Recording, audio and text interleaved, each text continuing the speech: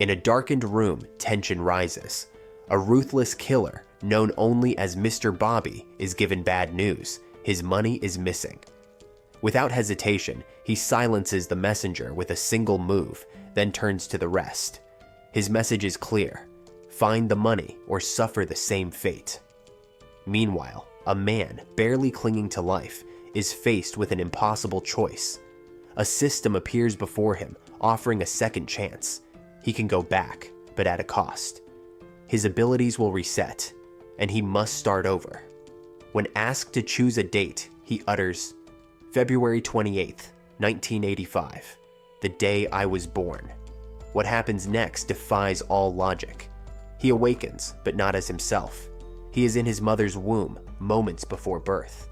The agony is unbearable, a pressure unlike anything he's ever felt. His mother screams, struggling to bring him into the world. Realizing that hesitation could put her life at risk, he pushes forward, forcing himself to be born. Then, the system rewards him. Achievement unlocked, overcoming adversity. His new trait, the man who overcame adversity, grants him extraordinary resilience. His skills and stats increase when he's at his weakest, and pain is completely negated.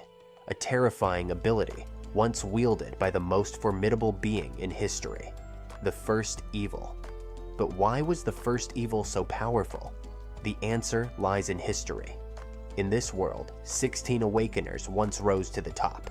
8 called the virtues, who followed the system, and 8 called the evils, who defied it. They weren't truly good or evil, just self-serving. The virtues held power, monopolizing dungeons and resources, and the evils fought to overthrow them. But among them, one stood above all, the first evil, a man who grasped the system's secrets before anyone else. His strength was unparalleled, and now, another awakener like him has been born. Determined to change his fate, the newborn desperately attempts to communicate. Though his body is weak, his mind is sharp. He focuses and forces out his first words, status window. It works. The system responds, confirming what he already suspected. He is the world's first awakener. As a reward, he receives a challenger box, an item he never thought he'd see again. This box once granted him the power to turn back time, and now he has the chance to open it once more. Inside, he discovers a legendary skill, Odin's Wrath. He knows it well. It belonged to the 6th virtue, a warrior so powerful that a mere flick of his hand once wiped out half of his guild. With this ability, he might finally have a chance to fight back, but only if he prepares for the day of beginnings. Tears well up in his infant eyes, and despite his mind's resolve, his newborn body betrays him. He cries. His parents wake up, his mother soothing him with soft words. My only wish, she whispers, holding him close, is for you to grow up healthy, free of sickness. As they drift back to sleep, he makes a silent vow. The real reason he came back wasn't just for power, it was to protect the people he once lost. And this time, he won't lose a single one. In his past life, he had no warning. One moment, he was walking down the street, casually talking on the phone, and the next, chaos. The sky tore open and monstrous beasts rained down, hungry for human flesh. Panic set in. He tried to run, but before he could escape, the system intervened, transporting him, along with countless others, to a mysterious testing site. This was the day of beginnings, the moment when reality itself was shattered. Rifts between dimensions opened, unleashing an endless tide of creatures upon the world.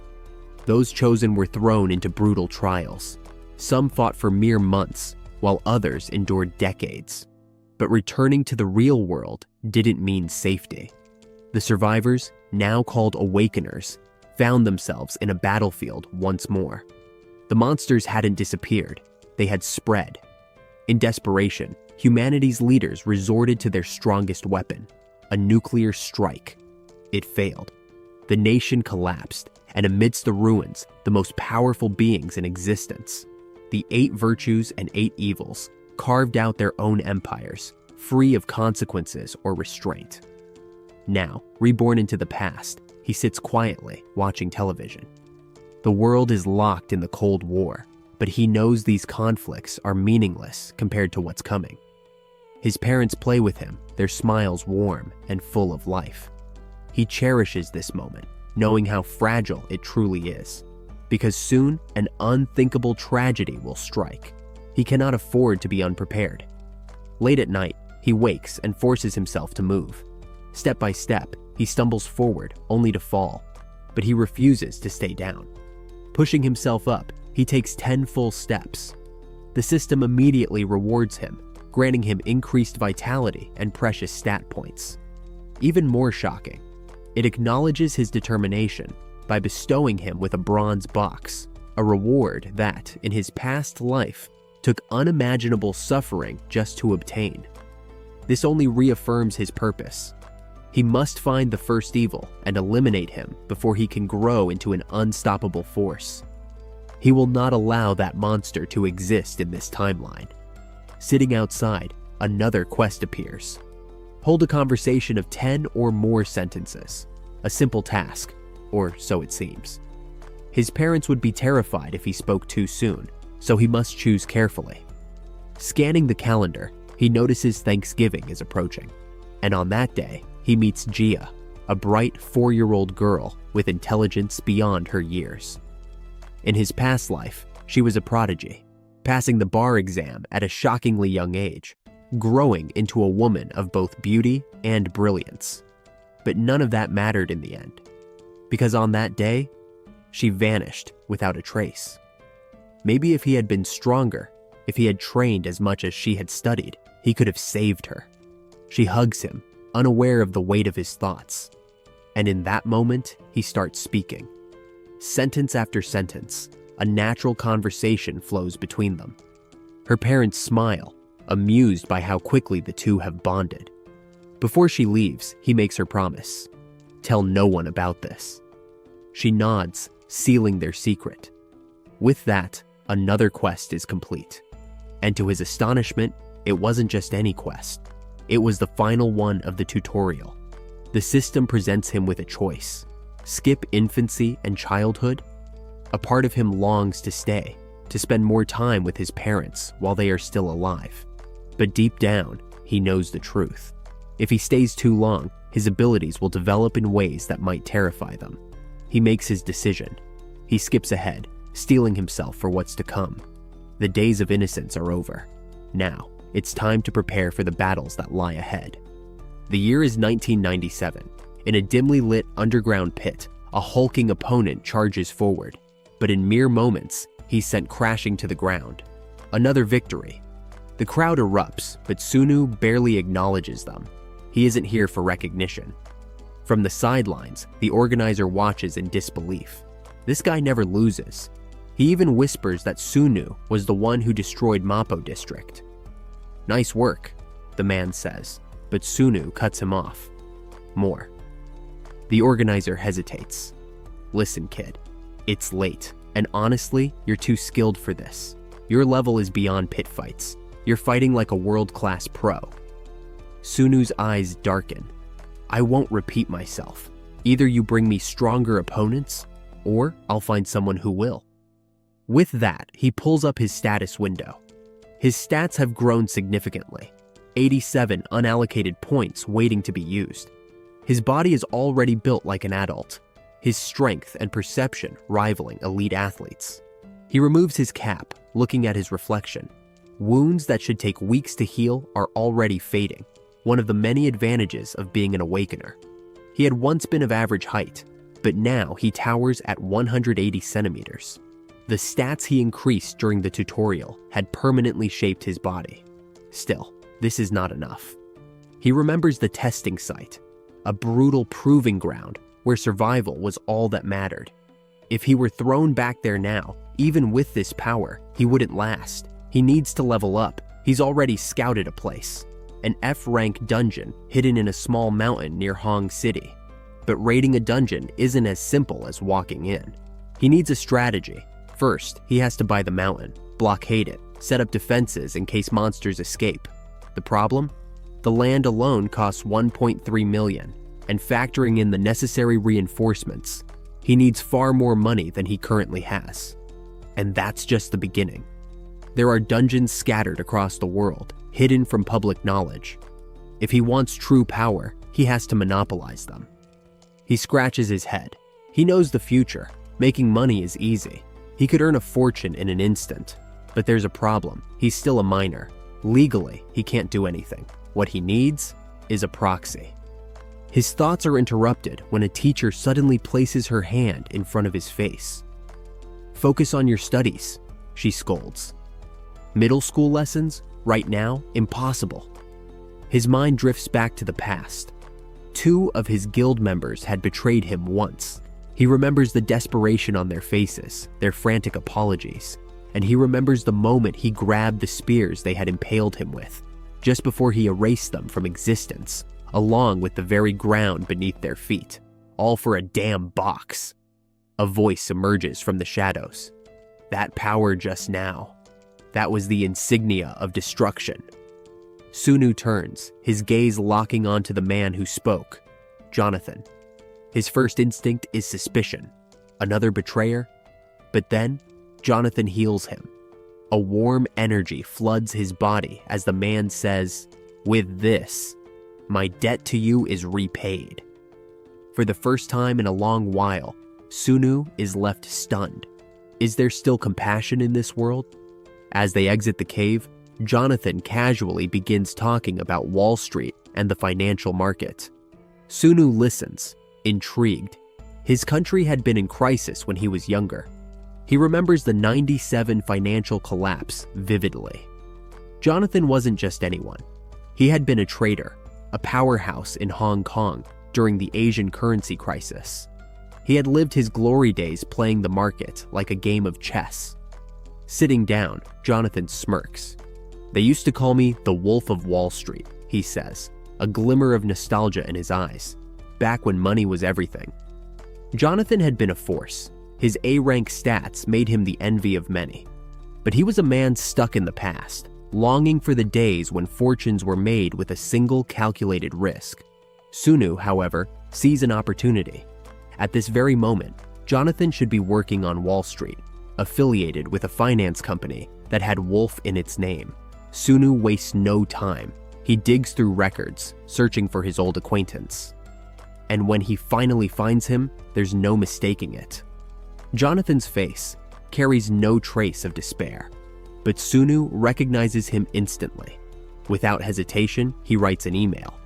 A simple question: is the Thai baht currently overvalued? At this time in history, Jonathan had been speculating that hedge funds were planning an attack on Thailand's currency.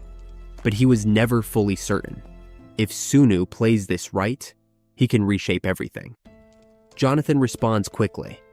No, the Thai baht is not overvalued. Sunu smirks. Liar. Jonathan knows the truth. He's just pretending he doesn't. Sunu fires back another email. A carefully worded message, just vague enough to intrigue him. What I meant by overvalued is, couldn't someone just leverage that? And just like that, Jonathan takes the bait. Almost immediately, a response arrives. But this time, it's not a simple answer. Who are you? Who are you affiliated with? Sunu leans back. Perfect. This is what he needed. Now, the real game begins. He writes another email, strategically laying out his thoughts. He warns that Asia is a prime target for hedge funds, predicting that an attack on the Thai baht will happen within a month. But Thailand? That's just the beginning. Jonathan reads the message, eyes widening. Could it be true? Right now, Wall Street is in a volatile state, and whoever this mysterious sender is, they understand exactly how this world works. Jonathan sees this as a test. He replies, leaving an open invitation. My office is always open. Here's my contact information. Sunu expected this. Jonathan is a shark. Once he scents blood, he won't let go. And now, a financial war is about to be declared. In April 1997, the hedge fund assault on the Thai baht will begin. And this time, Sunu will be ready. Thank you to all our Patreon VIP members who support us and get access to up to 16 episodes early. Link in the description. In 1992, it took just 50 days for a single hedge fund to bring down the British pound. The collapse sent shockwaves through Wall Street, reinforcing a dangerous belief that any currency could be crushed within the same time frame. So when the financial elite set their sights on Thailand, they assumed history would repeat itself. The Thai baht would fall in less than 2 months, but Sunu knew better. While training, he recalls how the Thai baht didn't fall so easily. Unlike the pound, it resisted. For over 3 months, the Thai government and its banks fought back, even landing severe blows on the hedge funds. But in the end, their defenses crumbled, and on July 2nd, the currency collapsed. By then, Jonathan had sent him over 10 frantic emails, each one concerning investment goods obtained by betting against the baht. Sunu finally replies, "If you have an investment that bets on the baht increasing instead, then we'll talk." Jonathan freezes. Bet on the baht increasing? The financial products he had sent were exclusive, offered only by high-level VIPs. For Sunu to even suggest that the baht could rise meant one of two things. Either he was a fool, or he knew something the rest of Wall Street didn't.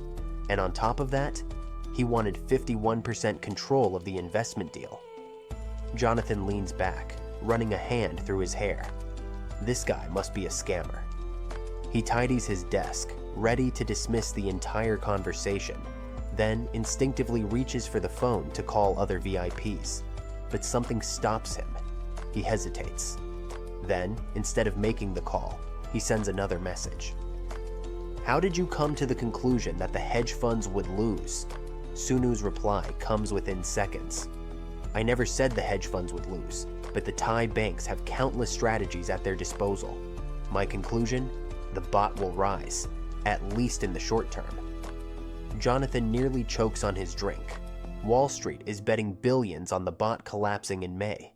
The biggest firms are certain of it, using the situation to strengthen their ties with VIP investors. But if the baht doesn't fall, there will be hell to pay. Jonathan starts second-guessing everything. Does he warn them? Does he pretend he knows nothing? He attempts to voice his concerns, but his boss immediately shuts him down. "Ridiculous," the man scoffs.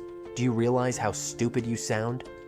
Jonathan clenches his fists, swallowing his frustration. He looks at his research, the unanswered emails, the clues Sunu had given him. Finally, he types out a response. "Wolf Corporation has no intention of developing this kind of investment in the first place." Sunu doesn't hesitate. "That's why I'm suggesting you go independent." Jonathan leans back, exhaling sharply. Independent? Giving Sunu 51% control would be like handing him the keys to his entire future. No one in their right mind would agree to such a contract. "You expect me to just hand over control of my fortune?" he writes back. "Think carefully," Sunu responds. "This proposal is valid until the end of May." And then, silence. Jonathan waits. Days pass, weeks, no new emails. It drives him mad. Between his boss belittling him, his peers laughing at the absurd idea of the baht increasing, and his own growing doubts, he feels trapped. But then, the unthinkable happens. The Asian Central Bank intervenes. A $12 billion aid package is sent to Thailand. And just like that, Wall Street is in shambles. Jonathan stares at the news in disbelief. That guy was right. The Thai baht rises. He lets out a breath he didn't realize he was holding. A tear slips down his face. He had the answer right in front of him all along, and no one listened. His thoughts are interrupted when his boss calls for him. The moment he steps into the office, he knows something is wrong. The VIP investors are already there, furious. They had all bet on the collapse, and now they were losing millions. His boss isn't introducing him to help him, he's throwing him under the bus. Jonathan doesn't wait for it to happen. He calmly hands over his business card. "Starting today, I'm leaving Wolf Corporation. I'll be establishing my own investment firm." The room goes silent. His boss stares at him, stunned. Jonathan smirks. "I know you wanted me gone, so I'm just saving you the trouble." He turns to the furious VIPs. And if any of you are looking for someone who actually predicted this disaster, you know how to reach me. That night, as Sunu finishes his training, a single email arrives. He reads it, then smiles. Jonathan had finally made his move. Sunu types out a short response. Come to Seoul, right now. At school, Sunu feels nothing. Most of his classmates avoid him. His towering physique and sharp demeanor make him unapproachable. But that's exactly how he wants it. He has no interest in building connections. As the hallway empties, a wave of memories crashes over him. A city in ruins, people slaughtered in the streets. The echoes of their screams still linger in his mind. From a distance, his teacher watches him, and suddenly, without understanding why, she starts to cry. Later, at the airport, Sunu meets Jonathan. As they walk to find a place to sit, he notes how strange it is to see Jonathan looking so clean-cut. In his previous life, this man had always been more rugged, unpolished. They sit down. Jonathan wastes no time. "You sure took your time," he says, irritation in his voice. "After all that, I figured we'd meet sooner." But he knew, from the way Sunu wrote his emails, that this wasn't an ordinary teenager. There was something unsettling about his precision, his confidence. Sunu meets his gaze unfazed. "I wrote the emails."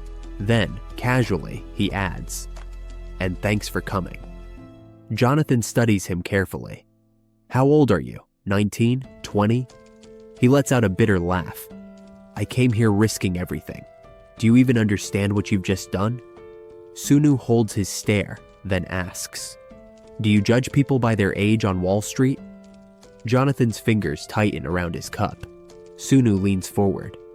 "I won't stop you if you want to leave. But since you came all this way, let me give you a parting gift." He slides a report across the table. Jonathan picks it up, skimming the first few lines, then freezes. His eyes widen. Sunu gestures to the seat across from him. "Sit down." Jonathan slowly lowers himself, gripping the document. "The Asian economic crisis was inevitable," Sunu says, tapping the table. "It was written in stone the moment the US started lending dollars without limit, all while claiming the 21st century would belong to Asia. They raised the 4 dragons only to let them burn." Jonathan stays silent, reading. Sunu continues. "Hedge funds didn't cause this. They just saw an opportunity and took their piece of the pie." After a long pause, Sunu finally asks, "So? What do you think of the report?" Jonathan exhales. "You think Thailand is going to collapse?" Sunu smirks. "What did you think before reading that?" Jonathan doesn't answer immediately, because he knows the truth. No one on Wall Street truly knows how this will end. The Thai government had fought back hard. What was supposed to be a one-sided war had turned into a full-blown battlefield. The uncertainty had stretched all the way to July 2nd, the day Thailand finally surrendered. Jonathan shakes his head.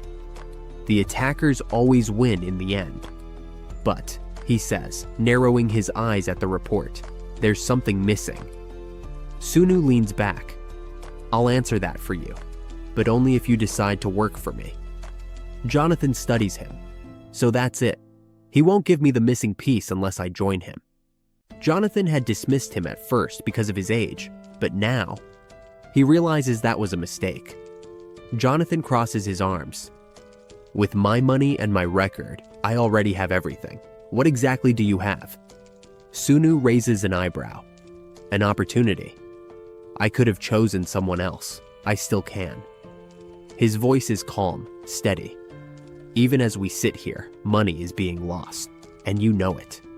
Jonathan exhales sharply, thinking, if Sunu was right, if the Asian markets really were about to collapse, then a bet against Wall Street could bring in a fortune beyond imagination. But this was all happening too fast. Jonathan rubs his temples. "I need time to think." Sunu sighs. "Fine, you have until June 3rd. Jonathan blinks.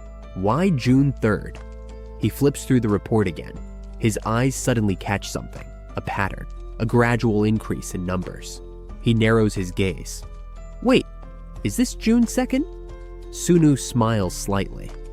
Now all we need to do is calculate how much will be lost in the remaining days. Jonathan leans back, stunned. No one can predict a crash this precisely unless they're a god. His instincts scream at him. This is too accurate to be coincidence. Sunu stands up, turning his back to him. I'll wait until June 3rd. He pauses, then adds, if you can't decide by then, consider our relationship over. Then, without another word, he walks away. Jonathan sits there, gripping the report, deep in thought. Is this guy insane? Or worse, is he right? A few days later, Jonathan finally cracks. His answer comes in a single email. What's the company name? Sunu reads it, and for the first time in a long while, he smiles. As they sit together, Sunu looks Jonathan in the eye and asks, do you regret this? Jonathan exhales, shaking his head. Of course I do. He laughs bitterly. But it's too late now. Your report is too valuable to ignore. He leans forward, eyes narrowing. I can understand predicting a downturn, but how did you get the exact date? Sunu simply replies, calculations.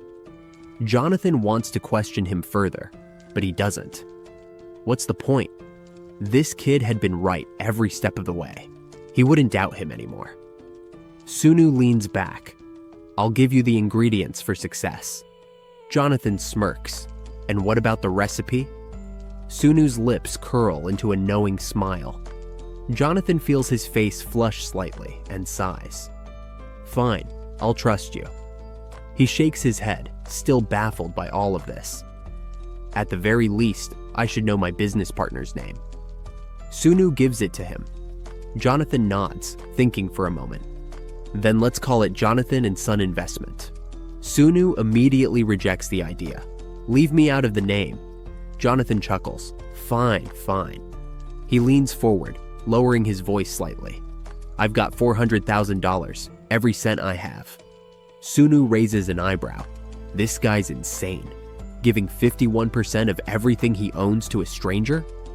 Either Jonathan is a fool, or he has an unshakable gut instinct. Jonathan tilts his head. What about you? Got any money to add in? Sunu shakes his head. That's why I called you to Korea in the first place. Jonathan studies him. Why me? Sunu shrugs. I found you on the company website. Jonathan laughs, almost in disbelief. That's it? Disappointed? Jonathan leans back, smiling faintly. Not at all. Opportunities never come when you ask for them. They come in the strangest ways. Sunu pauses. Those exact words. He had heard Jonathan say them before, in another life. Originally, Sunu had planned to save up his points until he could open a challenger box. But at the last moment, he used them to open a master box instead. His reasoning? Simple. Sell the item, cash out, live in luxury, indulge in every carnal desire until there was nothing left. But fate had other plans. Inside that box wasn't just any item. It was a skill, something that should have only existed in a challenger box. The probability of that happening? Almost zero. And yet, that miracle had been granted to a man who had already given up on everything. After that, Jonathan had walked straight into death. No matter how much Sunu had tried to warn him, he had set off on a path of revenge. And not long after, Jonathan was dead. Sunu blinks, pulling himself back to the present. Jonathan frowns. Why are you looking at me like that? Then, smirking, he adds, Is it because you called me an opportunity? He leans in. Well, since I am one, why don't you give me a god-tier calculation? Sunu's expression turns serious. If you follow me, it's no questions asked. Are you in? Jonathan doesn't hesitate. Yeah. He slides a stack of documents across the table. Then sign these. Also, he adds, you did bring your ID, right? Sunu pulls out a single sheet of paper. This is the only way I can identify myself now. Jonathan reads it and freezes. 13-digit ID number. It's the equivalent of an American Social Security number. His eyes widen in shock. You're 13? Sunu sighs. There's no time to be surprised. Let's talk business. The second week of June. From the 9th to the 13th, the market will drop by 10%. Jonathan listens intently. You think Thailand will collapse then? Sunu shakes his head. Not yet, but it'll start. He taps the table. Remember what I told you. Thailand is just the beginning. Jonathan's face darkens. When the Thai market drops by 10%, fear will spread across all of Asia. Sunu nods. And the hedge funds attacking the bot? They'll start gaining allies. Jonathan exhales sharply. His mind races. The final target, it's Hong Kong. Right? Sunu smirks. Wrong. Jonathan's chest tightens. Then, what? Sunu's voice is calm. Korea. Jonathan shakes his head. That's impossible. Foreign hedge funds can't enter Korea without authorization. You're right. Sunu's gaze sharpens. But Korea won't be attacked by hedge funds. Then what? Sunu leans forward. Fear. Jonathan's breath catches. The fear that will make foreign investors pull out of Korea themselves. His stomach twists. He can already see it. The domino effect, the panic, the collapse. He exhales. Something big is coming. So what's your plan to stop it? Sunu shakes his head. I can't stop it. Jonathan clenches his fists. Then what the hell are we doing? Sunu's gaze doesn't waver. I told you, my goal isn't saving anyone. Then what is your goal? Sunu's lips curl into a smirk. Money. Jonathan stares. Sunu continues. This war will be waged by an alliance of hedge funds, but when it's over, they'll realize something. Jonathan swallows. What? Sunu's eyes gleam. That the real winner was never them. Jonathan grips the table. Then what's the play? We'll bet with 50x leverage. Jonathan's world shatters. His voice trembles. That's insane. If they're wrong, even slightly, they lose everything. Sunu remains unfazed. You understand why, don't you? Jonathan swallows hard. Even if the market drops 10%, it doesn't fall straight down. It goes up and down, and then fear sets in. That's when the real crash happens. Sunu nods. And with 50x leverage, Jonathan closes his eyes, exhaling shakily. If we lose just 1%, we're already down 50%. At 2%, we're wiped out. His hands are shaking. This isn't just a high-risk venture. This is insanity. But if Sunu's data is right, if they execute this perfectly, then they won't just make money, they'll make history. Sunu stands. Everything is in your hands now. Jonathan sits alone in his office, exhausted, starving, but his determination is unshakable. He's going through with this. Days later, Jonathan arrives back in Korea. Sunu sees him walking through the doors, looking as sharp as ever. But this time, he's brought back something even greater. Sunu smirks. You exchanged the money into dollars? Jonathan nods, his hands trembling. But then he lets out a breathless, disbelieving laugh. It's not just 700%. His shoulders shake. Tears well up in his eyes.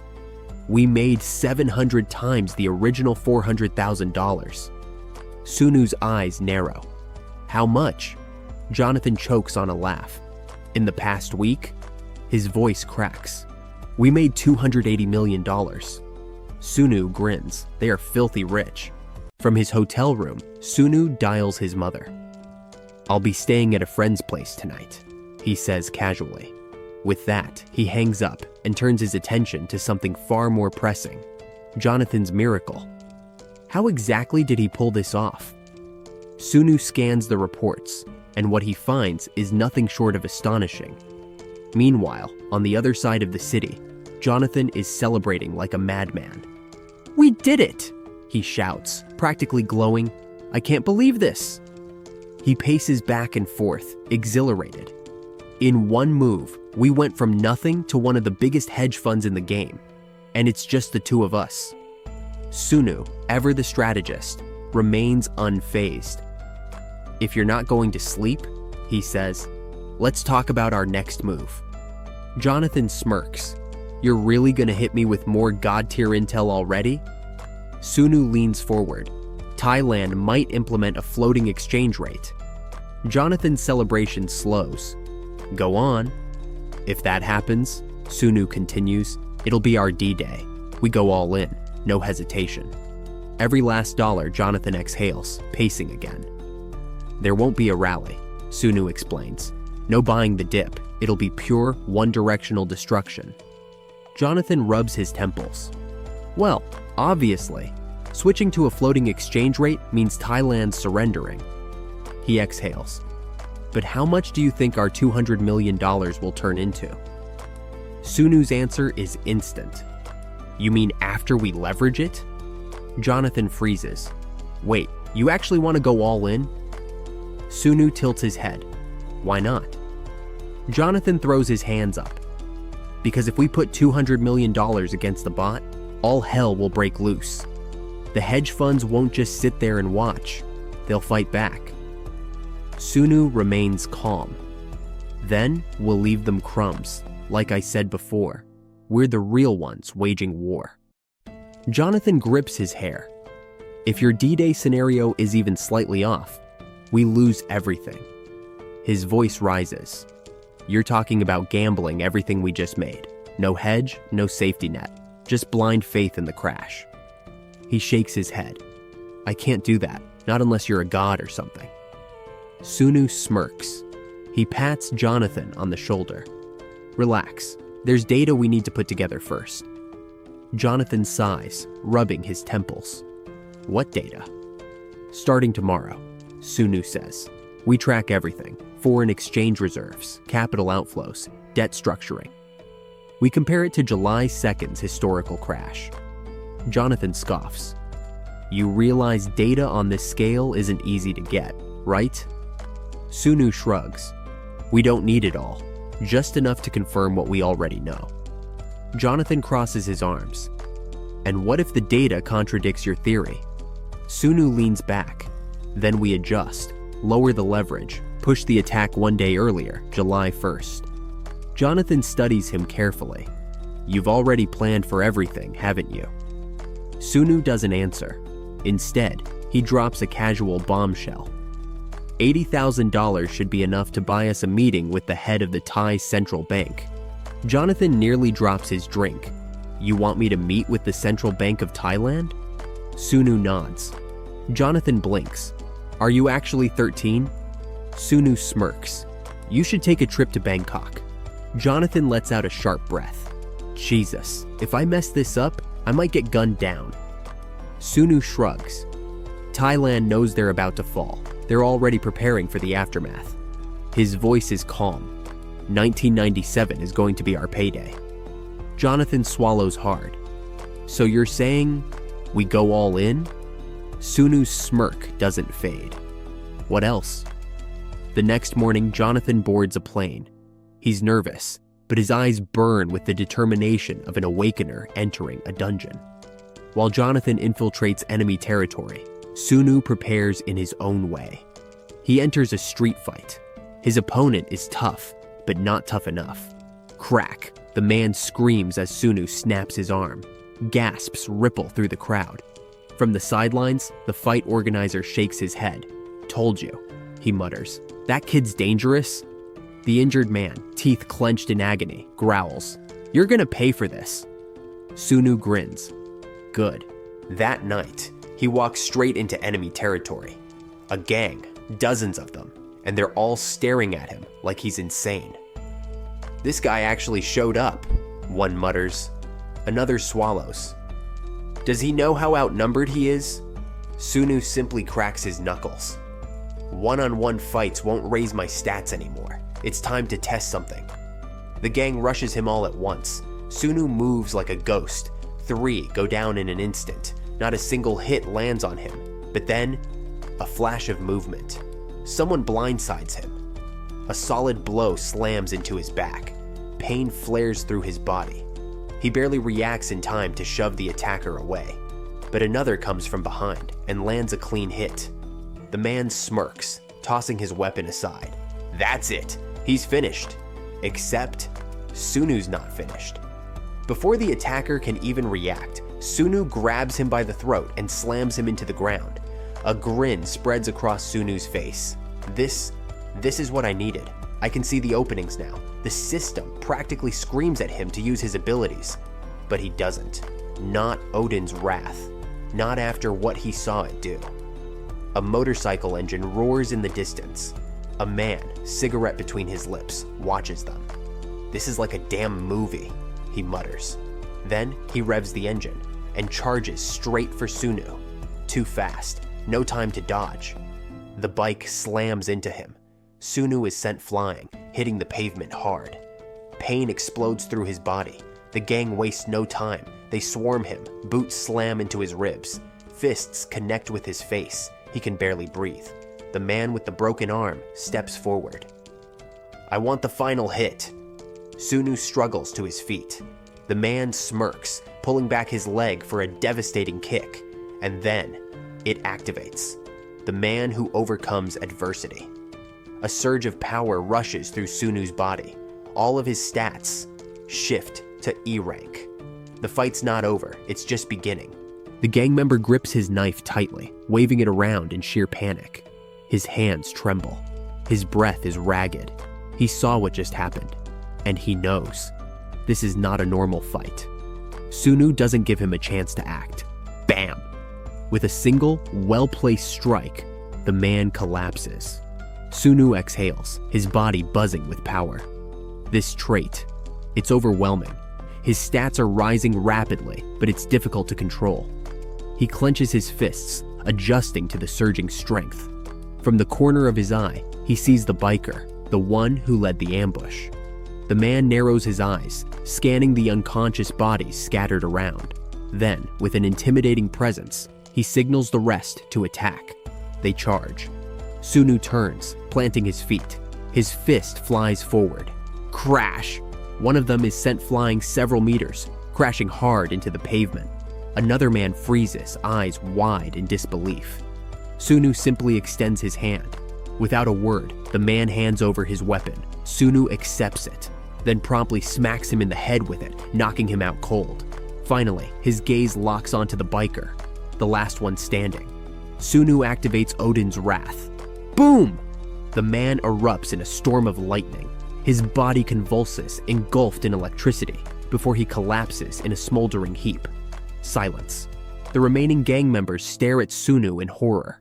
What? Is he? Their hands shake. Their feet refuse to move. Is he even human?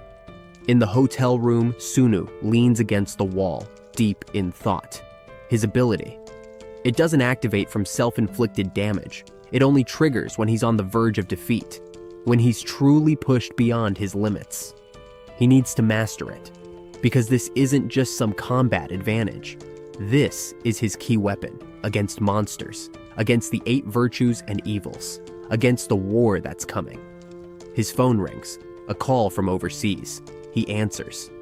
Jonathan's voice is urgent. You were right. Sunu's eyes sharpen. Jonathan continues. They were waiting for us. Like you said, the amount of money they took was just over 20%, so it's close. But Sunu isn't thinking about Thailand's current condition. He's thinking about something else entirely. Close? Sunu mutters. Thailand still holds more foreign currency reserves than expected, which means he can't be certain yet, can't be sure if the hedge funds will actually win this war. He takes a breath. Jonathan, he says, voice steady. Any objections to going all in?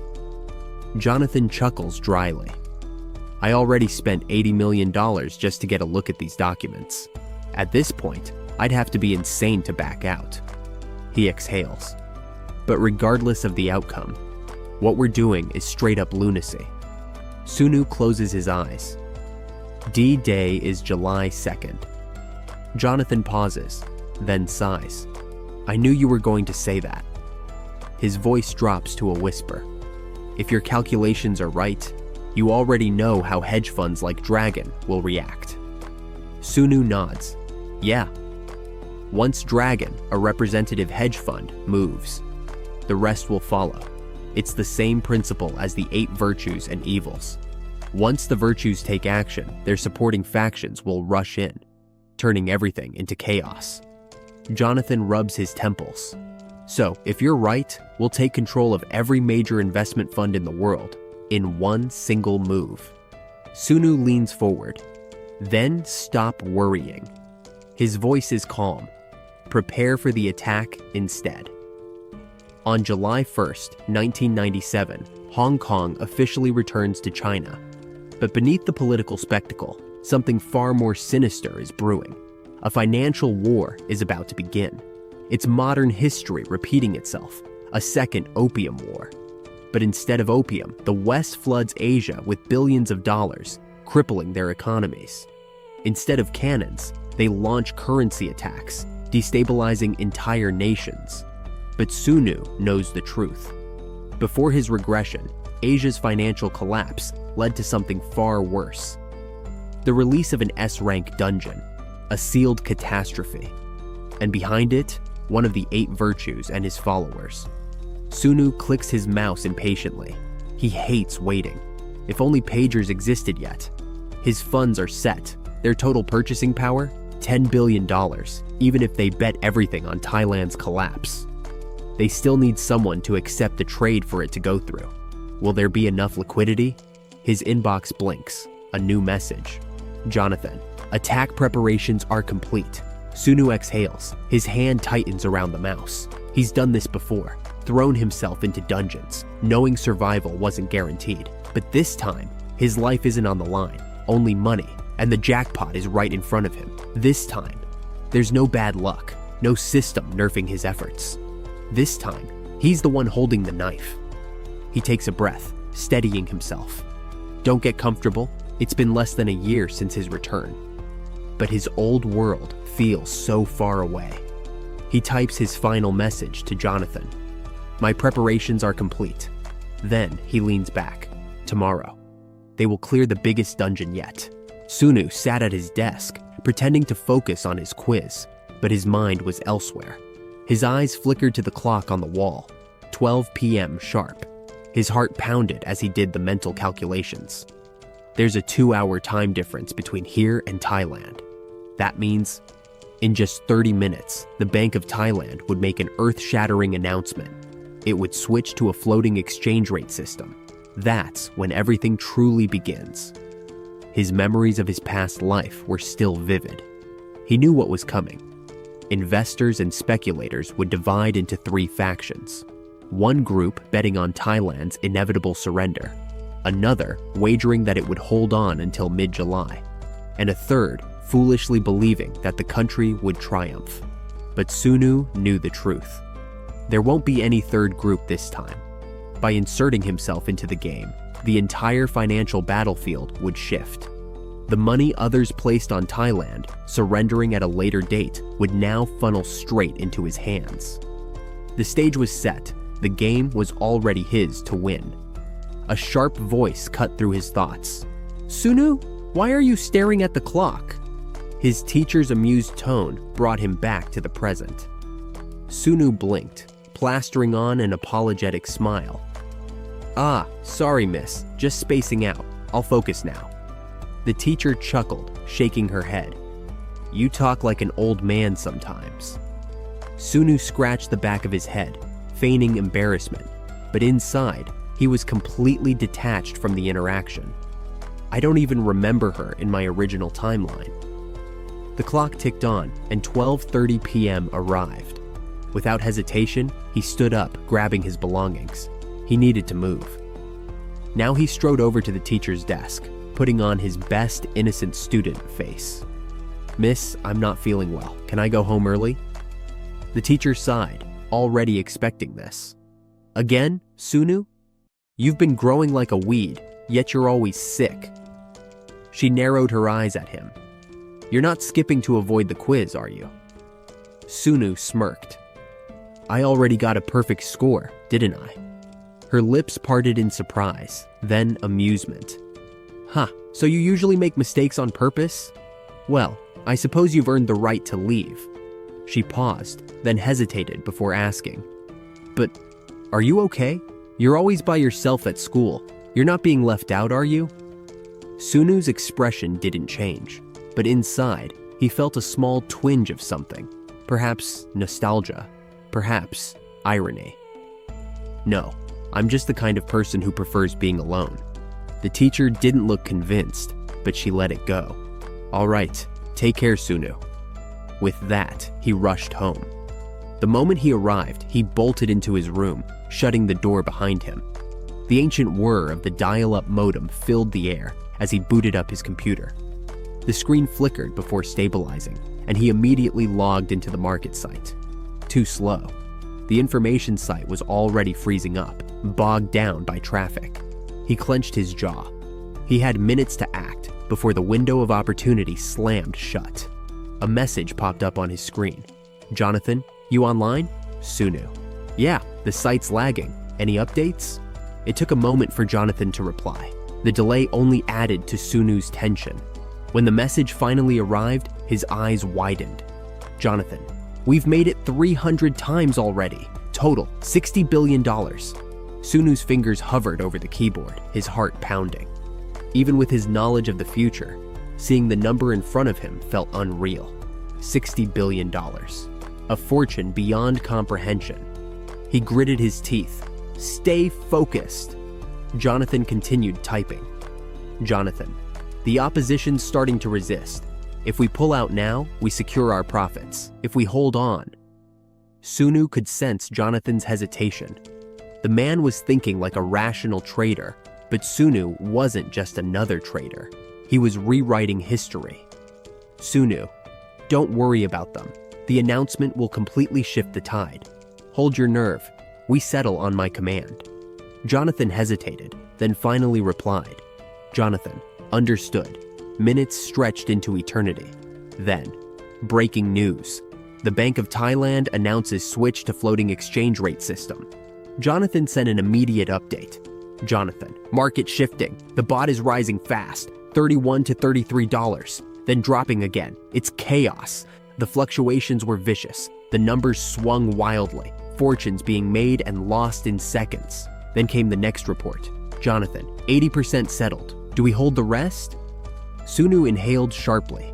Logic dictated that they play it safe, but he knew what was coming. The crash was inevitable. Sunu, number clear, all positions. Pull everything and come to Korea as soon as possible. Jonathan didn't question him. The final transaction was executed. And then, the collapse news spread like wildfire.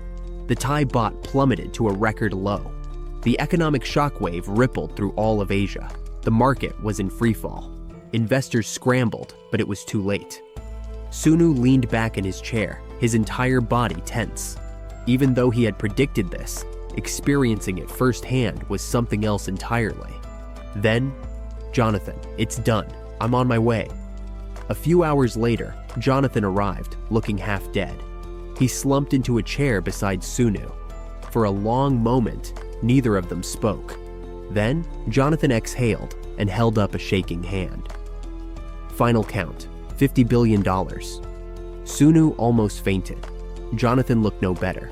His hands trembled and his face was pale. I don't even know how I made it here, he muttered.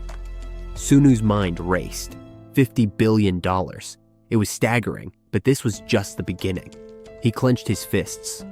We need to prepare. The Asian financial crisis has only just begun. Jonathan lifted his head, eyes narrowing. What's next? Sunu smirked. Malaysia and Indonesia will hold out, but Hong Kong won't. That's our next battlefield. Jonathan's tired eyes suddenly gleamed with newfound excitement. Sunu leaned in. But first, I need a favor. There's some land in Korea we need to buy. While sleeping, Jonathan finds himself trapped in a surreal nightmare. In his dream, he is suddenly snatched up by a colossal figure, a giant looming over him with an overpowering presence. The fear grips him so tightly that he jolts awake, screaming. His sudden outburst startles Sunu, who looks at him curiously before casually noting that they have finally arrived at their destination, America. As they take a drive through the unfamiliar cityscape, Jonathan pushes away the remnants of his childish nightmare. Instead, His mind drifts back to his recent conversation with Sunu. He finds himself still puzzled over the man's ambitions. Turning to Sunu, he asks directly, "Why are you interested in buying land? Are you planning on getting into real estate as well?" Sunu, ever composed, responds without hesitation. "Real estate is just the beginning," he says, matter-of-factly. "From this day forward, we will expand into every profitable market. If it can make us good money, we'll be there." Jonathan listens carefully, but he can't help but marvel at how unshaken Sunu seems. Investing 50 billion was no small matter, yet Sunu speaks about it as if it were just another business errand. Jonathan frowns, feeling the weight of the situation pressing on him. "Are you sure nothing will happen to us?" he asks, his voice tinged with caution. Sunu merely smirks and gestures toward the meal in front of them. "Eat, you're too tense," he advises. "The first thing we need to do is split the company. Use your share as collateral, and if you want to join in, you can invest however much you wish." Jonathan exhales sharply. "How many companies are we talking about here?" he inquires, already anticipating a complex answer. "The more, the better," Sunu replies, his expression unwavering. "The structure needs to be so intricate that no one will be able to trace anything back to the original owner. Not even the employees working in the companies should fully understand what they're involved in." Jonathan leans back, processing the sheer scale of what Sunu is planning. "So, you're basically making a web of ghost companies," he mutters, shaking his head. "This almost sounds like a criminal conspiracy." Sunu chuckles at the remark. "If you're going to be working alone, it'll be tough. Once we reach Hong Kong, you should put together a team," he suggests. Jonathan raises an eyebrow. "You're actually acknowledging how hard I've been working?" he asks, half joking. "There was a point where I was so busy I didn't even have time to go to the bathroom." Sunu dismisses the notion with a wave of his hand. "Skill isn't the priority here," he says. "What matters is trust and loyalty." Jonathan thinks for a moment before nodding. "In that case, I already have a few people in mind." Sunu continues. "Once we see results in Hong Kong, we'll acquire 2 mid-sized investment companies. Find someone like Jeffrey K., an expert in the field." Jonathan's eyes widen slightly at the mention of such a high-profile name. "You're seriously aiming that high?" he asks, before smirking. "I won't complain. I'd love to have that guy working under me." Sunu nods. "We'll give them as much money as they need, but they won't be allowed to see the company's inner workings," he states firmly. "And once the company split is complete, one of them will be named Janil." Jonathan tilts his head. "Janil? Why that name?" Sunu's expression softens for a moment. "It's my father's name," he explains. "One day, I'll enjoy telling him all about it." The moment passes, and Sunu's focus sharpens once again. "For now, let's concentrate on work. The time will come when all the money in the world will be within our grasp," he says with absolute conviction. Jonathan absorbs his words, and as they continue walking, an idea takes shape in his mind. If Sunu is naming one of the companies after his father, then Jonathan will establish one called Jonathan Investment, a way to take the fame and recognition as a personal reward. He finally arrives at a designated location and pushes open the door to a room where several people are waiting for him. With a confident smile, he steps forward and declares, "We've finally made it to the major leagues. Welcome, one and all, to Jonathan Investment." Meanwhile, Sunu reflects on a different kind of entity, one not of wealth, but of destruction. He envisions a monstrous creature known as the Abyss Ant, a relentless force that moves in swarms of thousands, consuming everything in its path. To him, this perfectly symbolizes hedge funds and their powerful supporters, ruthless entities devouring profits, always hungry for more. As he reads an article, he smirks at the realization that the money originally meant for others has now fallen into his own hands. It seems as if history itself has shifted into something even more visceral. He's certain that people have already noticed that a group swooped in and monopolized on the bot drop, taking the profits all for themselves. A voice interrupts his thoughts. "President?" someone calls, bringing him back to reality. Sunu looks up. "Any updates on the contract conditions?" he asks. The man standing before him reports. Chairman Choi agreed to proceed under the specified terms. He's well known for amassing wealth through real estate, so he can be trusted on this matter. As the man continues showing him around, Sunu ponders the conditions for securing an office space. The deal includes a 2-year contract, with the entire down payment made up front in cash, but without his real name being attached to it. Naturally, this setup is completely illegal, but it's a mutually beneficial arrangement. The money will simply funnel into Chairman Choi's slush funds, ensuring that both sides profit from the exchange. Arriving at the space in question, the man gestures around. "It's already been cleaned," he says. "You just need to move in your belongings." Sunu nods, satisfied. Renting this office serves 2 key purposes: tight security and access to an ADL terminal, which will finally rid him of the slow internet speeds that have been a constant frustration. "All right," he says, pulling out the necessary funds. "I'll pay the rent now. If I deduct the cost of these 2 boxes, the amount should be just right." With that, the transaction is settled, and Sunu is left alone in the office. He looks around the empty space and thinks to himself, "Until Jonathan returns to Korea, I might as well make this place feel like home." He begins decorating, setting up a few personal touches. One of the first things he places on the wall is a drawing of a dog hybrid, an image that holds significance to him. As he steps back and examines the room, a sense of satisfaction settles over him. "This," he murmurs, "will be the first outpost." Jonathan has already begun reporting his progress, leaving the separation process to the startup companies, with 8 groups advancing to the next stage. Every time he achieves a milestone, he switches companies, ensuring that those discussing the previous separation remain unaware of his strategy.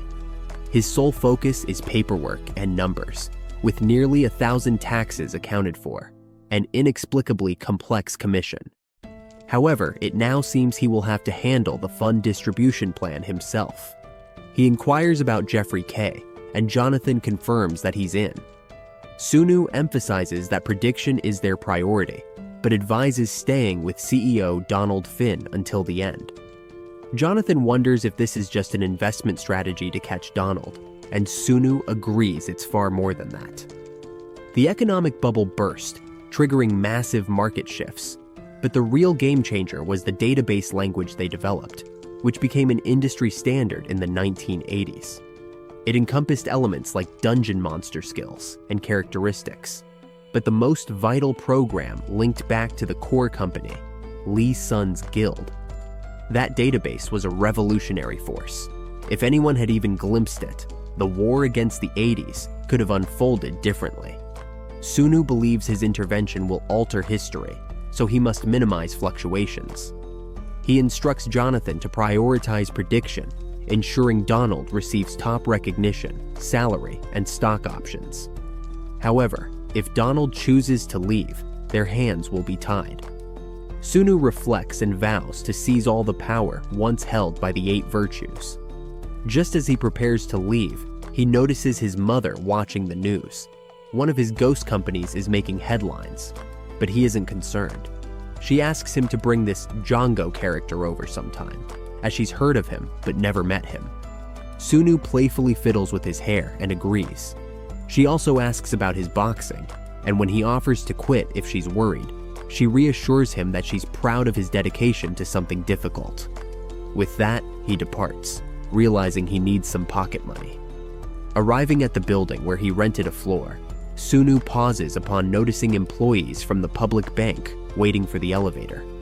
He had secured the first floor to build Korea's premier online banking network. As they enter the elevator, he overhears them discussing their financial maneuvers and massive earnings. One remarks that it's almost godlike to predict such gains, while another notes a lack of market activity in the Philippines, Malaysia, and Singapore. leaving only Hong Kong as a viable option. They decide to target Hong Kong to compete with their top rivals. Sunu smirks, knowing they will never succeed. Their operations have already splintered into countless ghost companies. Later, Jonathan arrives at Sunu's office, surprised to find it resembling a gym. He attempts to exercise, but ends up injuring himself, much to Sunu's disappointment. He also notices several swords in the office and asks if Sunu can even wield them. Ignoring the remark, Sunu asks for the documents he requested. Jonathan hands him a list of paper companies, complex and numbering over 1,000. Jonathan warns that if they lost this book, they wouldn't even know how much money was at stake. Sunu, unfazed, remarks that it wouldn't disrupt the cash flow. Jonathan insists that if anyone ever saw that list, they'd be sentenced to life in prison. Sunu dismisses the concern, stating that money can resolve everything, and right now, everything they do is about creating wealth. He requests to keep the original list, and Jonathan agrees. Sunu then opens a vault and instructs Jonathan to stop using corporate cards and rely solely on cash, like a true billionaire. Before parting, Sunu tells Jonathan to take the rest of the day off, calling it a small vacation. As Jonathan leaves, he spots a series of drawings behind Sunu and smiles. These sketches prove that beneath it all, Sunu is still just a kid. At DP Crump, one of the big 4 banks in North America, Emily from Jonathan Investments meets with a representative from the bank to make a deal. He remarks that this must be the new type of swap transaction everyone is talking about, and that he will review it, along with the others, but doesn't want to waste time. He wonders who would realistically accept this offer. Emily says he should take a closer look since Jonathan's investment is party B in the deal.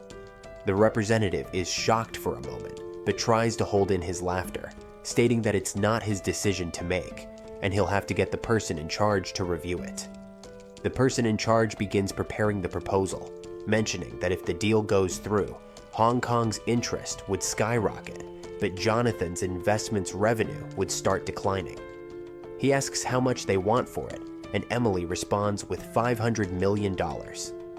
The man chuckles but doesn't fully laugh, thinking the offer is crazy enough to raise the interest rate to 100%. He wonders how one could even make a profit under those terms. After reviewing the papers, he decides they will sign the contract, though he knows $500 million is a significant sum and there's no fraud. They shake hands, both thinking they'd never meet again. Jonathan meets with Sunu, telling him the attack preparation is complete and bets $5 billion, all in. Sunu says that once the debenture is over, it will be his turn. 2 months ago, Sunu arrived at Jonathan's office looking worse for wear, with a lot of trash beside him. He asks how much he lost, and Jonathan tells him he must already know, as figuring it out from the different dates and sizes was difficult.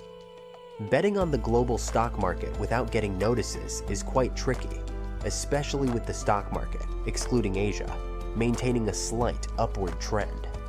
Sunu notes that even though it's hard to watch the damage that will be caused to the stock market, Jonathan looks at the screen with a depressive expression, remembering that he didn't expect to bet everything on Sunu's words.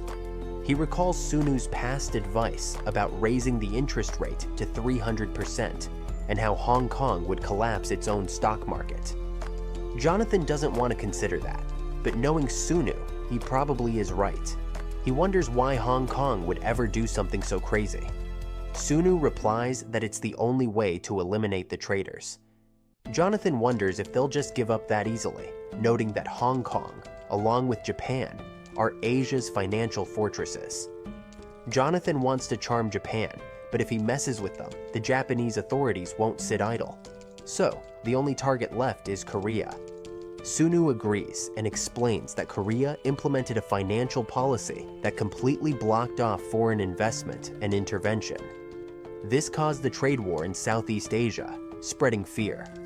They also attacked Hong Kong, which had no chance against Korea, peaking in fear. Korean investors tried to withdraw, forcing foreign banks to collect their money rather than giving out loans. which caused Korea to collapse from the inside. Sunu adds that fear increases the chances of a country going bankrupt when traders pull out their long-held investments. This time, however, it will be much different. Sunu sits down, and Jonathan is surprised. Sunu suggests they enter the Hong Kong stock market and add pressure to it, with investments of 100 million to 1 billion in heavy industries. Jonathan notes that Hong Kong stock prices are falling across all sectors except for banks. They need to reassure investors somehow. Jonathan points out that there are many investors catching up with them. Sunu worries that if they get caught, this round will be over, but it's too early for conclusions. He notes that they need to defend the New York company now. Jonathan jumps up, rushing somewhere, and Sunu considers two possibilities. Either they are being followed by traders attacking Hong Kong, or by people wanting to join in on their actions. Jonathan announces that the trade is starting now, and Sunu congratulates him, noting that they will soon see who's really following them. Individual traders could halt at any minute, but it's different for trading firms. Sunu hopes for the best and wonders if they can collapse Hong Kong with their own hands, changing history and making the future impossible to predict. A green light flashes on the screen, and they both sit down, exhausted from the ordeal. Jonathan curses, saying that the Hong Kong stock market almost tanked. Sunu suggests organizing everything according to the market end time, as today's stock market trade made them sweat a lot. Sunu dresses to leave, thankful that nothing went wrong. However, Jonathan screams out for him and falls to his knees, telling Sun that he is wrong. The DP Crump team is gathered around a table, laughing hysterically at the sheer audacity of Jonathan's 100% interest rate deal. The man in the purple suit asks, "How much did they ask for?" And the bald man replies, 500 million. Their surprise is palpable, and they congratulate Jonathan for securing such a bold deal. Clive, the general manager at DP Crump, had expected to be fired after the loss in Thailand. But now, with this success, he's more motivated than ever. He thanks Jonathan for the investment, grateful for the chance to redeem himself. The news from Hong Kong flashes across the screen, and everyone turns their attention to it. Clive's expression shifts from curiosity to dread as he watches the numbers. Hong Kong's interest rate has surged by a staggering 400%. The room erupts into chaos, and Clive stares at the screen, overwhelmed by the implications. His mind races as he recalls the terms of Jonathan's deal, which should have led to a loss. But now, with the interest rate climbing to 400%, the $500 million deal is multiplied 4 times over, and the magnitude of the situation hits him. Meanwhile, Jonathan and Sunu are celebrating their victory, as the ripple effect of the Asian financial market crisis spreads like wildfire. Not only Hong Kong, but stock markets around the world, Europe included, are collapsing. The spot and future charts plummet, and Sunu observes that they are raking in massive amounts of money. He compares the situation to a second Black Monday, where the global stock market crashes, and once again, they've hit the jackpot. Jonathan and Sunu exchange celebratory words. In this era, the sword of adversity and fortune is often labeled as fraudulent, but the power of money they control is undeniable. Jonathan's name quickly becomes synonymous with success in the trading world, and he's soon dubbed the God of Investment. One day, Jonathan calls Sunu with exciting news. They've been placed on the billionaire list. The numbers may not be entirely accurate, but they now have the power to write whatever they want about themselves. Sunu, however, expresses concern, asking if they've been tracked by the IRS, and notes that their true identities need to remain hidden. Jonathan laughs, dismissing the idea. "It would be a travesty if they ever found out about me," he says. But the one detail that remains true is that 51% of Jonathan Investment's stake is owned by a mysterious figure known only as John Doe. Sunu asks if this means everyone on Wall Street knows about them now. Jonathan assures him that he's doing everything possible to protect their identities. He's already hired top experts for the job, but Sunu remains cautious. How close is the IRS to us? He asks. Jonathan smirks. We monopolized Thailand and won bets against the biggest world banks. At this point, nothing is impossible. He then reveals his latest calculations. Their New York-based company is now valued at approximately $22 billion. As of now, I'm worth $11.2 billion, Jonathan continues, and you're sitting at $10.7 billion. Sunu whistles in amazement. That puts us at 18th and 20th on the billionaire rankings. The goddess of luck really is on our side, Sunu muses. Jonathan chuckles, then leans in slightly. If we counted the money I siphoned through ghost companies, adjusted for inflation, we'd be in first and second place, easily. As they walk along the bustling street, Sunu takes in the sight of exhausted businessmen shuffling past them, their faces lined with stress. A week has passed since the Hong Kong crisis, and just as he expected, the Korean government has now turned to the IMF for a bailout, 2 weeks earlier than in the previous timeline. He sighs, remembering how his homeroom teacher had once predicted such things, though back then, none of the students, himself included, had paid attention. Who is he to judge now? As they enter a towering office building, a man greets Sunu with a polite nod. Good morning, you look a lot like my colleague. Sunu instantly recognizes him as one of the foreign exchange members from the People's Bank. For months now, they've crossed paths, yet the man has never once identified him or Jonathan, a small but crucial oversight. Considering the chaos of recent times, it's understandable. Still, Sunu decides it's best not to engage. Without a word, he brushes past, leaving the man slightly perplexed.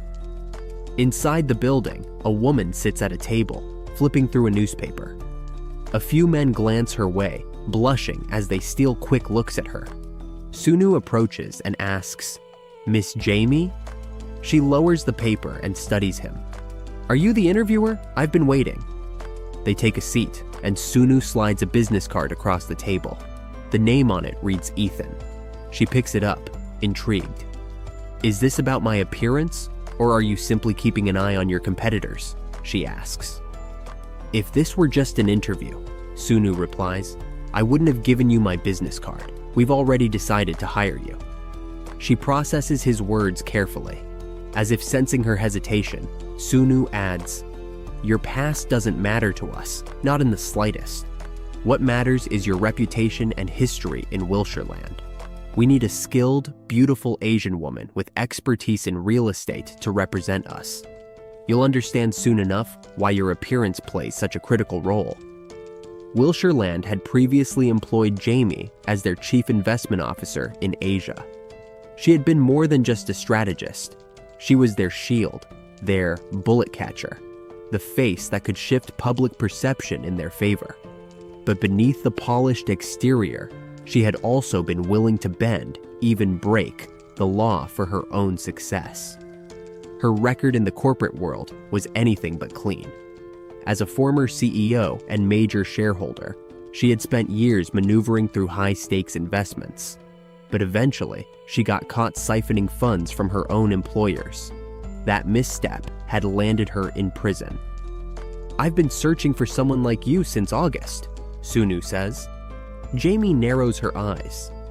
I haven't even heard the name of your company yet. Sunu smiles, finally revealing the answer. Jonil Investment. Much later, at a major news outlet, a historic story breaks.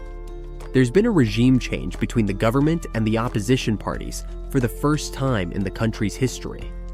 It's a monumental event, yet the weight of responsibility now falls heavily on the new presidential candidate, who must somehow revive the struggling economy.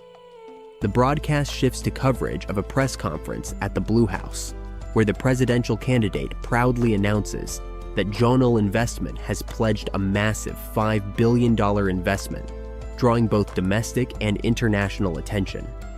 Watching the news with a calm smile, Sunu leans back, thinking to himself that the presidential candidate has essentially invited them to help overcome the foreign exchange crisis together. The political alignment with Jonil Investment was no accident. The fire exit door opens quietly, and Jamie steps into the room, dressed elegantly yet discreetly, her outfit designed to conceal her identity. Sunu greets her with a grin. "Congratulations, you've become the #1 person everyone in this country's political and business worlds wants to meet." Jamie pulls down her disguise, glaring at him. "Don't even mention it," she snaps, clearly irritated by the attention.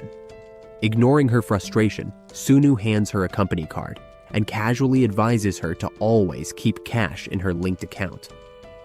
"I won't be able to get a separate report on where you use it," he adds with a knowing smile. Jamie, catching the obvious implication of embezzlement, smirks, a glint of amusement in her eyes. Sunu watches her reaction, silently affirming that he chose the right person for this role. He then asks how she plans to go about hiring new employees. Jamie, ever direct, asks, "Is it okay if I handle it my way?" Sunu nods, explaining that they'd agreed to allow free management within the capital limits. The only area he's actively involved in is handling the special orders. "Good," Jamie says, leaning back comfortably. "My former colleagues will be arriving this evening. I've already negotiated with the top real estate advisory companies here, and Samu Accounting and Kim and Park Law Firm will be bringing their people into the country. Between those two firms, most of the problems are already solved."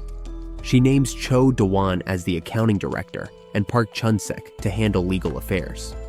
Sunu raises an eyebrow, recognizing both names as high-class players in the business world.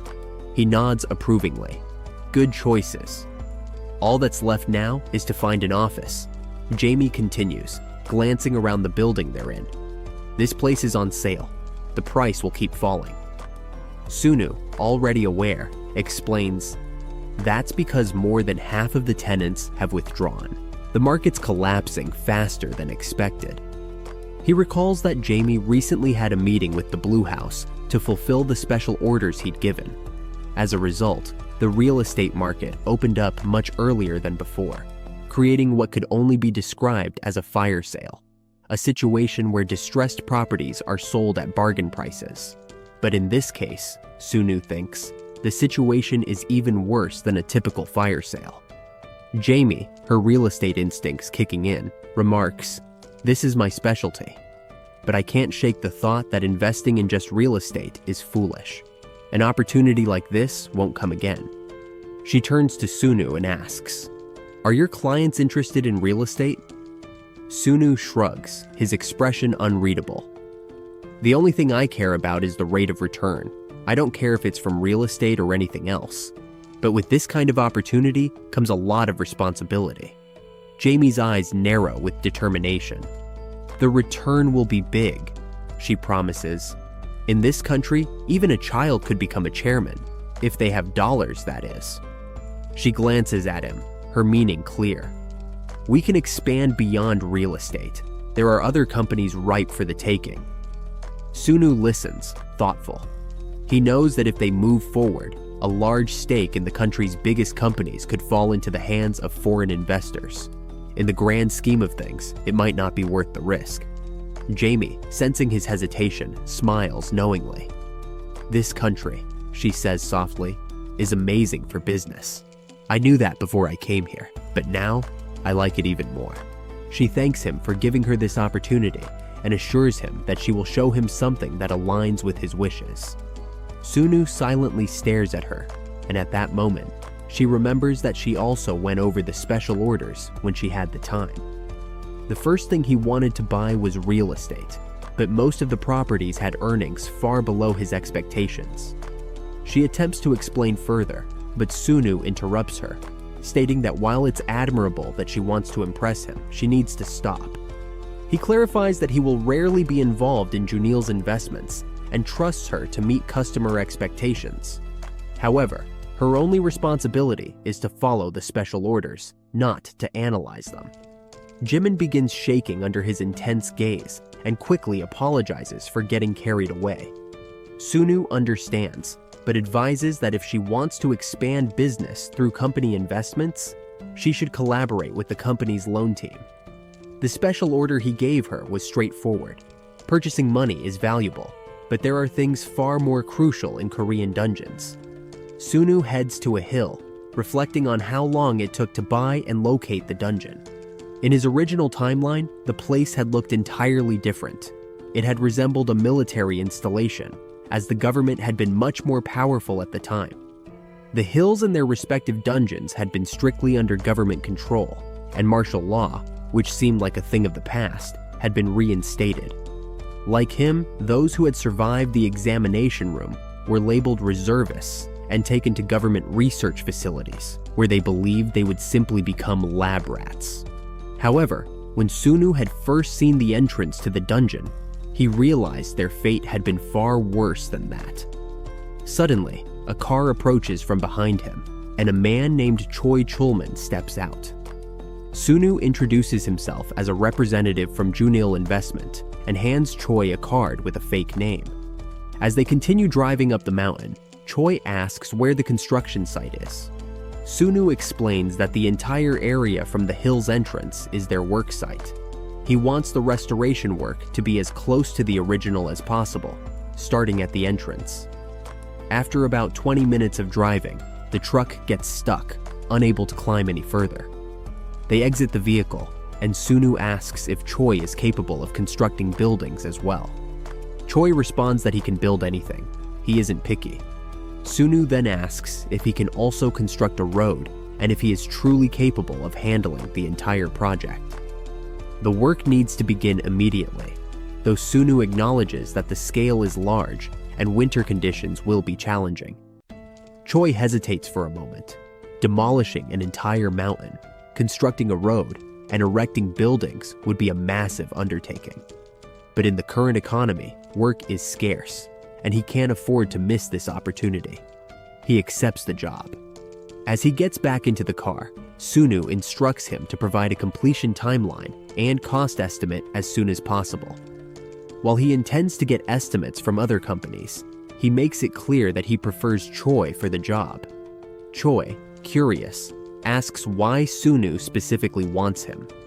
In response, Sunu glances at a picture of Choi's daughter and says, "It's a difficult time for fathers everywhere."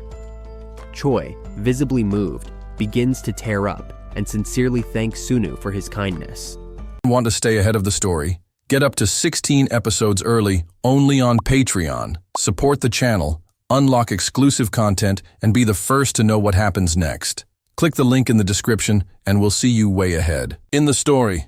Now, back to the video. At night, his father stumbles in, clearly intoxicated. Sunu reflects that it's the last day of the year, and even in the past, his dad would often come home in this state, especially since this day marked the anniversary of his honorary retirement, a sort of quiet end to his career. But tonight, things are different. His father announces that he's about to start working at a well-known company, Junil Investments. To Sunu's surprise, his father even mentions that he'll be using the name Sunu himself. Sunu scratches his cheek, taken aback. He never saw this coming. Years ago, his father's influence had drawn Sunu into the world of finance. He remembered when his father gave him a bank book containing over 1,000 won, an enormous sum for a high school student. After the IMF crisis, even ordinary people had started to make money, and before he knew it, Sunu had become a successful high school trader. He was so fortunate that he even asked his father for more investments, which his father gladly provided. But things took a turn for the worse when the dot-com bubble burst. Half of his money disappeared, and shortly afterward, his father asked for repayment. Sunu cried over the loss of both his father's money and his own, and his father coldly suggested he borrow from his mother to pay him back. When Sunu questioned how that was possible, his father explained that if he couldn't repay, he'd have to forfeit his allowances, his CD player, his phone, and his computer. However, none of that would cover the debt.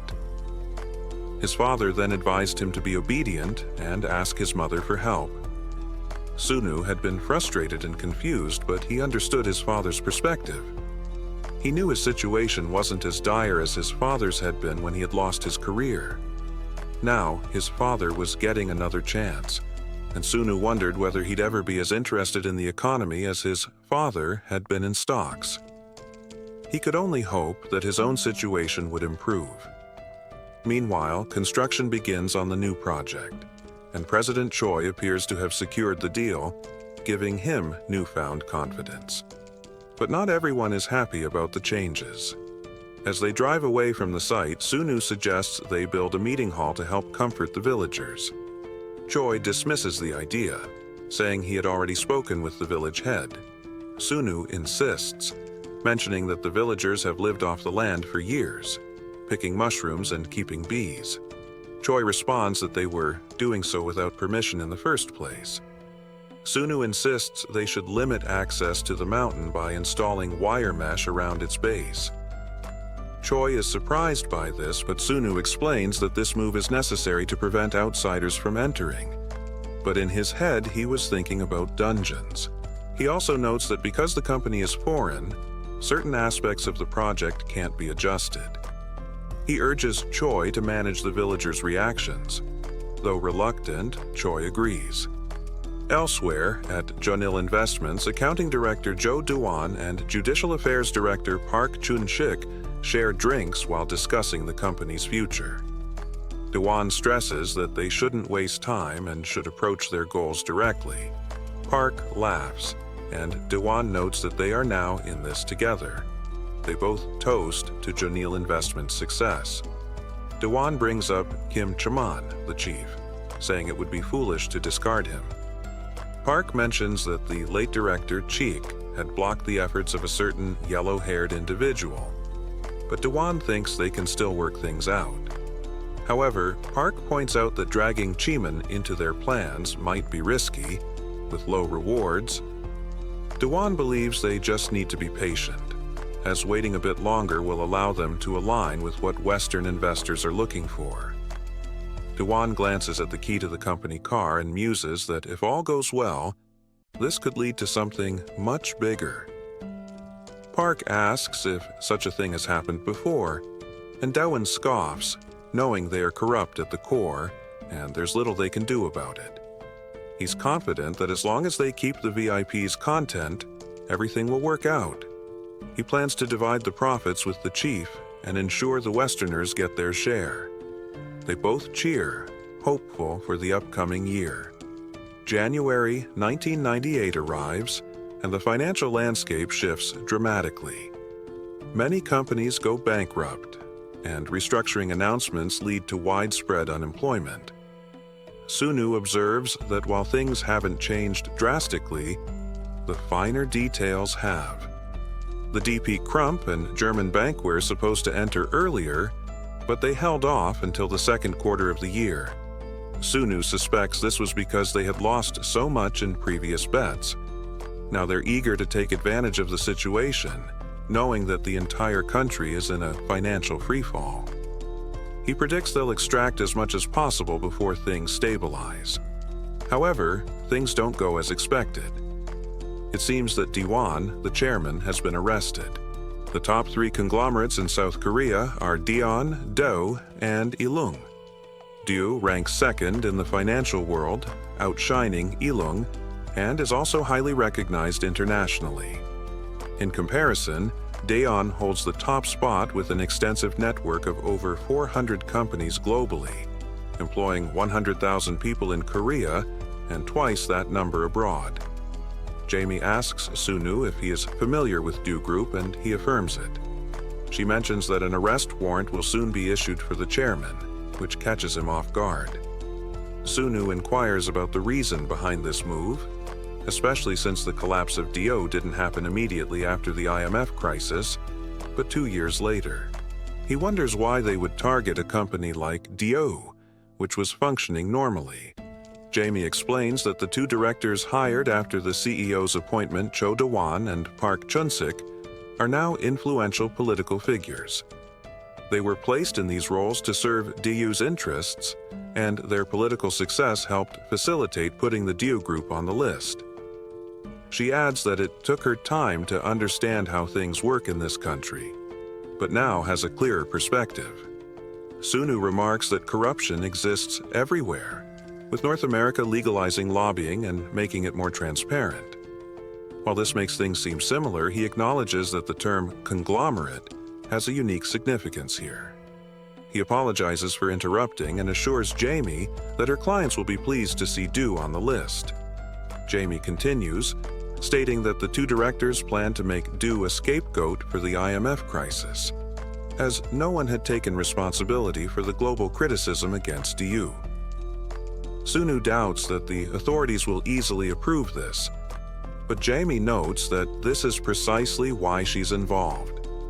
She expects to meet with the financial world's leaders soon. Sunu smirks, speculating that this moment must have triggered Du's downfall. He reflects on the survival rates of educated elites, noting how even in peaceful times, many focus on advancing their own interests by attacking those more powerful than themselves. He admires both Jamie and the directors for their strategic approach. Jamie reveals that the government has handed over all of Du's files to the court. Sunu asks what their demands are. Jamie states that they require a $500 million investment and full control over the Du group, including its liabilities.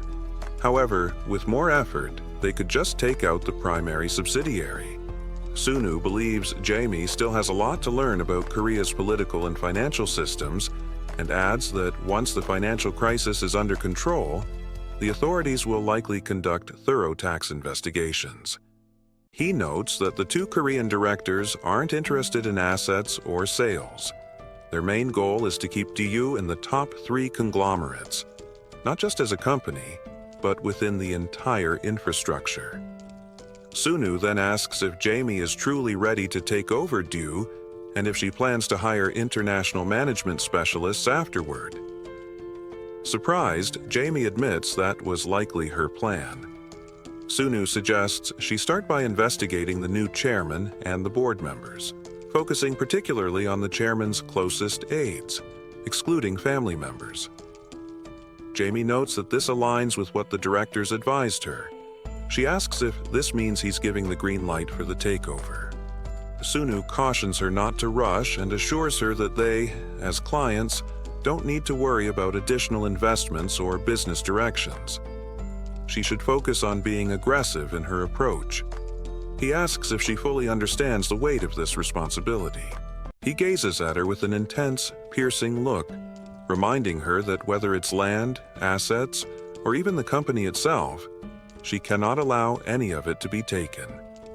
Ganil investments will dominate, and they must control the crisis in Korea.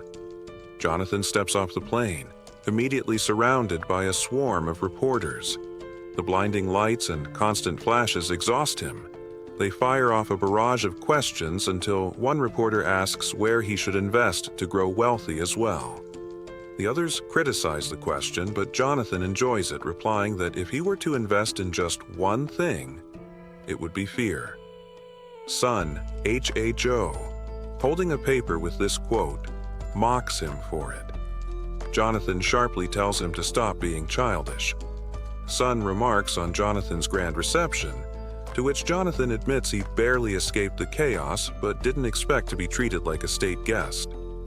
Son hands him a beer, suggesting this only reflects the desperation of the country, prompting Jonathan to comment that there's still hope, especially with financial assistance from the IMF flowing in and millions of dollars being injected. Son agrees, predicting Korea will likely recover quickly from the IMF crisis. Jonathan asks if Son is truly committed to the plan. Son assumes he's referring to the Deo situation, admitting that while it wasn't his original idea, it's something they are actively working on. Jonathan asks if they refers to Jill's investment group. Son confirms, revealing that they've set the wheels in motion, handing the blade to others who are now taking action. Jonathan presses him, asking if he really plans on taking control of the entire Deo group. Son acknowledges that it might happen, explaining that restructuring and handling the subsidiaries are urgent priorities. Jonathan points out that the sequence of action seems all wrong, but asks why Son is approaching it with such high risk. Sun responds that the dollar won't sustain the economy indefinitely. As Korea recovers from the IMF crisis, it's preparing for what comes next. Jonathan notes that his loyalty to Korea seems to be more than just financial gain. Sun admits there's more to it and adds that Jonathan will eventually understand his true intentions. Jonathan counters, suggesting that Sun doesn't need to be embarrassed about his patriotism, especially after earning so much. He can do as he pleases. At that moment, Sun demands an additional $1 billion on top of the original $1.5 billion for their operations. They're planning to move a total of $25 billion into the country, aligning it with their takeover plans for Dio. Jonathan breaks into a sweat, urging Sun to reconsider. At this rate, he warns, he could be facing life imprisonment. He cautions them not to trust their current actions too much, as the tax authorities could easily find a way to charge him. Sun interrupts him, saying the rush is on the Korean government, not them. He stands up and points out that this is their chance to make the $25 billion completely legitimate. Jonathan asks how the Korean government could let them do this, to which Sun calmly states it's their problem to solve, while they just need to present the numbers. Jonathan smirks, takes a sip of his beer, and reflects on how he managed to involve an entire country in his scheme. The Deo Group underwent a financial restructuring after a deep dive into their tax records was completed. Surprisingly, there was no high-profile resignation from the CEO, which would usually be expected in such a scenario. Apart from the chairman's family, the rest of the employees kept their jobs. At school, Sunwoo checks in with Jimin about the progress of the acquisition. She mentions they have some rivals in the process, but assures him that soon enough, they'll come out on top. He remarks on her expanding vocabulary, and she brings up the topic of liability distribution. However, he brushes it off, suggesting they revisit the discussion another time. Feeling that the whole matter with Deo is nearly wrapped up, he turns his attention to the beaten-up group in front of him, ordering them to stand. They obey immediately. He makes it clear that he won't interfere with their activities as long as they don't cross his path. They quickly acknowledge his warning, and he lets them go, thinking to himself that these guys were never even worth his time for training. Scratching his head, he wonders how he's going to deal with school this time. What excuse should he use now? Just as he's contemplating this, his homeroom teacher appears at a window, calling him inside. She explains that the other students aren't resentful toward him, but rather intimidated. Sunwoo finds this situation odd. He remembers this teacher being someone entirely different in this period of time. Though it didn't seem like a big deal at first, her behavior has been growing more concerning lately. She tries to convince him that if he were to make an effort, he'd see that school isn't so bad. Of course, he knows that's a blatant lie. Then, she asks him to make her a promise, to at least graduate from middle school. That catches him off guard. Now, he's certain he needs to investigate this further. During class, Sunwoo reflects on how he hired professional detectives to look into his homeroom teacher over the past few days. Her name is Woo Yanhee, a 22-year-old born in Seoul. She's the eldest daughter of an ordinary family, someone with little interest in fashion and barely any social interactions, so much so that she doesn't even seem to have a single close friend. Up to this point, she appeared to be just a regular, introverted teacher. But there were two details that stood out. First, she already knew who he was before she ever became his teacher, and had a strange habit of fixating on seemingly random people. While not exactly disturbing, it was certainly unusual. The real issue: he was one of the people she was interested in. From the moment she passed the employment test, she had been determined to become his homeroom teacher specifically. Second, she had a documented history of psychiatric treatment. The prescriptions she received were standard medications for anxiety and depression, but despite taking them, she continued to report the same symptoms. this gradual deterioration led to her cutting ties with her family. However, the real kicker: the medicine wouldn't have made a difference no matter how much she took, because her so-called delusions, what others dismissed as nonsense, were real. Sunwoo never expected to encounter another awakened individual in this way, let alone a rare mind healer. Later that night, as he sits in his office, he reflects on the rarity of mind healers, not just because of their abilities, but also due to how few survive after awakening. Their power allows them to influence people's minds without speaking a word, but the awakening process itself is brutal.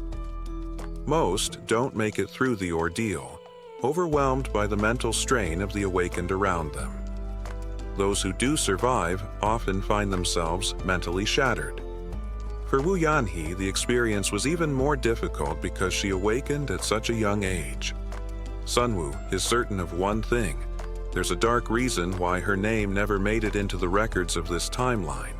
Just then, Sunwoo's phone rings. It's Jonathan. He keeps it brief, saying the job is done and throwing in a remark about being a stubborn Texan. Sunwoo smirks as they end the call, relieved that Jonathan came through. A few days earlier, Jonathan had handed him some documents. Sunwoo wasn't thrilled. It looked more like a retirement plan than an investment strategy. Jonathan had defended it, arguing they needed stability rather than reckless expansion. Sunwoo admitted that putting money into the Dow index wasn't a terrible idea, but it wasn't exactly exciting either. The portfolio in question was just $1 billion, and given their current position, Sunwoo figured they had earned at least 3 times that by now. He was curious about Jonathan's strategy, especially since he had insisted on splitting the shares and managing things independently. If Jonathan thought their earnings were limited to that, he was way off. But Jonathan quickly corrected him. Their total assets were closer to $6.5 billion.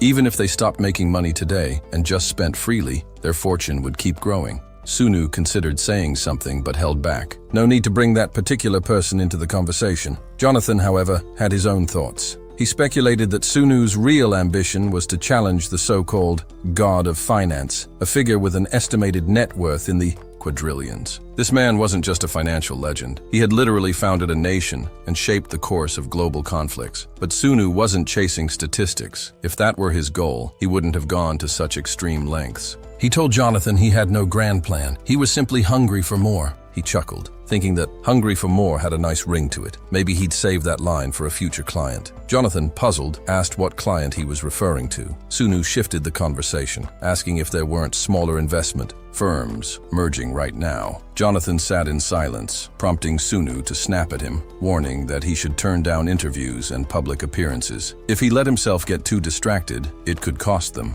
Jonathan didn't argue, but he admitted something else. He avoided hiring people better than him because he feared they'd realize they didn't need him. That was why he kept a low profile. But he insisted that Sunwoo should be the one at the EO forefront. Sunwoo rejected the idea immediately. He already knew why that wouldn't work. Instead, he urged Jonathan to have confidence. Even if they had never met, Jonathan would have succeeded. Maybe not on this scale, but he had potential. Jonathan conceded the point, but insisted it wouldn't have been to this level. He also apologized, admitting that stress had been getting to him.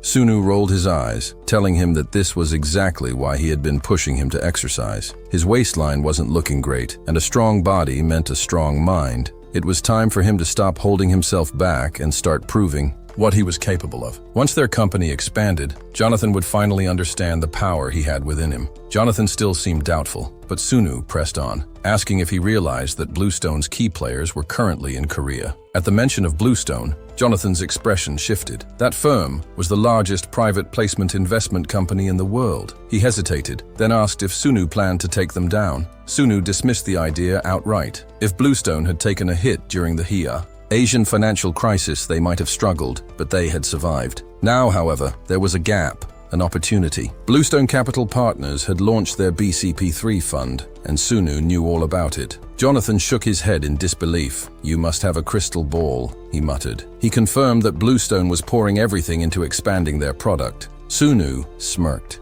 Without their Korea-based members, Bluestone's new fund would be practically worthless. Jonathan needed to start destabilizing them from the ground up. He was more than capable of doing it. That decision led them to join forces. Bluestone itself was an impressive target, but Sunu had his sights set on something more specific, their subsidiary, Blue Rock. 2 decades from now, 3 key figures, Kim Chung-gu, Gillen, and Jessica, would transform Blue Rock from an unremarkable asset management firm into a financial powerhouse. At its peak, it would control over $4 trillion in funds. But right now, Blue Rock was nothing, and Sunu intended to keep it that way. The real power behind the world's shadow banking system, the invisible force controlling the global economy, would belong to someone else entirely.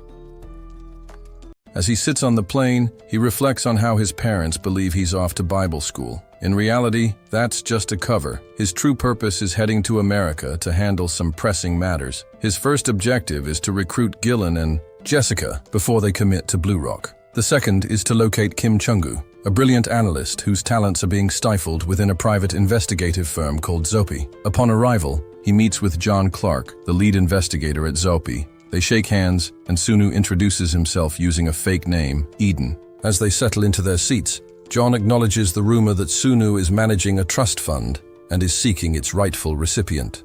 Sunu plays along, aware that investigating missing persons requires proving familial ties, while tracking down a fugitive demands some legal connection to the case. However, finding a beneficiary for a trust is far simpler. Keeping things above board for now, he states that he's searching for a boy named Bobby, a Brooklyn native between 12 and 15 years old, who is likely still residing in New York. John presses for more details, and Sunu admits he only has a physical description. The rest of the information has been lost. John points out that with such limited data, tracking Bobby down will be expensive and time-consuming, essentially requiring a search spanning all of North America. Sunu acknowledges the difficulty but makes it clear, money is not an issue. The reward for the beneficiary will more than cover the costs, so John should spare no resources in the search. With his fists clenched, Sunu reminds himself that this mission is non-negotiable. He must find Bobby, the leader of the 8 evils, the one who will later be known as New York's first evil. At Jonathan Investments, Sunu introduces Gillen, announcing that he will be entrusted with offshore funds amounting to a staggering $1.5 billion. Jonathan is taken aback by the sheer scale of the transaction. Even if Gillen has connections to a reputable organization, this level of trust is unprecedented. Sunu assures him that Gillen will soon prove himself more than capable of leading operations on the front lines. Handing Jonathan a laptop, Sunu calls it a small gift. As Jonathan examines the screen, he realizes it's not just an autobiography, it contains groundbreaking investment analysis. His shock deepens when he understands that the same methodology used to evaluate their financial moves is right in front of him. He asks Sunu if he holds a doctorate or similar qualifications. Sunu expected this reaction. After all, the information he provided includes theories not yet discovered in this world. He clarifies that he isn't the author, purposefully leaving the introduction blank. If this book is ever published under his name, his expertise will become undeniable. Jonathan is momentarily speechless, but eventually relents, recognizing the power of what he's been given. However, he insists that Sunu drop the formalities. Rank and age don't matter anymore. They are no longer just business associates. They should consider each other friends. Sunu hesitates, recalling his past life. There was no space for friendships between the awakened. He had shared loot and rewards with Jonathan before, but this Jonathan is not the same as the one he once knew. Still, perhaps having a single friend isn't such a bad thing. They fist bump, solidifying an unexpected bond. Sometime later, at school, a teacher informs the class that Yoni will be taking a leave of absence for personal reasons. Sunu considers the situation. Since spring break ended, there had been some drama. Yoni's mother had stormed into the school, outraged that they had hired someone with mental health issues. Due to this disruption, Sunu had to put his plans to confirm whether Yoni was truly awakened on hold. Today, however, is critical. It's the last chance he has to strengthen himself before the trial begins. Arriving at a building of his own design, he stands before a highly secure facility, a dungeon entrance disguised as a psychiatric hospital. Entering the premises, he notes that Choi has done an excellent job. If things go well, he might even rebrand the company as Ilu Construction. If he survives, that is. Inside, he steps into a room where a portal materializes before him. The system prompts him, asking if he truly wishes to proceed. Even though this dungeon is considered low tier, He's diving in without an emergency escape mechanism, an undeniably reckless move. But at this stage, there's no other viable way to boost his stats. Resolute, he selects yes. A staircase reveals itself, spiraling downward into the unknown. Gripping his flashlight, he shines it into the entrance. But as expected, the beam is swallowed by the darkness. Electronics and firearms are useless here. The only thing he can rely on is the sword he forged in Nam Daemon. With no turning back, he steps forward. Jonathan glanced at his inbox and noticed a message from Sunu. Curiosity sparked within him. What elaborate scheme had he devised this time? But as he opened the email, his excitement quickly faded. A will? Meanwhile, deep inside the dungeon, Sunu fought for his survival. The vicious hound-like beasts refused to give him a moment's respite. One lunged forward, sinking its teeth into his shoulder. Gritting his teeth through the pain, he drove his blade into its eye. But there was no time to breathe. Another was already pouncing. He attempted to wrench his sword free, but his wounded arm slowed him down. The beast knocked him to the ground, its jaws snapping mere inches from his face. In a desperate final effort, he plunged his weapon into its throat just before it could tear him apart. With 3 of the creatures slain, he pulled himself together, analyzing his foes. These were classified as KF7, often referred to as hounds, a type of soldier beast that, while not the strongest, were still a challenge for someone with mere F-rank stats. His predicament was made worse by the dungeon's shifting layout. The area where the hounds had attacked was just past the entrance, but with the terrain constantly changing, predicting what lay ahead was impossible. To escape this dungeon, 3 missions had to be completed: a boss fight, a hunting challenge, and a duel. The only other way out was by using an escape seal, which he knew could be earned through the hunting quest. That was precisely why he had chosen this dungeon. He already had a plan for dealing with the boss, but right now that plan seemed useless when even a simple hunting challenge was pushing him to his limits. As he trudged forward, his steps halted at the sight of a dungeon box. Many newcomers were fooled by its resemblance to a standard bronze treasure chest. If luck was on his side, it would grant a reward. If not, it could afflict him with a crippling curse, paralyzing fear, or disorienting confusion. Given his current state, he wasn't about to take any chances. Pressing on, he finally reached a large door. He let his bag drop to the floor, exhaling deeply before reaching for the handle. A silent plea escaped him. "Just one scout, please." But luck had abandoned him long ago. As the door creaked open, a sea of glowing eyes stared back. A horde of hounds awaited, poised to strike. With no choice left, he activated his abilities, channeling Odin's fury into his blade. Without hesitation, he burst through the entrance, unleashing his rage upon the beasts. His sword tore through them as the system's notifications updated his kill count. But his strength was running low. One of the creatures clamped its jaws onto his weapon, forcing him to a standstill. His F-rank body simply wasn't strong enough to overpower them. More hounds swarmed, closing in from every direction. Blood, his own, spattered across the stone floor. He gritted his teeth. He wasn't done yet.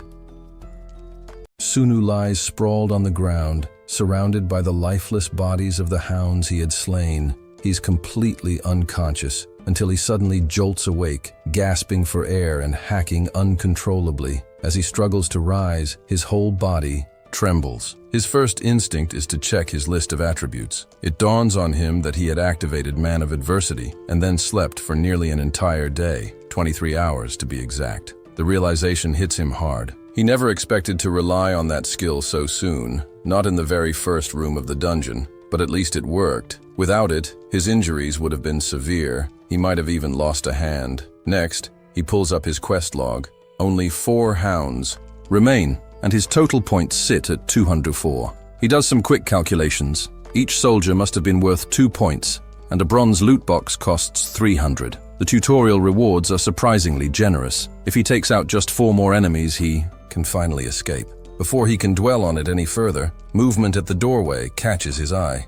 2 hounds slink into the room, their eyes locked onto him. He grips his weapon, bracing for the inevitable attack. But strangely, they don't lunge right away. Instead, they seem to be waiting. Then, he sees why. A monstrous 2-headed hound steps into the room behind them. Sunu's blood runs cold. This isn't a normal enemy. This is a great contest quest, a boss fight. But why would such a powerful creature appear this early? There's no time to question it. The beast lunges, swiping at him twice in rapid succession. He barely manages to evade both attacks. The sheer speed and force confirm his fears. This thing is at least an A rank. Even with Man of Adversity, he doesn't stand a chance. Desperate, he hurls one of his swords toward the creature. His aim is off. It strikes a lesser hound instead.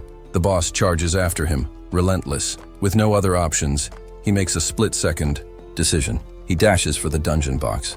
Another vicious swing comes inches from slicing him apart, but he twists away at the last moment and grabs the box. Just as he does, the two-headed hound's jaws clamp onto his leg. In sheer desperation, he shouts for the box to open. Then, salvation. The box grants him an escape stamp. Without hesitation, he activates it. His body is yanked away just as the hound prepares to tear into him. The next thing he knows, he's back at the dungeon entrance, landing hard on the ground. Dazed, he staggers to his feet, barely comprehending what just happened, and then it hits him. He throws his head back and laughs. The escape stamp had been in the dungeon box all along. No wonder the 8 virtues and 8 evils were so obsessed with this system. It was brutal, a game designed to push people to their absolute limits before offering them an out. Catching his breath, he picks up his phone. The screen is flooded with missed calls, 30 of them, all from Jonathan.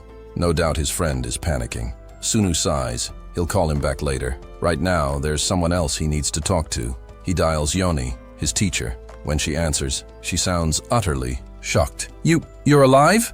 A short while later, she arrives at the hospital to meet him. The moment she lays eyes on him, she freezes. His battered state is alarming, but there's something else. Hesitation. This place, it's a mental hospital, she says warily. Sunu waves off her concern. Ignore the sign. It's just a front. There's no one else here but us. That only seems to unsettle her more. That makes it worse. This whole thing is insane. I know it is, but I can't explain why. He gives a knowing smile. I understand. That's why I called you. He studies her for a moment, sensing the turmoil within her. If she had fully honed her abilities, she'd already know what he was thinking. But she still has a long way to go, so he gives her a choice. Right here, right now, you decide. Are you going to go back to living a life where people call you crazy, or are you going to follow me? Sorry for the interruption, but if you're loving this series, you don't have to wait. Get up to 16 episodes ahead right now on Patreon. Support the channel, unlock exclusive content, and stay ahead of the story.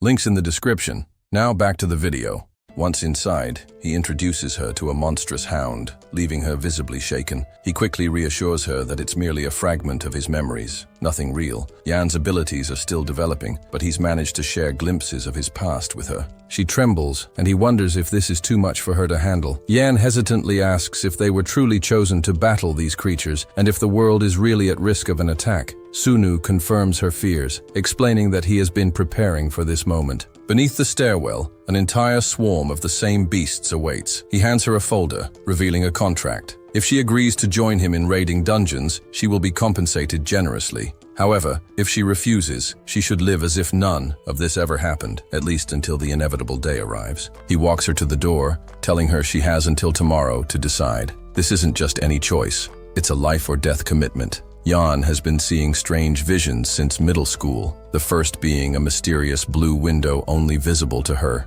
When she confided in her mother, she was taken to a prayer house. Then, without warning, she started sensing the emotions of those around her, trying to decipher their significance, yet nothing concrete ever surfaced. Among the countless individuals, she encountered one presence stood out the most, Sunu. At first, she thought he might hold answers, but now she realizes she's in way over her head. The contract details are staggering. An immediate payment of 200 million won, an annual salary of 1 billion won, a 500 million won incentive for each dungeon expedition, and another 500 million for making it back alive. Even in death, the payout is an astonishing 3 billion won. She can't help but wonder where he's getting such vast sums of money. The sheer enormity of it all makes her feel as though she's been cursed. Determined, she seeks out Sunu. He watches as she lowers her car window, her exhaustion evident in her eyes. Without needing her to say a word, he understands her choice. Welcoming her into this new reality, he acknowledges her as someone on the brink of awakening. As they drive off, he gently advises her to slow down, teasing that she's going a bit too fast. Then he asks if she's doing this solely out of a sense of duty toward him. She shakes her head, saying it's quite the opposite. She's grateful.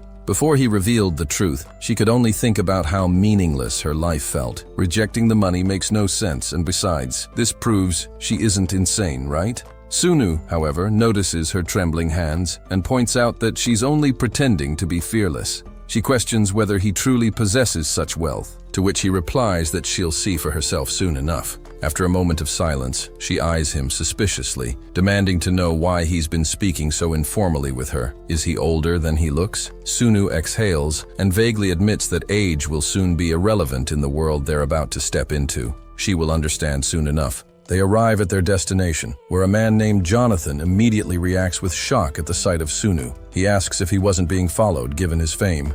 But Jonathan quickly realizes arguing is pointless and drops the matter. Yan glances at him, a thought forming in her mind. Could he be the hunter Jonathan? Sunu confirms it, urging them to exchange introductions. After all, this is the man who will oversee their contract, the renowned investor and one of the world's top billionaires, known as the God of Investment. Yanhee steps out of the office, still in disbelief that she now possesses 200 million won. As she takes in the moment, she crosses paths with Jonathan. From the window, he watches her leave and turns to Sunwoo, questioning why on earth he would give someone that much money. He also brings up the fact that if she were to disappear, her father would be compensated with an even more staggering sum, 3 billion won. "What's going on here?" he demands. Sunwoo apologizes, saying he can't explain everything just yet, but promises to reveal it soon. For now, he suggests they focus on their meal, mentioning that he ordered a selection of dishes Jonathan likes. As they eat, Jonathan comments on the food, noting that it's decent but not extraordinary. Sunwoo explains that their usual go-to restaurant, the one Jonathan was particularly fond of, has shut down. This revelation surprises Jonathan, who remarks that things must be getting bad if even a high-quality eatery couldn't survive. Sunwoo nods and expands on the topic, saying this isn't just an issue in their country, it's a global trend. When asked about the foreign investments that had been funneled into Asia, Jonathan correctly identifies that a significant portion ended up in Eastern Europe and Latin America. Sunwoo adds that there's one more major player Jonathan overlooked. Russia curious. Jonathan quickly looks up some data and is taken aback by the sheer number of nuclear weapons Russia holds. "They're practically untouchable," he mutters. Sunwoo smirks. "That's what most people think," he replies. "But we're going there." He then shifts the conversation, bringing up a previous discussion where Jonathan had asked about Jillian's recruitment. Jonathan clarifies that he wasn't doubting Jillian's abilities. After all, she's a member of the Morgan Group. But he had been wondering whether Sunwoo personally stepped in to bring her on board. Sunwoo dismisses the concern, saying, "They need to focus on a bigger game. Competing with Russia is the key, and the first to rise will reap the rewards." But he assures Jonathan that he won't be left empty-handed. As a consolation, he'll introduce him to someone nearly as skilled as Jillian, Brian, also known by his Korean name, Kim Chung-soo. He might not seem like much at first, but with proper guidance, he could prove to be a hidden gem. Jonathan sighs, thinking that if all he has to do is sit back and observe, he might finally get some much-needed rest. Sunwoo shuts that down immediately. There's no time to relax. They need to escalate things. A massive event is on the horizon, a sale of Russian government bonds, and they're going to burn through $1 billion in the process. Later, while on a flight, Jonathan leans back in his seat, smirking, despite the sweat forming on his brow. "Russia is doomed," he murmurs. "The game is on." Sunwoo, meanwhile, reflects on the key players now in motion: Jonathan, Jillian, Jessica, and Changu, the so-called knights of the financial empire. It's time to prepare for the next step. Elsewhere, a tense scene unfolds. Sunwoo orders Yanhee to stab him. Her hands tremble as she grips the knife, unable to steady herself. She hesitates, voicing her doubts, saying that something about this feels horribly wrong. Sunwoo remains firm. "If this were a dungeon, you'd be dead by now, several times over," he tells her. He reminds her of the contract she signed. Paragraph 1 states that all orders related to dungeon operations are absolute. Training for the dungeon is included. Did she really forget? He considers the ability Yanhee demonstrated earlier. At first glance, it didn't seem particularly noteworthy, but then he discovered something unusual. She possesses the sensitivity trait, which allows her to pick up on the emotions of those around her in an unpredictable manner. This ability alone is difficult to rank even among hunters. However, what truly caught his interest was a rare skill: Mary's touch. It has a unique effect. It dramatically reduces a target's inability to fight. The catch? It can only be used once every 24 hours. It's an ability he's never seen before, and he needs to test its exact limits. His theory? The skill transfers an injury from one person to another. Right now, Yanhee is undergoing brutal training, learning both to attack and to endure pain. Sunwoo acknowledges that it's harsh, but time is running out. If she hesitates like this in a real dungeon, they'll both be dead. "Stop hesitating," he commands. "Do it." Finally, Yanhee forces herself to act. She thrusts the knife forward. Afterward, as the bleeding is stabilized, Mary's touch activates. The pain vanishes, but the wound itself remains. With Mary's touch, the wound faded, but in its place, the adversary's trait intensified.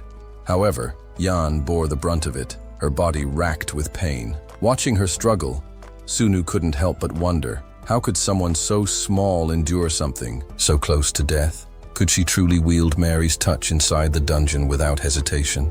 After what seemed like an eternity, she finally opened her eyes and groggily asked how long she'd been unconscious. Sunu informed her it had been a full 12 hours. She admitted that at first, she thought she wouldn't survive. But in the end, it wasn't as unbearable as expected. Sunu, however, cautioned her. She might feel fine now, but that was only because of the painkillers. She needed to take it easy for the next few days. As he slipped on his jacket, he mentioned he'd be heading out for a while but would return later. In the meantime, she should focus on resting and regaining her strength. Yan met his gaze and assured him she would. After all, orders related to the dungeon were absolute, weren't they? Sunu soon arrived at Gal Investments, requesting a meeting with his father. At that moment, his father was engaged in conversation with a colleague, but when he spotted Sunu, he naturally introduced him. The colleague took a moment to appraise the young man before commenting on how strikingly handsome he was. Curious, he inquired about Sunu's university, only to be taken aback when Sunu's father revealed that he was still in middle school. The man, clearly impressed, remarked that having such a dependable son must be a great source of pride. Then, in a surprising gesture, he handed Sunu some pocket money. Though Sunu was technically the boss of the company, he accepted it with a polite nod. Walking side by side down the street, his father explained that he had always wanted to show Sunu the company firsthand. But there was more. He had something important to discuss.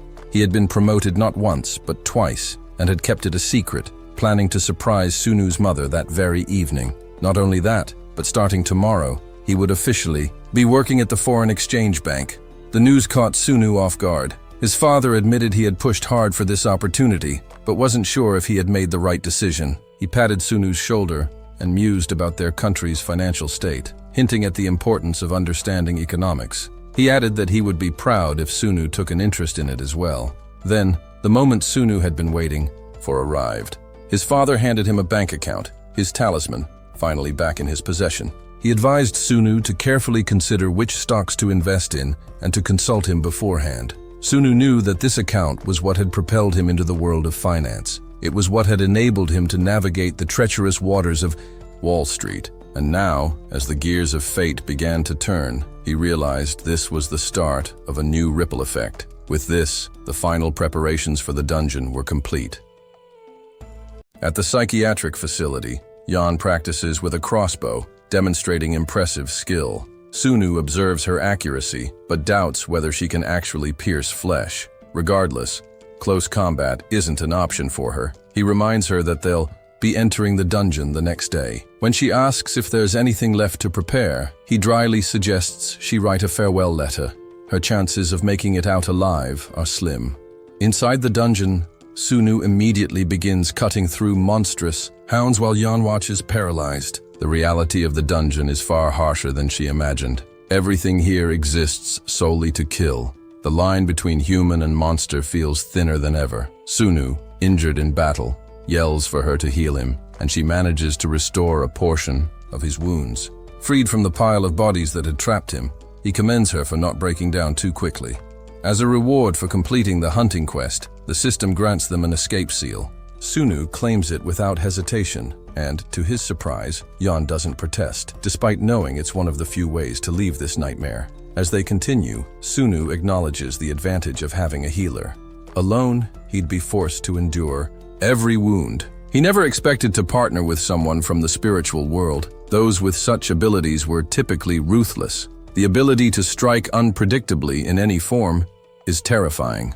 Then, Yan uses her phobia treatment on him, causing herself to tremble. Sunu accepts it, knowing this is how things must be. The spiritual world's influence makes him more sensitive, but he brushes it off, lost in memories. Yan apologizes and offers to pause, but he refuses. She's following his instructions perfectly, never hesitating when something feels off. They step into the second chamber, and what Sunu sees inside catches him off guard. He quickly reminds Yon to stick to the instructions he gave about two-headed creatures. He engages in combat, but is hopelessly outmatched, tossed around like a ragdoll. Yon stands frozen. She isn't allowed to heal him, use Mary's touch, or interfere in any way. All she can do is follow his final order. If a beast comes, for her, run and don't look back. She flees, heart pounding, hoping Sunu is still alive. Her endurance is pathetic. Her body screams in protest, but she still can't use Mary's touch. What does she need to do to survive? Then, the system announces that she has fulfilled the diary quest. She must make a decision, aligning with the first and runner-up players. As a monstrous creature lunges at her from behind, she smiles. Sunu wins. Sunu had just taken down the monstrous two-headed hound, proving his strength and skill. But the battle wasn't over. A relentless swarm of vicious beasts still surrounded him. That's when the system announced that he had met the conditions for the one-on-one combat quest. It also confirmed the rankings for first and second place, determined by mutual agreement. A grin crossed Sunu's face. She was still alive. But with only 10 seconds left, he activated Man of Adversity and tore through the remaining hounds. Like a storm of destruction, when he finally woke up, his mind drifted to the first evil. That person must have endured the same chaos. His former self had once admired the man's unshakable will, but he had never imagined the sheer depth of agony involved. Yanhee approached him, exhausted. She admitted that she had used every skill she had, but nothing had worked. Sunu acknowledged. Her resilience impressed that she had survived despite being in such bad shape. At first, she assumed it was thanks to the traps she had set earlier, but she quickly realized otherwise. When a hound lunged at her, she reacted instantly, dodging and landing a perfect crossbow shot right into its eye. The beast went into a frenzy, but she had already positioned herself for a follow-up attack. Sunu had once considered her dead weight, but he had been completely wrong. A novice healer, who hadn't even received her official class, had managed to endure situations even experienced fighters would struggle with. Over the past week, they had scoured the dungeon, looting every treasure chest they could find. Final Quest's objective was simple: eliminate every creature in the dungeon. Once all the bosses were defeated, the entire dungeon would collapse. Sunu had ensured they were ready. He had collected all the available loot, strengthening his skills in preparation for the final battle. But the process hadn't been easy. Some chests had contained curses instead of rewards, malicious afflictions that even he couldn't handle alone. That was why Yanhee was invaluable. Every time she lifted a curse, however, Sunu couldn't help but think about them.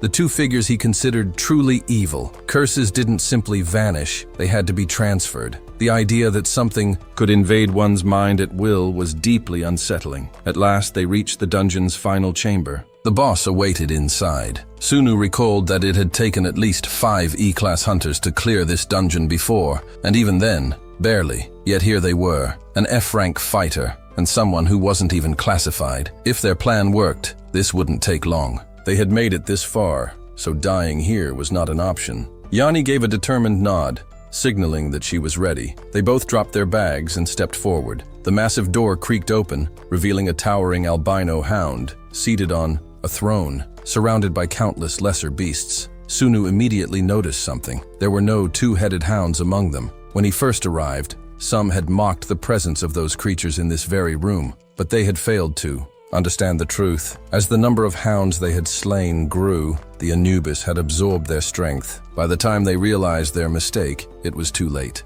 The creature had transformed into a war-driven demon. Sunu wasted no time. Activating every skill in his arsenal, he enhanced his speed and armor before launching himself forward. "Move," he commanded, his voice like a thunderclap. With a single leap, he closed in on the Anubis. The beast remained still, its piercing gaze locked onto him, waiting. Sunu goes all in, aiming to take down Anubis in a single strike, but instead lands nearby, greeted by the deity's mocking laughter. A hound lunges at him with bared fangs, but he raises his iron gauntlet just in time to block the attack, countering with a powerful punch that sends the creature flying. However, the impact leaves his gauntlet battered. It may be made of iron, but it's still just an F-rank item. With no other options, he keeps throwing punches, breaking through the waves of hounds. Meanwhile, Yon activates her healing ability while staying hidden using a special item. Though it's only F rank, it's enough to mask her presence from these bloodthirsty creatures. She watches in horror as the pack swarms Sunu, who fights relentlessly, knowing that Man of Adversity doesn't last long and they only have one seal of escape. Suddenly, a hound smashes him over the head. The pain surges through him, but thanks to Man of Adversity, all his stats skyrocket, but only for 5 minutes. Now, it's just a race against time. With his enhanced strength, the endless horde of hounds no longer poses a threat. Seconds tick away, and as the ability nears its end, Sunu finally reaches Anubis. The deity retaliates with a powerful energy blast, but Sunu evades it, hurling his dagger straight into Anubis's chest. Without hesitation, he leaps onto his enemy, slamming down with full force. However, the attack takes a severe toll. He's gravely injured. Yon, seeing his dire state, is forced to activate Mary's hands, a skill that transfers all his pain to her. The moment she does, her concealment deactivates, and the hounds immediately sense her presence. Before they can strike, Kim rushes in, finding her in an alarming condition. He lifts her up, desperately trying to wake her. The system suddenly activates, announcing that a requirement has been met. It prompts her to assign first and second priorities. Barely conscious, she struggles to speak, but Sunu firmly declares himself as her first priority. He notices her heavy bleeding. Anubis's attack must have nicked an artery. She's losing a dangerous amount of blood, but he refuses to give up. He swears he'll get her out of this nightmare. Somehow, he manages to escape the dungeon, though he can't recall exactly how. He only remembers that he barely made it out alive. Yon miraculously survives, thanks to an ability she received as a second priority reward, Resurrection, a skill that preserves a faint life force even after sustaining a fatal wound. As for Sunu, his first priority reward is D's Sword, an ability once wielded by the first virtue of this generation. But it's not just a single skill. Its power was so feared that even the worst of the worst dreaded it. The realization that he now possesses both the attribute and skill of the first virtue leaves him awestruck. Meanwhile, their financial empire is thriving. A major announcement from Moscow surfaces regarding a moratorium declaration in New York. Across the world, people celebrate Brian's achievements, chanting his name. Over in the British Isles, Gillian receives the same recognition. Reports indicate that accounts with a staggering 40% loss rate have skyrocketed into profitability, creating what seems like an impossible turnaround. Jonathan contacts Sunu, delivering shocking news. Their profits have surged by 450%, totaling a mind-blowing $990 billion. Brian actually pulled it off. The office erupts in celebration, with chaos and excitement filling the air. Sunu acknowledges their success, but remains grounded. While they've gained, they also lost control over the Isle of Man. Still, one part of the business alone saw an astounding 615% profit. Sunu decides to give Yoni the full shares of the new medical corporation when she wakes up. He also mentions that the dungeon inside the facility has been completely destroyed, making space for a fully operational hospital. Along with the shares, he hands her the promised rewards, and the total amount comes to an astonishing $2 billion. Yani is shocked by the sum, and Sunu recognizes that it must have been tough for her, especially since she had been involved in sponsorship activities with very little income. However, with the new medical facility now in place, they'll be able to help many more people. He then asks if she has reconsidered her stance on going into dungeons. Yani, glancing at the papers, admits that she will need a significant amount of money, so she will rely on him as a leader in the future. Meanwhile, a few men are stealing glances at Jessica as she meets Sunu. It's been quite some time since they last spoke, and she gives him a new investment proposal from the director, who previously wrote the Russian investment plan. Jessica mentions that her boss, Gillian, holds her in high regard and is eager for Sunu's opinion on this proposal.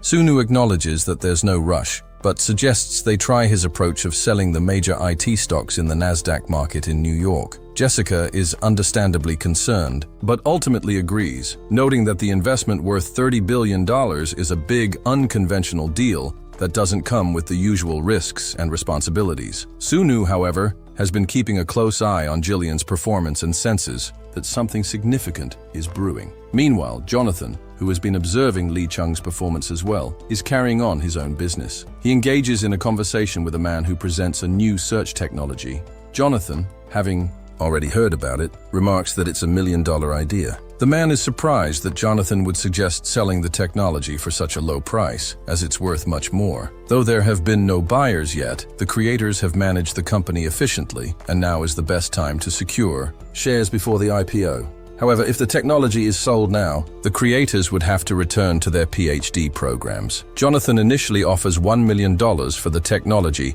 but after giving it more thought, he hands the man a $10 million check, making him reconsider his plans. The man mentions that he has a partner and wants to discuss the deal with them before making a final decision. Jonathan checks the time and tells him that he has 10 minutes before he needs to leave for Washington. A few short minutes later, the man returns, thanking Jonathan for his consideration, but still intent on refusing the offer. Jonathan, however, insists, handing over another $10 million. He tells the man that if someone like Jonathan, who is known as the god of investment, is this interested in their technology, they're surely on the verge of something big. The man, impressed by Jonathan's reputation, asks how Jonathan created his fortune. Jonathan responds that it wasn't luck, but rather by seizing the right opportunities at the right time. He explains that he has bet his entire fortune twice in the past, and each time, his calculations were correct. Today, he sees another major opportunity. Jonathan then reveals that they currently have over $500 billion in liquid assets ready for investment in the US, Canada, and Japan. However, he adds that when someone is desperate for something, they often don't reveal their true intentions. The man, curious, asks what Jonathan means. Jonathan explains that when they first met, the man was focused on selling, but now, after meeting him, something has changed. He questions if the man truly believes that he can create more value than initially proposed. If the man is confident in his abilities, Jonathan won't stop him, even if he decides to walk away from the deal right now. Jonathan then picks up his phone and cancels his upcoming meeting in Washington, indicating that something much more urgent has come up. The man realizes the seriousness of the situation and acknowledges Jonathan's determination.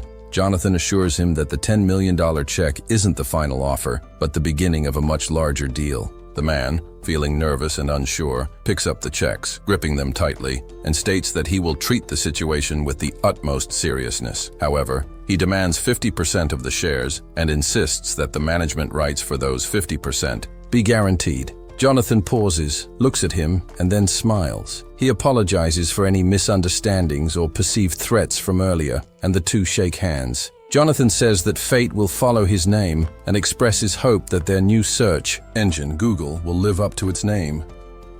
The man eagerly mentions that he's excited to share the deal with his partner, and as he prepares to leave, Jonathan offers a polite farewell.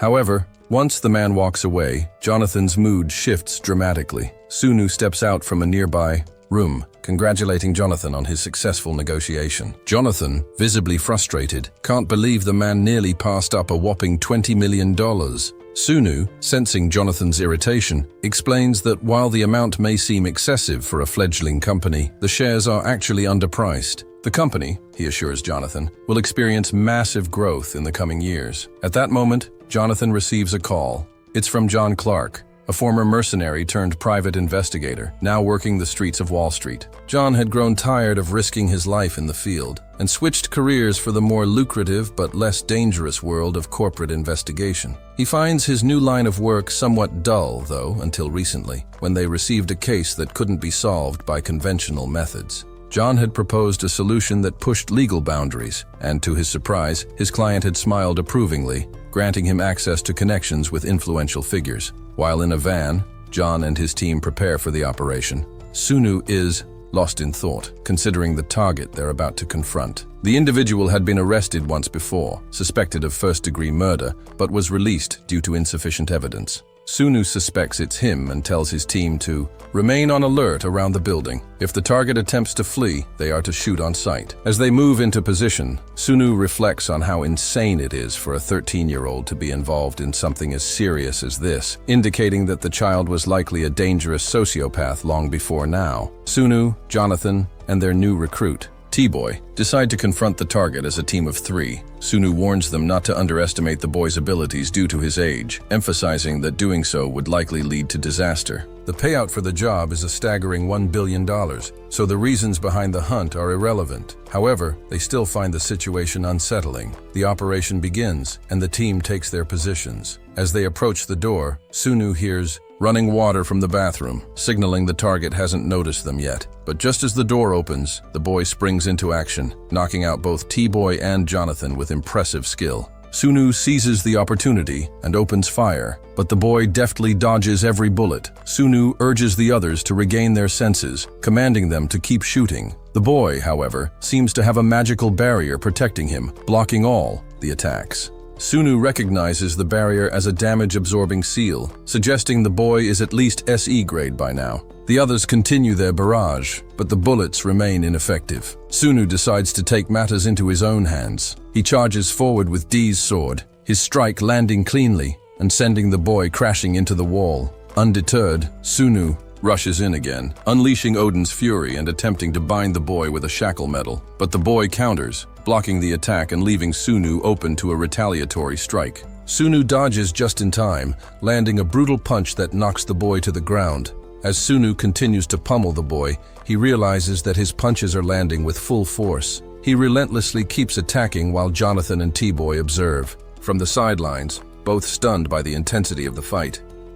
Just then, Bobby grabs Sunu's arm, holding him back. With the Man of Adversity trait activated, Bobby headbutts Sunu, and as others try to fire at him, Bobby vanishes in an instant, using teleportation. Sunu yells that Bobby's range is about 24 meters, so he's still close. He quickly issues orders to send one person to the roof and another to the basement while he checks the streets. As they spread out, Sunu realizes there's a knife embedded in him. In that moment, the Man of Adversity kicks in, and Sunu screams in frustration, realizing they've been outmaneuvered. Despite their heightened senses, they couldn't locate Bobby. As the effects of the trait fade and Sunu's consciousness slips away, he succumbs to exhaustion. The next day, Sunu walks through a tense atmosphere, noting that even the most battle-hardened soldiers are rattled. What they witnessed the previous day was a whole new level of violence. He enters a room where a dead man is laid out on boxes, with T-Boy and John standing by. Sunu examines the body and identifies the cause of death as poison, likely a skill that causes internal damage. He learns the man's name was Brown and mentions that after all of this is resolved, he'll establish an insurance fund for the employees. However, right now, their priority is capturing Bobby. John wonders how they'll catch someone like Bobby, but Sunu warns that if they don't act quickly, Bobby will only grow stronger. If they let this moment slip, even a large military force wouldn't be able to stop him in the future. John agrees, realizing this is no longer just a routine job. Later, John submits a report detailing Bobby's actions. His latest victim was a 28-year-old man he met through an online messaging board. However, with no murder weapon found and the evidence too sparse, Bobby is released. Even the letter Bobby sent to plead his innocence was cleverly submitted to the prosecutor in charge of his case. Sunu, reviewing the information, concludes that Bobby is targeting potential awakeners. He calls Jonathan to ask about their shares in Gold Online, which runs the message board. As a major shareholder, they gain access to the server logs. Sunu discovers that Bobby used multiple aliases to lure and eliminate potential awakeners. He gives John files on some of Bobby's recent contacts and orders him to surveil them. Sunu instructs John to keep their distance, as Bobby might try to make contact. He also suggests John take charge of one of the squads, as they need better organization to catch Bobby. Sunu assures John that the cost won't be an issue, opening a container full of cash that he had already arranged with a trust company. With that, his business in America is concluded. On the flight back, Sunu reads about the latest earnings rankings, with Jonathan at the top and Jillian in 7th. Sunu muses that being in first place isn't so bad, considering the influence a pension fund has on American politics. Such power, controlled by the shadow banks, shapes the world economy behind the scenes. Suddenly, his thoughts are interrupted by a drunk man demanding more alcohol from a waitress. The man, noticing Sunu, mocks him, claiming they may both be in first class, but they're on different levels. He grabs Sunu's shirt, but before he can say more, Sunu uses Odin's Rage, a technique he had learned to control when he saved Jan from a dungeon. It was originally meant as a defibrillator, but it seems to have other uses. At the airport, Yono waits for Sunu. She had decided to trade the 11 points she gained from the dungeon for 11 bronze boxes and had been waiting to open them with him to avoid any misunderstandings, as she was contractually obligated to hand over any items she obtained. Inside the car, she wonders what items she'll get, while Sunu smirks a little. In his office, Yono opens the first box and receives a basic health boost, which makes her happy. But when she opens another box, she's shocked to find the dagger of the clown. She asks if it's any good, and Sunu stares in disbelief, recognizing the item. He knows its dangerous ability to inflict random negative effects on whoever it strikes. Sunu reflects on the fact that the item is similar to the 3 unique weapons, but wonders if it might have been enhanced. Was this really a bronze box item? He recalls the secret curse he applied in the spirit world, random negative effects. But if the strengthening process failed, the item would be destroyed. The 3 one-of-a-kind weapons were the only ones that managed to achieve S tier through strengthening. The original owner was someone who never stopped digging when passionate about something, although he never imagined it would go this far. Elsewhere, Director Park meets with the chairman, who now addresses him as president due to his newfound influence. Park's demeanor shifts, and the chairman notices, suggesting they have a drink as a form of punishment. Park admits to being the CEO, though it doesn't feel quite right to him. Still, all his assets are within his control. The chairman smirks, observing that Park's eyes can't lie, as at today's meeting nobody could stand up to him. Everyone was like frightened children. The chairman then asks Park to release the shares to the Junil Group, offering a substantial reward, 100 billion or even 1,000 billion for Park's cooperation. This involves equity in the H-Show Group, which controls shares in the Han Shield Group. The Diyun Group had recently proposed a deal worth 200 billion. Park drinks his beverage, noting that with his assets he could make that happen as well. As he prepares to leave, the chairman urges him to reconsider and accept the offer, believing that Park needs money to feel fulfilled. Park, however, feels he has heard enough and suggests the chairman rethink the proposal. As Park walks away and gets into his car, he wonders why he just turned down the chance to pocket 100 or even 200 billion, but admits that it feels good. He's satisfied being a part of Janelle. Then Park gets a call, informing him that a meeting has been postponed until the next day. He expresses surprise about the cancellation and wonders what happened with the woman who turned down the Blue House invitation. Meanwhile, in Sunu's office, Hime looks at the large collection of battle equipment and wonders if they're preparing for war. Sunu reassures her that it's just a collection, so there's no need to worry. He mentions that the media in the country heavily censors news related to Janelle, which is why he called her here to discuss the group's investments. Hime shares some positive news, revealing that they have secured shares in the top 10 business groups amidst the national turmoil. Conglomerates have reorganized their governance structures and created slush funds. She provides an example of how the equity structure shifts between different groups, like UNG, Dreamland, Life, and others, ultimately controlling all shares. This allows for greater control over management succession, earning these shares the title of leashing shares. Hime adds that investors will see this country as a true Ganil republic, both in name and in practice. As summer begins, history has shifted, though natural disasters continue to strike on the same dates as before. When the Olga typhoon hits the Korean peninsula, the stock market remains unaffected, and the global boom seems to follow New York's trends. The current financial upswing started when Russia invested $10 billion in Janelle, and after the financial war, Dune Security released new Korean fund products. This was followed by the implementation of the Cyber Korea 21 policy. Sunu reflects on the day Korea repaid its last debt to the IMF, knowing that it's time to have a conversation with his parents. He had hoped to show them that he had finished school normally, but now the moment had arrived. Sunu prepares to explain to his father the companies he's been watching and how he plans to enter the market. He also reveals that he's been accepted as an analyst for Jonathan Investment, which takes his father by surprise. Sunu's father is impressed and praises him, considering this achievement to be nothing short of genius. Sunu feels that this declaration should be enough to ease his parents' worries, but he can't help but wonder what his father is thinking. His father notices Sunu's grim expression and asks about it. Sunu apologizes, but his father reassures him, saying there's no need to apologize. He's proud of Sunu's accomplishments, but is saddened that he won't be able to be there during such a crucial time. He wishes he could check in on him and see how things are going. As his father embraces him tightly, he tells Sunu that he's all grown up now and should stop looking around for reassurance. He should go out into the world, enter the big leagues, and do whatever he desires. The father apologizes for not being able to offer more support, but Sunu is deeply moved and tears up, feeling incredibly grateful for the love and support he's received.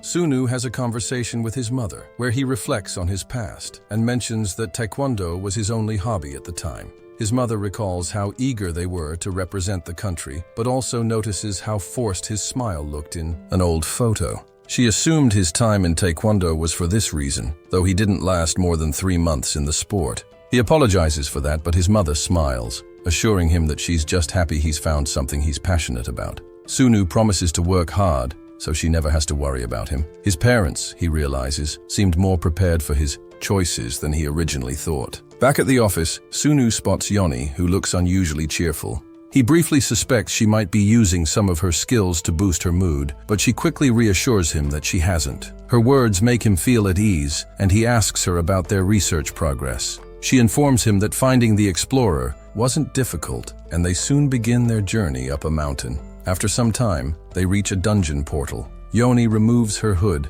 and notes that the portal wasn't open the day before, indicating someone must be inside. Sunu, feeling anxious, wonders if that's why he couldn't wait another 3 years to finish high school. There are signs of awakening everywhere. Yoni pulls out her knife, asking if there's one person inside or if there are more, emphasizing the need to stay alert if it's just one person. Sunu is surprised by her cautious attitude, especially since he never taught her to be wary of pre-awakened people. He gestures for her to come closer and explains that the rain has washed away most traces, so they'll just have to wait and see.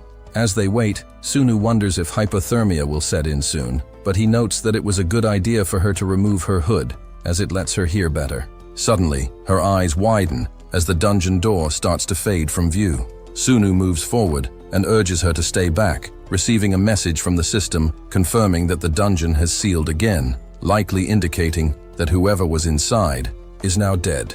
Yoni asks if the person is really dead, and Sunu confirms it, while also complimenting her on her vigilance, a valuable trait for their work. She smiles, pleased with the praise, but Sunu warns that it's better for both of them to be cautious, as one can never predict what dangers may lie within a dungeon. They shed their coats and step inside, triggering 3 quests: End Zone, Eradication of Graph, and Hibernation. Sunu, recognizing the term graph, mentions that an arthropod would be a particularly unpleasant challenge. Yoni smiles, confident that insects don't scare her, but she then asks about his own fears. Sunu walks ahead, but notices Yoni hasn't moved from her spot. Before he can question her, a massive tail drops from the ceiling, and a huge beast descends upon them. Sunu grabs Yoni quickly, shielding her from the beast's fierce attacks. The creature is a fully grown fluid graph, and Sunu warns her to be cautious of its venomous tentacles.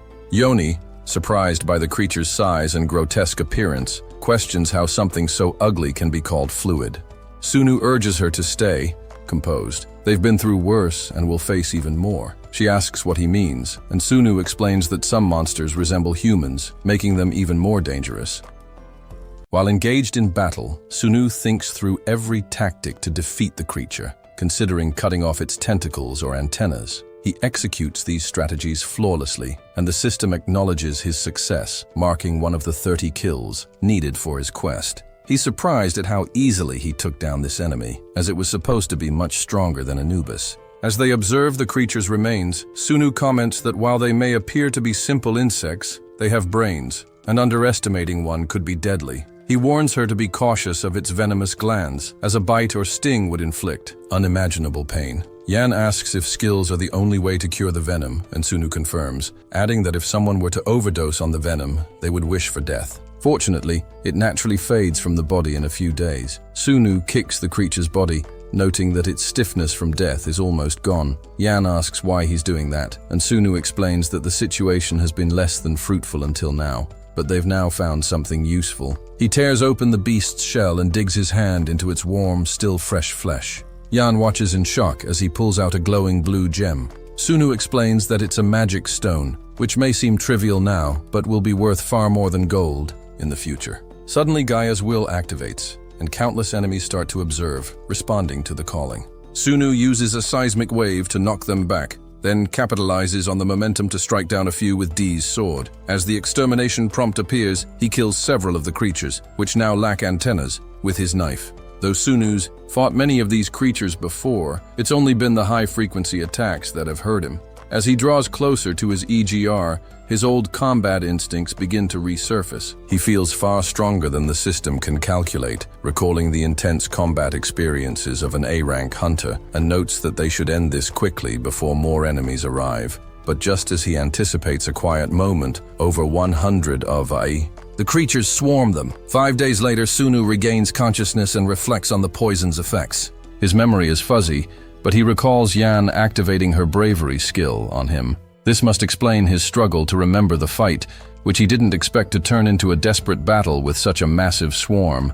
Although he didn't intend to use his skills in the way he did, it's already done. He gives Yan some water to drink, waking her, and asks if she's okay. She wonders what happened, and Sunu explains that they were overwhelmed by a large group, but managed to clear them out, leaving only the boss quest. After they regain their bearings, they distribute their rewards. Yan receives 2 skills, hatred and confusion, that will make her indistinguishable from their enemies. Sunu is unnerved by the dark nature of her abilities, but acknowledges that she needs some stealth moves. Among his own rewards, one stands out: the natural-born person attribute. This attribute activates with another, giving it a small chance to increase by 1 grade. He wonders if this can improve his Man of Adversity ability from S to SS. After gathering the remaining dungeon loot, they head toward the boss. Sunu deep in thought about how they need to improve their healing skills to tackle higher-tier dungeons. They arrive at an area with strange pillars, and Sunu identifies them as medium-sized graphs which are tied to the boss. The main body isn't much of a threat, but breaking these pillars will make it easier to deal with the enemies one by one. Sunu attempts to smash the pillar, but finds it far tougher than expected. Yan uses a healing ability on him, and Sunu realizes he might need to use his Man of Adversity ability again to assess his new abilities. He turns to Yan, who looks worried about what's to come.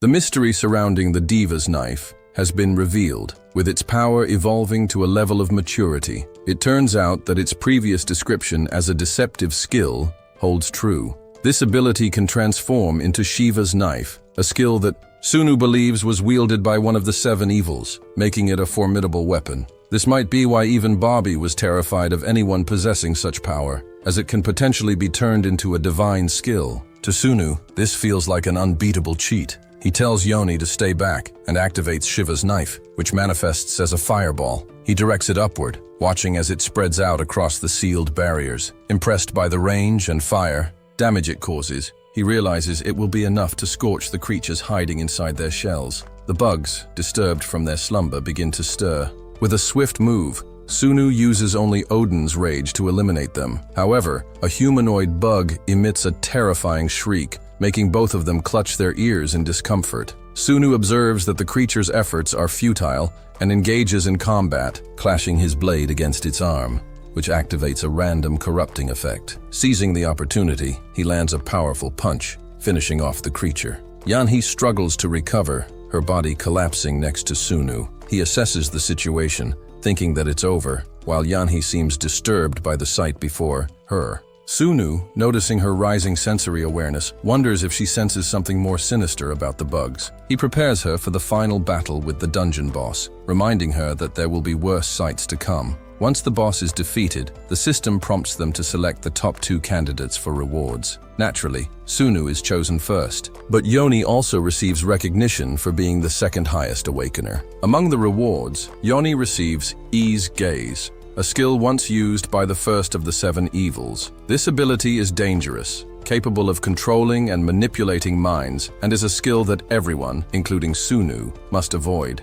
Now that Yoni possesses it, his only choice is to maintain an unshakable state of mind that cannot be influenced. Later, Yanhee's sensory abilities advance to level E, but she struggles with the overwhelming effects. Every light seems unbearable, every sound, piercing, and even a faint smell feels overpowering. Sunu advises her to avoid opening the curtains or turning on the lights, offering her some food but deciding that his presence won't help. He reassures her to call him once she feels better, but also reminds her to get accustomed to this, as her powers will make her an exceptional individual. In Arizona, along Route 66, a group of mercenaries gathers in a hotel. The leader, a blonde man with black glasses, instructs them to return items with assumed identities. One of the mercenaries notes the man's odd behavior, comparing him to a cyborg and observing that his demeanor is far different from a typical Special Forces agent. Another man comments that those working for Langley, presumably the CIA, often act in a similar way,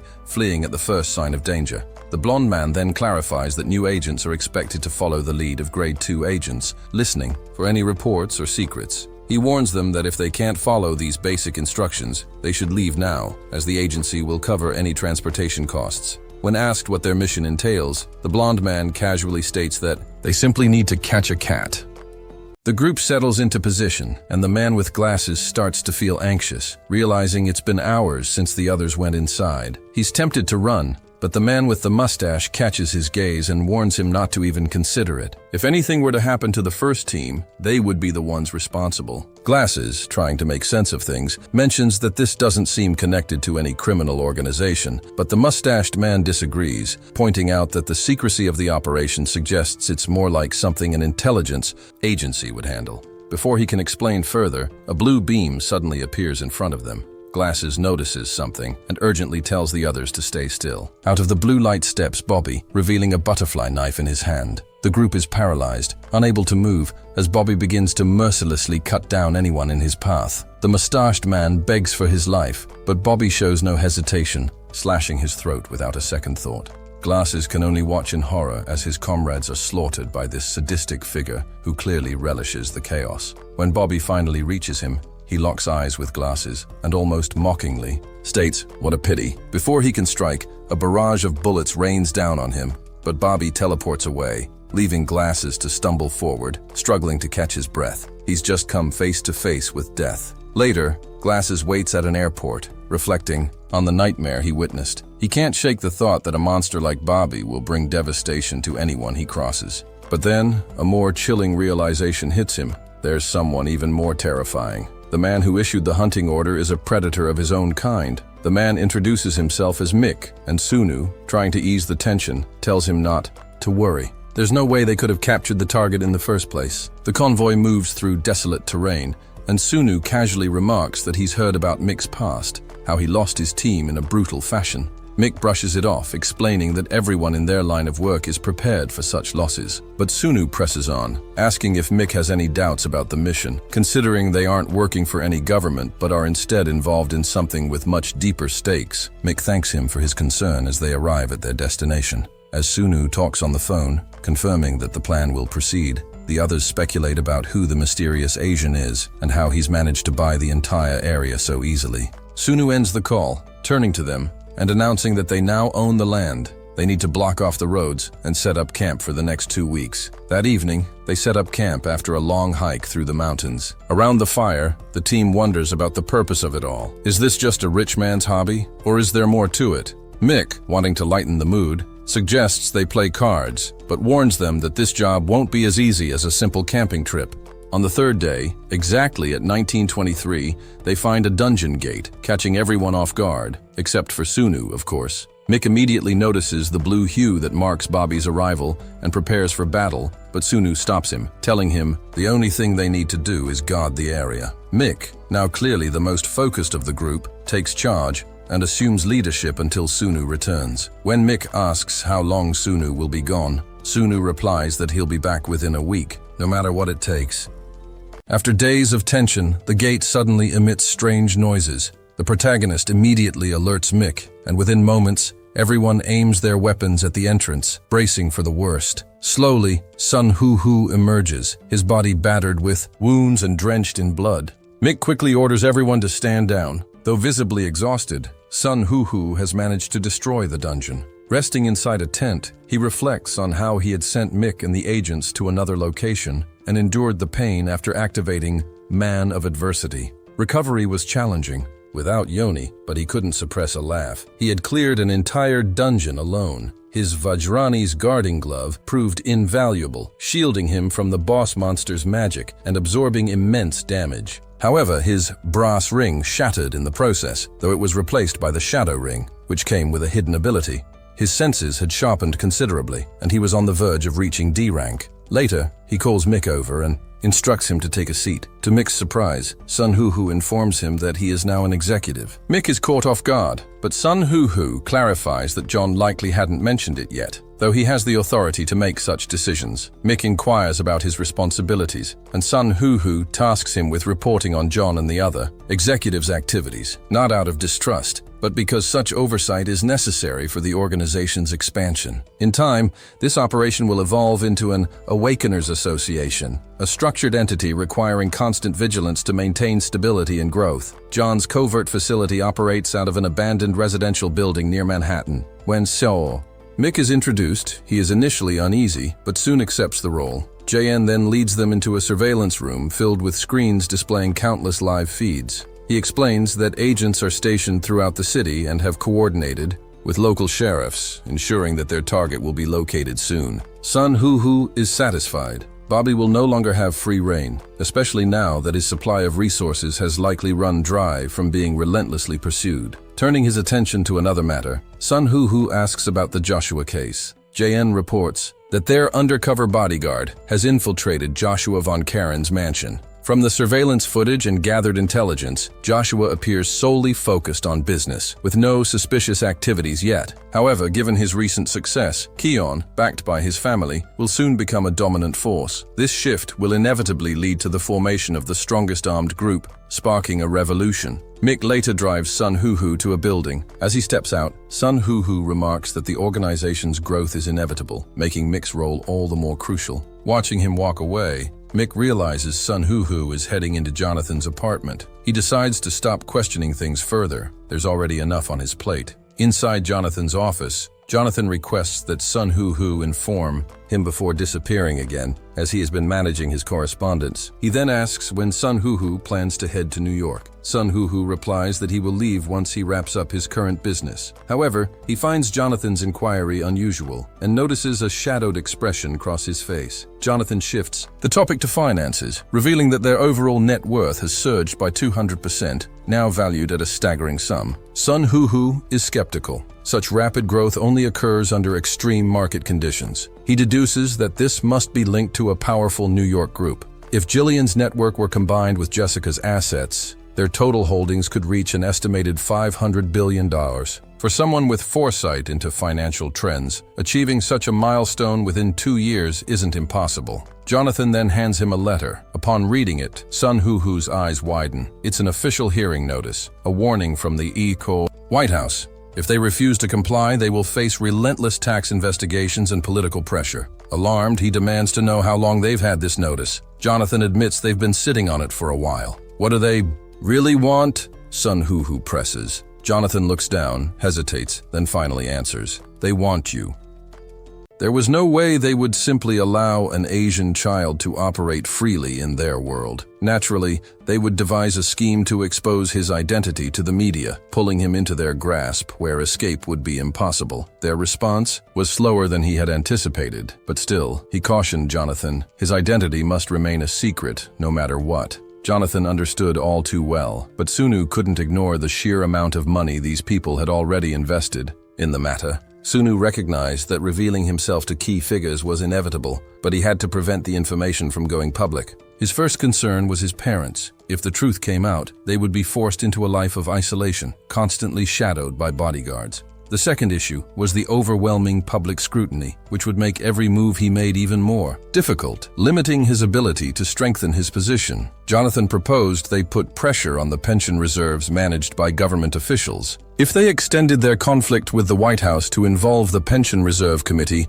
it could create enough turmoil. The sheer amount of money these officials had funneled into those reserves would send them into a frenzy if threatened. However, Sunu dismissed the idea as insufficient. Instead, he suggested arranging meetings with Russia's sitting president and Japan's prime minister, conversations he would conduct in person. Jonathan, puzzled, assumed the topic would still be the public pension reserves, but Sunu had something else in mind. He planned to leverage the U.S. Treasury holdings owned by both nations, effectively tampering with the economic lever America had strategically placed across the globe. Jonathan was taken aback by the drastic approach. He voiced his concern, warning that getting involved at this level could be dangerous. But Sunu had a countermeasure in mind. Japan and Russia would issue government bonds for each other. This would make it seem like an unavoidable move when they eventually swapped those bonds for U.S. Treasury securities. The U.S. would have no option but to accept the maneuver. Jonathan could only sweat, wondering if Sunu was seriously about to trigger a global crisis.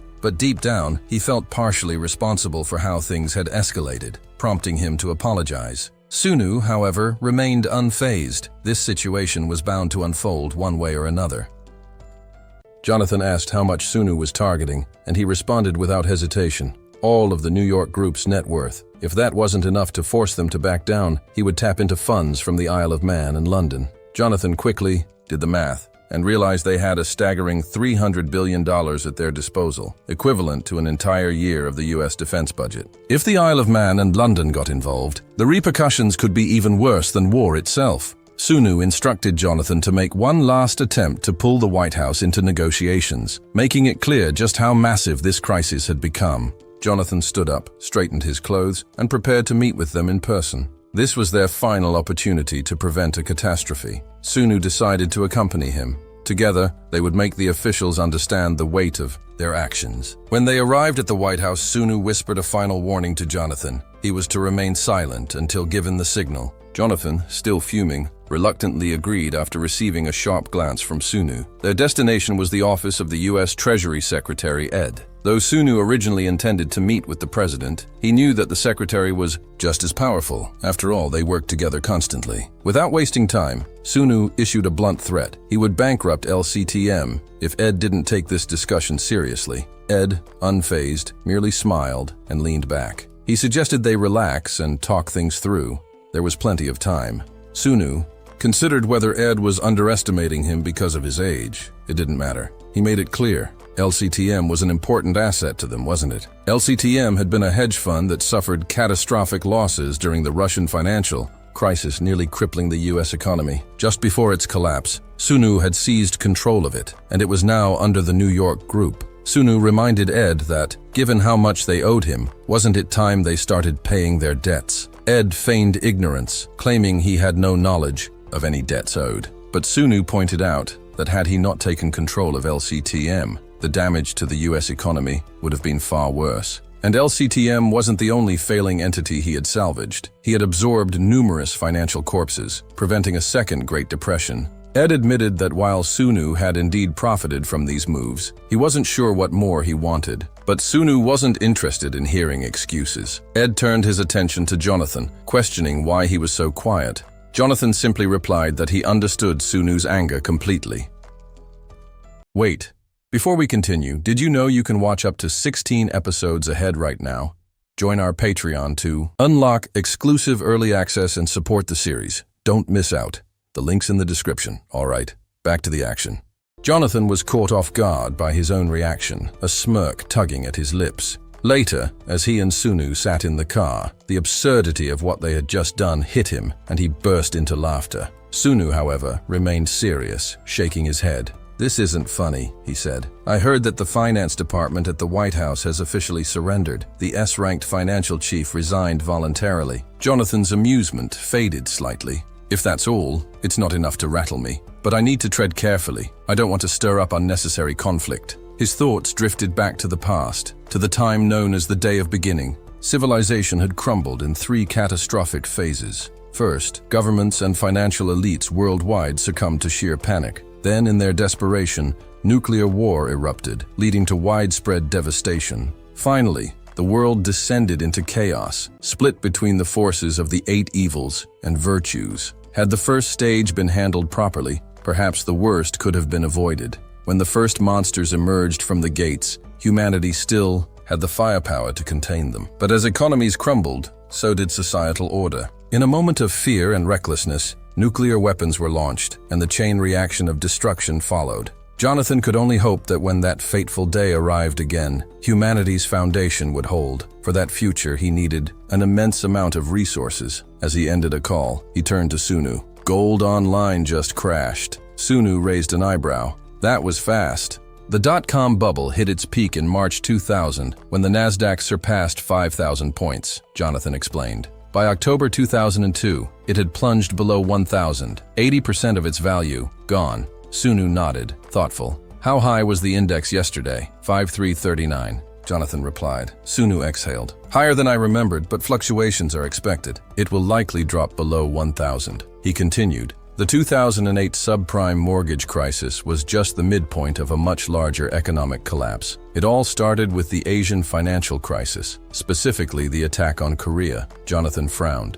"That happened during the bubble? What exactly unfolded back then?" Sunu explained. "The global financial turmoil affected everyone. Interest rates in Mexico and Russia plummeted, resulting in massive losses. combined with the unrealistic optimism of the new millennium, the bubble burst. But let's not get lost in history. Our next move is lowering the Federal Reserve's benchmark interest rate to cushion the inevitable stock market fallout. Jonathan considered this. Fine, but how far do we go? Sunu tapped his fingers against the dashboard. Starting today until 2001, the benchmark interest rate will fall below 1%. We monitor it carefully, and after 2008, Jonathan's eyes glinted.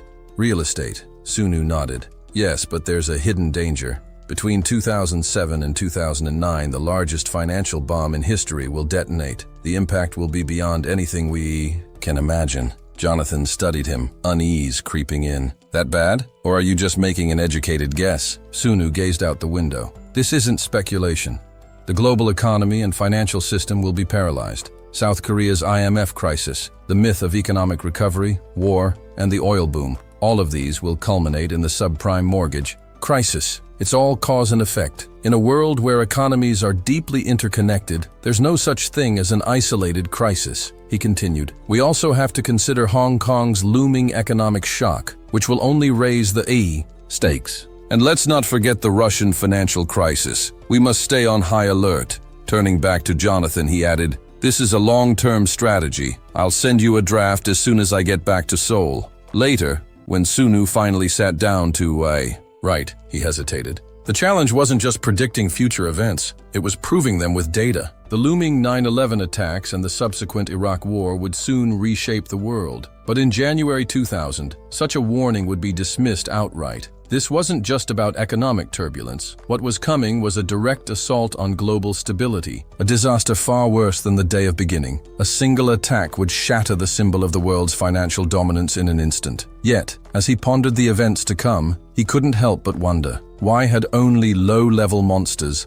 emerged from the gates at first? If the 7 demon emperors had arrived all at once, humanity would have been wiped out in a heartbeat. He clenched his jaw. He couldn't allow history to repeat itself. The only way forward was to write a strategy compelling enough to convince the world's brightest minds. His starting point would be the upcoming US presidential election in September. Everything hinged on the decisions made then.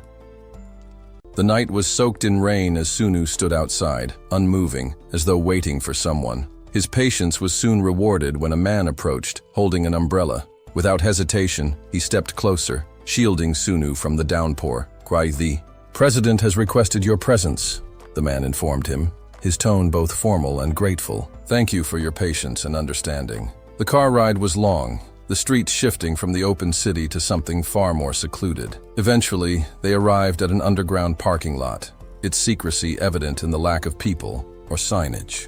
The moment the car stopped, the man stepped out, bowing respectfully as the person they had been waiting for arrived. A woman entered the vehicle. Jimmy. Sunu wasted no time. "Has the government's surveillance become that aggressive?" he asked. She sighed, nodding. "Wiretapping and following executives is the norm now." It was only a matter of time before things escalated. Handing him a folder, she urged him to review its contents. Inside was the financial report for Ganel Investments Asset Management. Sunu scanned the documents quickly. Out of 9,002 stocks listed on Co., over 230 were controlled by the largest shareholders. With stakes this high, it's no wonder the government is watching closely, Jimmy remarked. He closed the folder, his expression unreadable. Back when Korea was reeling from the IMF's demands, the Jeonnil Group managed to consume 25% of the country's economy. If a foreign corporation like them bails after making their profit, it would be another economic disaster, another IMF crisis. But that won't happen. Jimmy studied him carefully. "You heard about Director Park Chun-sik, didn't you?" "I did," Sunu confirmed. "He's CFO now." She frowned. "You're upset about that?" "Not at all." His voice was steady. "In fact, I want you to support him even more. He's not just a chief financial officer. He's the finance king." Jimmy blinked, taken aback. "You're the CEO. That won't change," he continued. "But I need you to take better care of the company's public image. Do you remember why we hired you in the first place? Media portrayal is everything. Documentaries, current affairs, entertainment. You need to ensure that the public doesn't see us as foreign outsiders." Jimmy nodded. She had been doing well, but Sunu had to ensure she stayed on track. He wouldn't be around to oversee things personally. "I'll be entering dungeons worldwide," he added. 6 months, maybe more. I'll disappear completely during that time. Later, with his family, Sunu broke the news. "I'm heading to the US." he said over dinner. His father looked up. "Where exactly?" "Manhattan," Sunu replied. "I have a room set up near the company." His father smiled. "You'll fit right in. You've even made it there before I ever did." Then his eyes drifted to the drink on the table. "Why don't we share a drink?" His mother frowned. "Really?" Sunu chuckled. The scene felt oddly familiar, like those days on Wall Street when he was just a struggling nobody, drinking with his father. Even then, his father had worried about him. "Life is like climbing a mountain," his father mused. "The higher it is, the more you need to rest. If you fall, you rest, then climb again. And remember, there isn't just one mountain. You can always choose another." His words carried weight. "Wall Street will be tough," his father continued, his expression turning serious. "If things get unbearable, don't force yourself. Come home.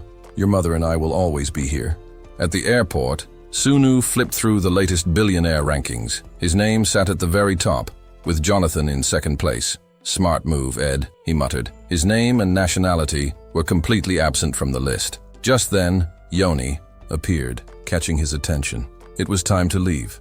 Inside the vehicle, the atmosphere was tense. The mercenaries accompanying them were busy inspecting their weapons. Yoni couldn't help but stare. "They're nervous," she murmured, noticing how stiffly they moved.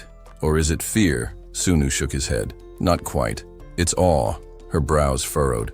"They've worked with me before," he explained. "They know what I can do."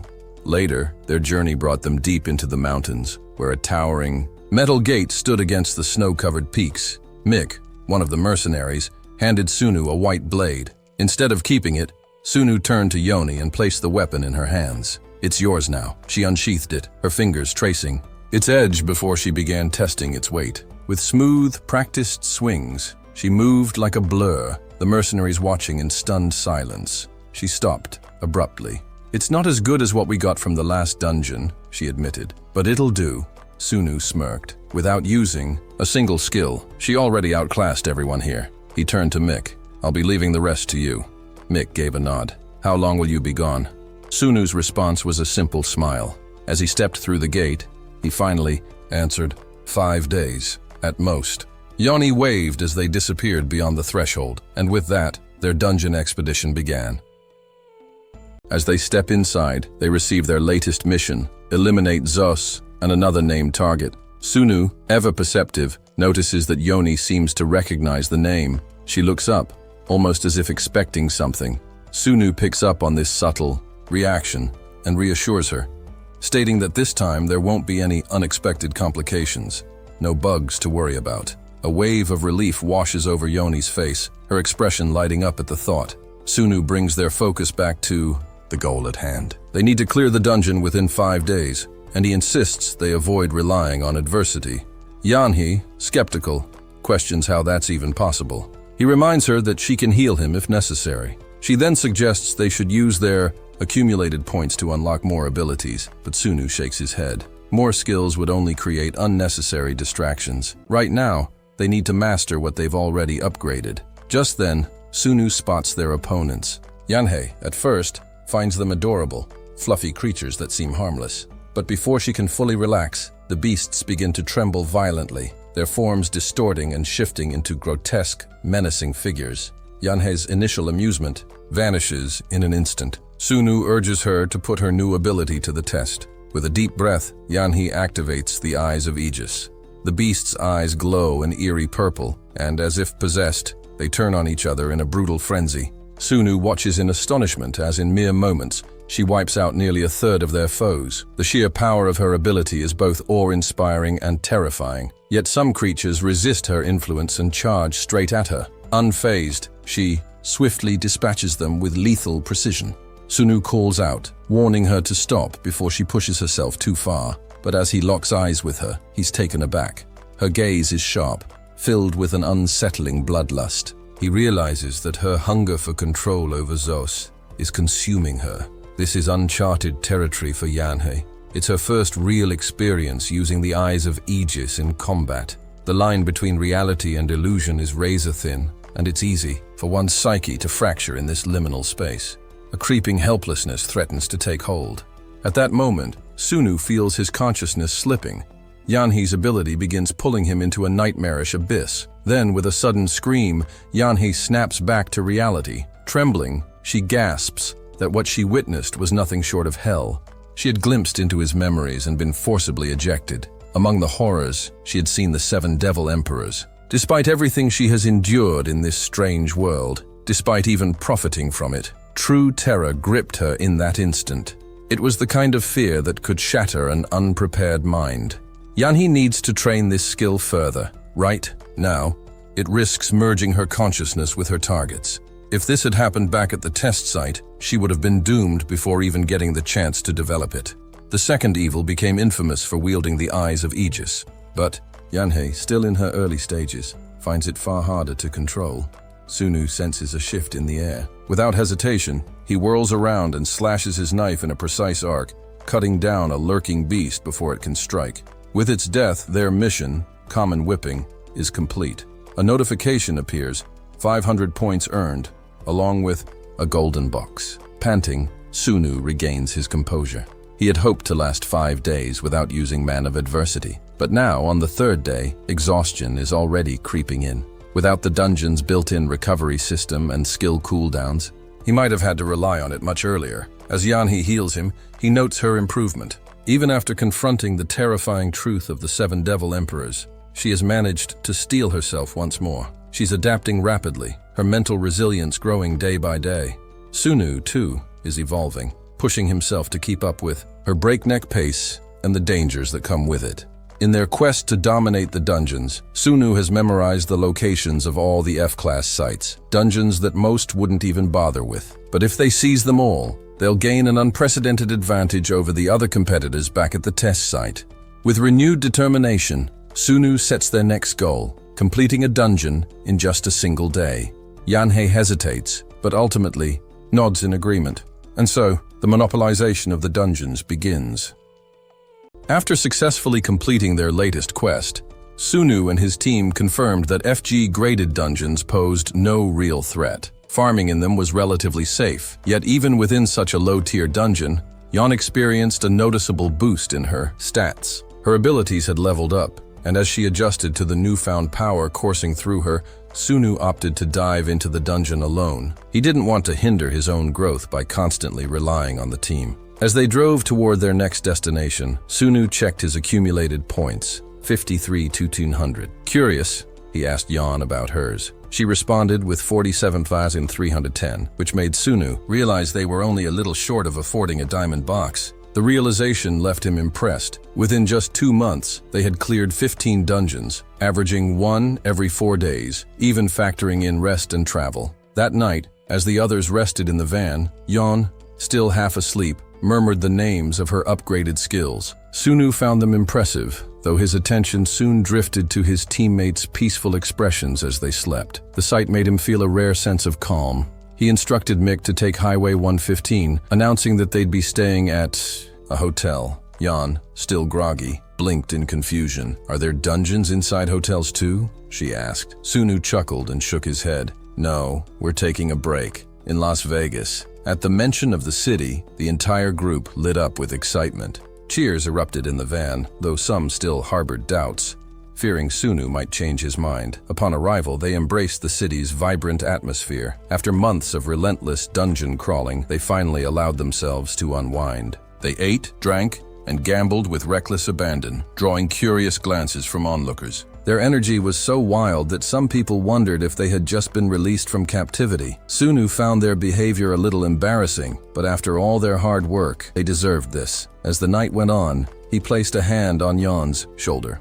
"Come with me. Let's go somewhere quieter for a second." She blushed, nodding eagerly, clearly expecting something intimate. Instead, he led her to a VIP room where they could focus on the games without distractions. Her excitement faded into mild disappointment. Before she could protest, a familiar voice interrupted them. "Yan, what a surprise." They turned to see Zhou Changho, a high-ranking member of the H-Shield group. He had been engaged in a meeting but immediately shifted his attention to them. His eyes flicked toward Sunu. "And who's this?" Yan offered, a polite smile. "This is my partner." Changho's expression faltered for the briefest moment, though he quickly masked his displeasure. Gritting his teeth, he maintained his composure. Yan leaned toward Sunu and whispered, "He's one of our hospital's sponsors. Kind of annoying. Just play along." Feigning friendliness, Chang-ho gestured toward the gambling tables. "Since we're in Vegas, why not play a few rounds? It'd be a shame not to." Sunu narrowed his eyes. "You're with the Hansel group?" Yan tilted her head. "You've heard of them?" Sunu recalled how New Hope Medical, the corporation he had entrusted to Yan, had been growing in prominence. Certain incidents had drawn even more attention, leading to an influx of unsavory characters within its circles. The Hansel group, in particular, had come under scrutiny, gaining a reputation as a second-generation problem. Chang-ho, meanwhile, sized up Sunu and Yan, dismissing them as out of their league. He assumed they couldn't afford the high-stakes games and decided he'd toy with them, especially the plain-looking guy sitting beside Yan. The first round began, and Sunu effortlessly crushed him. The second round, an even bigger loss for Chang-ho. By the third, the businessman was visibly flustered, his confidence shattered. He began suspecting foul play. "You're cheating," he muttered. Sunu turned to Yan. "Did you use your ability?" She shook her head. "Didn't need to. He's an open book." Sunu smirked. "I think we're done here." The betting had ended, and he saw no reason to continue, but Chang-ho wasn't ready to let it go. His frustration boiled over, and he clenched his fists. "You think you can just walk away?" Before things could escalate further, security intervened, trying to calm him down. However, his rage was too far gone. His pride had taken a severe hit, and he refused to let the humiliation slide. That's when an unseen force suddenly compelled him to leave. It was as if something urgent had come up, forcing him to abandon the confrontation. The guards escorted him out, unaware that Yan had subtly used her skill to manipulate the situation. She sighed. "I just wanted to relax, but that guy was ruining the mood." Sunu chuckled. "You handled it well, but we've still got a couple of days left to enjoy ourselves." Yan brightened at the thought, but their fun wasn't entirely free of responsibilities. There was still something that needed to be taken care of. Sunu grabbed his phone and called Mick. "We're heading out through the back. Be ready." A serious glint flashed in his eyes. The prey they had been tracking was closer than ever. While playing poker with Chango, who was an open book when it came to bluffing, Sunu couldn't shake the feeling that someone was watching them. The presence felt persistent, unsettling. Trusting his instincts, he casually mentioned to Mick that he was heading out through the back door. The moment the unseen observer took the bait and followed, Mick sprang into action, silently looping behind and subduing the stalker with a firm headlock. Mick had expected more of a struggle, but the ease with which he incapacitated the man was almost disappointing. As they assessed their unexpected guest, they discovered that he possessed an ability called Chaser, a skill that allowed him to track both monsters and awakened beings. A talent like that could be invaluable. Digging further, Sunu uncovered another detail. The man was the owner of a major fast food chain in the East, yet his name wasn't listed among the hotel's registered guests.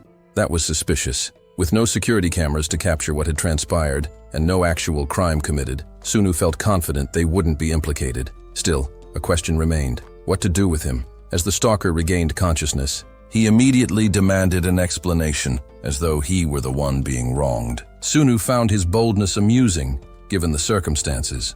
"You've been tailing me," he pointed out flatly. "I had every reason to assume you were a thief, or something worse." Then, turning to Yanhei, he simply said, "Do your thing."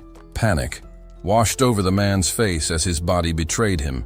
Against his will, he stood, his movements no longer his own. Step by step, he walked toward the balcony, hands gripping the railing. His legs moved as though preparing to climb over. The unspoken threat hung thick in the air. If they wanted, they could make it look like an unfortunate accident. Desperation overtook the stalker. "I'll talk! I'll explain everything!" he blurted, eyes wide with fear. Sunu gave Yanhei a slight nod, signaling her to release him. Once the man regained control, Sunu cut straight to the point. "So, which is it? Your chaser ability led you to me, or this was part of some quest?" He leaned in slightly.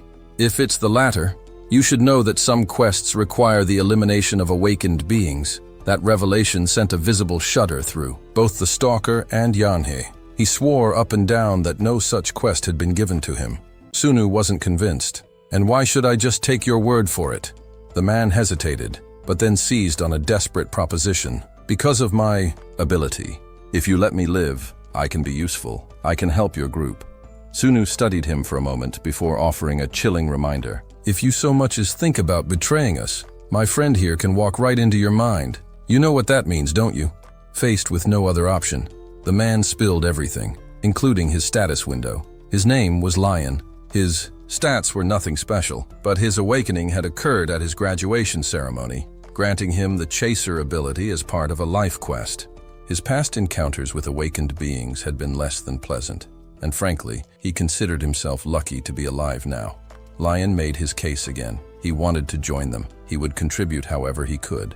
Sunu considered the offer. The Chaser ability was rare and useful, especially for high-level dungeon raids. Fine, he decided. Soon they were on the rooftop as a helicopter approached. Sunu gestured toward it. Get in, this is what you asked for. He then turned to Mick. He's not a threat, so don't be too hard on him. But if he steps out of line, he trailed off, letting the implication hang. Mick smirked. How far are we allowed to go? Sunu shrugged. Just don't kill him. He glanced back at Lion. If you're truly with us, you'll be a valuable asset. If not, you'll be the first awakened we eliminate. The decision was Lion's to make. Back in the room, Sunu immediately noticed Yanhe's sour expression. You're upset, she crossed her arms. It's not about Lion. Her voice was quiet, thoughtful. I just can't believe the system allows quests that involve killing people. Doesn't that make it evil? Sunu gave her a measured look. You sound like one of the 8 evils. He exhaled. The system doesn't care about morality. It wants us to get stronger. Don't waste energy trying to understand it. Just use it. That was a conversation for another time. For now it was time for the main event. Summoning a series of boxes before him, Sunu's eyes gleamed. This is more exhilarating than any gambling game. Before him lay 30 silver boxes and 30 gold boxes, glistening under the neon glow of Las Vegas. That night, beneath the city's dazzling lights, Sunu took a step closer to power, his abilities sharpening, his rank solidifying. Jonathan is fuming when he calls Sun. It's been over a year since they started working through the F-ranked dungeons together, and now Sun is ignoring him. Jonathan insists that it's time for a change. He wants to enter the real estate market, which would definitely benefit them both. But Sun remains resolute that now is not the time for such a move. Reluctantly, Jonathan agrees, but he argues that this opportunity is too good to miss. Sun urges him to be patient, to wait until the time comes when they no longer have to worry about external pressures. Jonathan, still puzzled, wonders what exactly Sun is referring to. Sun, in his calm manner, suggests Jonathan should focus on the short-term goals for now. Jonathan mentions that he's been doing exactly that, scouting every property on the market, and he's noticed that media and communication stocks have taken the biggest dive. Sun congratulates him for his attention to detail and tells him that if he continues to work hard, their group will grow into an empire. The call ends, and Jonathan smiles to himself, the idea of building something massive, filling him with hope. But Sun has bigger plans in mind. He dreams of surpassing even the Rothschilds, to become the god of financiers and hold more power than anyone could imagine. While driving, Sun thinks about the future, mulling over an event that's sure to happen, the Koso War and the Texas governor's election. Time seems to be flowing as expected, and after this event, they will be able to live above it all, free from any constraints. 4 months later, in 2001, Sun and Jonathan arrive at a lavish salon in England. The place looks exquisite, and Jonathan remarks that it's not a place you can simply enter just because you have money. As they enter, Jonathan overhears a conversation about the Rothschilds, and he points out that these people must be from the Rothschild Bank. Sun confirms it. This salon is, in fact, run by the Rothschild family. Sun asks Jonathan if she knows what the Rothschilds actually do. As they sit down, she admits she's heard many wild stories about them, but now, with the pieces falling into place, those stories don't seem so outlandish. She tunes in carefully to the conversation, heightening her senses. The soundproofing. Here is a joke, and she can overhear everything. It becomes clear that the Rothschild employees are discussing something nefarious involving the Berlin Bank and the U.S. Treasury. Jonathan, stunned, asks if she's sure of what she's hearing. Sun nods grimly, noting that if they are truly up to something like this, they must be trying to manipulate the gold market. He advises Jonathan to buy some gold when they return to Seoul. Jonathan, disturbed by the conversation, asks how two people can make decisions that could destroy countless lives. Sun explains coldly that reality is far more ruthless than any dungeon they've faced. They're not the only ones living in a different world. The power dynamics at play are much darker than they could imagine. Suddenly, the clock chimes, and Jonathan hears an overwhelming cacophony of voices. Among them is the news that a plane has crashed into the World Trade Center. It's the beginning of a tragedy that will resonate globally. The news soon confirms that at 8:46 a.m. local time, a passenger plane crashed into one of the towers, igniting flames that will consume the building. Wall Street is thrown into chaos as stocks plummet and rise in an unpredictable frenzy. Panicking, Sun calls Jonathan, urgently instructing him to liquidate their gift positions, regardless of the loss.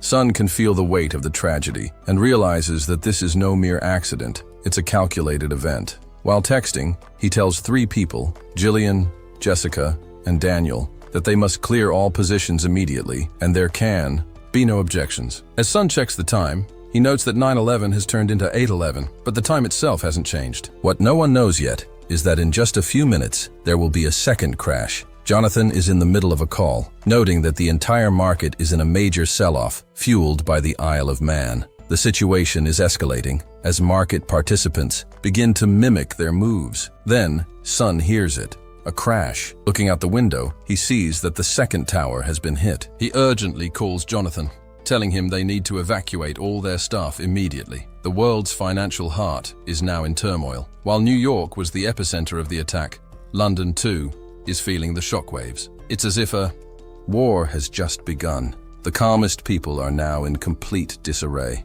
Only a few are moving quickly, but Sun is among them. He tells Jonathan to return to the house and make sure everything is set. The true power of the world is about to shift, and the world will never be the same again. A group of 4 university students, relatively inexperienced in the world of high finance, decided to pursue a well-calculated investment strategy. On September 11th, they struck gold with an unexpected fortune. However, their stroke of luck would soon take a dark turn as the American government began investigating their activities. This case, one that raised serious human rights concerns, coincided with the implementation of the newly enacted Patriot Act. There was a notable reason why one of the students was of Arab descent, especially in the wake of the terrorist attacks and the massive $200 billion USD worth of oil money being funneled out of the US market. This event, coupled with the larger flow of oil and real estate investments, marked the beginning of what would soon spiral into a bigger game. Sunu, a key player in the unfolding drama, met with Jillian, who was visibly apologetic for the delay, acknowledging the chaos that had erupted. Sunu was quick to note that not even the most strategic departments could have anticipated the events that transpired. Despite the mounting issues, Jillian reassured him that they managed to mitigate some of the damage before the terror attacks were confirmed. There hadn't been enough time to close all of their positions, and the consequences could have been far worse. Sunu, however, remarked that the situation was beyond their control from the start, and ultimately, no one could be held accountable. Now, he noted, the real game began. Sunu then shifted to discuss long-term strategies, specifically the potential interest rate cuts linked to the Iraq War. Jillian considered the implications of this and expressed her belief that these events could serve as a trigger for even greater shifts in the market. Sunu, ever the tactician, asked whether there was any oil money in the funds he had invested in. If so, he wanted to meet with the relevant parties immediately. As they watched the president's address on the ongoing situation, Jillian reflected on the time he had spent cultivating relationships with billionaires, hoping to bring them into the Jonathan Group. Among them were influential figures like Prince W. Alman, the heir to the Saudi throne, and Prince Khaled, a key player in the region's financial circles. These 2 men alone had the power to reshape Arab investment flows drastically. Jillian had spent years laying the groundwork, but now, as he looked back, it almost seemed as though these connections were too perfectly aligned, almost as if it had all been set in motion intentionally. Sunu, with his uncanny intuition, began to question if there was more at play than simply the unfolding financial disaster. Was someone planning to extract America's oil money during the chaos of the terror investigation? The figure he had been so intrigued by, an enigmatic young man, had always been mysterious. Their first encounter back in Thailand and Hong Kong had left him puzzled, and Jillian was still unsure whether this individual was an ally or a dangerous opponent. The young man, who went by the alias Ethan, had appeared out of nowhere when Jillian was at his lowest, nearly ousted from Morgan. Ethan had proposed a deal that seemed unorthodox. If he followed the directing department's draft, he wouldn't be held accountable for any damages. Jillian, still puzzled by this deal, had been given instructions to track Ethan down. He quickly made a call to his contact, instructing them to locate this elusive young man who was likely in his early 20s. As Jillian prepared to send over any relevant security footage to the investigator, Sunu reminded him that his attempts at independence, while admirable, had allowed Jillian to hold on to power and control over management rights. Jillian, caught off guard, questioned whether Sunu was about to cut him loose, especially since the opportunity to surpass Jonathan and claim even greater control was within his reach. Despite his doubts, Jillian couldn't help but wonder how Ethan had managed to remain so hidden. Was he truly as he appeared, or was there something darker behind his intentions? As the tension between them grew, Sunu sent a message via computer, acknowledging Jillian's financial talents, albeit immature in some areas. He informed Jillian that his contract would be extended for a little while longer, but he had to remain vigilant. The real challenges were yet to come. Meanwhile, Jonathan sat at his desk, reflecting on Sunu's earlier words about not letting others distract him. Jonathan couldn't shake the feeling that something more was happening behind the scenes. Could Sunu have known that the president would take such aggressive action, issuing a manhunt for those responsible for the attacks and anyone who harbored them? Jonathan's restlessness led him to call Jeffrey K., demanding a list of banks that might be targeted by these events. Elsewhere, inside the training facility, Lon, blindfolded and focused, was granted permission to begin his exercise. Despite his inability to see, he moved with remarkable precision, neutralizing dummies in all the right spots. He completed the task in a swift 2 minutes and 23 seconds. Mick, who had been observing, shared the footage with Sunu and Yanhi, noting Lon's skill. Sunu, ever the strategist, acknowledged that while Lon's movements weren't flawless, he was still capable, perhaps more so than others might have anticipated. He suggested that they should consider renaming him to reflect his potential value, perhaps a new asset to their growing operation. Lion approaches Sunu, intent on asking one pressing question. Is this organization involved in the recent terrorist attacks? Before he can speak, Mick punches him in the chest, immediately silencing him. Sunu calmly gestures for Lion to hold back, advising that such matters should not be discussed, as the threat they face now is far greater. They continue their journey deeper into the dungeon, where Lion looks around curiously, asking if this is truly the entrance. Yoni confirms, calling him Casino Chip in passing. She introduces herself as Mari, while Sunu reveals their leader's name, Odin. The use of code names, they explain, is a precaution to hide their true identities, not just for their own safety, but also for Lion's. After all, relationships between awakened individuals should differ significantly from those in the outside world. As they move further inside, Lion is reminded that it has been a while since they've been here. He notices a beast lurking behind a door, prompting Sunu to urge him to go in and observe carefully. In one swift motion, Sunu blasts the door open, and within seconds, a bloodthirsty scout emerges. Yoni reacts quickly, leaping atop the creature, while it focuses on Lion. With a precise strike from her dagger, she impales the beast, using its bind effect to paralyze it. The beast is now immobilized, and Sunu gives Lion the order to finish it off. Lion, still in shock, hesitates. Sunu insists that it poses no real threat, urging him to take the necessary action. Lion remains reluctant, but Sunu is unwavering. He tells Lion that if he doesn't act, he will be condemned to a tragic fate. In this world, there are only two options: kill or be killed. As Lion takes a deep breath, he moves closer to the creature, the weight of Sunu's words heavy on his mind. He reflects on what Sunu had said earlier, that they need to match his strength to their F-grade stats, and refrain from using skills in the upcoming dungeon, as it is essentially Lion's final exam. He wonders what would happen if he fails, to which Sunu coldly responds that he would have no use for him. They press on to the next room, where Sunu wonders how many more enemies await them. Lion estimates that there are at least 10. Sunu explains that he is the tank, Yoni is the healer, and Lion will be the damage dealer. He is tasked with drawing the enemy's attention, while Yoni will heal him, regardless of the severity of the injuries. As long as he sticks to his role, he won't die. They are in this together, and they will either survive or perish as one. Lion begins to shake uncontrollably, and Sunu takes notice. Without hesitation, he strips off his outer clothing and tells Lion that he's already explained what will happen during the day of the beginning. Whether Lion likes it or not, he will be brought back here. The dungeon they are in now is the weakest of all, and with their help, it shouldn't be too difficult for him. However, Sunu offers him a chance to escape, placing a seal on Lion's chest. This escape seal can be torn off and swallowed to transfer its power.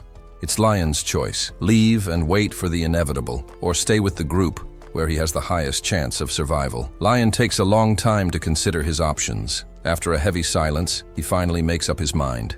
He chooses to stay with them, apologizing for his earlier weakness. They move forward, battling the scouts with Lion at the forefront. At first, Lion believed strength was something inherent, but after facing wave after wave of beasts, he begins to question his own abilities. His body feels heavy as he drags himself forward. Yoni, noticing his condition, whispers to Sunu that Lion's state is dire and that she would like to use Valder silence on him. This mental healing skill is among the best, its effectiveness increasing significantly at rank C. Sunu acknowledges Lion's pitiful state, and Yoni agrees that it would be beneficial to have one more team member fully operational. In her eyes, Lion looks like a lost child, desperately crying out for help. His family struggles have left him emotionally fragile, despite her own wealth. Yoni knows firsthand how difficult family relationships can be. If this were a true examination, things like friendship would be considered a luxury, but now she feels compelled to show him more care. She uses the skill on him, hoping it will clear his mind. Lion, amazed by the ability, expresses his gratitude, while Yoni assures him to prepare for the trials ahead. She, too, had no formal training when she started, so the journey will only get harder. Sunu watches the exchange silently, wondering whether Lion will flee from the exam or rise to the challenge, fighting for both himself and the team's survival. However, these thoughts must wait. His real trial is about to begin. In the boss room, countless scouts lay defeated, and Lion struggles to rouse Sunu with every ounce of his strength. The boss, Anubis, is heavily injured, but still standing. Sunu orders Lion to finish it off, but Lion hesitates. As the beast lets out a deafening roar, Lion instinctively retreats, but this move places him beside Yoni's dagger. With this new opportunity, he believes he can finally slay the beast. The boss lashes out once more, and Sunu, still feigning his condition, believes that Leon could easily take him down if he wasn't too afraid. The boss is barely holding on, but instead of attacking, Leon moves the dagger toward one of Sunu's seals. In his weakened state, the only thing Sunu can think of is escaping. But just as he's about to make a move, he grabs the knife and with a cold and murderous glare, declares that the test is over. After they leave the dungeon, Yanhee is overcome with grief and cries for a long time. They hold a funeral without a body, and as Yanhee mourns Leon, Sunu meets with Jonathan. He hands him a stack of papers and notes, commenting that there's nothing significant here, even if they combined all the lines. Sunu believes the documents point to the heart of the Financial Services Commission, implicating the banking system and even the Federal Reserve. Jonathan finds it amusing that he referred to someone as a mere henchman. In the past, he would have been more cautious, but now he's much bolder. Sunu explains that the US government doesn't print its own money. Instead, it borrows from the BR, Federal Reserve. The government is the debtor, and financial giants like Rothschild, who control the Fed, are the creditors. This isn't a conspiracy theory, it's a fact. He suggests that the day will come when these financial powers will hold the world in their grip, much like the Rothschilds. At a fancy restaurant, Yanhee tells Sunu that if he won't do it for her, she's okay with whatever happens. Sunu asks what she means, and she reveals she's talking about recruiting new members. They need them. Although she pretends to be calm, it's clear she's worried, but Sunu reassures her. There's no need to worry. He already has everything planned. Curious, Yanhee asks about his plan, and Sunu explains that there's someone who can read people better than anyone else. Someone who would be perfect at nurturing and developing others. Reports have been coming in since last year, and they've been gathering people suspected of being cats. The number of potential recruits has now surpassed 30. They're even searching mental hospitals and eavesdropping on civilian lines. Sunu suggests that, with his chaser abilities, he could use the same tactic as before to find more candidates. He tells Yanhee to stop worrying and return to Seoul, as he has business to attend to in Germany. In Berlin, Sunu arrives and gets a call from Berlin Telecom. They want to meet with him because there's an issue with his travel plans. His cover identity is Leonard Lee, a second-generation Korean-American backpacking through Germany. This is part of his strategy to lure in Joshua. Now it's time to see if Joshua takes the bait. When asked if it will take long, Sunu responds that he will be leaving soon, but the person on the phone insists that someone will meet him at his hotel. At the hotel lounge, two men arrive to meet Sunu. To his surprise, one of them is someone from his past, his fourth virtue. This man had risen to the top based on his incredible fighting abilities, overcoming his lack of resources and weapons. Sunu had admired him before, but the first and fourth virtues were always rivals. He stands up and asks if they're from Berlin Telecom. When they confirm, Sunu notices that the second man is signaling something, indicating that he's an awakened. Sunu considers their organization well organized and worth waiting for. The man introduces himself as Michael and suggests they talk somewhere more private. A week later, Sunu is training with firearms in a specially renovated mansion. He's a crack shot, and Michael observes this, noting his skills. But Sunu brushes it off as just trying his best. The facility, built within a mansion, focuses on gun training, a sign that the organization hasn't encountered a dungeon before. Sunu has arrived at the perfect time and asks when he can meet the chairman, as he's been following the organization for a week now. Michael urges him to be patient, but news arrives that the chairman will be returning later that evening. That night, Sunu gets the call. As he looks at the arriving vehicle, Michael whispers something to him. Sunu realizes that he's finally meeting the head of revolution, the second virtue.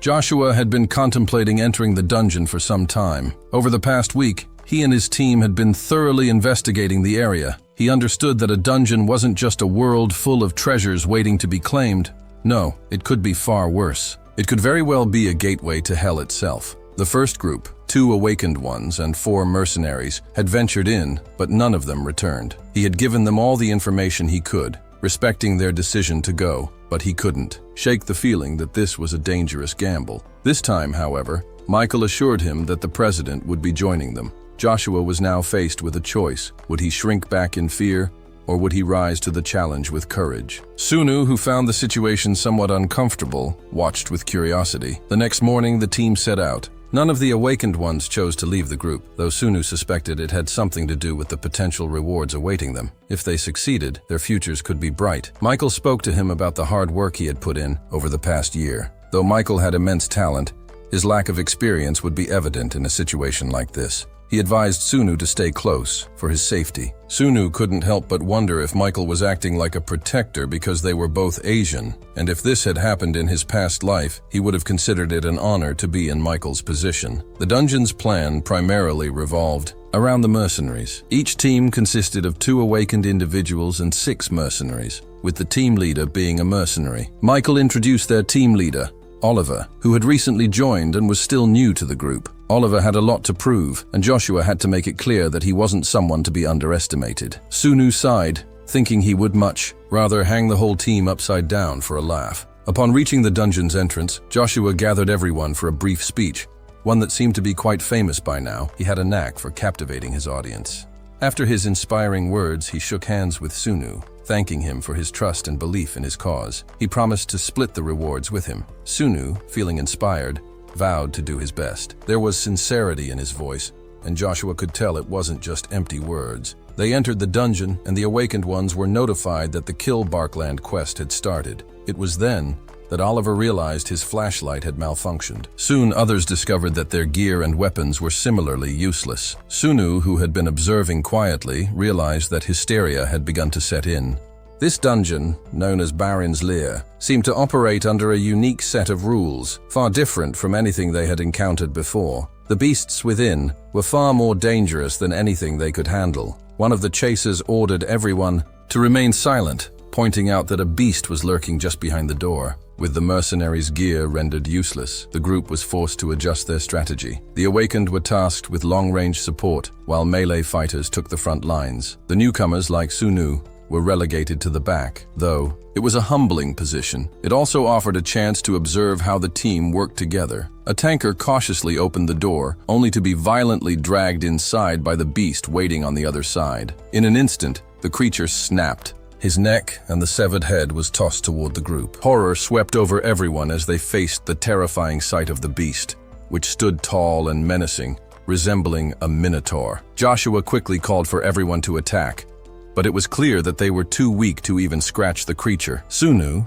taking in the scene, knew that with their meager skills, they stood no chance against the beast's formidable strength, let alone the other dangers the dungeon held. The mission, he thought, was doomed from the start. The beast continued to tear through their ranks, and panic began to spread. The group, once organized, now found themselves scrambling to escape. Over 100 people were now running in all directions, their rationality lost in the chaos. Despite the overwhelming fear, Michael, clearly terrified himself, proposed a risky plan to distract the beast. If he could draw its attention, the others could strike from behind. It was a desperate gamble, but one they had no choice but to try. Sunu shook his head, pointing out that it was too late for that. Joshua, however, made his move. With a powerful hand seal, he blocked the beast's advance, making it clear that he wasn't about to die in this dungeon. His actions proved that his decision to come here wasn't in vain. He had a plan, and now, it seemed, he was ready to show his true strength.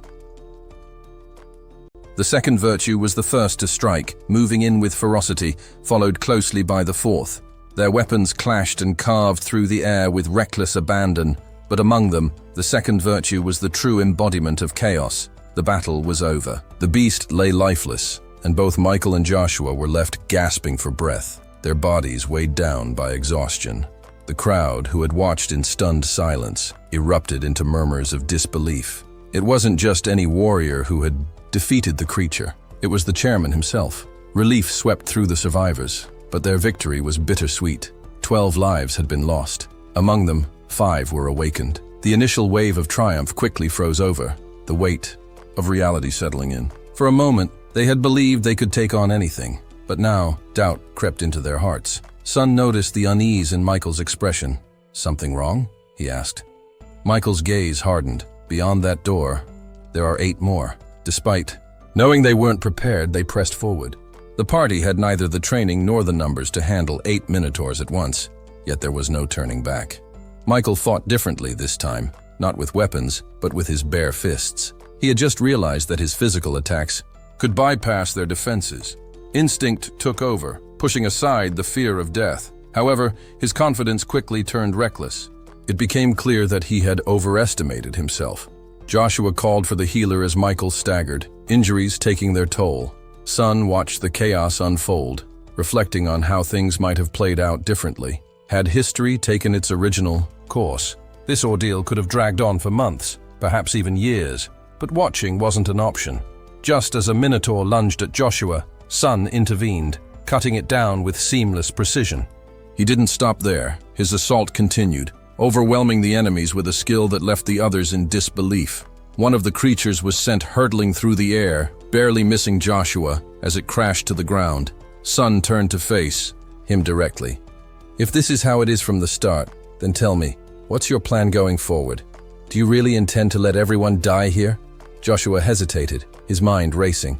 He reviewed Sun's profile, searching for answers. But everything seemed ordinary, too ordinary.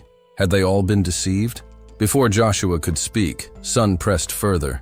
"Let me ask you something first. What is it you truly intend to do?" Joshua's expression darkened. "That's a line you don't want to cross," he warned. "You're close to revealing too much." Sun let out a dry chuckle. "And what if I do? What happens next? Would you really like where that path leads?" Michael quickly stepped in, trying to diffuse the tension. "What is this all about? Why are you doing this? What is it that you really want?" Sun's eyes gleamed. "Survival. But if you want to survive, you need to look at the facts." Panic broke out, and the so-called leaders failed to keep their people together. Joshua exhaled sharply, acknowledging the truth in his words. "You saved us. I won't deny that. But tell me, do you actually want leadership? Is that your goal?" Sun placed a firm hand on Joshua's shoulder, gripping tightly enough to make him wince. "This is your group, yes," he admitted. "But you belong to me now." Letting go, he stepped back, watching as realization dawned on Joshua's face. Joshua's lips curled into a smirk. "So that's your real goal, huh? Not just getting close to this group, but getting close to me." Sun shrugged. "Believe what you want. What matters is that you caught my interest." Joshua chuckled, intrigued. "You seem so sure of yourself. But tell me, can you hold that confidence outside of this place? You may have figured out something about me, but what exactly do you plan to do with that information? He narrowed his eyes. Leonard, that's not your real name, is it? Turning to Michael, Joshua motioned for space. Give us a moment, he said. Once they were alone, he made his move. Let's make a deal. Partner up with me and I'll give you half of Berlin Telecom's shares, plus an extra $100 million. Sun raised an eyebrow. We're still trapped in a dungeon and you're already talking about business? Joshua's expression remained unreadable. This isn't just business, it's survival. And with your abilities, I believe it's possible. Sun folded his arms. And you think my survival is worth that little? Joshua smirked. That's only the beginning of what I can offer. I have connections to an organization you've probably never heard of, the Bilderbug Club. At that, Sun's expression finally shifted. The name wasn't unfamiliar to him, for it to be brought up here. Joshua's influence ran deeper than he had expected. Joshua continued, his voice filled with conviction. This club operates from the shadows, controlling the world's financial systems, economic powerhouses, and politicians. They don't wait for opportunities. They create them. With your strength and my resources, we could take the world for ourselves. Sun's gaze sharpened. And that's exactly why I can't let you slip away. Your ambition is dangerous. Joshua leaned forward. What are you thinking? Sun shook his head. Think carefully. You're still new to this game. No matter how smart you are, you're still a child in this world. Joshua's composure cracked. His jaw tightened as anger flared in his eyes. Watch yourself, he warned. You're really pushing your luck this time. When 5 teams of 5 Awakeners unite, they can form an attack unit. If the 5 team leaders unanimously elect a unity leader, the group is granted the Attack Unity buff. Fortunately, their numbers worked out perfectly. 25 Awakeners remained, making the process seamless. The system even rewarded them with a golden box. Sunu, however, had been expecting something far greater. Perhaps a platinum box or something even rarer. The golden box felt lackluster in comparison. Usually, the system showered rewards upon those who accomplished something first. But this time, it seemed to be lowering his expectations. The entire unit received the Blessing of Tenacity, a minor resistance against crowd control effects. Sunu took the opportunity to explain the mechanics of forming an attack unit to Joshua, ensuring he could manage it on his own in the future. With that settled, they officially designated Joshua as the new unity leader, restructuring the group accordingly. Michael, despite being assigned the role of party leader for his squad, couldn't ignore the reality unfolding before him. In mere moments, an outsider had seized control of their entire operation, reducing the mercenaries, once formidable, to an afterthought. Now, all eyes were on Joshua. How would the revolution's leader handle this shifting dynamic? The command group, consisting of the party leaders, resolved to stick with their initial plan. Michael informed Sunu of their voting system. Joshua, as unit leader, would have the highest voting power at 4 points, while party leaders held 2 points each. Ordinary members could cast 1 vote apiece. Sunu observed that their governance system mirrored that of London, where authority was distributed to prevent absolute control by a single individual. Whether intentional or not, this model was poised to become the revolution's foundation. The first order of business? Deciding the fate of the now irrelevant mercenaries. 3 options emerged. Assign them as porters, prioritize food and weapon, distribution for awakeners over them, restrict them to prevent potential rebellion. The third option, 1. Though unspoken, it essentially condemned the mercenaries to be used as human shields. Michael watched the scene unfold, scratching his head at the unsettling reality. Though the mercenaries resisted, they were subdued with overwhelming force. If this had been the original timeline, not a single one of them would have left this place alive. Sunu suspected this was why the first and fourth virtues eventually clashed. The fourth virtue had likely formed bonds with the mercenaries he had trained, creating conflict. Turning to Joshua, he admitted he had no idea how this decision would alter events, but it was sure to introduce chaos. Joshua, considering this, asked if Sunu opposed the vote.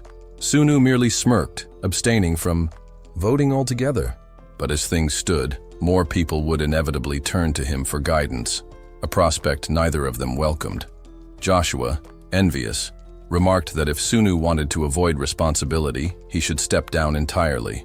Sunu countered that if Joshua truly desired his departure, He could leave at that very moment. But did he really want that? Want to stay ahead of the story? Get up to 16 episodes early only on Patreon. Support the channel, unlock exclusive content, and be the first to know what happens next. Click the link in the description and we'll see you way ahead. In the story. Now, back to the video. Joshua's frustration flared, his eyes burning red. Sunu warned him to control his emotions, both toward him and the rest of the team.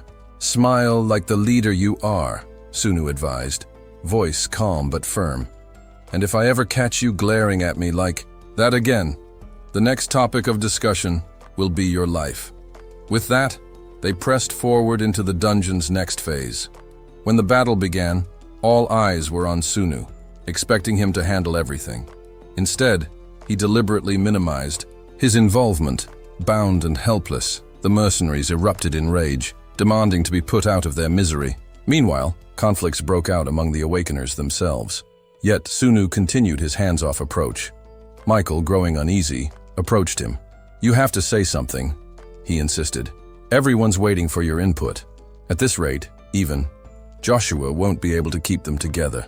Sunu remained unfazed. "I've given plenty of advice already," he said.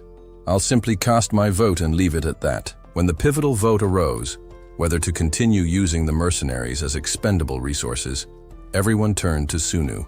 He looked to Joshua. "Go with whatever you believe is right," he said, then motioned to Michael. "Translate that for him." By placing full trust in Joshua's judgment, Sunu subtly shifted the burden of leadership away from himself. The vote proceeded in writing, avoiding outside pressure or last-minute influence. Though not a flawless method, it was the best option for now. Observing the process, Sunu felt a rare sense of satisfaction. By removing his direct influence, he ensured that the group's decisions were their own. The result? The mercenaries were spared, assigned to menial tasks instead. However, if the Awakeners broke formation, the mercenaries would be forced into the fight, hand-to-hand, with no weapons. Joshua secured this compromise by promising the mercenaries significantly higher pay than before. With the decision finalized, they ventured deeper into the dungeon. The guards stationed outside had grown weary. Days had passed since the expedition entered the dungeon, and their patience was wearing thin. Then at last, the air shimmered, and the entrance pulsed with energy as the survivors emerged. Relief quickly turned to unease. Something was deeply wrong. The mercenaries, once fearsome warriors, now staggered out as mere husks of their former selves. One guard, in particular, was shaken. These men were legends, the infamous Skull Gang of the Balkans, veterans of the Bosnian War. How could they return in such a shattered state? What horrors had they faced inside? Joshua, unfazed by the scene, turned to Sunu. He assured him he would see him safely to the mansion, but had different plans for himself. He only needed a car. His destination? The Wilson Hotel. Without argument, they arranged it. As Joshua drove, his thoughts drifted back to the dungeon's climax, the boss fight. He had expected something routine, but what unfolded was far beyond his imagination. The way Michael and Sunu fought was astonishing. He recalled Sunu's words. This was not merely a test of strength. This was a contest where the defeated did not just lose. They were absorbed into the victor's domain. Snapping out of his thoughts, Joshua gave a simple directive to his subordinate: move Lee Sunu, under his alias, into the penthouse suite. But an issue arose. That room was already occupied. In fact, it had been booked for an entire month by someone with the exact same name. A room that cost $70,000 a night, frequently reserved by the German government for esteemed guests. The implications were staggering.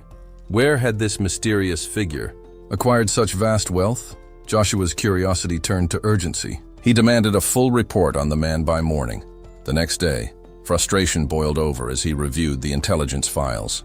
They were useless. Everything about this supposed Lee Sunu was fabricated. Whoever he was, he had successfully erased his existence and now lounged in one of the most exclusive suites on the planet. Joshua clenched his jaw. This wasn't just a challenge. This was an outright declaration of war. He wouldn't back down. If necessary, he would dismantle this man piece by piece.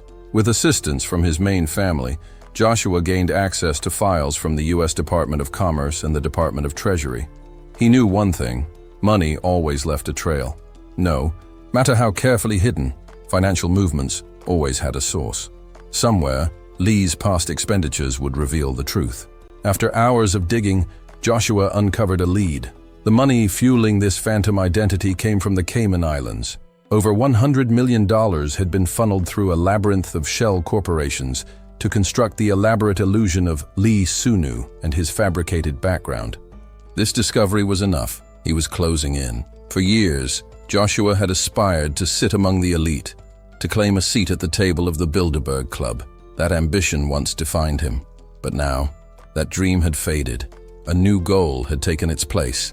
If he could seize control of the enigmatic Lee Sunu, the very structure of power could be rewritten. This wasn't just about influence anymore. It was about revolution. The financial investigation pressed forward, and finally, they unearthed something unexpected. The corporate entity shielding Lee Sunu's assets bore an unusual name: Hello, Joshua. A chill ran down Joshua's spine. Was this a coincidence? Or had Lee anticipated every step of this pursuit? His thoughts were interrupted by a subordinate bursting into the room, breathless with urgency. The main family was under attack. Joshua's pulse quickened, but the news took an unexpected turn. This wasn't a physical assault, it was financial warfare. Their stock holdings were being targeted. Relief washed over him, but suspicion followed. Could this somehow be Lee's doing? No, it seemed impossible, and yet he couldn't ignore the timing. Meanwhile, at the Karan family estate, Aaron von Karan, the family's patriarch, sat across from an enigmatic figure, John Doe, known in trading circles as Sunu. Aaron leaned forward, his tone laced with curiosity. There was once a man who struck at the Bank of England, he mused. In doing so, he gained fortune and fame. But few know what followed. 14 grueling years of lawsuits, a relentless battle fought in shadows. He paused, watching Sunu carefully. Most believe it all stemmed from the events in France back in '88, Aaron continued. But tell me, aren't you curious about what really happened? Sunu reminds Aaron that he had already warned him before. Aaron, desperate to stop the attack, offers to personally compensate him for the losses and more. But Sunu only shakes his head, saying that Aaron has completely misunderstood the situation. While it's true that LTCM is part of the Jonathan Investment Group, the investment this time, before he can finish, Aaron cuts him off with a furious outburst, declaring that this isn't an investment at all, but a direct assault. The room falls into tense silence. Sunu remains calm, insisting that this move was made solely by LTCM and all the hedge funds under their umbrella. Aaron struggles for words, his breath catching, so his butler speaks on his behalf. If the hedge funds are acting independently, as you claim, then why did you come to us personally? Sunu dismisses it as a misunderstanding, explaining that he came to meet a friend. Just then, Joshua arrives, greeted with unexpected news. John Doe himself is waiting for him. The butler, escorting him, leans in and quietly remarks that whether they're friends or not doesn't matter. This is a golden opportunity. If they delay any further, the conflict will escalate to a point of no return. However, if the attack ceases now, the main family will cover the financial losses. Joshua frowns. Then why start a fight in the first place? The butler's expression turns grave. If Jonathan moves, every force under him will follow. The resulting damage would be catastrophic. All of Europe would be dragged into a currency war, something that cannot be allowed to happen. Joshua contemplates for a moment, before stating that if the situation is that dire, they should secure the help of the one person capable of standing against Jonathan's group. The butler nods, explaining that the elders are already meeting with him in London, but in the meantime they must do everything possible. Joshua must convince his friend. When Joshua finally enters the room and sees who he's speaking with, his eyes widen in shock. Sunu welcomes him in German. Joshua sits frozen, studying the man before him. Could this really be Lee? Or was it just a resemblance? Differentiating between Asians wasn't always easy, but if this truly was Lee, then he had been ahead of him in the game from the very beginning. Aaron breaks the silence. How do you two know each other? Joshua, regaining his composure, replies, We met last year in Vancouver. Sunu confirms this with a slight nod. So does this mean I've won our bet? Joshua exhales slowly. You're making a mistake in judgment. I'll concede that you're one of the wealthiest men alive and the owner of the world's largest investment group. But we are the Quran family. If you fight us head-on, there will be no winner, only destruction. Sunu shakes his head. Financial wars don't work that way. The winner takes everything. At that moment, the butler steps forward with another urgent update. Telestar Investment in Gold and Silver have joined the attack. Joshua's expression darkens. Jessica Perry works for Telestar. The butler continues, revealing that Zillion Group is also preparing to join the fray. Joshua clenches his fists. The scale of this battle was rapidly expanding, but Sunu remains unfazed. You shouldn't be surprised, he says. These groups are only after one thing: profit. This has nothing to do with loyalty. He leans in slightly. Now, will you concede? Joshua hesitates, but after a long moment, he lowers his head. I've lost. His voice is quiet, but firm. I will join you. Just stop this. Sunu studies him carefully. Are you doing this for your family? Joshua shakes his head. The reason doesn't matter. I'll serve under you. I swear it on anything you ask. Sunu appears amused by his sincerity. He turns to Aaron. Shall we proceed as we discussed earlier? Aaron hesitates. Sunu catches it instantly. You still don't trust me? He muses. Then allow me to show you something. Without warning, the windows shatter. A powerful force sweeps through the room, sending objects flying. Sunu's abilities surge to life. Joshua stumbles, shielding himself. Stop! Just let my father live, he pleads. I'll give you my life. Just leave my family alone. Aaron finally speaks, his voice calm despite the chaos. Through you, our family has spread its wings. Serve this man well. Fulfill the dream we've long held. He pauses, then continues. The main family will remove any obstacles from your path. The butler, still in shock, announces that the attacks on their stocks have ceased. Aaron turns to Sunu. Guide my son well. He will not disappoint you. Sunu smiles slightly. That's why I chose him. With that, Aaron and the butler step away. Joshua remains, looking at Sunu with new eyes. What should I call you from now on? Sunu extends his hand. Odin. From now on, you will follow my order. Joshua stares at the offered hand for a moment before grasping it. In that instant, he fully submits. Sunu is now his master. Bobby, the notorious menace, is finally captured, the one who would have become the first true evil John. Without hesitation, he is delivered to Sunu, who swiftly beheads him to prevent any unexpected complications. John is momentarily stunned by the brutality, but Sunu calmly explains that they lost Bobby in the winter of '98, a full 3.5 years from now. Since then, he had been relentlessly pursued by a powerful organization. The gap in their development is as vast as the sky and earth, and perhaps that's why he feels nothing at this moment. Sunu inquires about the other agents, which makes John wonder why he even cares. Then it dawns on him. If Bobby had known, his fate was sealed. He would have fought tooth and nail to escape. John acknowledges that Bobby put up a fierce resistance but ultimately stood no chance against a well-placed sniper round. This time, they ensured he had no way out. Sunu, keeping his promise, declares that John will receive $1 billion. John, however, hesitates and asks if accepting the money guarantees his safety. Overhearing a conversation from the shadows, figures lurking just beyond reach, Sunu listens as they debate whether eliminating John is necessary for their security. Their hesitation is evident. With a reassuring smile, Sunu dismisses John's concerns. He assures him that his life is not in danger, especially with $1 billion sitting safely in his bank account. Even though this was a covert operation, there are far too many moving parts in play to make any drastic changes now. The organization has already poured immense resources into a private military force valued at over $1 billion. John likely thought he could seize everything for himself by taking out Sunu and Yoni, but that was never an option. John casually offers Sunu a cigarette, but he declines. As John lights his own, his hands tremble. He knows what's coming. Sunu's eyes glint with deadly intent, and in the next instant, John is obliterated by a devastating lightning strike. From their vantage point, the snipers freeze in shock, unsure of how to react. Sunu simply turns to them, his gaze locking onto each one, silently commanding their silence. None dare to move against him. With that, he walks away, untouchable. Elsewhere, deep in Iraq, Oliver stands at a secured location, welcoming a man named Cheney. The newcomer has an impressive service record, but he knows his battles aren't over yet. If fighting means covering his child's medical expenses, then he has no choice but to press on.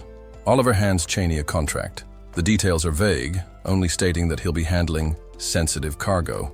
More specifics will come after he signs. Cheney hesitates but ultimately puts pen to paper. With an eye scan verification, Oliver grants access to a heavily fortified warehouse. Cheney surveys the security measures and chuckles. This level of protection, I was expecting a drug stash. Oliver smirks. I thought the same at first, but what's inside is far more dangerous. He gives Cheney a firm warning. He may look, but under no circumstances should he touch anything. If he does, they have ways of making him disappear without a trace. Inside, an overwhelming collection of dungeon artifacts stretches as far as the eye can see. To Cheney, their value is unmistakable. He asks where they managed to obtain such rare items, but Oliver simply replies that he'll learn more once his clearance level increases. Until then, it's better that he doesn't know. In a D-rank dungeon called Barback Core Research Center, Jan, holding an item known as the Child Who Abhors Pestilence, watches as a peculiar wisp materializes before her. Sunu observes intently. It's the 7th day since they entered the dungeon, and the quest item has finally activated. The creature before them looks like something straight out of a fairy tale, but Sunu knows the truth. It is anything but harmless. The wisp darts away the moment it senses the artifact Jan is carrying. She looks disappointed, but Sunu reassures her. It left because of the item you have equipped. Don't take it personally. Just then, he moves in a blur, seizing something unseen in his grip. A sickening snap follows, an invisible rat, its lifeless body dangling from his hand. He sighs. These sneaky little things are becoming a real pain. The wisp, now hovering nearby, congratulates them. Sunu narrows his eyes. So, it was testing us. Turning to Yan, he gives her a warning. We'll follow it, but stay sharp. This quest is S-rank, and it's connected to the Doom entity Guasto.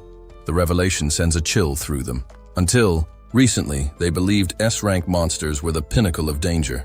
But now, the existence of something even greater has shattered that belief. That day, the 7th Demon King, Doom Caso, emerged from the gate. For the first time, the 8 virtues and evils stood united, fighting as one. Yet, even together, they couldn't defeat him, only drive him back. The weight of their names was no coincidence. Doom was not a title given lightly. Within the depths of the dungeon they explored, they stumbled upon an artifact imbued with the power of one of the 7 demon kings, Doom Eng Guasto. As they grasped its significance, a new quest activated. To dismantle Barbar's core, the mission required them to eradicate countless enemies and obliterate key targets. It was classified as S-rank, an absurdly difficult undertaking tied directly to Doom Eng Guasto. This wasn't just a battle. It was a fight against a catastrophic plague research project, one that threatened to turn the entire world into a wasteland of death. Even the system itself seemed to struggle against the enormity of this threat. Yanhi recoiled at the horrifying sight of the enemies before them, but Sunu quickly reminded her to stay focused. These grotesque figures were once people, now little, more than disposable pawns, twisted by experimentation. This was the grim fate of those who had fallen to their enemies. Determined, he instructed Yanhei to locate the plague crafter among them. Activating his gifted one trait, he cut through the abominations with ease, demonstrating what it truly meant to be a solo hunter. Then, without warning, a massive fist came crashing down. Sunu barely dodged in time. The attack came from a monstrous abomination, a towering creature with strength on par with a low-ranked dungeon boss. But before it could strike again, it suddenly froze. Yanhei had seized control of it, forcing the beast to obey her command. With her newfound advantage, she pressed forward, fulfilling the quest conditions one by one. At last, the system confirmed their victory. The quest was complete. Their reward? A challenger box. Sunu hadn't expected to see such a rare item, especially not before the upcoming examination. He opened it and found the Solar Cape of Ra, a powerful artifact that granted a 20% boost to all resistances, along with several other invaluable abilities. Most intriguingly, the cape could transform into a sword at will. It was an item of legend, untouched by both virtue and evil until now. In Sunu's grasp, it burned with fierce energy. Shortly after, news reports filled the screens. Celebrations for the 2002 World Cup had barely ended when the sound of war erupted in Baghdad. Watching the coverage, Yanhee turned to Sunu and asked if he still experienced prophetic dreams about such events. Sunu, ever careful with his words, simply played it off, attributing his knowledge of dungeons and similar phenomena to nothing more than foresight in his dreams. But deep down, he knew the truth. Some fates were never meant to grow this strong. Later, Sunu traveled to Korea, arriving unannounced at his parents' home. His mother, startled to see him, laughed at his unexpected visit, noting that this was such an American thing to do, just showing up without warning. He handed her several gifts before asking about his father. Her expression soured as she sighed, mentioning that he was out drinking again and likely wouldn't return home that night. Sure enough, his father eventually stumbled through the door, completely intoxicated. His mother barely had time to react before Sunu effortlessly lifted him up, surprising her with his strength. Setting his father down on the couch, Sunu listened as the man mumbled in his sleep about an old friend. The next morning, Sunu brought it up. He offered to help, but his father, skeptical, asked what exactly he could do. Sunu admitted it wouldn't be easy but suggested he could leverage his connections with a certain company, Gold Wish. His father's eyes widened. Gold Wish was shrouded in secrecy, to the point that some doubted its very existence. He couldn't believe that Sunu had any association with them. Sunu, however, remained confident. He explained that the owner of Gold Wish owed him a favor, one they would be happy to repay. "Just trust me," he said. "I'm your son, after all." With the ocean stretching out before them, the view was undeniably stunning. However, the real discussion at hand revolved around the Simon GM reclamation project. Sunwoo's father's friend had brought it up, given that such national projects were often subject to political shifts, constantly opening and shutting down. From a business perspective, there hadn't been a compelling reason to intervene earlier. Sunwoo took his proposal to Jamie, who immediately pointed out a potential flaw. Even if they repurposed the land for farming rather than industrial use, the project still didn't seem particularly lucrative. But Sunwoo pressed forward, arguing that this was the only location that could be developed without causing major complications. Jamie hesitated, asking what exactly he had in mind. He laid out his vision, a high-end, world-class resort that could serve as a stronghold, equipped with a defensive wall and a bunker capable of withstanding a nuclear explosion. When Jamie asked if this was because of North Korea, Sunwoo admitted that while geopolitical tensions played a role, his primary concern was ensuring the safety of their employees. If they could create a secure environment, there would be no reason for their group to withdraw from the country. Her role in this? Convince the government and push the project through completely. Sunwoo believed that if successful, this would also elevate his father's reputation, making it a win-win situation. Despite the long road ahead, just over a decade before the true chaos would begin, this was an opportunity they couldn't ignore. Suddenly, his obstructor trait activated. A system warning appeared. Within the next minute, a quest would be generated, marking him as the target of 100 awakeners. He could cancel it, but only by spending 250 contribution points, a currency incredibly difficult to obtain. The sheer unfairness of the situation made him hesitate. Even by the system's standards, this was excessive. Curious about the quest's details, he asked for more information.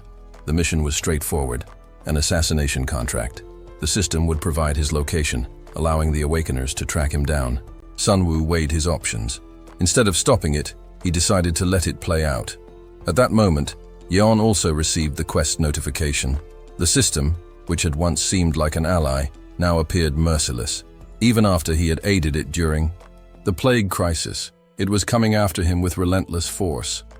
Was it possible that more than one system was in play? Yeon, reading the quest description, was visibly shaken. Sunwoo calmly explained that while others had been assigned to hunt him, he had also received counter-quests to eliminate them. The system had designated Yeon as his primary threat, followed by Suzuki Rara and Chiharu. He needed to set a trap, and more importantly, ensure his family's safety. With no time to waste, he called Jamie. She was in the middle of a meeting but excused herself upon seeing his name on the screen.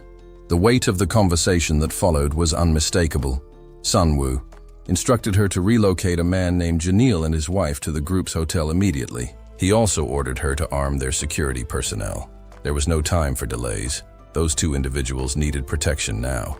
Jamie sensed that the deeper she got involved, the closer she was coming to discovering Ethan's true identity. Something she instinctively knew could be dangerous. Trying to deflect, she asked what kind of threat Janil was facing. Sunwoo's response was ominous. "A lot could happen to him," he said. "You'll understand soon enough."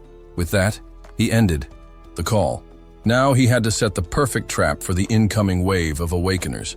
Jamie, meanwhile, moved quickly to fulfill his requests.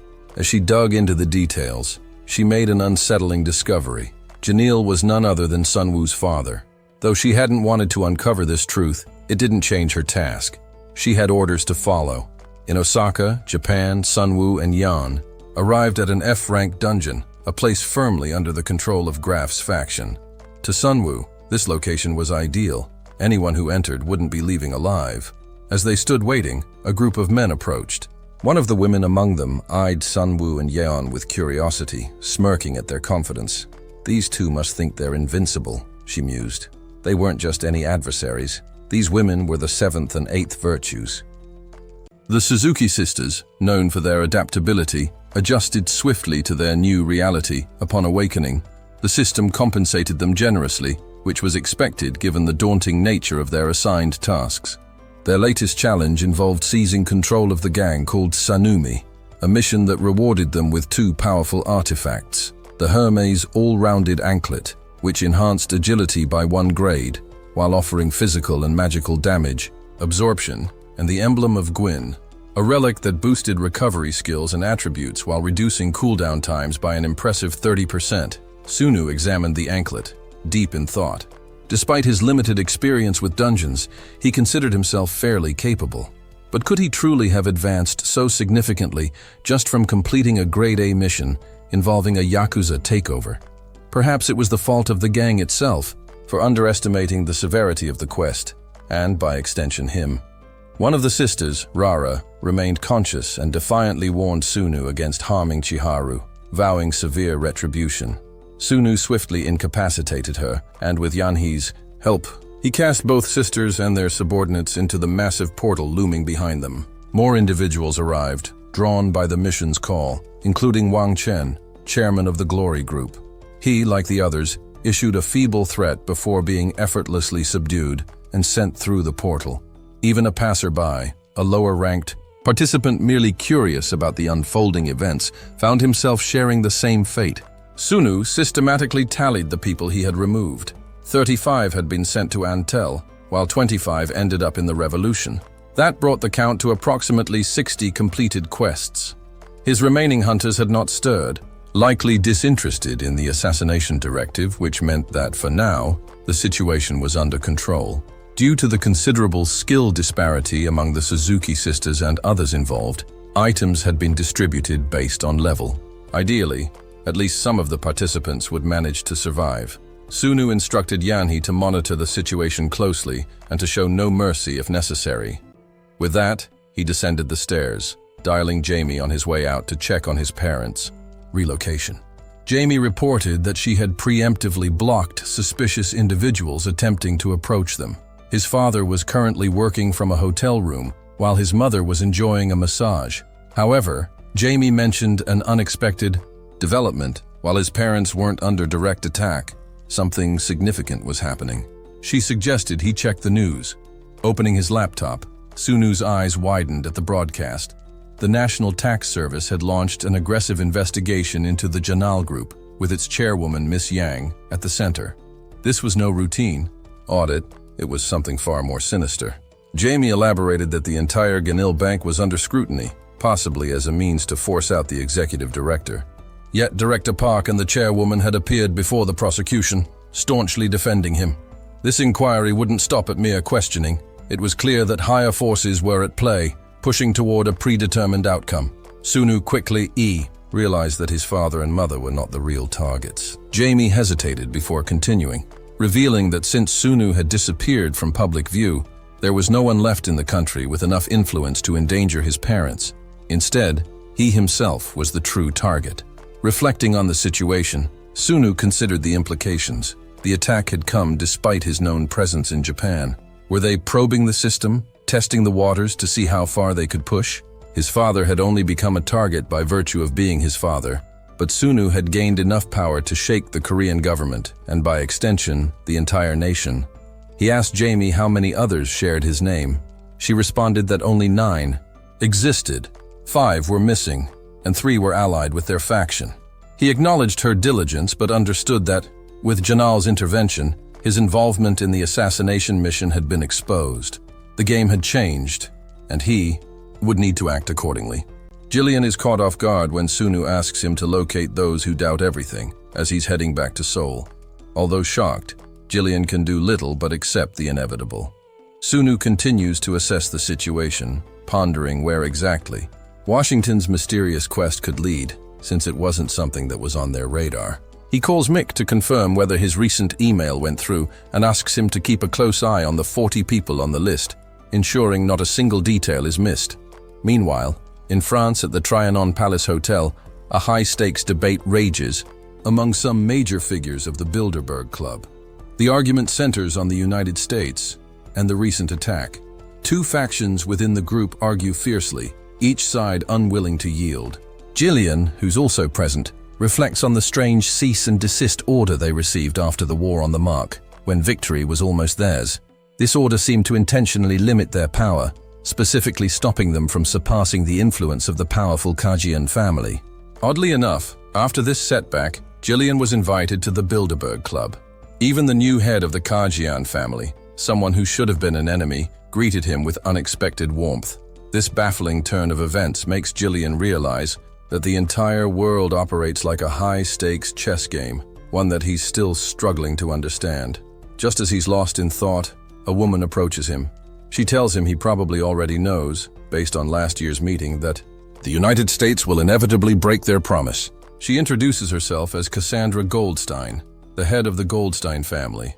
Jillian brushes off the topic, preferring to focus on their group's involvement with the oil market.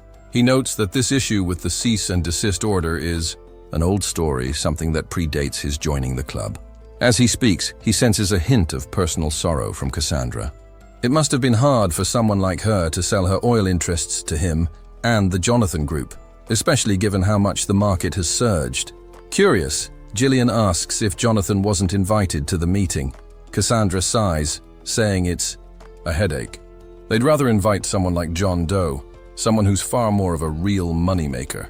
This revelation takes Jillian by surprise, and he asks if Jonathan's true identity has been uncovered. Cassandra confirms that the only thing known about him is that he's Korean, though it could very well be a pseudonym. She suggests that it's only a matter of time before his real identity is exposed. Jillian had expected him to be Chinese or perhaps of some other Asian descent, but not Korean. Cassandra remarks that if it weren't for the current tense atmosphere, the issue of Jonathan's true identity would likely be on tomorrow's agenda. Jillian, intrigued, asks what else is on the agenda. He adds that if it's important, she should have invited him. Cassandra's response is cryptic. She tells him she hopes he means well, for his own sake. Jillian interprets this as a veiled warning. The powerful families, Goldstein, Kajian, Rothschild, they still hold the reins of control, and it's clear that their influence remains strong. She then asks Jillian how much longer Asia's capital will wield its power. When the time comes, the flow of cash will return to them. With that, she delivers a final warning. He needs to be careful. As she prepares to leave, her phone rings. The man hired to track the capital of the Ganil group apologizes, informing her that James had stepped up in front of them. Pressing further on this matter could spark a major diplomatic issue, and he advises reconsidering her next steps. Cassandra is taken aback. She hadn't expected a situation to escalate so far, with an entire country in Asia being manipulated by a single speculative force, someone with significant power. She uses a location finder to track Sunu's movements and discovers that he's in Osaka, but hasn't returned to Korea. It seems likely that he stayed there after hearing news about his father. His current situation is complicated. He's shackled, unable to take action. She directs the man to monitor Sunu, noting that he's currently in Seoul. Before he can respond, the phone line goes cold. A grisly sound echoes from the receiver. Sunu picks up the phone and casually asks if Cassandra doesn't think this is a bit like cheating. He pauses and then adds with a smirk, "Perhaps I should speak more warmly." He calls her by her full real name, Melissa White Goldstein, a name that surprises her deeply. The following day, Colton Spencer Goldstein arrives at the airport, only to be immediately swarmed by a group of paparazzi. The reporters eagerly throw questions his way, primarily about his involvement with the FTA and the European Council. One of his men gestures to him, signaling that they should take a different route, and as they move, Spencer inquires about the sudden change of plans. His associate explains that the government had been overwhelmed and couldn't manage the journalists' excitement, pleading for Spencer's understanding. Spencer asks if the VIP is aware of the situation, to which the man responds that the VIP is tied up in an important meeting concerning military personnel. The man suggests that Spencer should not be too surprised by the change, given the chaotic nature of the circumstances. Spencer, however, becomes frustrated, feeling as though they are sidelining him as the chairman of the European Council, which he finds utterly absurd. His mind drifts back to a conversation with Melissa, who revealed that someone knows her true name. A shocking claim, as only 4 people within their family are aware of such a secret. This, Spencer knows, is more than enough reason for someone to target her, but Melissa couldn't reveal everything at that moment. He presses her on why she is sharing such sensitive information with him, especially when they have trusted cleaners in the family who could easily handle the situation. Melissa explains that their best cleaner, Samuel, had failed because of the protection surrounding the Gan group. This sends a chill through Spencer, who compares the Gan group to the Korean version of the Carlos Halim organization, or perhaps even more powerful. Spencer questions how they could possibly deal with such a formidable enemy if Samuel, the best they have, couldn't succeed.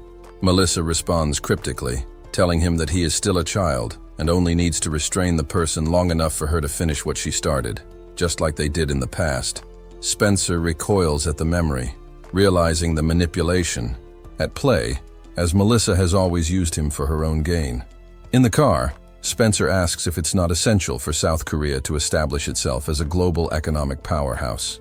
His companion agrees, but adds that the VIP's recent actions have escalated the situation, making it far more complicated than just a few groups trying to shake things up. Spencer acknowledges this, but reassures his associate that the Goldstein family will cooperate fully, regardless of the outcome.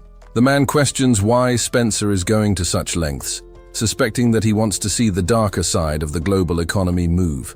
Spencer dismisses the notion, noting that it likely won't matter in the grand scheme of things. As the car stops, Spencer and his driver step out, only to be confronted by Sunu, who enters the scene with a stern look, declaring that they have much to discuss. After giving Spencer a harsh beating, Sunu begins going through a file on the separation of banking and commerce, a key concept in financial law. This principle, which ensures that financial capital and industrial capital remain distinct, is critical in preventing monopolistic practices and irregularities. Sunu details how the Gan Group exploited the IMF crisis to inject capital into its operations, strategically positioning itself for a massive shakeup. Sunu orders Spencer to make a call, which he does immediately, his fear palpable. Melissa picks up the phone, hearing her brother's voice. Sunu tells her that while Spencer is safe for now, things could change soon. To prove he's serious, Sunu breaks one of Spencer's fingers, causing him to cry out in agony. Melissa, shocked, demands to know who has dared to harm such an important figure.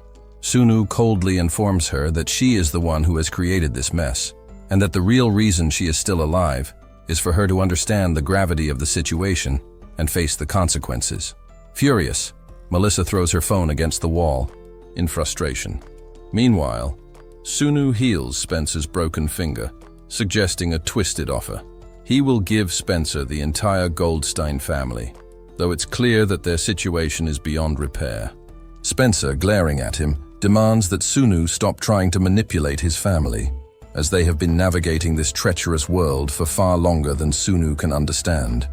In response, Sunu contacts Joshua, instructing him to gather all the funds owed to the Goldstein family.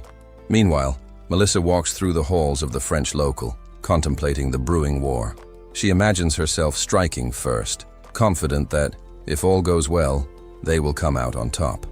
She knocks on Aaron's door, where he's leisurely sipping his morning coffee, to deliver an official report from the Goldstein family. Just then, one of her subordinates bursts in, informing her that the loan extensions for the family businesses are being revoked, starting with the Gan Group and rapidly spreading.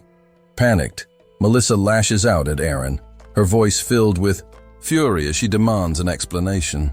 But Aaron remains unshaken, calmly enjoying his coffee, unaware of the full extent of the trouble ahead. Melissa raced down the hall, her mind racing just as quickly. She couldn't shake the feeling that a direct confrontation would lead to mutual destruction, something that would only benefit the Rothschilds. There was no way Aaron, a man as shrewd as he was old, didn't see this. Yet, it was clear he had formed a quiet alliance with them. The sly fool.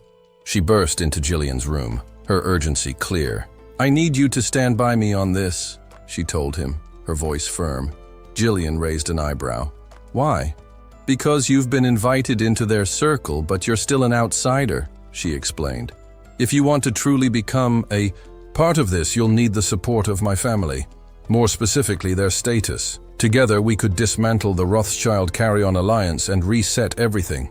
The entire club would be ours." Before Jillian could respond, his phone buzzed. He glanced at the message, his face darkening. It was a directive to manipulate the stock of every group under Goldstein's control. Melissa's expression turned cold as she saw it. "You're working with the Rothschilds?" she demanded, her voice laced with anger. "Melissa!" He started, but she was already storming out, her rage palpable. Elsewhere, a man, clearly anxious, thanked Jonathan profusely for allowing their unscheduled meeting. Jonathan, ever composed, calmly asked, "How much are you asking for?" "10 billion, immediately," the man replied. "But we're open to any terms you propose." Jonathan raised an eyebrow, remembering that both the Silverman and AP Morgan groups had declined their request. "I take it there's a reason no one else is willing to lend." The man nodded sheepishly. Jonathan handed over a piece of paper. "Here's my offer. If you accept these terms, the money is yours, but I'll need shares in return. The stock's already taken a hit, so you'll want to hold on to at least some of them for the future. Otherwise, what are you leaving behind for your heirs?" The man looked at the offer nervously. Jonathan's tone softened. "This is probably the best deal you're going to get. Think it over carefully." "I need to speak with Melissa first," the man said, his voice strained. He quickly dialed her number. On the other end, Melissa, still seething from her earlier conversation with Jillian, was quick to answer. "Tell me everything," she demanded. After hearing the details, she asked to be connected to Jonathan directly. Once on the line, she apologized for not being there in person and quickly addressed the matter. "I'll give you the shares you want, but I need to know when you'll provide the 10 billion. Jonathan, somewhat surprised by the urgency in her tone, clarified. 10 billion? No, I can give you the shares for only 1 billion. That's what they're worth." The words hit Melissa like a ton of bricks. Her anger flared, and a loud scream echoed through the building as she raged against Jonathan and everyone involved. Meanwhile, the news of Goldstein's financial turmoil spread quickly, catching many off guard. Most notably, Spencer, who stared in disbelief at the reports, unable to comprehend the drop in Goldstein's rank. He turned to Sunu, his voice tense. "Does your offer still stand? The one from before?" Sunu nodded calmly. "It does, but you'll need to rebuild the family from the ground up." Spencer didn't hesitate. "How do I prove my loyalty? I want this done now." Spencer remained eerily calm throughout the proceedings, his demeanor in sharp contrast to Jamie, who trembled with fear after signing the documents. Once everything was finalized, Spencer looked at his new superior, Sunu, and made a chilling request. He asked, almost humbly, for permission to end Melissa's life, his voice cold and deliberate. Jamie was struck dumb, her eyes wide as she processed that Spencer had just referred to Sunu as master. She had never seen such loyalty or cruelty before. Sunu, with a calm and composed expression, granted the request and dismissed Spencer with a simple, decisive motion. Spencer bowed deeply before taking his leave, his face unreadable, but as Spencer exited, Jamie couldn't stop herself from shaking, her anxiety palpable. Sunu, noticing her distress, turned his attention to her. He told her to calm down, reassuring her that she had nothing to fear from him. Jamie, her voice shaky, couldn't hide her terror. She asked him who he was to have such power, to make influential figures bow before him as if they were nothing. Fear seeped from her words. Sunu, unbothered, suggested she stop worrying. If she wanted, she could establish a European branch of the Ganil Group, which would be named the Jim Corporation. Though he made it clear that her previous efforts over the past 6 years would be enough compensation for her efforts. Sunu continued, explaining that a much larger game was at play now, one that would soon shake the very foundations of the global economy. The shadowy power that operated behind the scenes, known as the Shadow Bank, was about to welcome him as a member, solidifying his control over the financial world. The wheels of fate were turning, and Melissa's downfall was imminent. Meanwhile, Melissa wandered the halls, her mind racing with panic. Her situation had become dire, and she felt utterly powerless. The weight of her predicament seemed to crush her spirit, and soon her laughter echoed through the corridors, a maniacal, twisted sound that betrayed a mind on the brink. She had a plan, a devious plan. She approached Isaac, the head of the Rothschild family, finding herself at a crossroads. With a strange mix of disbelief and desperation, she expressed her surprise at how he had managed to unite so many powerful families and groups. She knew she had no choice but to surrender, offering a plea to end the bloodshed. She warned him that continued fighting would bring the European economy to its knees. Isaac, however, remained unmoved. He calmly informed her that she had misunderstood everything from the beginning, and it was she who had struck first. A sinister smile crept across his face as he reminded her that the Goldstein era was over. There would be no stopping the Rothschilds now. The Carry-On family and the Jillian group would keep attacking no matter what.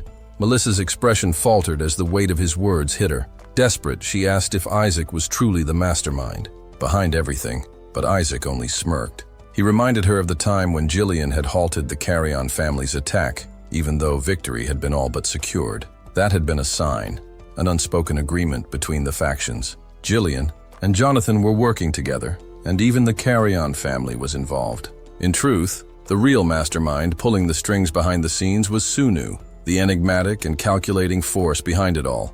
Melissa was stunned, her world shattered. Isaac then dropped the final bombshell. He was the true owner of the Jonathan group. This information, though hard to come by, was now in the open, and Melissa had no choice but to face the truth.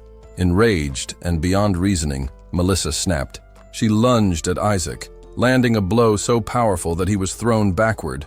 With fury burning in her chest, she shouted at him to shut up. She was no longer the calm, calculating leader of the Goldstein family. She was a woman at her breaking point. For a moment, the rage overwhelmed her, and her actions were driven by pure emotion. She could end Isaac's life right then and there, and he would never see it coming. He had crossed a line by attempting to attack her, targeting the broken heart of a woman who had lost everything. In a blind frenzy, she struck Isaac again and again, her fists landing with brutal force, each blow fueled by her manic state. The Kijaichio world seemed to fade away as she unleashed her anger on him, not caring who saw or what the consequences would be. As Joshua enters the room, he's immediately struck by the scene before him. Melissa is standing over the man, her intentions unclear. He asks her sharply what she's doing to him, and she quickly shifts her expression, attempting to deceive Joshua. She insists the man was the one who tried to harm her, but Joshua sees through her lie. He comments that this meeting is probably one of the worst in history, and Melissa, realizing Joshua is not the fool she thought, grows desperate. She makes a move to strike him with a powerful punch, but he effortlessly dodges, and his assistant steps in, delivering a blow that sends her flying. Joshua remains calm, reprimanding her for nearly exposing their true powers. It's not the time for such things, he reminds her, and she almost ruined everything. He chuckles, both surprised and speechless at the absurdity of the situation. At least, he adds, she should be thankful the master isn't here to witness her actions. Meanwhile, in another part of the mansion, Derek Schumacher, chairman of the Bilderberg Club, reflects on the current chaos. From the aggressive moves of the North American club members regarding the Desert War to the sudden attack on the Carry-On family, one of the most prestigious factions in the club, it seems the club's stability has been shattered before they even had a chance to address the issue of their annual meeting. Derek is far more concerned about whether the meeting can even continue after such a disruption. Joshua, still dealing with the aftermath, remarks that he's insulted by the interrogation, explaining that the club's purpose is to facilitate agreements, not to coerce its members. Derek apologizes, stating he's only trying to mediate, but the financial crisis caused by the incident is now threatening the Eurozone. He asks if there's any way to withdraw the attacks. Jillian responds bluntly, noting that if Derek truly wants this to end, the only way to fix the situation is by giving the predicted gains to those affected. Derek is taken aback, but his composed demeanor doesn't betray it. As the group continues to bicker, he announces that if they persist in this manner, the meeting will be dismissed for the year. Jillian questions Joshua's motives, pointing out that the Carry-On's attack on the Goldstein seems reckless and self-destructive. Joshua reflects inwardly, recognizing that sometimes calculating the risks and benefits isn't possible when the stakes are this high. His commitment to the mission is absolute, even if it means bringing his own family to ruin. Jillian, sensing Joshua's unwavering resolve, realizes that they are both following the same orders, though he wonders aloud who is behind them. Is it the Carry-Ons, or another shadowy figure pulling the strings? Joshua remains composed, telling him to relax. They are in the same boat, and as a new order is being formed, there's no room for doubt. Elsewhere, Sunu learns that the Bilderberg meeting has abruptly ended, and that Melissa is heading back to her residence, guarded heavily. He decides to visit her personally later that night. At the Goldstein mansion in France, hired guards chat about the beauty of the estate, speculating that the recent trouble with the Goldstein family may just be paranoia due to their immense wealth. But one guard feels a strange sensation and turns, seeing nothing but a light breeze. Sunu, using his shadow ring, is moving Melissa quietly through the residence. Deep in the woods, Sunu places Melissa down and stands over her as moonlight glints off his back. Melissa, still groggy, demands to know what he's waiting for. Does he lack the courage to kill her? She challenges him to speak, but he remains silent until her brother arrives with a large bag, urging her to take it as his last offering. Suddenly, a dungeon door opens beneath her, and Sunu explains that it leads to a lower-ranked dungeon. This, he says, is her chance, her opportunity to save herself. Though hesitant, Melissa reluctantly accepts the bag, and Sunu notes her strength. Is likely around E rank, though it won't matter in this dungeon. She smiles, determined to return from whatever horrors the dungeon holds, even if it's the darkest pit of hell. Her brother, worried, asks if Sunu plans to harm her if she returns, but Sunu assures him that he will keep his word. In his mind, though he knows the dungeon's dangers will likely ensure she never comes back. Sunu receives troubling news about the growing threat the gang poses. The number of SU Uki sisters is increasing rapidly, and at this rate, it's only a matter of time before the dungeon is exposed. While Sunu has nothing pressing to do, he knows it's time to deal with the issue at hand. In a traditional Japanese home, a businessman informs a colleague that the Goldstein Group has taken swift countermeasures. European stock markets are stabilizing, and German banks have lifted their restrictions, meaning there's nothing left to worry about. The businessman is speaking to Takauchi Ryus, the leader of Sankai Gumi, who mentions he heard that the group's chairman went missing from his own home. The businessman brushes it off, shifting the conversation to a different topic. Takauchi says he plans to wait for advice from Congressman Tawada, but the businessman warns him that this matter is beyond his control. The US government is stepping in to impose sanctions on violent groups, and Takauchi wonders whether groups like Kamur from Italy or Los Jetta from Mexico will soon crumble due to these sanctions. The businessman tells him that Sankai Gumi is likely to be next. Takauchi asks what action they should take in this situation, and the businessman suggests investing in the Jonathan or Jillian groups. Though they are unlisted, these companies are still a good option to explore. Additionally, an IT company named Google is going public soon, and Wall Street is getting involved. Takauchi considers that if he can secure funding from organizations worth more than 3 trillion yen, he will be set. These elite groups need ways to launder money, making it an ideal opportunity for someone like him. As Takauchi contemplates this, he realizes that finding the people behind these operations is tricky, but he's confident it will work out. Just as he begins to relax, Sunu appears, and before Takauchi can react, a paralysis seal takes hold, rendering him immobile. Sunu steps forward, and Takauchi assumes he's there to meet the chairman, but Sunu corrects him, saying he's here for Takauchi, the financial manager of Sankai Gumi. Sunu asks about the guards, and Takauchi dismisses them, but Sunu reassures him that if he follows his orders, he will gain control of the entire organization, with no changes to how it operates. Takauchi agrees without much thought, but Sunu makes it clear that this isn't a deal. It's an order. With a sudden move, he crushes Takauchi's shoulder, and the sound of his scream fills the room. Later, Sunu and Yoni return to the dungeon, where they previously tossed people in. Of the 30 thrown in, only 7 survived. Among the survivors, Aoki Yuria stands out as a skilled leader, commanding the group effectively in their attacks. Sunu is impressed by her ability to multitask and take charge in a high-pressure situation. He knows she's someone reliable, someone he can work with. Back in his office, he tells Yuria that the day of reckoning is approaching and that she is a valuable asset. She asks if she has a choice, but Sunu reminds her that she does, though she should carefully consider her options. Her eyes widen when she sees the conditions laid out before her. Meanwhile, elsewhere, a man named Mr. Camille sits in a psychiatrist's office. The doctor asks if he still knows the location of Sunu, but Camille sighs, worn out from hearing about his delusions. All these years, he's been tormented by thoughts of Sunu, and now the doctor is asking him to revisit it again. The doctor suggests that Camille might be suffering from dissociative identity disorder, commonly known as multiple personality disorder. The other personalities might be the ones causing his delusions. Camille is skeptical, but the doctor presses on, suggesting that Camille may not even recall the personality that brought the location tracker. Frustrated, Camille asks if the constant presence of black cars following him and the strange blue window he keeps seeing are also delusions. Desperate, he pleads with the doctor for help, as he feels he's nearing his breaking point. The doctor offers treatment programs supported by the government and assures him that he will be placed in one. Camille leaves the office, still reeling from his current state of confusion.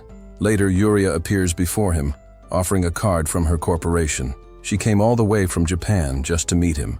Camille, stunned by the offer, listens intently as she explains that she only came to speak with him. Finally, Sunu receives word that the final location tracker has been activated. Sorry for the interruption, but if you're loving this series, you don't have to wait. Get up to 16 episodes ahead right now on Patreon. Support the channel, unlock exclusive content, and stay ahead of the story. Links in the description. Now back to the video. While meeting with Jonathan, who, amusingly enough, seemed to be indulging in a bit of skincare, Sunu couldn't help but comment on how diligently he pampered himself, especially for someone in his early 30s. Jonathan chuckled and complimented Sunu on his recent accomplishments, adding that Sunu still looked youthful enough to be mistaken for someone years younger. Sunu, however, lamented that he felt like he was aging faster than expected. Jonathan leaned in slightly, his tone shifting. He advised Sunu to step out from behind the curtain, implying that carrying all the burdens alone wasn't sustainable in the long run. As they spoke, Sunu silently agreed. It wasn't easy. Last year, he'd managed the takeover of several small banks, and now he was handling a major collaboration with Google. It was an exhausting climb, and Jonathan's words weren't wrong. Jonathan's expression grew more serious. "We're in the middle of a battlefield," he said, referencing the brutal nature of the financial world. But that investment into Google, that was a masterstroke. Who would have thought Ape would collapse and Google would charge forward to dominate the digital frontier? Other than you, of course, Sunu replied with a dry smile. What truly surprised Sunu, though, was how Google had approached its IPO. Typically, before going public, companies conduct thorough vetting to identify key investors, setting stock prices and quantities accordingly. But Google had taken an entirely different route. They had opted for an open auction format aimed at regular investors, sidestepping traditional investment banks. This sparked murmurs everywhere. Silicon Valley was clearly challenging the authority of Wall Street's titans. What's more, they avoided hiking up commission fees and refused to offer exclusive benefits to their major clients. In doing so, they defied long-standing Wall Street norms. Jonathan's investment firm, an embodiment of everything Wall Street represented, had supported a move that, on the surface, contradicted its very principles. Sunu, reflecting on the broader landscape, remarked that the so-called Desert War was nearing its end. But once the dust settled, the White House wouldn't simply sit back and watch. He pointed out how the Genil Group had once been shackled immediately after its formation, while the IMF was thrown into chaos. Jonathan understood the stakes. He knew the consequences. That's exactly why he'd entered the banking arena. To fight back. "If they even try to touch us," he said, voice low but full of fire, "we'll reduce Wall Street to rubble." Sunu studied Jonathan's burning resolve. It reminded him of his own younger days, when he too had the eyes of a hunter. This man, he thought, could have survived the harshest of training grounds without ever needing a lesson. Nodding in agreement, Sunu said, "That's why we cannot afford to lose. Not now. We must hold on to our power, no matter the cost." In the original timeline, Google's IPO hadn't gone well. Their founders had made odd public statements, boasting about taking $1 salaries, among other things. As a result, they only raised half of what they had aimed for, and the stock price dropped from $100 to $80 almost immediately. It had been a direct punishment for challenging Wall Street orthodoxy, but this time, things were different. This wasn't a one-off event. It was a strategic auction stretched over 10 rounds in 10 days. Jonathan had leveraged every ounce of his influence to make Google appear irresistible to investors. He even manipulated the market using shell companies to help inflate interest and boost prices wherever possible. The battle was far from over, yet with Jonathan at the helm, known for his ruthless cunning, and Sunu backing him in silence, it was one they couldn't afford to lose. In a quiet room lit by the glow of a massive digital screen, an elderly man stared at the ticker. Google's stock had soared past $500. The message was loud and clear. Wall Street had been dealt a crushing blow, and now they would have to accept it. Meanwhile, deep within the confines of a dungeon, a towering minotaur lay motionless. The fight had ended. Sunu, still catching his breath, slowly rose from the rubble and made his way to Yanni, who was pinned beneath the beast's massive frame. He helped her up, and a faint smile crossed his face. They'd done it. Just the two of them had managed to clear a B-rank dungeon. Yanni, still shaken but proud, admitted she hadn't thought it possible. Sunu agreed, but their persistence had paid off. From the Minotaur's remains, Sunu retrieved the glowing quest item, a brilliant blue gem. The system activated, explaining its importance. It belonged to the Backland Core. The gem held a fraction of the Great Doom Aruda's power. Once fully awakened, these commanders would become devastatingly powerful. His mission was simple yet daunting: stop this from happening. With one commander already fallen, Yanni realized they had 4 more left to go. That wouldn't be easy. But Sunu reminded her this wasn't just any quest. It was a high-contribution mission, connected to the looming presence of Doom Aruda. The difficulty was expected, but so were the rewards. For now, there was no rush. What they had accomplished today was already remarkable. 2 hunters clearing a B-rank dungeon on their own was nearly unheard of. After 5 relentless years of training, this was the fruit of their labor. Sunu's stats were impressive. He had amassed a total of 255,000 points, spread across strong, balanced attributes. He also held 8 unique traits, all vital in battle, and 4 powerful skills, 3 at B rank and 1, Odin's Wrath, sitting comfortably at A tier. As they exited the dungeon dome, Captain Mako from Team 1 was waiting. He handed Sunu a towel and offered his congratulations. The dome had been erected as a precaution against external interference, and Team 1 had been guarding the entrance, while Mixed Team handled inventory and loot organization. Eyes turned toward Yanni, who caught Sunu's gaze. He remembered when they first met. She was 24. Now, in her 30s, she looked just the same. Time hadn't seemed to touch her.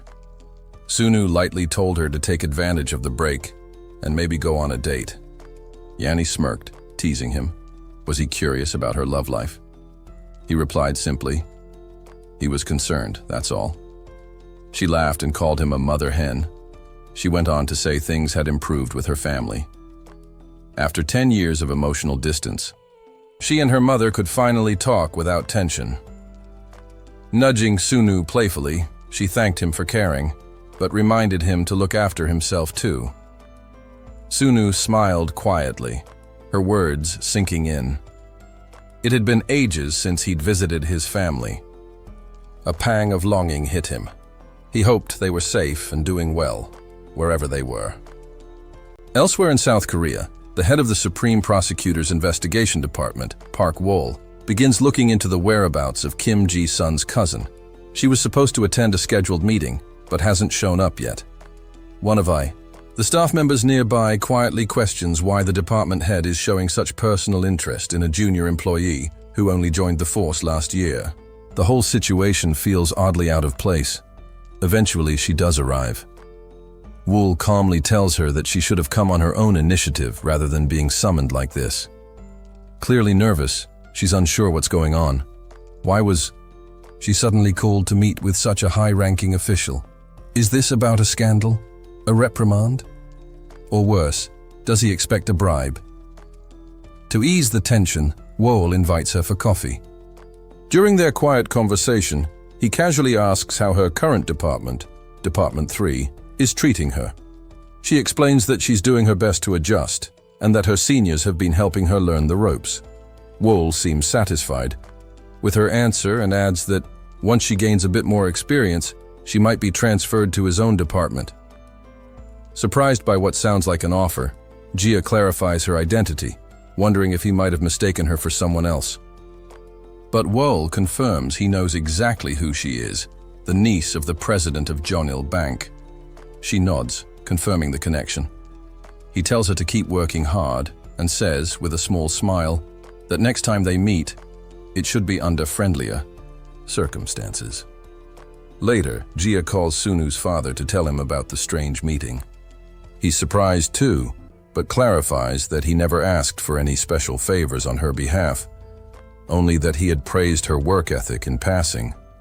Jia realizes this must be why she's been treated so kindly lately, and thanks him anyway, calling it an unexpected blessing. Sunu's father warmly replies that he's the one who should be grateful. She grew up strong, healthy, and respectful. He's proud of the woman she's become. He asks how she's been doing lately, and she responds that everything's been fine. She then asks about Sunu, saying it must have been years since she last saw him. He chuckles and says Sunu actually stopped growing in high school, but he's still tall for his age. Since she mentioned him, he promises to let Sunu know she was asking and encourages her to catch up with him next time they meet. Maybe even have a long talk about everything and nothing. With that, Jia ends the call on a warm note, wishing him well. The Ganel Group, specifically Jam Corporation, quietly replaced the declining Goldstein family in Las Vegas. To the average visitor, nothing appeared different. The casino and hotel names remained the same, but those with a sharp eye would notice a shift in ownership. Behind the scenes, power had changed hands. Sun was now at the helm, adding this domain to his growing list of empires. One of his aides approached and informed him that another guest had just arrived. To the aide's surprise, Sun was already deep in conversation with none other than Edward Zuckerberg, the mind behind Facebook. As their meeting concluded, Sun offered a polite farewell. Edward expressed his gratitude, thanking Sun for the investment. That would accelerate his global plans. With that business wrapped up, Sun turned his thoughts inward. This year, he had two major objectives. The first was to prepare for the incoming global financial collapse, a crash not unlike the subprime mortgage crisis that Jonathan once leveraged to print wealth out of thin air. The warning signs were already here: the declining bond index, economists raising red flags, and financial sirens sounding everywhere. But as always, the world would dismiss it all as noise, just a blip in the market. Sun, however, saw it differently. The coming economic nuclear bomb would mark the final push of his financial dominance. His second mission involved a newly emerged scientific group known as the Destiny Group. This year, they were destined to succeed in converting the mystical energy from magic stones into usable electricity. In a crumbling world, that kind of breakthrough would be revolutionary. Their innovation wouldn't just keep the lights on, it could empower ordinary people, giving them access to defensive technologies with the help of energy-enhancing seals. That moment, the Destiny Group's elusive leader, a man named Steven, arrived. Sun greeted him, but Steven's demeanor was cautious. He criticized Sun for exposing their existence, an act that risked their anonymity, which they had worked hard to protect. Steven made it clear he only came because in another future Sun had invited him too. Originally dismissed as fringe thinkers, students, dabbling in pseudoscience while working under obscure professors, the Destiny Group became legitimate only after their research bore fruit. Still, they weren't driven by ambition like Google or Facebook. They sought knowledge, not power. That is, until now. Sun leaned in, saying that if they chose to align with him, their story would change forever. Steven remained skeptical. He admitted that he had heard of Sun, his wealth, his reach, his influence in both the business and academic world. But that didn't mean he trusted him. Sun responded by offering a name, Ethan. That was all he could give. Anything more would be too dangerous. Steven bristled at the secrecy. Was this meeting just a display of wealth and ego? In response, Sun placed a heavy bag on the table. He said this was the true reason for their meeting.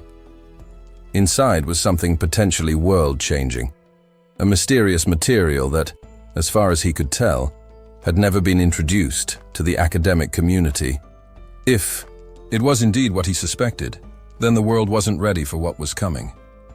Steven's eyes widen in disbelief at what he's looking at. "Where did you get this?" he asks, stunned. Sunu calmly tells him he's welcome to examine it more closely if he likes. He then adds that, as long as Steven agrees to follow certain rules, he'll fully back his research and give him all the time he needs to study it. Steven raises an eyebrow. What kind of rules are we talking about? Sunu replies that he'll explain everything once the groundwork is laid out. In the meantime, Steven should consider it carefully and consult his team if necessary. After a brief moment of thought, Steven asks if he can bring in a few of his colleagues, promising they'll only bring the most basic tools. Sunu gives his consent, but is caught off guard by how much equipment they actually haul in. If they'd brought any more, he muses, this entire place would look like a high-tech lab. Soon, Steven calls him over again. With a serious tone, he explains that this material isn't just some strange mineral, it's more like a living organism. The discovery is groundbreaking, but he presses Sunu. Where on earth did you find this? Sunu refuses to say but reassures them that he can supply as much as needed for their research. He promises them industry-best treatment and even opens the door to unimaginable wealth, depending on how well they perform, of course. The only condition? Sunu must be able to access all research results whenever he wants. Just then, Steven's colleagues let out a burst of excitement behind him. They're overwhelmed by how intricate and advanced the material is. Sunu watches them with a faint smile and promises that when this discovery is revealed to the world, their names will be at the top. He insists on one thing, though. The idea that the West is more open-minded than the East is a deeply flawed assumption. In fact, if Park Chun-sik is the president of South Korea, then Jonathan might as well be the president of the entire world. Naturally, when Jonathan arrives at his hotel, he's treated like royalty. The head butler greets him respectfully and asks what brings him to their establishment. "I'm here to see Ethan," Jonathan responds. The butler is taken aback. First Edward Zuckerberg, now the god of investment himself. What could Ethan possibly be planning? Jonathan strides confidently into the VIP room, throwing the doors open. He's pleased to see Sunu looking relaxed. Sunu, still holding a newspaper, comments that Jonathan looks like he's enjoying himself a little too much. He casually drops the newspaper on the table. It features a headline about the collapse of Prey Alpha and the fall of Jonathan's financial empire. Jonathan chuckles. "Even if they tried their hardest to bring me down, they couldn't even get close," he says. What a joke. He adds that they even blew $1 billion just to raise the stakes in the Russian financial war. What a strange strategy. Sunu agrees it's strange, but clarifies that what's happening now isn't just a reaction. It's a calculated performance meant to signal their exit from the grand stage. This scenario had been in the works for a long time, and while the timing of entry was crucial, the timing of exit is just as critical. Crude oil futures have already peaked, now soaring at $120 a barrel compared to the $15 price point during the bubble. Jonathan grins knowingly. He and the Rothschilds have been dominating the $2 trillion annual crude oil market. But pulling out isn't so simple. If Jonathan and Jillian tried to exit, the market wouldn't make it easy. And if they forced a way out, they'd have to share the profits, something they'd rather avoid. So instead, the plan is to keep passing this volatile asset back and forth like a ticking time bomb.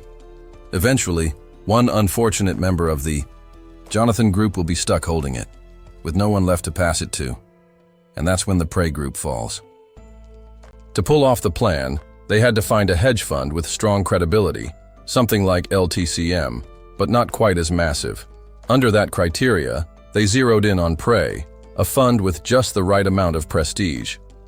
Once they took control and replaced the board of directors, they launched a covert operation, build a portfolio that would absorb the shockwaves of an inevitable bankruptcy. Over the next 5 years, Prey expanded and evolved into the Prey Group. At one point, the story made it into the news. A financial expert appeared explaining that the Prey Group was one of the key players under the Jonathan Investment umbrella. In fact, it was practically built using Jonathan Investment's capital, so much so that it may have doubled as a personal vault for both Jonathan and John Doe. If Prey collapsed, it could mean massive losses for the two of them. Yet, back at headquarters, Jonathan and son HHO were laughing hysterically at the broadcast. The truth? The money they had funneled into the Prey Group barely made a dent in their vast fortune. It was pocket change to them. Meanwhile, another analyst warned that if the financial crisis bubbling under Prey began to spread through the rest of Jonathan Investment Finance, the firm could face some serious fallout. That's why it was critical to get full transparency into Prey's internal dealings, details that had been carefully hidden from public view. If there was danger lurking in Prey's books, it wasn't just a corporate issue anymore. It could ripple across the entire global economy. With the stakes this high, both experts on the show called on Jonathan Hunter to step up and reveal the truth, assuming he was watching. Jonathan, calm and composed, switched off the TV. To him, going public now would make it look like he was following the media's orders, which didn't sit well. But Sunu countered quickly. There was no time to waste. Stock prices were swinging wildly, and delaying further could be catastrophic. Sunu made the call, send out the announcement. Soon after, Brian, the CFO of Jonathan Investment Group, stood before a sea of reporters. He introduced himself and addressed the elephant in the room. Their investment in Prey Group totaled $100 billion. While market forecasts had predicted that Prey's downfall could set off a chain reaction of bankruptcies, Brian assured the public that the current crisis still fell within the firm's financial contingency plans. More importantly, he vowed that the company would take every possible step to revive the Prey Group. Then, without answering any of the frenzied questions from the press, Brian turned and walked away. News of the Prey collapse spread like wildfire. Headlines screamed about the $100 billion loss, and the world held its breath, unsure whether Jonathan Investment could weather the storm. Even more pressing, if Jonathan Investment fell, would so go down with it too. The shockwave reached Jonathan's other subsidiaries. Sensing blood in the water, opportunistic firms began scrambling to snatch up whatever they could from the fallout, trying to get a piece of the enormous fortune unraveling before them. Amid the chaos, investors are frantic, speculating that since Jonathan personally invested in the Prey Group, he might be willing to offload Google assets next. The whispers around the market suggest that Facebook could be the next big opportunity. Everyone in the financial world is on edge, unsure of what to do, buy or sell. But with so many uncertainties in play, it's nearly impossible to predict the right move. One thing seems clear, it's highly unlikely they will clean up their mortgage loan division, which, despite its flaws, actually has the best ratio among their operations. As the dust settles, it becomes apparent that Saab's investment portfolio is largely intact, except for the mortgage loans. But cleaning up this division would mean completely abandoning their stake in the banking industry. A drastic move. On top of this, oil remains a significant factor. Jonathan is one of the few who holds a massive amount of oil reserves, so the idea that he would let go of these assets is hard to imagine. As things heat up, Isaac Rothschild, ever the opportunist, orders his team of experts to give the Jonathan group some space. Clearly, they're struggling. Isaac can't help but smile at the unfolding drama. It's a chance to reclaim some ground he lost to Jonathan investment in the past. The Iraq restoration operation, the oil development project, and the raw materials initiative were all swiftly snatched by Jonathan's team, who moved far faster than Isaac ever could. Now seeing Jonathan flounder, Isaac relishes the moment.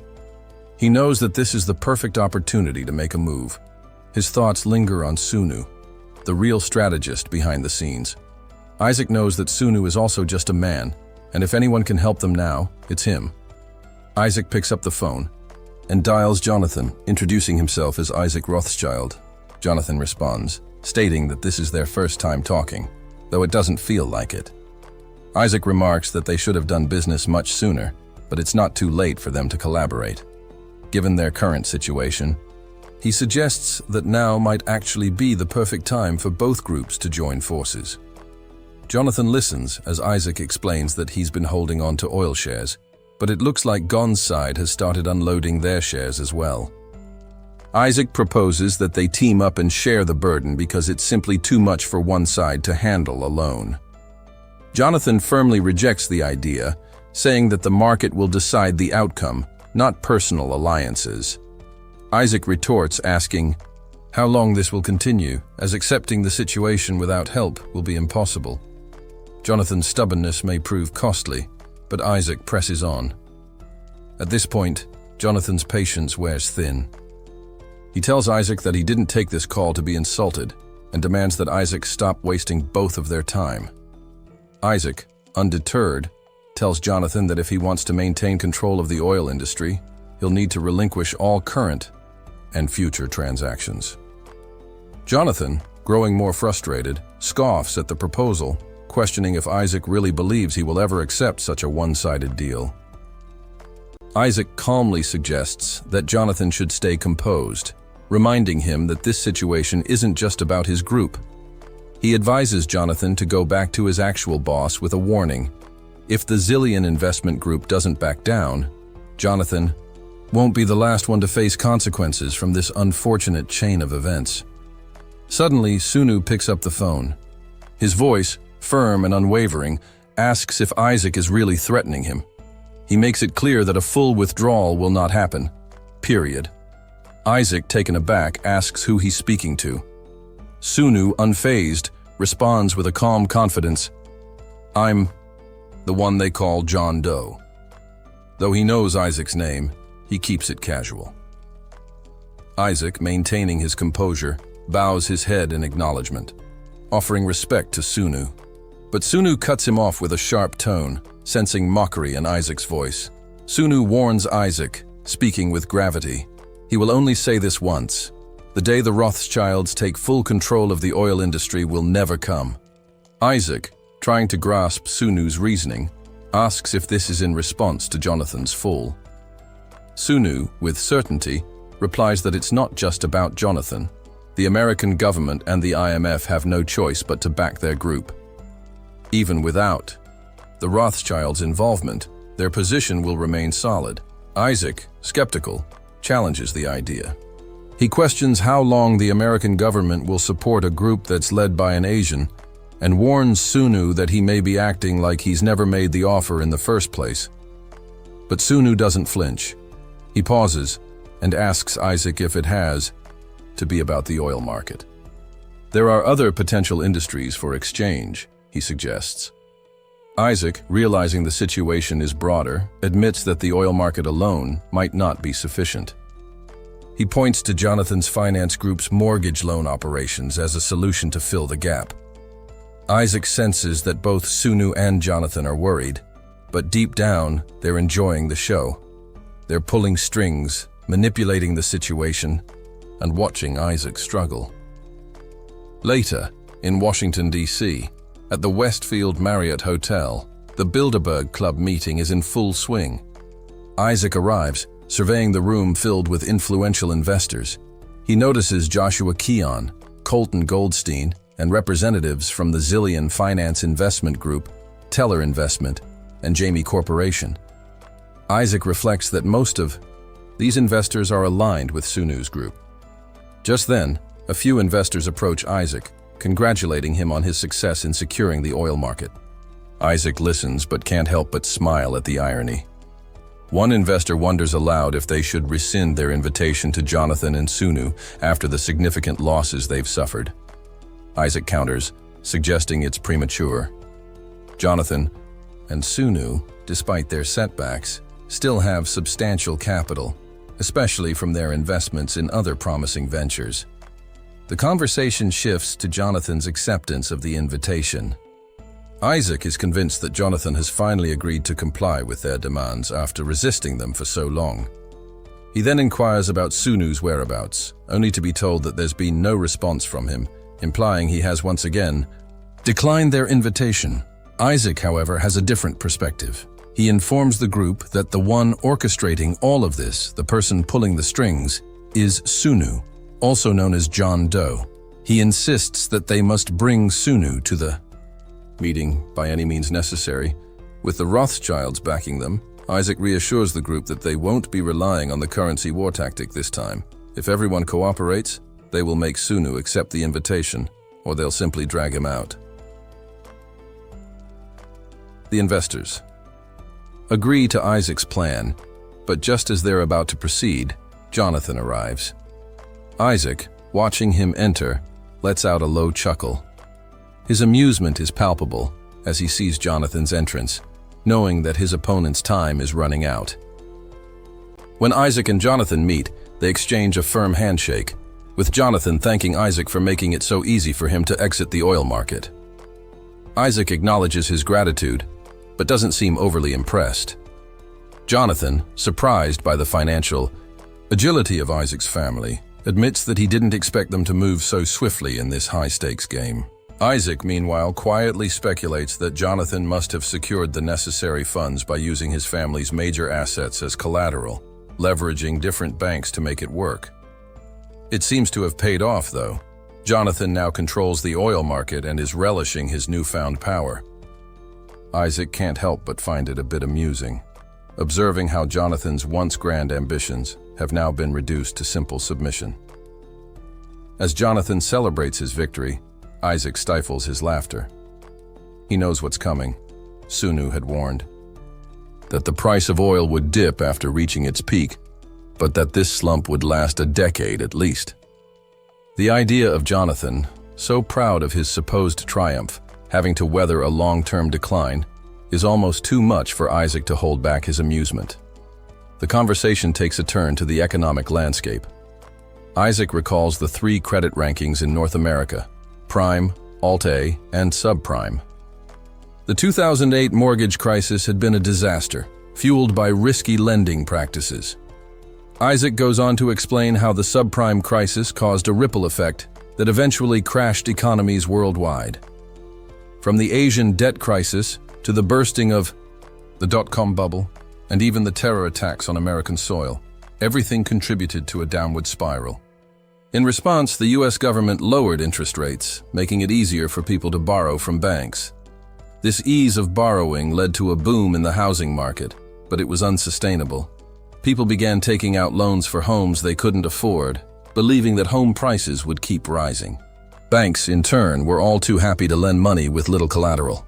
Mortgages were offered with no money down, with homes themselves acting as collateral. It was an enticing setup. One could buy a house without having a cent to their name. But this was just the beginning of the collapse. The first stage was reckless lending, with banks offering loans with little regard for the borrower's ability to repay. As this continued, The banks started to run low on funds, prompting them to sell the collateral, homes, off to investors. This cycle repeated itself, inflating the market, but only for a time. Eventually, the weight of all these bad loans, many of which came from subprime borrowers, began to crush the system. Interest rates began to rise, and people in the subprime bracket could no longer afford their loans. The inevitable domino effect began.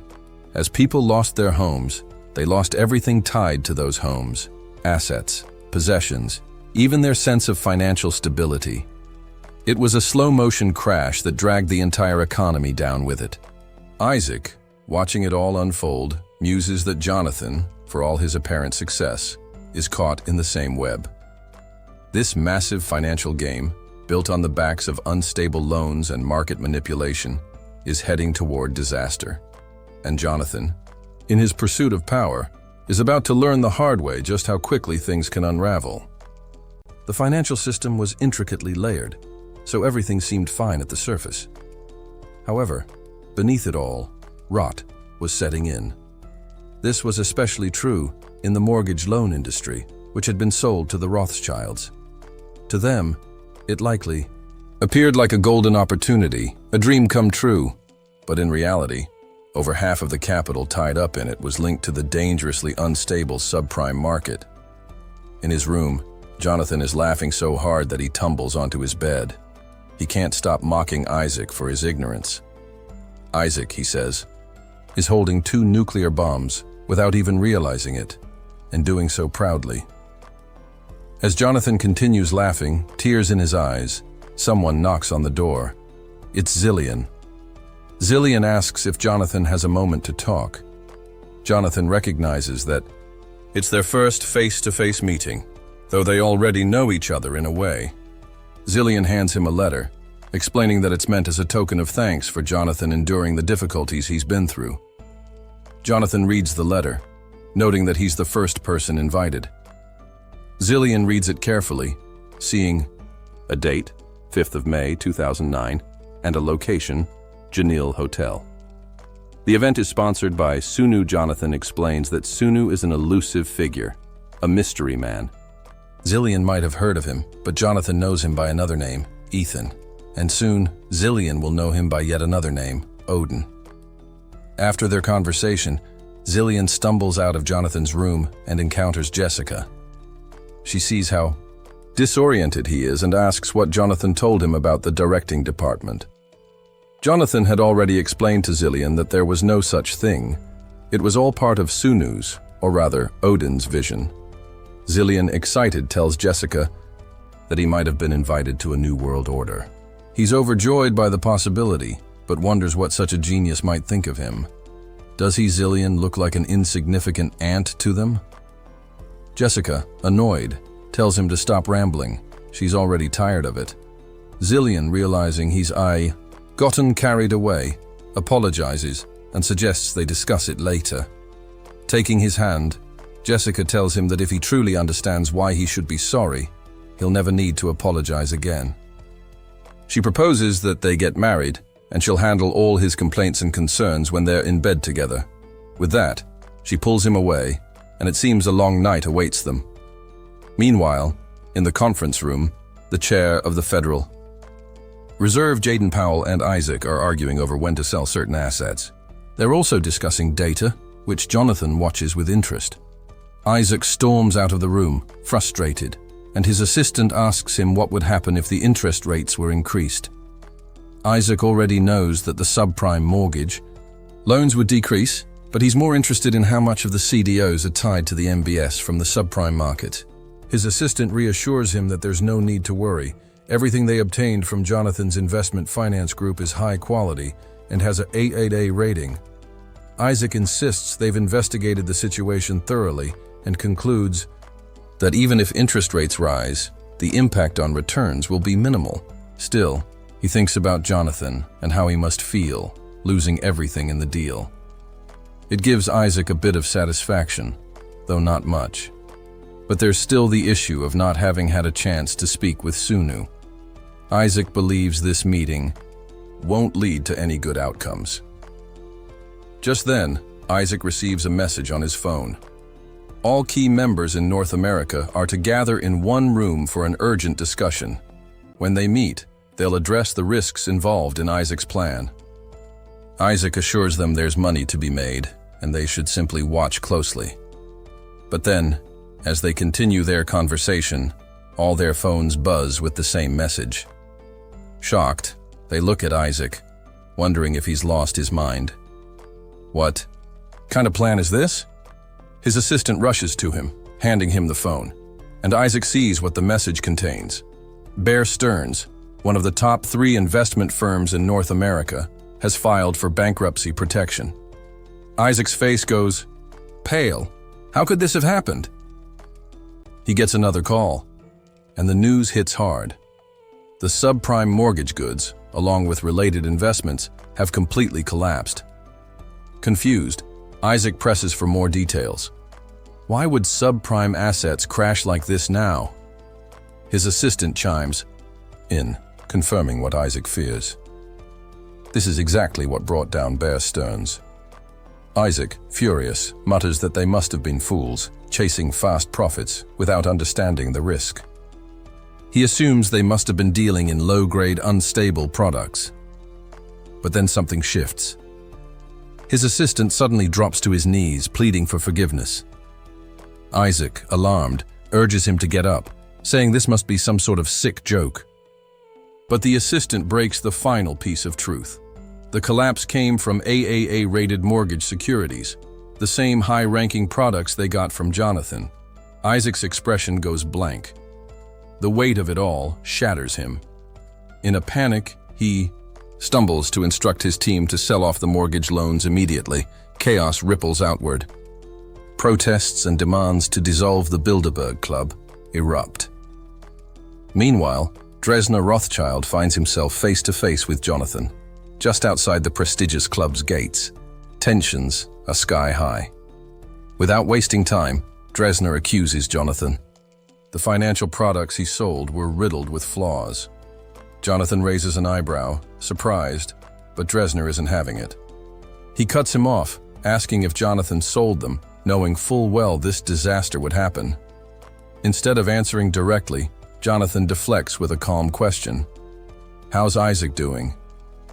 He heard Isaac is paralyzed from the waist down, but surely he can still speak, and must have told Dresner everything. It wasn't Jonathan who demanded those products after all. It was Isaac, the family head, who practically celebrated the purchase. Dresner pleads for a middle ground, warning Jonathan that he's being offered a golden opportunity here. Jonathan asks what kind of opportunity he's referring to. Dresner reminds him of the Rothschild legacy. They've always repaid debts, always honored interests. He's giving Jonathan a chance to avoid making an enemy of them. Jonathan smirks. Clearly, Dresner doesn't realize how deep the damage runs. Jonathan reveals he already pushed the Rothschilds out from the North American network. They've been cut off. So really, what kind of opportunity could they possibly offer? Dresner responds with a desperate pitch. Return the mortgage. Loan operation to them. For $1 billion, Jonathan bursts out laughing. That loan operation is worthless now. Total garbage. He flatly rejects the offer, stating that unless the Rothschilds offer something substantial, like stakes in the Federal Reserve, there's no deal. 3 months pass. Dresner fails to return to the UK. Instead, he buries himself in efforts across Washington and Wall Street, trying to repair what's left of their crumbling influence. But it's too late. With nearly a third of all American banks going bankrupt, the financial collapse is spiraling beyond control. Then one day, a call. Dresner is summoned to the White House. There, a government official lays out the brutal reality. The Rothschilds' chain business holds 80% of the subprime market. If it falls, everything falls. So they're prepared to offer a $200 billion emergency fund, but Dresner doesn't flinch. That won't be enough. To truly save the Rothschilds, he says, they'd need $3 trillion. Silence. The room erupts in disbelief. That's nearly the entire federal annual budget. The official accuses Dresner of simply refusing to fix the mess. But Dronzer responds with bitter honesty. They can't fix it. They would have, if it were even remotely possible. Most of their assets have already been pledged as collateral. There's nothing left. The official shakes his head. They're supposed to be the great Rothschild family.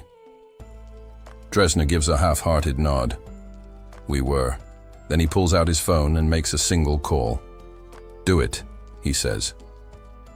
Moments later, he turns to the stunned officials and claps slowly. They've just filed for bankruptcy protection. This isn't a bailout. It's a $3 trillion time bomb, and Dronzer intends to bring everyone down with them. Sunu and Yoni press deeper into the dungeon, now locked in combat with a towering minotaur. Despite Sunu's relentless attacks, including powerful weapon arts like the Blade of Ra, the beast barely seems fazed.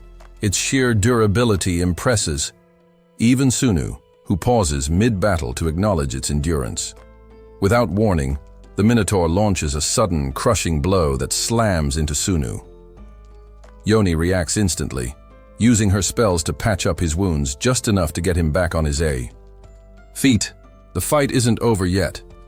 Drawing on the power of Odin's wrath, Sunu ignites his blade and charges the beast head-on. His strike lands true, piercing the Minotaur's chest, but in the process, his leg is severed clean off. Knowing he has only one move left, Sunu releases every bit of energy he's holding. The resulting explosion rocks the battlefield, engulfing both him and the Minotaur in its blast. When the dust settles, Yoni rushes to his side, fearing the worst. To her relief, he's still alive. Barely. With a faint smile, Sunu tells her she'll have to carry the rest of the mission from here. This encounter had been part of the Backland Corps quest, and the Minotaur was one of the remaining 4 commanders. With only 3 left, Sunu's body, capable of full recovery in a single day, would soon be back to fighting form. Still, after enduring a month of non-stop life-and-death combat, both of them desperately needed rest. They took it. A full week of eating and sleeping in a Las Vegas hotel became their much-needed reward. During one of their meals, they caught a glimpse of the news. Headlines were ablaze with the fall of the Rothschild family empire. Yahello, halfway through a bite, raised an eyebrow and asked how such a powerful dynasty could collapse so fast. Weren't they worth something like 5 trillion? Sunu corrected her. 5 trillion was an exaggeration, but admitted they only survived as long as they did because of their legacy and name. When Yoni noticed a shadow pass over his expression, she asked if something was bothering him. As an empath, there was no hiding it. Sunu's thoughts drifted back to what happened when he leveled up. Upon reaching S-class strength, the system had congratulated him. He had expected some kind of item reward or perhaps a challenge, but instead, he was given a unique opportunity. Second try. This privilege, reserved for only the first 10 people to achieve S rank, would reset all of his stats, traits, and skill levels. But in return, the growth cap for everything would rise to SS rank, and he'd be able to carry 10 more skills, traits, and items than before. Sunu had never imagined something like this could exist, but he knew, out of the first 10, to receive the offer, only he would ever truly take it, and even then he might have passed it up, if he were alone. But he wasn't.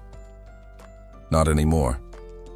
He turned to Yoni and said softly, "There are only 10 years left until the Day of Beginnings, 2018. I know you're tired of hearing me talk about it, but there's one last thing you need to know. If he were to activate second try within the testing site, it would be game over. He had to max out all his stats to S rank before the promised day. Doing some rough calculations, that would mean clearing at least 370 B rank dungeons in 10 years. At their current pace, about a dungeon per month, it wasn't exactly encouraging. Even if they managed to move faster, there was no guarantee of success. Sunu laid it all out for her. Yoni listened quietly, absorbing the weight of it. Her only question? Whether his items would reset too. He shook his head. No, they wouldn't. That seemed to be the only answer she needed. She smiled and said, "Good. I figured you'd already made up your mind." Sunu gave her a deep, genuine thank you. Her response was a confident grin. She mentioned that she'd pass her responsibilities at the medical corporation to her younger sibling.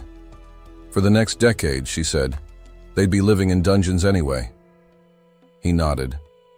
Once one of his stat ranks improved, they'd allow themselves a break.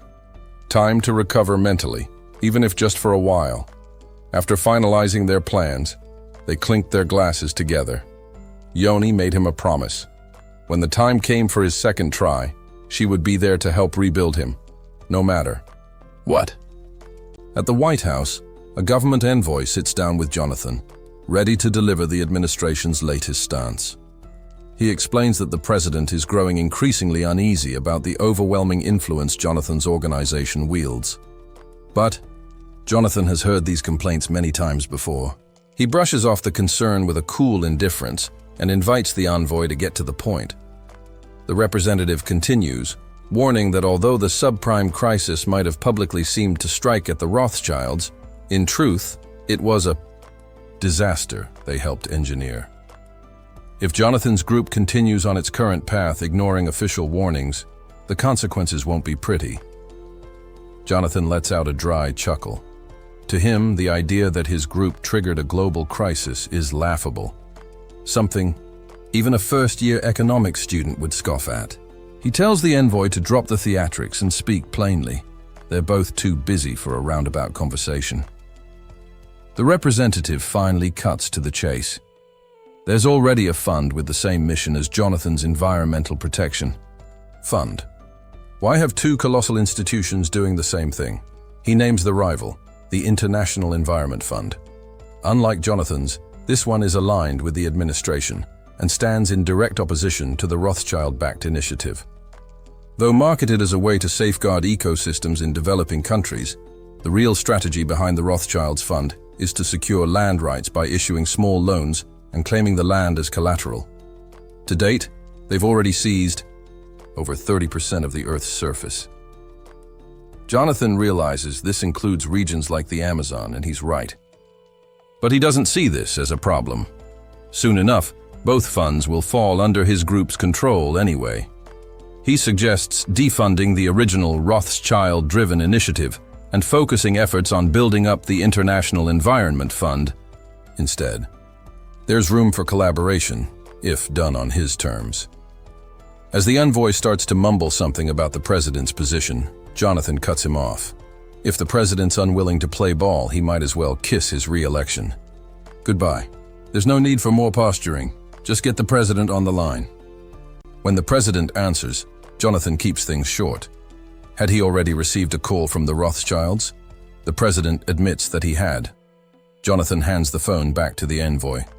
The president gives a series of instructions, and once the call ends, he assures Jonathan that the administration will publicly support the launch of the new fund and will assist in reorganizing the previous one. Pleased, Jonathan tells the envoy to pass along another message. He's nominated him as the next chairman of the Federation. Now pale with anxiety, the envoy nervously asks just one thing. What share of the Federal Reserve does Jonathan actually hold? Jonathan only smiles and answers with a question of his own. How much should the dollar be worth tomorrow? After Zillion received his invitation, Jonathan began delivering another to the Ganil Club. He personally handed it to the members of the now defunct Bilderberg Group, including Dronzer. Their hostility was unmistakable. They all harbored resentment and fury toward Jonathan. Elsewhere, Isaac hears everything from Dronzer and offers his congratulations, though there's an edge to his words. Dronzer hands him an invitation, the same one Jonathan had given him, which Isaac had previously torn up in rage. Dronzer tells him he's done all he can to support the International Environment Fund. Now, it's up to Isaac. Isaac stares at the invitation and asks if Dronzer truly expects him to play the fool. Dronzer grabs his arm firmly, urging him to accept his role as the family's leader. If not for their own sake, then at least for the generations to come, because that's all that remains now. At the Seonem Resort in Busan, a hotel manager informs a guest that the entire facility has been booked out for the day. He recommends the man turn around and leave. The guest isn't having it. He steps out of his car and starts barking threats, flaunting his wealth. His wife calmly adjusts herself beside him. Suddenly, impatient honking erupts behind them. When the man turns, he's stunned. An endless row of Rolls-Royces lines the entrance. Each one costs at least $700,000. Sun Wooho receives word that all expected guests have arrived. He makes his way forward. It was only a matter of time. Soon, everyone is gathered in a single room. On this historic day, May 5, 2009, the world's most powerful figures are assembled. Sun Wooho steps onto the stage. He doesn't waste time. He makes it clear, if anyone in this room came here expecting cooperation, they'd best leave now. This isn't a meeting. This is the birth of global authority, the beginning of the Ganal Club. He begins by explaining that this club shares the same objective as the Bilderbergs, establishing a unified global government. However, this won't happen through peaceful collaboration alone. Those in agreement can take a seat. Those who oppose are free to walk away. It's a simple choice. Without hesitation, everyone sits. Joshua trembles, sensing the dawn of a new world order. And at its helm is a man who wields wealth in one hand and a sword in the other. This man, he thinks, deserves to be called an emperor. One day, he will stand at the top, unmatched in strength, wealth, and influence. As Joshua wonders what his first move will be, Sunu stands and declares that their first topic of discussion is how to respond in the event of an extraterrestrial threat. The room is stunned by the statement. Isaac raises his hand, suggesting that their focus should be on preventing mass panic, avoiding riots and chaos. Sunu agrees, but clarifies. This is a hypothetical scenario to frame a deeper point. He reveals that he once managed to spy on U.S. military operations and learned that the American government already has contingency plans for such events.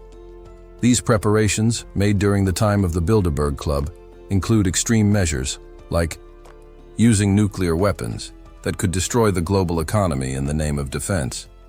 That is exactly what they must avoid. Their group's first and clearest principle must be this: no matter the threat, the financial systems of the world, banks, trading networks, essential institutions, must remain open and operational.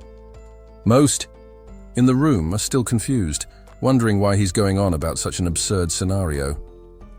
But Sunu presses the point. An alien invasion is just a metaphor. What matters is this: if disaster strikes, of any kind, they cannot afford to let fear collapse the world.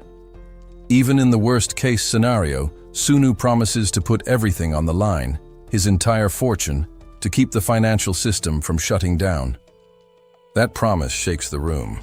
If aliens came tomorrow to erase what they're building, he'd still fight to protect it. That's how far he's willing to go. Later, Sunu meets with Jonathan and Zillion. Jonathan is visibly surprised by Sunu's decision to start liquidating assets. He tells him to calm down, since it's not something that needs to happen immediately. Turning to Zillion, he asks if he's truly okay with this plan. Sunu explains they won't act recklessly. Starting. In 2016, they'll slowly begin converting assets to cash. Moving too quickly would only cause another collapse. Everything would fall apart. Zillion asks how much cash Sunu is aiming to gather and whether there's even a market left in the world that needs that much capital. Sunu calmly reminds them that today's meeting, the discussion about a hypothetical threat, wasn't for show or intimidation. That day will come, and when it does, they'll need every bit of cash they can gather. Jonathan and Zillion exchange a look, wondering if he's lost his mind. But then, to silence any doubt, Sunu reveals why he took the name Odin. He raises his hand, and a crackling wave of lightning arcs through the room. Both men freeze in fear, as the light flickers and dims. Sunu then regains control, letting the room fall quiet again. He says that when that day comes, he plans to be ready, to save the entire world. And they too will play a role. 8 years pass. In 2017, a politician mocks his rivals on live TV while cheerfully wishing the world a happy new year. Jonathan, now deep into his training, watches this unfold and thinks to himself, the determination of their club may have finally broken him. For the first time, their actions and influence are clearly paying off. Their businesses are thriving. But to Jonathan, it's all pathetic. He resumes his intense training. Suddenly, his opponent slams him into the mat. Jonathan can't keep up. The man smirks, thinking they're evenly matched. But the truth is, he spent his entire life in war zones. How could someone like Jonathan, one of the richest men on earth, expect to compete with that? Jonathan tells him to take a break and heads downstairs to towel off the sweat. Then, out of nowhere, Sunu appears. He compliments Jonathan on his progress. Yanhee is with him too. Jonathan jokes that she hasn't aged a day, and she fires back that she's the one who should be jealous. She and Sunu will never know what it's like to grow old. Sunu hands Jonathan a small gift. Nothing flashy, just something discreet. Jonathan asks if he'll make it back on time. Sunu says he hopes so, but realistically, this may be the last time they meet like this. Jonathan reflects on how fast time has flown. He still remembers the day Sunu told them everything, like it was yesterday. Sunu extends his fist. "Survive," he says, "no matter what it takes." Jonathan nods, promising to do his best, for Sunu's sake. And with that, they part ways. They'll meet again when the new world rises. In a distant dungeon, Yan skillfully eliminates the hostile creatures lurking inside. She handles the danger alone, since Sunu has activated his second attempt, resetting all of his stats in the process. Despite her success, Yan feels disheartened. She apologizes, blaming herself for not doing more, especially since the dungeon is only ranked D and offers little in terms of rewards. Sunu gently reassures her, saying it's more than enough. With the gear and supplies he's already gathered, he'll be fine for now. Still, Yan tears up. She couldn't even boost a single stat for him this round. In response, Sunu wraps her in a hug, telling her not to worry. They'll make it through. This together no matter what. Elsewhere, Sunu's father, Jonil, reflects on life. While most people dream of reliving their past to fix their mistakes, he has no such desires. He has everything: status, wealth, a loving wife, and a brilliant son. Life, as it stands, is more than he could ever ask for. But even so, the time has come for him to step down. His body has aged, and retirement is no longer optional. He heads to turn in his final uniform, where a woman, not someone he knows well, acknowledges his choice with quiet respect. She reminds him that it's time to let go. This is his last mission. She hands him a set of luxurious 100-day VIP resort passes, a thank you for his years of dedication. He's encouraged to enjoy the time with his family. The company owes him that much. They promise to handle any pending matters while he relaxes at the 5-star destination. All that's left is for him to accept this final task of stepping away. Later, Jonil shares the news with his wife, admitting the gift is extravagant but was offered out of genuine gratitude. She smiles and suggests that Sunu should join them too. It wouldn't feel like a true vacation without him. As if on cue, Sunu appears, almost like it had all been planned. They eventually arrive at the sprawling resort. The atmosphere is calm, but not without tension. Awakeners are scattered throughout, many clearly anxious. The day of beginnings is looming. Even the Destiny research team is here, trying to enjoy their time off while still staying productive. At one point, Sunu helps Yanhee into a cab, escorting her as she heads off. She thanks him sincerely, not just for the ride, but for caring so much about her and her family.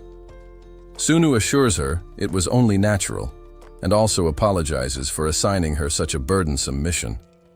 Yanhei is bound for the United States and will remain there until the testing grounds officially open. Thanks to their club's efforts, they've successfully shut down any plans to use nuclear weapons, regardless of circumstances. But the current US president is volatile, and precautions must continue. They say their goodbyes, and Sunu promises they'll reunite at the testing site.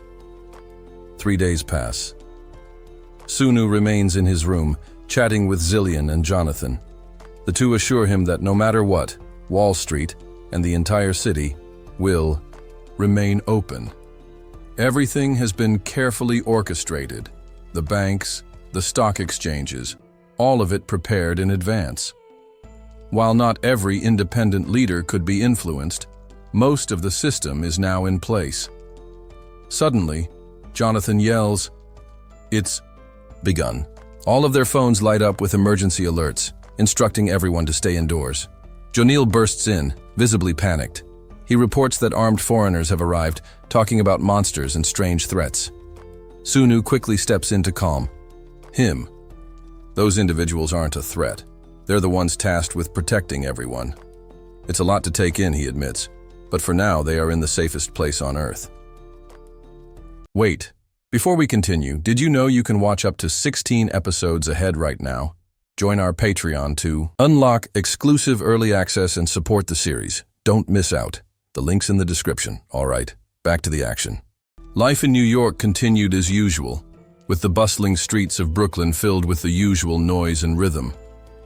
A financial expert sat in a high-rise, discussing how Jonathan's investments had steadily dwindled, shrinking in size and value.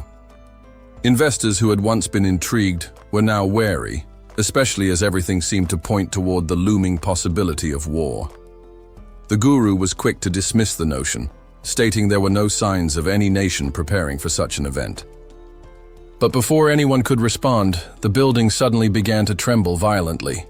Phones buzzed as urgent news reports flashed across the screens. Real, tangible monsters were attacking. The guru was caught off guard by the news. He couldn't help but wonder if Jonathan's investments had somehow known about this impending chaos.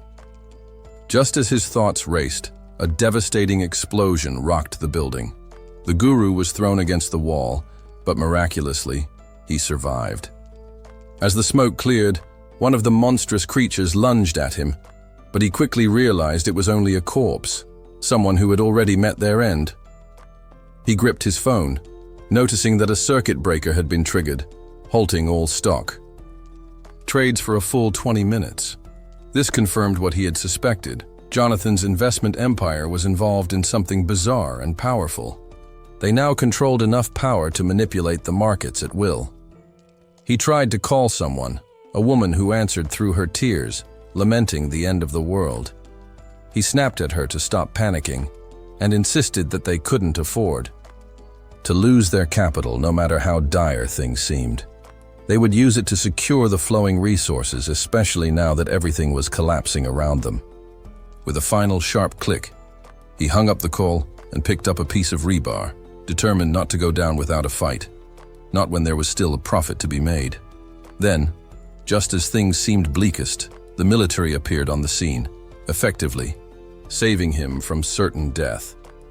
Jonathan, amidst all the chaos, was bombarded with suggestions to liquidate everything, to cash out while they still could. But Jonathan refused. He knew that doing so would only push them back into a primitive state, undoing all the progress they had fought for. No, they couldn't give up now. This was humanity's final bastion, and it was their duty to preserve it, no matter the personal cost. Later, Jonathan got on a call with Sunu to update him on the executives' reactions. Despite the promises made at the club, major financial groups like Silverman and AP Morgan had begun selling off everything. Sunu was furious, ordering Jonathan to push through the authority of the third and fourth programs. Japan was on the brink of collapse, and they needed to focus on London, where the future market was set to open. Isaac, watching all of this unfold, took note of Odin's efforts to prevent the complete collapse of society. Just then, Sunu called him, urging him to make the right decision, as this would be his only chance. Isaac sat in silence for a long moment, contemplating the heavy warning Odin had given him. Finally, he made a decision. He relinquished the title of family head to Dresner, acknowledging that he had held onto the position for far too long, and it was time for change. Meanwhile, Sunu observed that the Rothschilds had stopped selling their assets, and as the monster attacks were contained, the global sense of fear began to subside. Together, they worked at lightning speed to keep the world functioning, strategizing their next moves. Sunu knew that the wealthy would soon return to their offices, desperate to sell whatever assets they could. But he and Jonathan had a different plan. Instead of selling, they would buy, until they owned everything, until they controlled the entire world. Jonathan, Zillion, and Sunu worked relentlessly to keep the global stock market steady amidst the ongoing disaster. Exhausted from days of continuous work, they hadn't had a moment of rest. But just as they believed they were holding things together, disaster struck. News spread that Russia's nuclear bomber was in motion, targeting a mysterious gate that had suddenly appeared in the northern Moscow province. Sunu immediately feared that their agent had failed, but this situation was far beyond a simple mistake. One bomb would be followed by 3 more, potentially plunging the world back into the Stone Age. As the weight of the crisis grew heavier, Sunu was jolted awake in a cold sweat. He was still sitting in his room. Everything had just been a nightmare. Jamie, who was nearby, turned her attention to the news, which reported that the government had managed to capture the mysterious organisms. The global financial markets, to their relief, seemed to have stabilized, and the New York Stock Exchange had made a strong rebound overnight, fueled by aggressive buying. Jamie wiped away a tear as she watched the news, contemplating the state of the world, and wondering how things might have turned out if Sunu hadn't been there to save it all. Sunu was caught off guard by her emotional reaction, but quickly reminded himself that it was too early to relax. The real battle was still ahead. From this day forward, monstrous creatures would appear, ones that couldn't be defeated with conventional weapons. Their task now was to buy time, evacuating civilians from the monsters' destructive paths while preventing the use of nuclear weapons.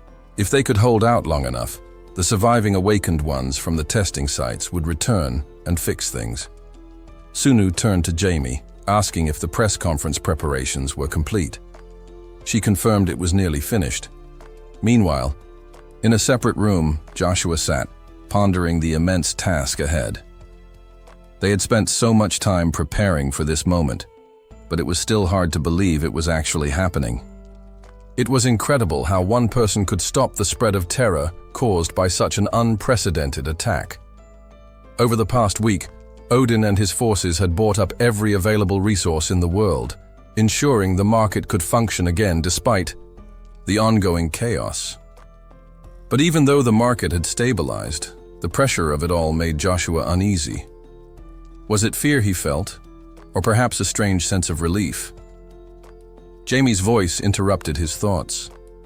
The press conference was ready, and it was time for him to step up. Joshua recalled Sunu's words, encouraging him to speak with confidence.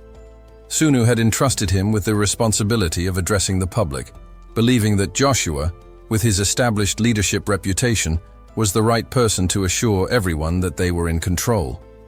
Joshua had questioned his readiness for such an important role, but Sunu's faith in him had eased his concerns.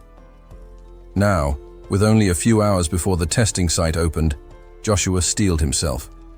He felt ready to deliver this final task that Sunu had entrusted him with. Stepping forward, he thanked his master in his heart before opening the doors and heading straight for the podium. The conference room fell silent as Joshua began speaking. A week ago, humanity was invaded by the unknown, he declared. The audience, both in the room and watching from afar, looked to Jonathan, who had become the symbol of hope for the global market. It seemed to them that Jonathan alone had saved the entire world. But Jonathan knew the truth. He could never be the sole hero of this story. He turned to Brian, standing beside him, and shared a thought he had kept to himself for too long. As Soon as people learn about the stocks we hold, they'll turn against us, Jonathan said. They'll call us opportunists. It's human nature. Brian nodded in agreement. They needed to move swiftly, spreading out their shares and using cross-trading to fragmentize the transactions, erasing any trace of their involvement. The New York Stock Exchange, being a private institution, would make it easier for them to cover their tracks. Jonathan's mind returned to the bigger threat, monsters that would soon pour out of the gates. They had only a short time to act. Brian, visibly shaken by the situation, suggested they leave the city before the chaos escalated. But Jonathan reassured him, turning on the TV to calm his nerves. The higher-ranking monsters are beyond the military's capabilities, Jonathan said. It's our responsibility now, not theirs. Back at the World Awakener Association press conference, Joshua continued his address. We will face another attack from the unknown, he warned. But this time, we can't stop them with weapons, be it guns or nukes. There's only one way to fight back. He demonstrated his supernatural ability by gliding across the conference room, a shocking display that left the audience speechless. The unknown will fall to the awakening of those who possess special abilities, he continued. In 1 hour, the monsters will invade once again, and at that exact time, the testing site will open. Some of you watching today will be selected to enter Stage 2, where time flows differently. While it may seem like a sudden appearance to defeat the monsters, those who enter will have been preparing for this moment their entire lives. Joshua's words were met with a mix of fear and hope.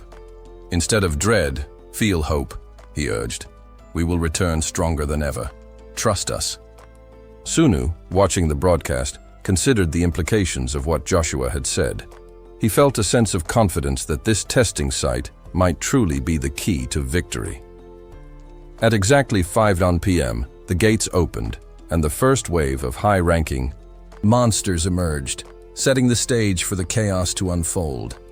A sense of unease spread across the world, but at 5:55 p.m., the moment when the U.S. had once threatened to use nuclear weapons, the only thing on the screen was news of the monster attacks. Sunu clenched his fists in frustration, knowing that despite everything, the battle was far from over. As the clock ticked toward 5:59 p.m., Sunu grabbed a heavy bag and promised his father he would return soon. Before his father could respond, Sunu was enveloped in a burst of blue light and vanished. The world held its breath, awaiting the return of their last hope. Everyone selected for the testing site suddenly finds themselves teleported into an unfamiliar world. Naturally, they're confused and disoriented. A notification appears before them, congratulating them for being chosen. A mysterious figure, an animated fairy, materializes, explaining that it will serve as their guide through Act 1, Scene 1. Though the area might seem somewhat familiar, the fairy clarifies that this is not their original world. Everything here functions under a completely different set of rules, time, physics, and logic included. Magical beasts roam the land, captivating many with their fantastical appearance. Some even find the place beautiful. The fairy continues its explanation, telling the group that various systems have been prepared to help them grow stronger. One of these systems is the quest system. By completing quests, they can progress to the next stages and unlock greater power. Before the guide can continue, one man steps forward, visibly agitated. He says he has 2 kids to care for and doesn't have time for games or leveling up. He just wants to go home.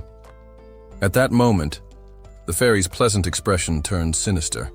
It asks coldly if it's really so hard to understand how this world works.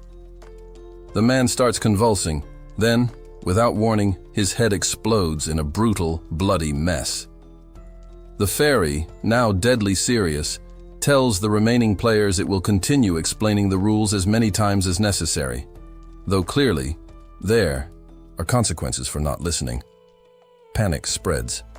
The group runs for cover, and one man begs a nearby soldier, also transported here, to shoot the creature. The soldier considers it, but quickly realizes something's off. Even though he still has his gear, none of it functions here. Guns are useless in this strange place. The group barricades themselves in a building. Some cry, others panic, and a few are simply frozen with confusion. Seeing the chaos, the soldier realizes he needs to maintain control. He stands up, commanding attention, and introduces himself as Lieutenant Lee Gubim of the 34th Infantry Division, White Skull Search Team. From now on, he says, he'll be taking command. He calls on anyone with military experience to step forward and tries to organize the group. He asks everyone to check their phones, hoping for any working signal or function. But someone in the crowd cuts in, saying it's pointless. This is a different world, and nothing electronic will work here.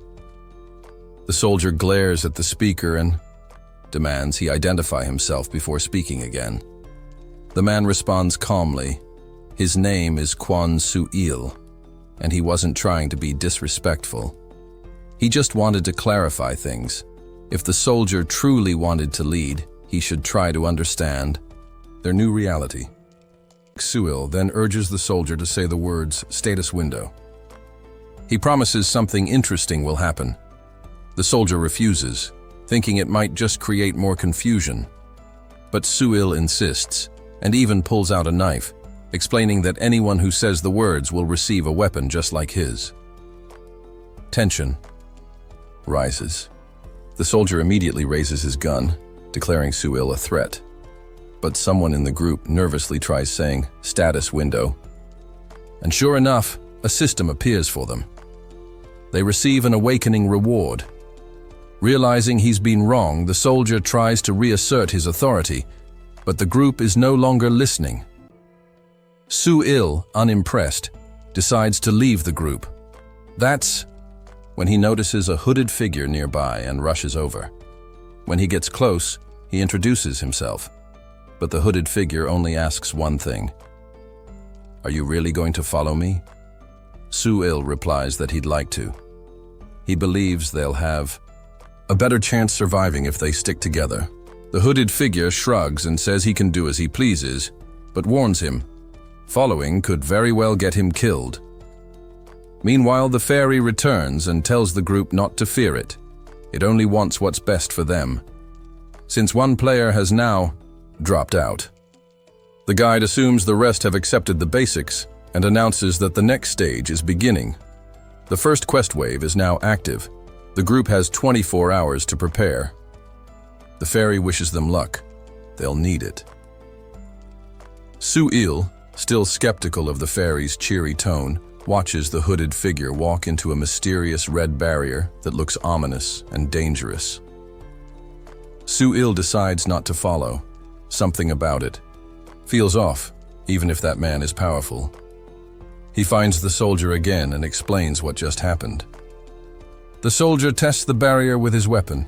It's sealed on all sides, but clearly leads to another place. When asked if the hooded man is a friend, Su-il admits they've only just met, but he definitely seemed important. With nothing left to do, the group regathers and begins packing whatever supplies they can find, anything that might help them survive. Heavy backpacks are loaded up, and the fairy seems pleased with their resolve. Su-il chooses to linger nearby, having no better plan. Suddenly, everyone receives a system notification. The wave quest has been completed. Each survivor is awarded a silver reward box. Unsurprisingly, it was the hooded figure, Sun, who handled the entire wave alone. As the others examine their new skills, the fairy is thrilled. The quest was finished in record time, and it's impressed with their potential. The soldier, now holding a healing skill, feels like it's useless to him and asks if he can trade it. The fairy, however, explains it has no authority to alter the system. What they receive, they must make do with for now. The group stationed at the barrier receives a sudden quest notification, and confusion spreads quickly among them. Sunu steps out from within the barrier, and the guards immediately ask him to follow martial law procedures. They'll be calling their platoon leader to sort things out. All Sunu needs to do now is wait. When the platoon leader finally arrives, he looks at Sunu and asks directly whether he was the one who completed the quest. He also wants an explanation. What exactly happened in there? If Sunu really did handle it on his own, how? Sunu simply replies that he dealt with the situation by himself, and that's all they really need to know. But the soldier isn't satisfied. The speed at which the task was completed has apparently triggered a problem. He asks Sunu if he saw the new quest pop up too. Sunu shrugs it off, saying that things like this will keep happening. The creatures behind these trials don't care about logic. They act however and whenever they please. The soldier, eyeing him closely, asks whether he's part of the World Awakener Association. Sunu confirms, but warns the man to listen carefully. Soon they'll need to start choosing who gets sacrificed. They'd better not interfere with his plans unless they want to make things harder for everyone. If they truly want his help, it would be wiser to lower their heads and cooperate. The soldier silently resists, unwilling to accept that kind of talk. Then Sul appears, clearly frustrated by the soldier's needless interrogation. This was the same guy who gave Sunu info about the Awakening Award. Instead of showing gratitude, they're playing political games. Sunu smiles knowingly. The platoon leader seems to want to pin responsibility for the new quest on him, as if the whole thing triggered because of his actions. Classic. But none of them seem to realize they're only still alive because of what he did. The platoon leader insists he's not trying to start a conflict. He asks Sunu to just wait until things settle down, but Sul isn't convinced. He thinks the mysterious guide is enjoying the chaos, deliberately stirring things up for fun. The soldiers eventually leave to rethink their approach. Sunu asks Sul why he didn't go with them. Sul replies that humans can be far more dangerous than monsters. If he had joined them, who knows what would have happened? People start thinking only of their own survival when things get desperate. Madness is only a step away. He warns Sunu to be cautious too. If the platoon leader flips, Sunu will be the first one they target. Sunu is surprised by his support. He wonders why Sul's backing him up like this, as if Sul sees him as a marked man as well. Sul laughs.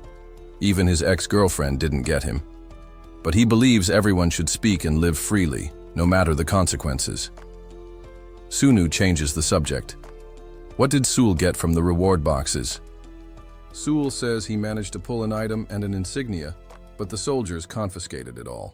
Still, among the group, he's confident he has the highest strength, and that's the one thing he values most in a man. Sunu chuckles and asks if Sul's name really was Sul. Sul smirks and asks if he's finally going to share his own name. After all, he paid dearly to learn it. Sunu says his name is a bit too valuable to give away for free, but then asks again, will Sul really keep following him? Life with him will be full of danger. Sul admits the warning is scary, but he still chooses to stick with Sunu. He trusts him more than the others. Then, with a sheepish grin, he apologizes for running off earlier. Sunu tells him not to stress about it. It would have been worse if he'd recklessly followed him into danger. He believes Sul has earned a proper introduction. It might sound a bit grandiose, but from now on, he should call him Odin. Eventually, the no-name quest is marked as completed. The soldier walks over, looking drained. Behind him, the rest of the group is visibly mourning. Sunu silently respects the man's strength of will. He must have been the one to choose who would be executed. The soldier tells Sunu that he wants his help. He asks him to let them handle the next wave. They need the combat experience themselves. Sunu repeats what he said before. They won't get in each other's way. And when it comes to fighting, they'll get their fill soon enough. Suddenly, the guide reappears, grinning as always. He asks if they've had a nice break. The first wave was light, but now they'll have plenty of time to prepare for the next challenge. This time, though, enemies will attack from 2 directions. A new quest is triggered. They have 19 hours to get ready. Sunu tells the soldiers to defend the southern front. He wishes them luck. They'll need every ounce of it. The soldier barks, orders. Everyone is to build barricades and defend them like their lives depend on it, because they do. When the wave hits, the group manages to hold their ground. But only a few remain standing, and even those survivors are barely clinging on. Sunu and Sul return as well. Sul notices that the soldier didn't make it. He looks down, clearly affected. The man lived by strict rules and died a meaningless death. Tragic. With the third wave looming, Sunu and Sul leave the remaining members to grieve and gather their strength for whatever comes next. Shugal and Sunu took on the fourth wave completely on their own. It wasn't an easy fight. There were moments when Shugal teetered on the edge of disaster, but somehow they made it through. Their effort didn't go unrewarded either. The loot they secured was nothing short of amazing. The guide, impressed by how quickly they cleared the stage, acknowledged their top-tier performance. It realized it had been underestimating them for far too long. Next time, it promised, they'd be in for a challenge they wouldn't soon forget. But for now, rest was in order. Shugal found it oddly refreshing that the guide didn't toss another surprise quest their way. Still, it only reaffirmed his suspicion. That strange little creature did whatever it pleased. Sunu then told Shugal to stick with the group going forward. With his stats now boosted, he'd need to learn how to handle them properly. Shugal remarked that Sunu was being unusually kind to someone who had once considered killing him. But Sunu just shrugged it off, telling him to follow his own path, just not to do anything without value. Teach them discipline, he said. Taking that advice to heart, Shugal approached the current leader of the group, Chaeol Young. A wiry doctor, Chaeol had earned everyone's trust after they saw him successfully treating the wounded during an emergency. He wasn't a natural leader, but his actions had made him one. Shugal made it clear. From here on out, they needed to remember who their real safety net was. Odin, the man standing beside him. It was Odin who had suggested they help in the first place. Still, he reminded them, nothing in this world came without a price. Chaeol Young nodded solemnly and vowed to gather every valuable item and hand it over once they escaped this nightmare. But Shugal declined the offer.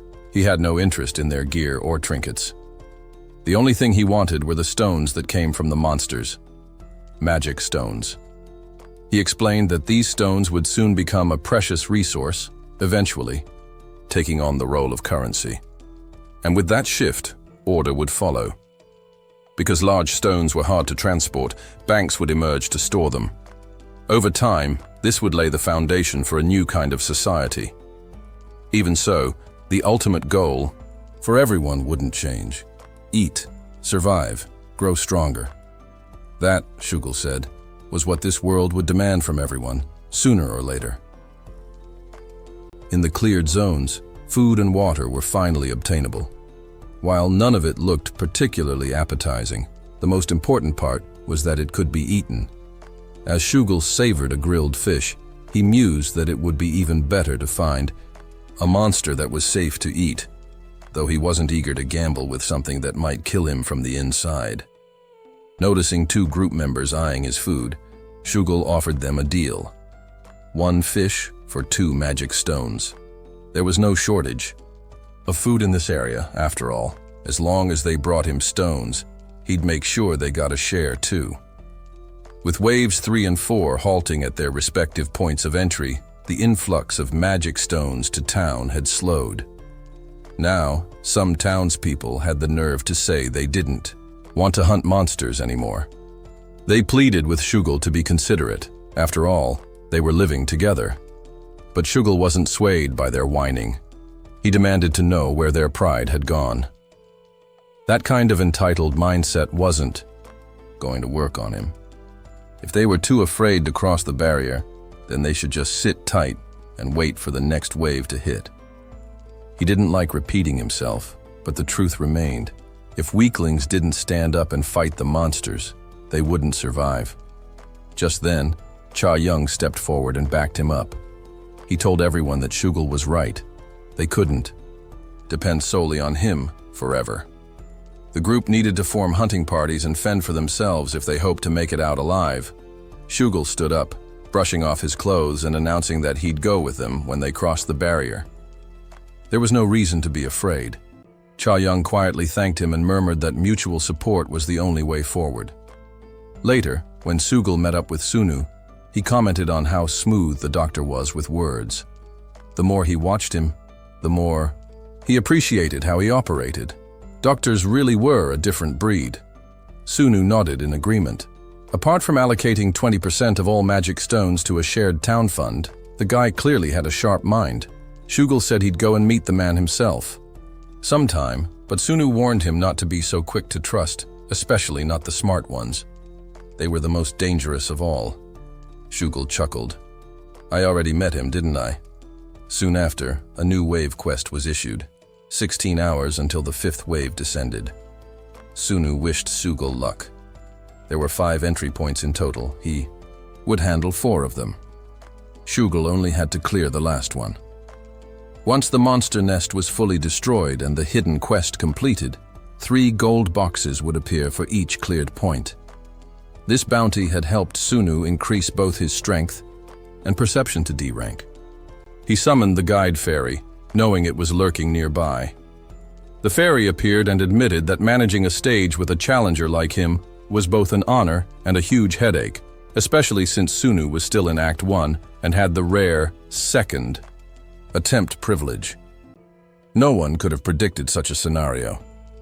Sunu got straight to the point. He wanted to adjust the system. The guide told him it depended on the complexity of the request.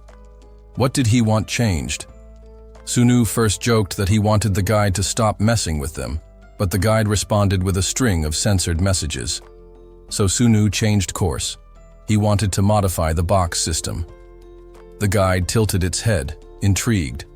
Why that system in particular? Sunu explained that the current rewards were completely random. Everything from skills and items to base stats like vitality and strength. With randomness being such a huge factor, survival often came down to dumb luck. He didn't want anything excessive, just the ability to choose what kind of reward he'd get.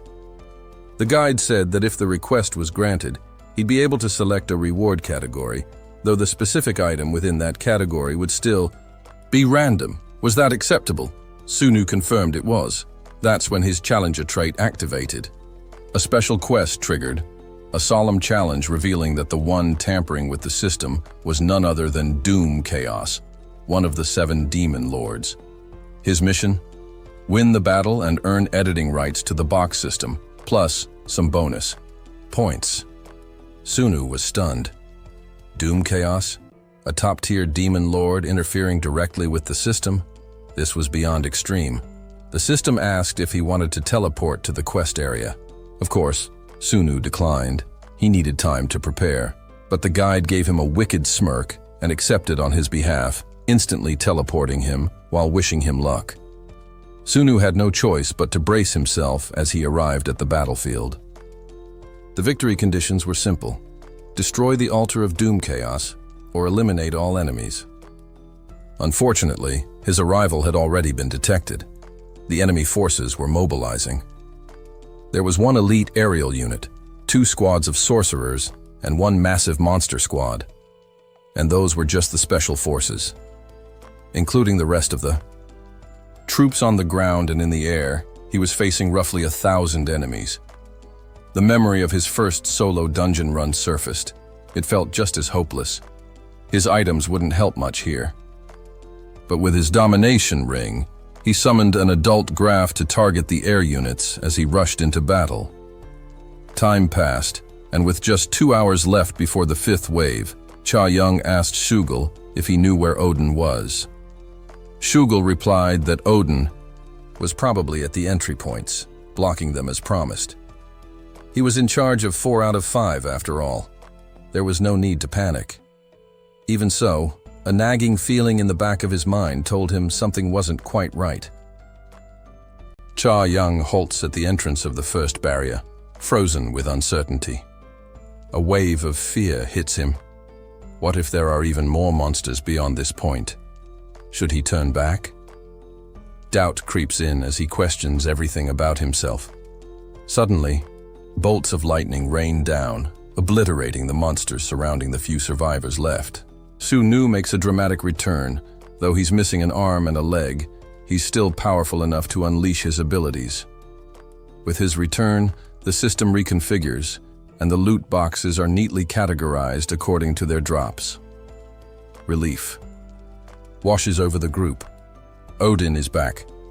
Cha-young stands still, shocked. He tells himself to stay composed, to appear grateful for Odin's return. He can't afford to repeat his past mistakes and let his fear show again. As they regroup, Su-nu instructs Su-gol not to leave his side until he wakes up. But first, they need to deal with one more problem. Su-gol agrees, and just as Cha-young is fumbling for an excuse to explain his cowardice, Su-gol silently raises his massive mallet overhead, and we all know how that ends. Later, Su-gol stays by the unconscious Su-nu's side, pondering what to do with the 5 silver boxes he earned from the quest. He reflects that while becoming stronger is vital, he almost died because he lacked speed. With that in mind, he dumps all 5 boxes into dexterity. The results are underwhelming, but his stat does rise to 92. Still, it's frustrating. The drop rate ranged from 11 to 40, and clearly, luck wasn't on his side this time. Suddenly, there's a knock at the door.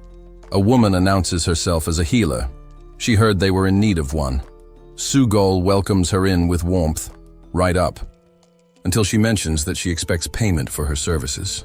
Since most of the magic stones have already been claimed, her request catches him off guard. Immediately, Su-gol is irritated.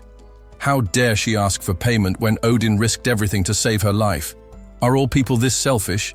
She thinks it might be in her best interest to heal Odin for free. Yet if Odin plans to use magic stones as currency, he must be a rational man. Perhaps he even worked in finance like her. She argues that Odin wouldn't want charity. Even though Su-gol disagrees, he gives in. He tells the healer, Su-a, to just take all of his own magic stones. Odin must be healed, no matter what.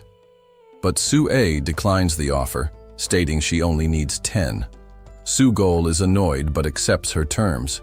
She gets to work healing Su-nu using Cure Body and suggests that Su-gol should take a rest too. But he refuses. He still doesn't trust her. Su-a insists that trust is essential in times like these. Su-gol isn't having it. She's starting to sound way too much like someone he's already put in the ground. If she keeps talking like that guy, he warns her, she won't like how it ends. She needs to stop talking nonsense and just focus on healing. Eventually, Su-nu stirs and regains consciousness. Su-gol is visibly relieved. He tells him about Su-a, the healer who worked tirelessly to help him recover his limbs, though she didn't do it out of charity. Su-nu asks how much she wants, and she replies, just 10 magic stones. He finds the price reasonable. Curious, Su-nu asks if Su-a is the new leader, given how competent she seems. She denies it, explaining that a council has recently been established. Cha-young had originally created a system where 20% of all magic stones were pooled into town resources, but instead of one person managing everything, the people voted to appoint a council of 10 members to oversee things and take on leadership roles. As Su-nu gets dressed, he asks her what she did before all of this chaos began. She tells him she worked at Day Securities. That makes sense to Su-nu. He figured she had a sharp mind. She then asks about him, and he reveals that he worked at Telestar Investments. Her eyes light up. That's the company her idol worked at, the place she always dreamed of joining. Su-nu expected that kind of reaction, but now he knows she's the real deal. He decides to keep an eye on her, to see what she's truly capable of. When Su-nu steps outside, he notices that a market has formed. People are trading goods using magic stones. Even in a world that would shatter most minds, these survivors are adapting, measuring value, forming strategies, pushing forward despite their exhaustion. There's a flicker of hope in the air, and it's exactly the future Su-nu had been working toward. Waves 6 and 7 came and went.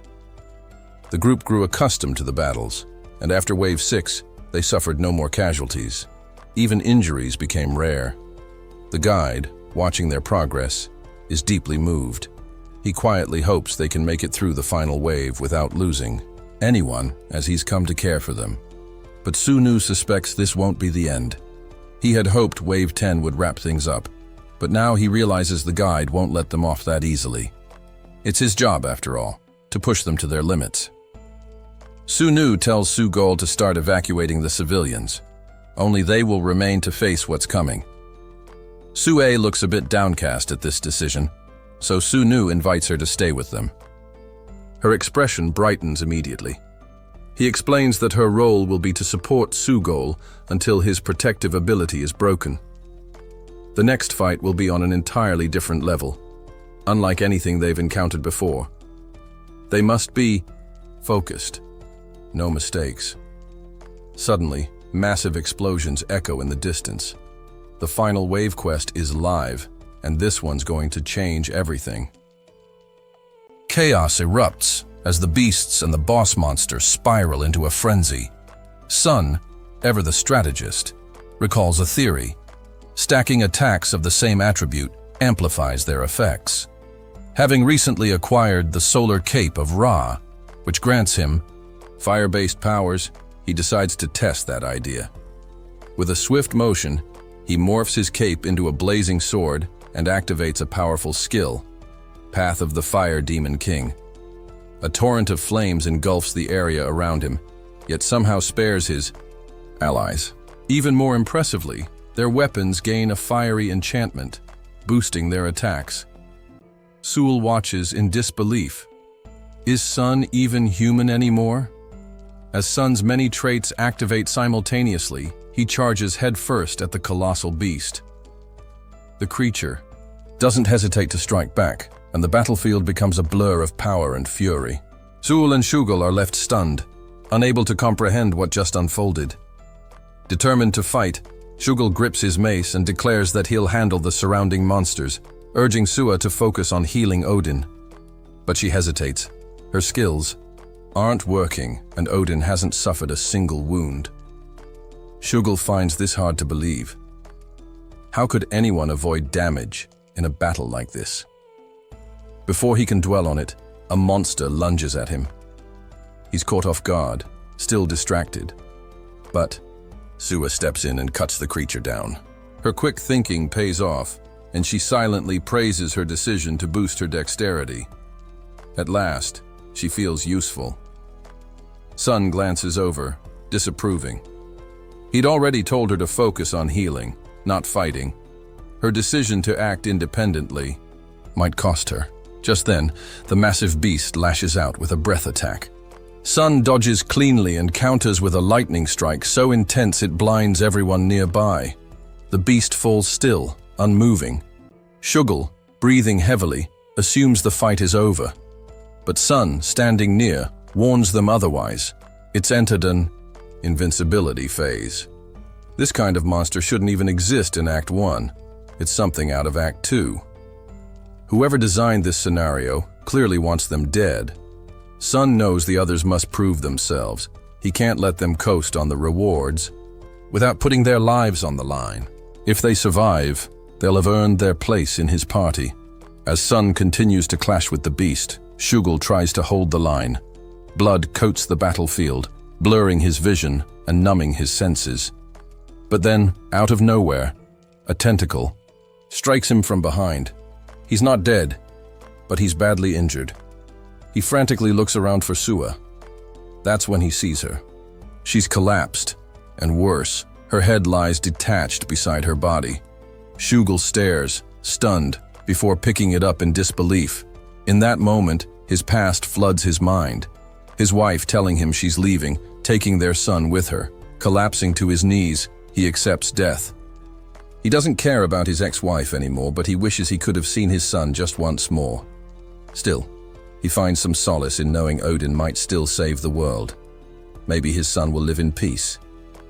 Just then, a small boy, eerily resembling his son, crawls toward him through the wreckage. He uses a healing skill on Shugul. Shugul recognizes him. He was one of the earliest members of the party, Revived by the act, Shugul rises. He tells the boy to stay put. He's going to end this fight. Once more, he charges at the beast. His strikes might not deal much damage, but that's not his job. His goal is to create an opening, to be the distraction. If he can pull the monster's focus, that's enough, and it works. The creature locks onto him alone. The relentless assault begins again. But then, everything stops. The beast freezes. The wave is cleared. Shugul survived. As Shugul begins to celebrate, a wave of dizziness suddenly overtakes him. He collapses to the ground, completely unconscious. Sunu watches this unfold and shakes his head slightly, thinking how reckless Shugul can be. He could have easily died. Still, despite his impulsiveness, he's proving to be a valuable ally. While Shugul lies passed out but bandaged up, Sunu and a very much alive Sua discuss the current state of things. With magic stones becoming incredibly valuable, there's been a sharp rise in crimes like theft and robbery, and the council simply doesn't have the authority to keep things under control. Sunu suggests they establish a bank. After all, finance is Sua's area of expertise. It might help bring some order. Not long after, Shugul finally stirs and wakes up. Sua quickly apologizes, saying she lost track of him during the chaos of the fight. Still dazed, Shugul stares at her, convinced he must have died and entered the afterlife. He swears he saw her head roll across the ground. Sunu tells him it was nothing but a hallucination. "Just how much did you drink?" he asks, raising an eyebrow. Shugul is confused. He hadn't had any alcohol. That's when Sunu clarifies. He's not talking about regular drinks. He's referring to monster blood. In battle, it was everywhere, and a bit of it must have gotten into Shugul's mouth. That stuff causes vivid hallucinations and illusions, and he'll need to be more careful in the future. Sunu asks Shugul to describe exactly what he saw, and Shugul gives a detailed account of the battle. After listening closely, Sunu concludes that most of what Shugul saw was real, except for Sua dying. That part was the illusion. The rest, unfortunately, actually happened. Shugul then brings up the kid who saved him at the last moment. Sunu confirms the child was real. He really did save him. His reward has already been set aside, so Shugul can rest easy now. Although they've patched him up, he still needs proper rest to recover fully. Meanwhile, the kid who rescued Shugul, Jung, sits quietly and checks his status window. Sunu approaches him and asks for his name. Jung introduces himself, and Sunu asks why he broke cover when he had told him to stay hidden. Jung answers calmly, "If you all died, we'd be next anyway." Sunu is impressed. There's something unsettling about Jung, not in a bad way, but in the sense that he's no ordinary child. He has the potential to go either way, greatness or danger. To guide him, Sunu gives him a special ring, the Ring of the Wind Warrior. It boosts his stats and offers protection, but he's warned not to tell anyone about it. Sunu also offers him his support. He should come to him directly if anything ever troubles him. The boy is visibly excited by the gift, but that's not all. Sunu also hands him a bank check for 100 stones, which he can hand over to Sua whenever he wants to withdraw it. Meanwhile, Sua has begun organizing the newly formed bank. She lines people up to register, collecting signatures and assigning account books. She explains that these books are official records and will have more pages added as needed.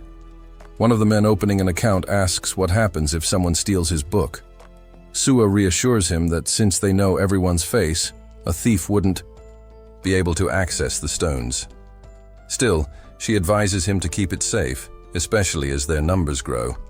Eventually, she won't be able to guarantee that kind of personal protection. Elsewhere, a sinister pair arrives on the scene. A man surveys the area, noting how relaxed and carefree the atmosphere seems. "Looks like they're out here having a picnic," he remarks mockingly. This is Han Guanho, a notorious criminal who built his empire on gambling, drugs, and predatory loans. As the most ruthless in his gang, he earned the title of director. Next to him stands his right-hand man, Sukju. He estimates there are at least 50 people in the camp, while they've only brought 34. Guanho acknowledges that whoever leads this group must be formidable to rally that many. But that's perfect. Once he defeats the leader, the rest will fall in line. These 34 are survivors, those who endured after the weak ones perished. Guanho is confident. The people here won't be able to match them. 2 women from the camp walk nearby, chatting excitedly about how grateful they are for the new bank. They never expected such a development, but their conversation is cut short. Guanho and Sukju ambush them. Without hesitation, Guanho stabs one of them. He tells the other they'll heal her, but only if she answers his questions. Then, he casually kills the second woman, leaving only one alive. He demands to know how many people are in the camp. Shaking, she answers, 80. Guanho then asks who the leader is. She hesitates, then says they don't really have one. Annoyed, he plunges his blade into her thigh. She's out of chances. Desperate, she finally names someone. Odin. Sukju wants more details, so she explains that Odin is the strongest among them, though she doesn't know much else. Sukju presses her to elaborate, and she describes how Odin single-handedly defeated a monstrous beast with ease. Guanho rolls his eyes, dismissing her words as delusion. He's already seen who the so-called leader is, the smug, chubby guy strutting around camp. Without another word, he beheads her. Guanho wasn't exaggerating when he claimed the 34 survivors made it through because of him. His combat instincts and hunting skills were top-notch, especially for someone from the modern world. But unfortunately, he picked the worst possible opponent to fight. Shugul was tossing him around like a rag doll, effortlessly flooring his subordinates with minimal effort. Shugul, towering with fury, demanded to know who dared to raise a hand against him. Their attempts at magic were useless, as if they were facing a raid boss. Even with all the buffs and bonus items Guanho had collected, he was still hopelessly outmatched. Shugul caught on to Guanho trying to heal himself and realized he was the team's healer. With that, Shugul crushed his leg completely, ensuring that no amount of healing could save him from the injury. Guanho screamed in agony, wondering how this man became so powerful. But the truth was simple. Shugul had completed every quest up to the 4th wave, including all hidden challenges. He'd even earned a top-tier reward in the last round. And because the difficulty had been cranked up significantly, the rewards were even more generous than normal. At this point, only early awakened members of the Awakener Association could hope to stand against someone like him. Jung, seeing the situation unfold, signaled for Sua to join them. Meanwhile, Guanho's men were in complete despair, wishing they had never come. Despite his broken state, Guanho managed to beg Odin for mercy. But Shugul simply replied, "He's not Odin." And where had Guanho even heard that name? Just then, Sua arrived and reported that she'd only managed to rescue one of the women who'd been assaulted. She was too late to save the other. That news sent Shugul into a cold rage, and he dealt with the attacker swiftly. Guanho's remaining thugs were stripped down and interrogated. Suku, one of them, claimed they only obeyed Guanho out of desperation. Sua agreed that if that was true, they weren't much different, but judgment would still come. Their actions would be evaluated, and punishment decided. Suku glanced at Sua, convinced he recognized her from somewhere. After a moment, it clicked. They'd met at last year's Ganil Members' Night, a gathering of high-ranking personnel. He mentioned it to her. Sua remembered now. He was that arrogant guy who had looked down on her for leading a subsidiary team. He'd even mocked her openly. Oh, she remembered exactly who he was now. As for the rest of the group, those who hadn't attacked Suil, 27, were stripped to their underwear and spared for now. Their guide eventually returned with some news. Thanks to their performance, he'd been chosen to continue as their guide for the next part. Act 1, Scene 2 would now play out differently. It combined 5 stages into one. Because they delivered the best results, their stage would be the central hub, with the 4 others supporting it. Since they'd already met another stage, they should have realized the central zone is where the quests progress from. As a reward, each member would receive a silver box. But Sunu wasn't interested in the standard prizes. He was after the hidden reward of this stage. With that, the guide announced the next phase, and suddenly, a massive, twisting, tentacle-covered tower shot up from the earth, doors embedded throughout its height. Sunu estimated there were 7 levels. Each floor had fewer doors, meaning the top had only 1. He turned to Shugel and said, "If I don't make it back, find Mary." Then, without another word, he bolted. At the tower's peak, the so-called 8 evils and virtues awaited. Each carried unique, powerful abilities or artifacts. Evils. A man who overcomes adversity, gaze of Isis skeleton dragon, revered even by the Undying Zeus's lightning spear form of the Jinset's wave of Death Shiva's sword queen mother of the West's millennium. Spider virtues, Di's sword Osiris's domain clown's dagger Hera's madness passionate one Odin's, wrath Lakshmi's, lucky dagger Buddha's, palm out of all of them. Only one was known to have been obtained from the testing site, the skeleton. Dragon. It was also considered the most formidable summonable creature. Now, the tower itself began resisting Sunu. He was meant to progress floor by floor, but instead, he charged straight to the top. Suil expected as much. This was just like him. But what had he meant earlier when he said that thing was dangerous? By the time Sunu reached the 7th floor, the guide shook his head, noting he was doing something weird again. But Sunu didn't care. That was just how he operated. He ordered the guide to open the final door. The guide smiled knowingly, wishing him luck, and opened it. What followed was a deafening explosion. The top of the tower was obliterated. Suil stood frozen, in shock. Just what happened to Odin? Sugel doesn't want to think too hard about it. Instead, he eyes Sunu's seemingly endless inventory. "Looks convenient," he comments. Then, changing the topic, "You want to come watch the fight? I'll make it look like child's play."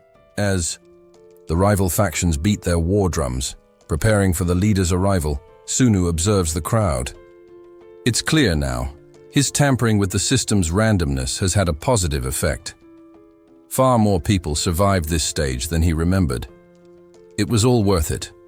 With better survival rates ahead, things are finally shifting in the right direction.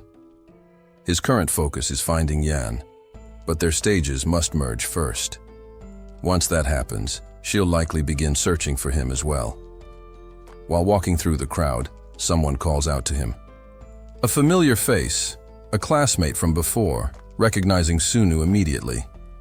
He hasn't changed much in appearance, still as quiet and reserved as ever. The man notices he has no items equipped and assumes he must be a weakling now. Back in high school, Sunu was a big deal, but now the man, who turns out to be one of the bullies Sunu had long since trained to submit, thinks for a moment about revenge, but then he shrugs it off. He's an awakened now, strong and respected. There's no point bullying the weak. He gives Sunu a hug instead, playing friendly, and asks which direction he came from. Sunu replies, and the man says he came from the west. Lucky for him, since their leader, Cha Young, will probably take charge of the next mission. Sunu raises an eyebrow. Is she that strong? Strongest person in the world, the man nods. And a leader who brings the best out of everyone. You'll be blown away once you see her in action. Tired of waiting, Sugel suddenly slams his club into the ground. He shouts that both leaders should attack him together. He doesn't have time to deal with them one at a time. The Eastern faction's leader, Honu, warns him not to regret those words. The Western leader, Cha Young, accuses him of underestimating her just because she's a woman. Keep thinking like that, she says, and you'll lose an arm. Sugel smirks. This isn't a debate. Charge already. Both leaders rush forward, and the battle erupts in full force.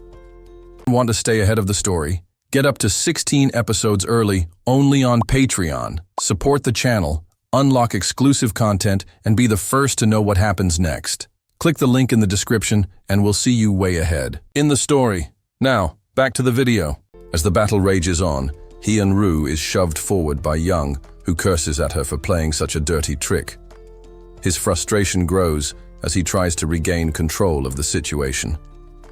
Meanwhile, Seul spots an opportunity and begins pounding on his shield. Yanu, noticing just how strong Seul truly is, watches as the relentless assault continues, aiming to break through the shield.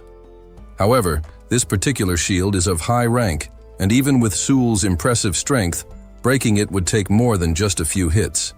C.H. Young leaps into the air, bringing her blade down on Seul's back with a powerful strike that catches him off guard. Undeterred, she keeps attacking him from behind, while Hyun-woo takes on the front. It's a flawless pincer attack, and she's certain that victory is within reach. The two press on, forcing Seul to the ground as they relentlessly hammer away at him. Despite their efforts, Seul refuses to surrender, even though it's clear that he stands no chance against the combined might of both of them. As the bullying continues, the young man wonders why the large figure isn't giving up. Surely there's no way he could win. However, Sunu watches the situation unfold and notes that while the lady's movements are precise, she's still not up to Seul's level. Seizing the moment, Seul grabs C.H. Young's leg, not letting go. She may be cautious, but she finally lets her guard down for a split second. C.H. Young is stunned. This had been Seul's plan all along, and she never saw it coming. Yanu, caught off guard, can't help but scramble to defend himself as Seul slams her into his shield. He can't believe Seul would block a woman like this, but if he keeps pressing forward, she might not survive. Is that a risk he's willing to take? Hyun-woo, lost for words, watches in shock. But before anything else can happen, Jung arrives on the scene. With confidence, Jung declares that this is his signature move, human caliber. Seul continues to fling C.H. Young around as if she were nothing more than a puppet, forcing Hyun-woo to surrender. He doesn't want her blood on his hands, and with that, Seul emerges victorious in this bout. Afterward, Seul returns to Sunu, eager to hear how he did, but something catches his eye. A figure approaches them, and he wonders who it might be. The man attempts to introduce himself, but Sunu quickly interrupts, telling him to lower his hand first. The man does so, and Sunu coldly tells him to stop acting as if they know each other. He warns that it would be wise to stay out of their way in the future, as it's better for his health. Elsewhere, a man tries to flee from the terrifying undead, awakened by the spire, only to be struck by a phantom arrow and knocked to the ground. He believes his end is near, surrounded by monsters from the spire. He wonders why no one has dealt with the threat yet. As a skeleton looms over him, ready to strike the final blow, he braces for the inevitable. However, the skeleton is suddenly hit by a fireball, and a group of survivors charges in, taking care of the undead menace. The man is left confused but grateful when Jung steps forward and heals him. He thanks him, still in disbelief. Hyun-woo approaches and asks which area the man is from. He answers, Area 58. Hyun-woo remarks that he's quite far from home, prompting the man to ask if they're from Area 12. Ha-yu explains that they're not from there, but instead, they're from the Heavenly Sky Guild. The man's eyes light up at this revelation. The Heavenly Sky Guild, once only a rumor, was now confirmed to be real. Many areas had failed to clear the spire, and as a result, monsters had been spilling out, wreaking havoc across the land. The surviving residents of those areas had been forced to flee to the few places that had succeeded in clearing the spire. Among these places, the Heavenly Sky Guild from Area 12 was considered the strongest, offering hope to those who were left behind. The man, desperate for a chance, pleads with Hyun-woo to let him join their ranks. He tells them he'll do anything, having traveled all this way, risking his life just to find the Heavenly Sky Guild. Despite knowing he looks pitiful, he's determined to prove himself useful. Hugh, after a brief pause, acknowledges that only those with strength make it this far, He agrees to test the man, offering him a chance to prove himself. With newfound hope, the man begins to follow them, ready to face whatever challenges await him. In another part of the world, an entire party has been wiped out and a lone figure remains standing. He can hardly believe that their guild, who had successfully cleared the spire, was taken down by just 2 people, or rather, by a single individual. Sul looks at him and casually mentions that he doesn't want to waste any more time. All he's interested in is the name of his leader. "Is it Mary?" he asks. The man moves with absolute confidence, swiftly taking down skeletons without breaking a sweat. As he dispatches his enemies, a thought lingers in his mind. Why are they gathering these crystals in the first place? They're hardly useful. Just then, Hugh appears, calling out to him by name, Jingyu. Hugh acknowledges his skill, noting that his performance was impressive. With that, Jingyu is officially part of their attack force.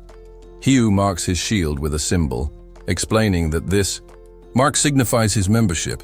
The square represents their shield raid force, while the lightning symbol indicates their affiliation with the Heavenly Sky Guild. With this, Jingyu can now move freely through the town, but there is one rule he must always obey. Never seek to learn anything about the person known as Odin. Curious, Jingyu asks if Hugh is the leader of the town. Hugh laughs and clarifies that he is not, nor has he even met the leader in person. The guildmaster gave them strict orders regarding Odin, hence the warning. Jingyu presses further, asking about the guildmaster. Hugh explains that it's a woman named Li Sua, guildmaster, gold raid leader, bank president, and chairwoman of commerce. In essence, she is the town's president, wielding the authority to do whatever she pleases. Jingyu is surprised to learn the town has a bank, which initially caught Hyu off guard too, but he'll learn more once they arrive in town. Meanwhile, Shugel questions the last remaining member of their group, wondering if their leader's name is Mary. The man confirms it, though Shugel can't shake the feeling that something isn't right. He's glad they've finally located her, but Sunu, ever suspicious, senses that the man is lying. The man informs them that Mary will return in a few hours and suggests they follow him to their camp. Sunu begins to piece things together, suspecting this camp is where the people from Area 100 are supposed to be. They came here following rumors of a Korean woman from the Awakener Association who supposedly united 10 regions with ease. Sunu had asked for her name, but it seems she isn't the one he was looking for. He now believes she might be impersonating Mary, and concludes that their leader isn't part of the Awakener Association either. Once they arrive, the man serves them ramen, which stuns Shugel. It's been ages since he's had real food. He compliments Sunu, marveling at how impressive his woman must be, noting that even 100 magic stones wouldn't be enough to buy this meal. Sunu chuckles, advising Shugel to enjoy it while he can. He also orders some soju, knowing they have it in stock. Shugel, even more impressed, agrees. After their meal, the woman enters. The man warns them that he's put enough in their food and drink to knock out an elephant, so they should be fast asleep. The woman tells the others to tie them up securely to prevent any resistance. However, Sunu is still awake, having used an insignia to protect himself. He's not one to pass up ramen after all. Sunu stands up, and the woman, surprised, asks how he's still conscious. She jokes that perhaps the fat guy ate his portion. Sunu calmly explains that he too ate, but protected himself with an insignia. He remarks that ramen is too good to resist. He then comments on her strength, observing that her caution suggests she's fought someone from the Awakener Association before. The woman asks if he's curious about his ally. Sunu replies with a hint of bitterness that his ally is probably dead, but before she can respond, she starts to scream. She explains that such a man would never be allowed to live. He wasn't always twisted, but as time passed, he became ruthless, killing even for the smallest inconveniences, all in the name of justice. In the end, when he died, the crowd cheered in celebration, and festivities continued for days. But the man once said something that still haunts her. That he was part of Tomorrow, one of the world's awakener associations. His death was supposed to end things, but the bonds between their allies only grew stronger. The woman concludes that if Sunu is truly part of that organization, he won't listen to her, so she must kill him first. She summons 12 faceless, stone statues that rise dramatically from the ground. Sunu, recognizing the connection to the Temple of the Dead, notes that these statues were likely the guardians of a final boss. His own skeleton dragon, a divine relic, was protected by the same force, so these statues are no match for him. Using Tail of Hanuman, Sunu easily defeats them, but the woman, undeterred, reveals her true strength. It's clear she is the one who united the 10 regions on her own. Sunu asks why she killed the man, but the woman brushes it off, saying it doesn't matter. She then snaps that she won't allow just anyone into their ranks. With gritted teeth, she explains that her former leader was like the devil incarnate, and the world he built was supposed to protect the weak while empowering the strong, but instead, he twisted the system to his own ends. Sunu apologizes, acknowledging that he cannot know the thoughts of every person. Still, the woman insists on rejecting him, believing their bonds to be unbreakable. Suddenly, Sunu's mind shifts. Could it be that he's not from Tomorrow? He doesn't answer immediately, but instead offers her a challenge. There's a quest to complete that doesn't reward with a box, but promises a hefty 500,000 points, enough for a master box. She's intrigued, but still skeptical, questioning whether a child like her can really achieve such power. She's not entirely wrong. Even her current position can be taken from her in an instant by someone with far greater strength. But she could still rise to unimaginable heights, perhaps even face a god.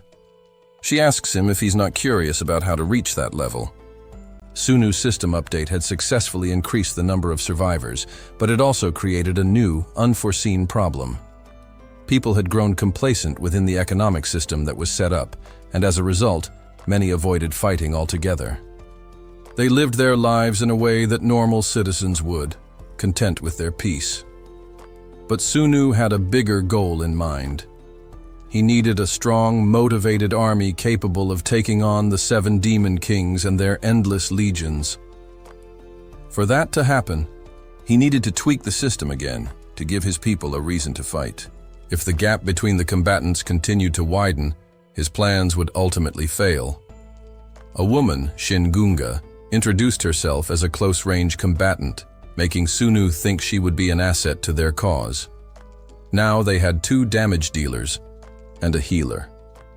Eventually, Shugal also woke from his forced nap and remarked how well he had slept. He noticed the woman, who seemed to be looking at him with a knowing gaze. Confused, he wondered who she was to speak to him like that. She then introduced herself, but added that intimidation wouldn't work on her simply because he was older. She had led all the Spire raids, so for all he knew, she could be older than him. This caught Shugal off guard, as he hadn't expected, to be called Mr. by a younger woman. Sunu, sensing the tension, told them to save the flirting for later. They had to head to Area 12. When they arrived, everyone seemed to be in good spirits, but Shugal turned to Gunga, asking her opinion on the situation. She replied that it was fine, but Shugal warned her not to act so cocky. Once she saw what was next, she'd be in for a surprise. Shugal then showed her the bank and introduced her to Sua, the bank's leader. Gunga's face lit up upon seeing Sua, who also noticed her. Gunga rushed to Sua's side, eyes teary, and expressed her relief at meeting her in this place, clearly overjoyed. It was revealed that Gunga had been close friends with Sua in the past, holding her in such high regard that she followed her everywhere, even in the world of finance. Sua explained that Odin had been a part of Telestar Investments, where her favorite person was Jessica. Gunga, eager to meet Jessica, was told by Sua that wasn't the most important thing right now.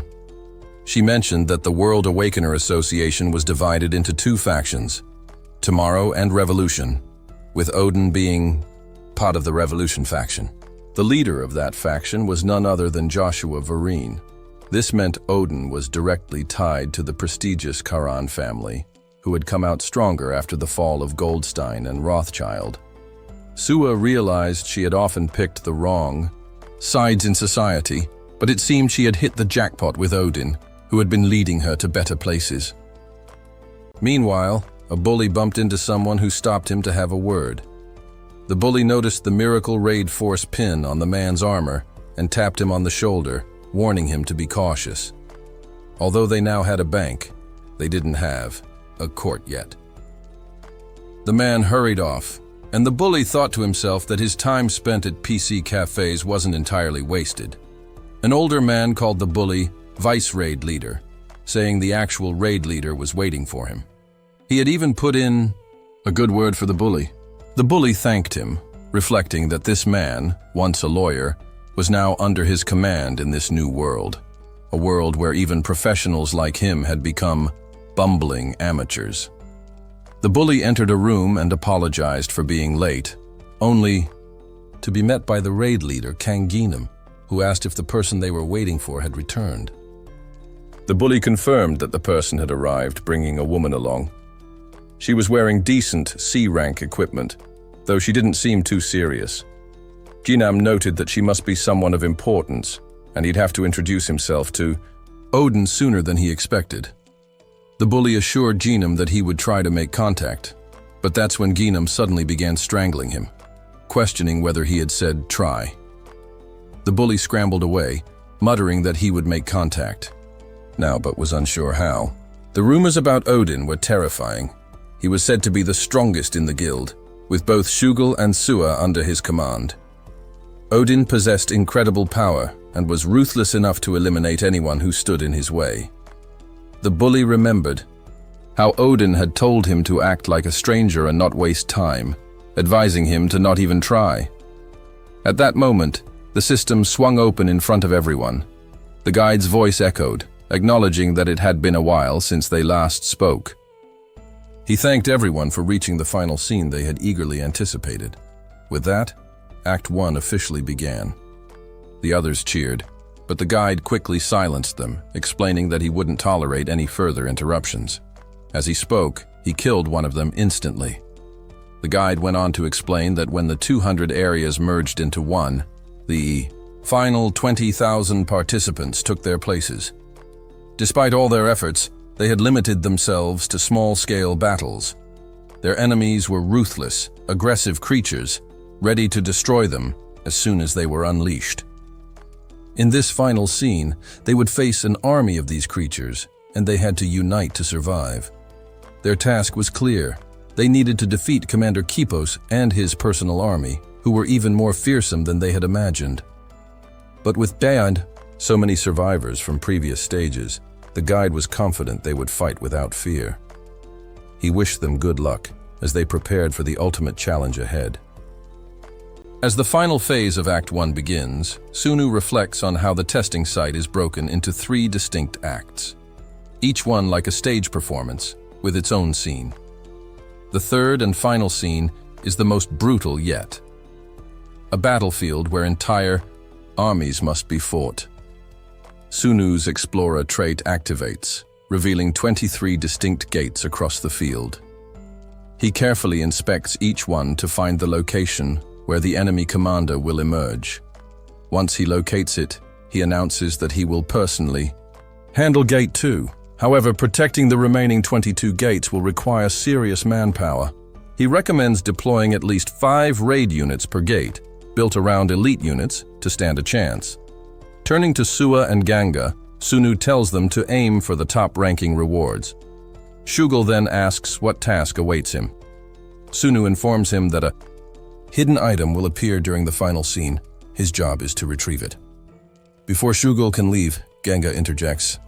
She insists she was always meant to accompany him.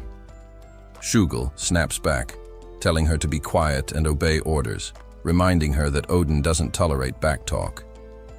Ganga protests, saying that she didn't join for Odin.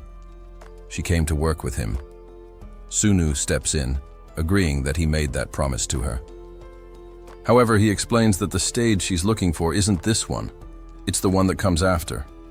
Still, he urges her to face this scene and decide whether she's truly prepared to step onto that greater stage. If her resolve remains, after this trial, he promises they'll face it together until the very end. The battle begins. Waves of twisted creatures, their jaws filled with knife-like teeth, pour through the gates. The defenders fight desperately, but the monsters seem unfazed by injury, driven by an unrelenting bloodlust. Then disaster strikes. One of the commanders appears, overwhelming a squad and killing them all with a single devastating swing. Panic spreads. Survivors turn to flee, only to spot a massive dragon soaring overhead. Dread fills them. It seems like the end. But Sunu calmly gives the command. His pet unleashes a torrent of fire from above, vaporizing swaths of enemies with pinpoint precision. Even the commander is scorched and visibly injured by the blast. Enraged, the beast lunges at Sunu with its remaining arm. Sunu doesn't flinch. He braces his crude axe and stares it down. "Remember this," he growls. "As a warrior of Kipos, know that it is humans who will bring about your extinction." With the commander's death, Sunu completes the commander quest. The morale of the demonic army plummets instantly. He roars for the others to stop hesitating and chase down the fleeing enemies. Despite receiving a challenger box as a reward, Sunu's focus is elsewhere. He wonders whether Shugul succeeded with his mission and hopes the intel he gave him was accurate. Though, even with the right info, the task wouldn't have been easy. Sunu eventually finds Shugul, gravely injured, missing an arm and a leg, but alive, clutching his prize, the divine artifact of Chapos. It holds the power to set a return point. Without hesitation, Sunu lifts him up and prepares to return. Though the two of them are battered, neither has changed their resolve. Sunu then calls forth the system's fairy. He wants to restructure the ranking system. Currently, ranks range from F to S. To level up, one must increase each of 4 stats by 100. A system Sunu finds overly complicated, especially when combined with the pressure of choosing the right items. His new proposal is to convert every 5 stat points into 1 level. Stats will now appear in a simplified format, allowing players to level up more often and stay motivated through a constant stream of upgrades and rewards. He also proposes a proficiency mechanic for skills and traits, growth based on use and practice. Though the core mechanics remain unchanged, the way progress is displayed will be far more intuitive. The fairy hesitates. He worries that such a change will make the Awakeners feel entitled to power, rather than grateful to the system. Sunu dismisses that concern. If they fought for it, they deserve it, he says. The system isn't the one out here bleeding. He then asks the fairy, is the system's purpose to grow its worshippers, or to protect humanity from extinction? The fairy doesn't answer directly, but offers a compromise. Proficiency can be added, as long as the growth rate matches their current stat progression. With that, Sunu's challenger trait activates again, unlocking a new mission. Solemn Challenge 2. This time, he must assassinate the Backland King, an enemy of terrifying strength.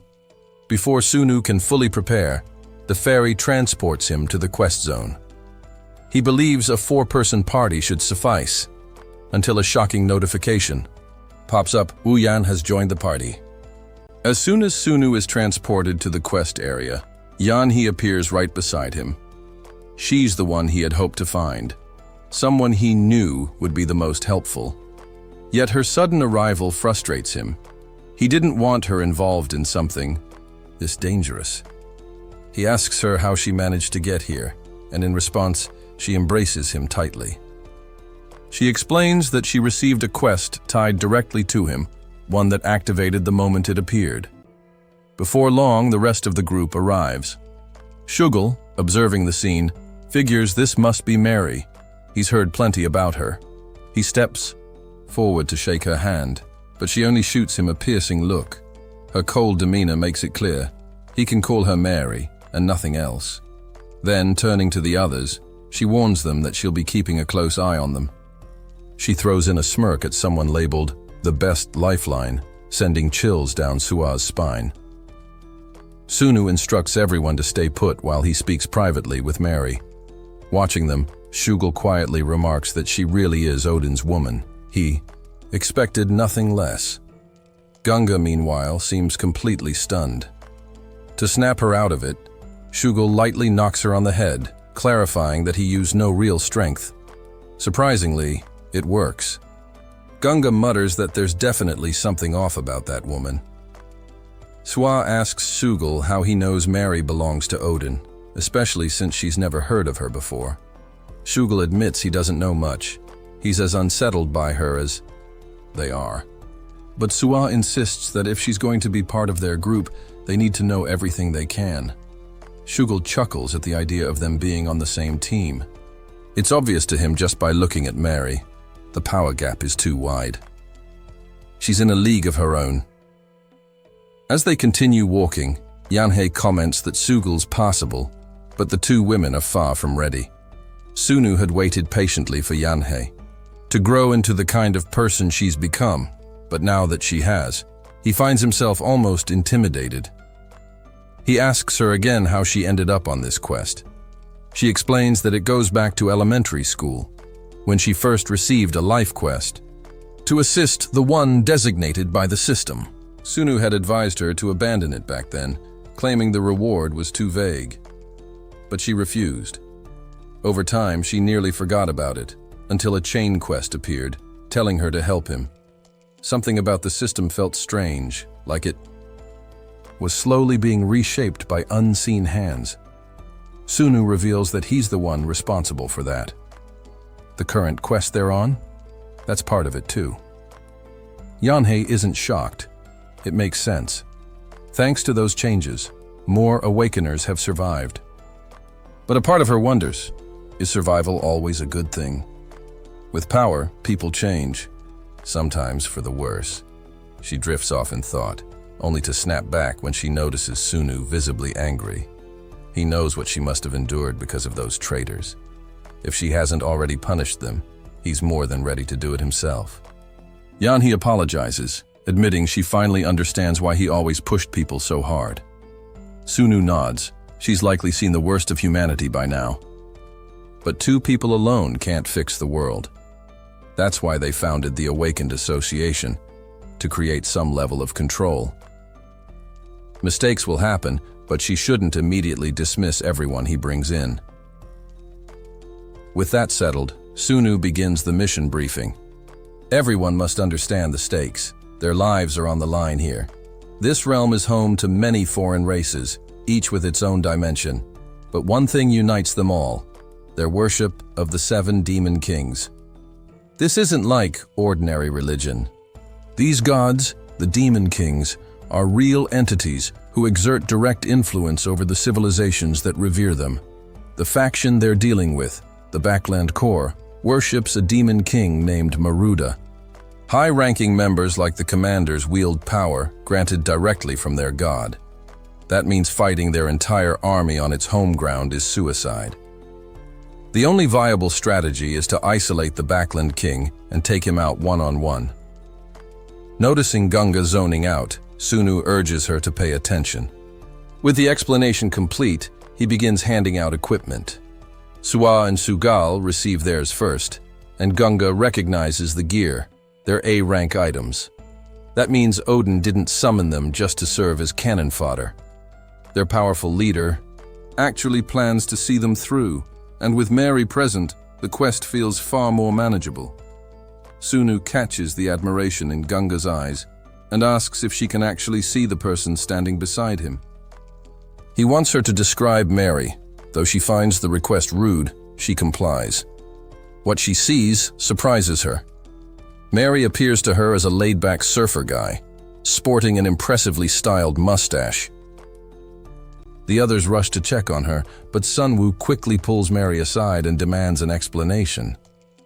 Mary admits that Gunga had only joined their group for the rewards and had no intention of dying for the cause. She assures Sunwoo that if her manipulation goes too far, she can undo it, but warns him that people like her always cause problems, and it's better to leave her be. This behavior triggers a memory for Sunwoo. He recalls the infamous Second Evil, who commanded no armies but controlled people like puppets on a battlefield. Her cruelty was unmatched, her detachment unnerving, and she became known as a demon who wiped out enemies without hesitation. Sunwoo never learned her identity, but one careless comment from the First Evil revealed that she was a woman, information that nearly cost the First Evil his life. Still, Sunwoo doubts that Mary could truly be the Second Evil. She possesses traits of the First Evil, not to mention a range of virtuous abilities. But if she ever does turn into the Second Evil, he knows he'll have to stop her, and without hesitation. 10 days later, while trekking across a sandy plain, Shugul once again lags behind, just in time for a bull to confront him in a show of strength. With a sharp motion, Shugul snaps his arms down and delivers a powerful kick, sending the creature flying. He shouts for Sua, only to realize she's pinned beneath another bull. Without hesitation, he launches into the fray, kicking the beast squarely in the head. Afterward, he immediately turns his frustration towards Sua, scolding her for wandering too far away. But before he can finish, she shouts a warning. Another bull is charging from behind. Just as it looks like Shugul might be gored, Gunga leaps dramatically into the air, claiming he's acting like a character from a drama. He warns Shugul not to underestimate Sua, but Shugul has had enough. His nerves are frayed, and fear still has Sua's mind in a chokehold. Sua too isn't doing well. Ever since they encountered Odin's group, she's been emotionally off balance. Shugul reminds her that with Odin's barrier gone, she has a more vital role now. Out of the blue, Sua asks if Mary is also a healer like her. Shugul confirms it, confused as to why she's asking. Didn't she see Mary reattach his severed hand? Apparently Sua was in disbelief over what she witnessed. Shugul looks over. Sure enough, Mary is on the ground, tearing through wave after wave of bulls with Sunwoo, backing her up using lightning magic. Then it hits him. Mary and Sunwoo aren't lagging behind. They're acting as bait, typical of those two. Despite everything, Shugul still worries about Sua's mental state. He gently grabs her and shares a metaphor. If a sparrow tries to walk like a stork, it'll only break its legs. He tells her not to compare herself to others and to focus on what she can do now. He promises to protect her. She asks what he's doing, but he brushes it off and urges her to stay by his side. With that, they charge forward again. For the next 2 months, the group battles relentlessly, traveling over 1,500 kilometers. Sunwoo's stats gradually return to the level they were before his reset, something that Yeonhee finds impressive.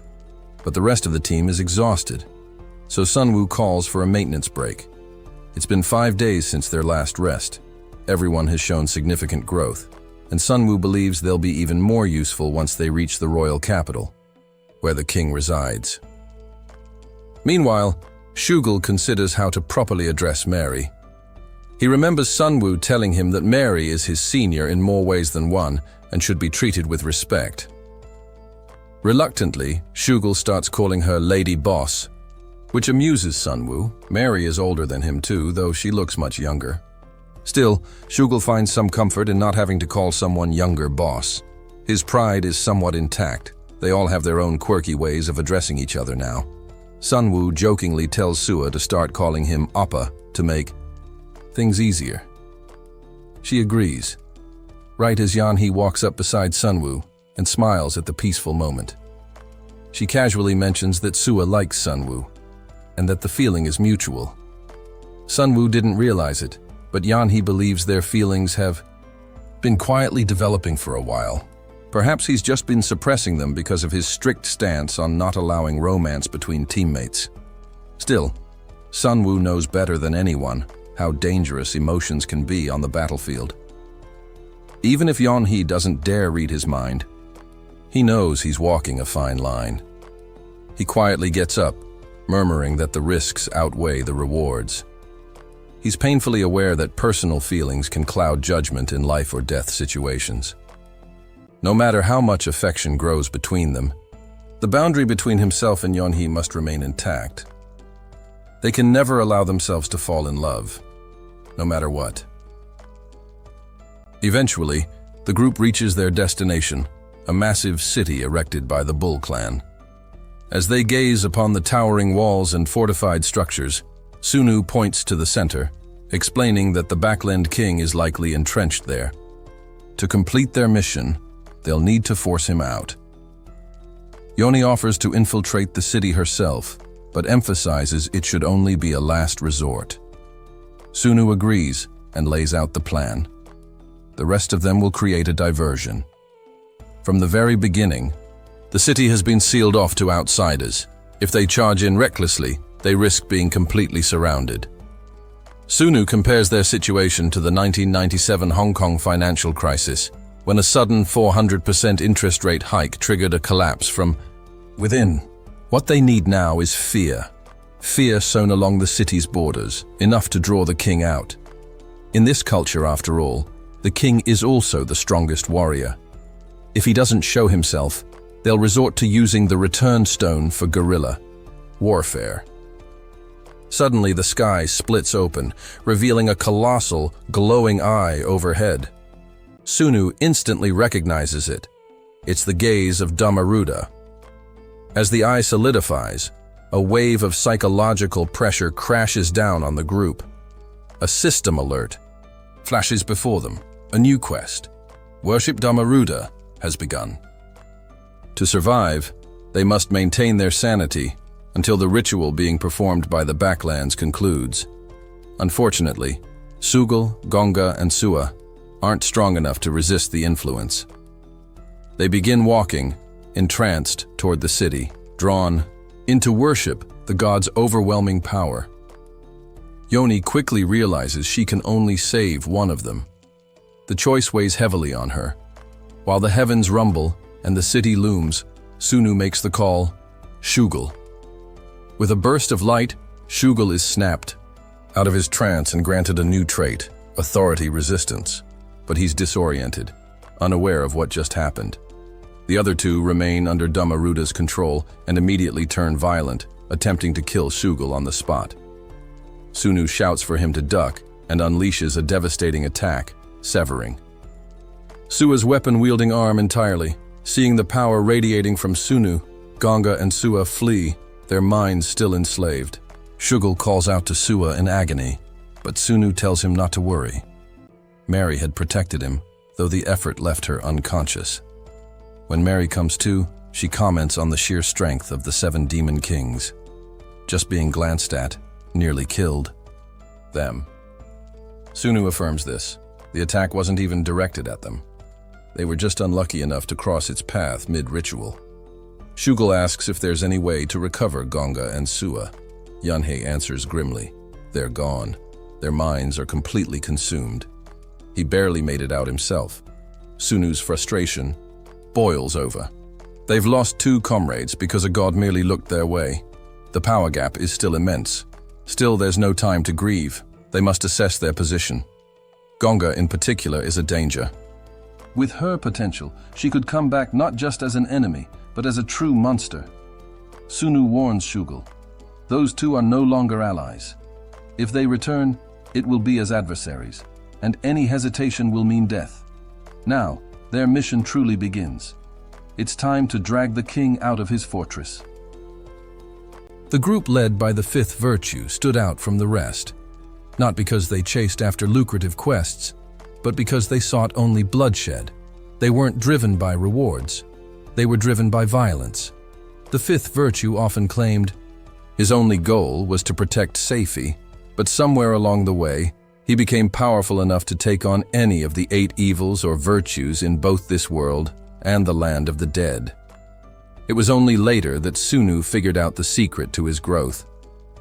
After completing a brutal and relentless quest known as Endless Fighting Spirit, the 5th virtue earned the Passionate trait. This trait gave him tremendous boosts the longer he fought: faster regeneration, tougher defense, sharper instincts. With that, Sunu's set of 10 traits was complete. No wonder the 5th virtue could turn the tide in any major battle. He was built for war. From this point forward, warriors who thrive in the heat of battle, who push forward with unwavering passion, would become the stuff of nightmares for the people of the Backlands. As they prepared to advance, Sunu charged into the fray on his dragon. Shugul, glancing over at Mary, admitted with a half-smile that he didn't mind being used as a living weapon. He hoped that even if she didn't think much of him now, maybe one day she'd come to see him in a better light. If that day ever came, he'd be ready to give her his complete trust. Mary chuckled at his honesty. She admired his reckless courage, not out of stupidity, but from a burning will to survive and protect others. In the past, she was overly sensitive to the bloodlust radiating from enemies. But now she was ready to dance in that danger, if only briefly. She nodded, asking if he was ready, and that small gesture gave Shugul the strength to keep going. Meanwhile, life in the Backlands continued as usual until a shadow covered the skies. It was Sunu's bone dragon, crashing down with earth-shaking force. The moment it landed, alarm horns sounded across the city. The guards scrambled to alert their forces, knowing an invasion had begun. Satisfied with the initial shockwave, Sunu recalled the dragon. He knew the king would have something of equal power hidden away, so he held the bone dragon in reserve for later. Now, the Backlands were mobilizing. Waves of warriors flooded the streets, elite knights mounted on wyverns, high-tier troops, even powerful sorcerers. It was no longer just a skirmish. This was shaping into a full-scale war. To Sunu, it now resembled an S-rank dungeon, not impossible, but far from easy. As the enemy mages unleashed torrents of spells, Sunu activated his full suite of abilities. The passionate, sensitive, and gifted one traits surged through him, enhancing his power across the board. With his dexterity now at SS rank, he could feel the entire battlefield pressing down on him like a tidal wave. But he didn't waver. Drawing his sword, the weapon of D, he cleaved through the head of a wyvern with surgical precision. Then, unleashing Odin's wrath, he obliterated a group of elite sorcerers, tearing a hole in the enemy formation. He vowed to face everything head-on. No borrowed powers, no backup, no enchanted gear. He would rise alone, becoming a true monster fit to confront this terrifying race. Yane, ever the tactician, turned the enemy's own forces against them. She bent the minds of several bulls with her control abilities, setting them to battle one another before slicing through them with flawless precision. Shugul could only watch, awestruck by her finesse. But before he could take another breath, Sua appeared. Her aura and outfit had changed dramatically, almost unrecognizable. He couldn't deny her new look was impressive, but something about it was just too much. She didn't hesitate, charging in without warning. Shugul reacted on instinct, slamming her down and preparing to strike, only to stop himself at the last possible moment. Deep down, he still hoped she could be saved, that they could fight side by side again. Unfortunately, Sua didn't even seem to know who he was. Her attacks didn't stop, and Shugul couldn't bring himself to finish her off. He took the blows, instead, resigned to whatever fate would follow.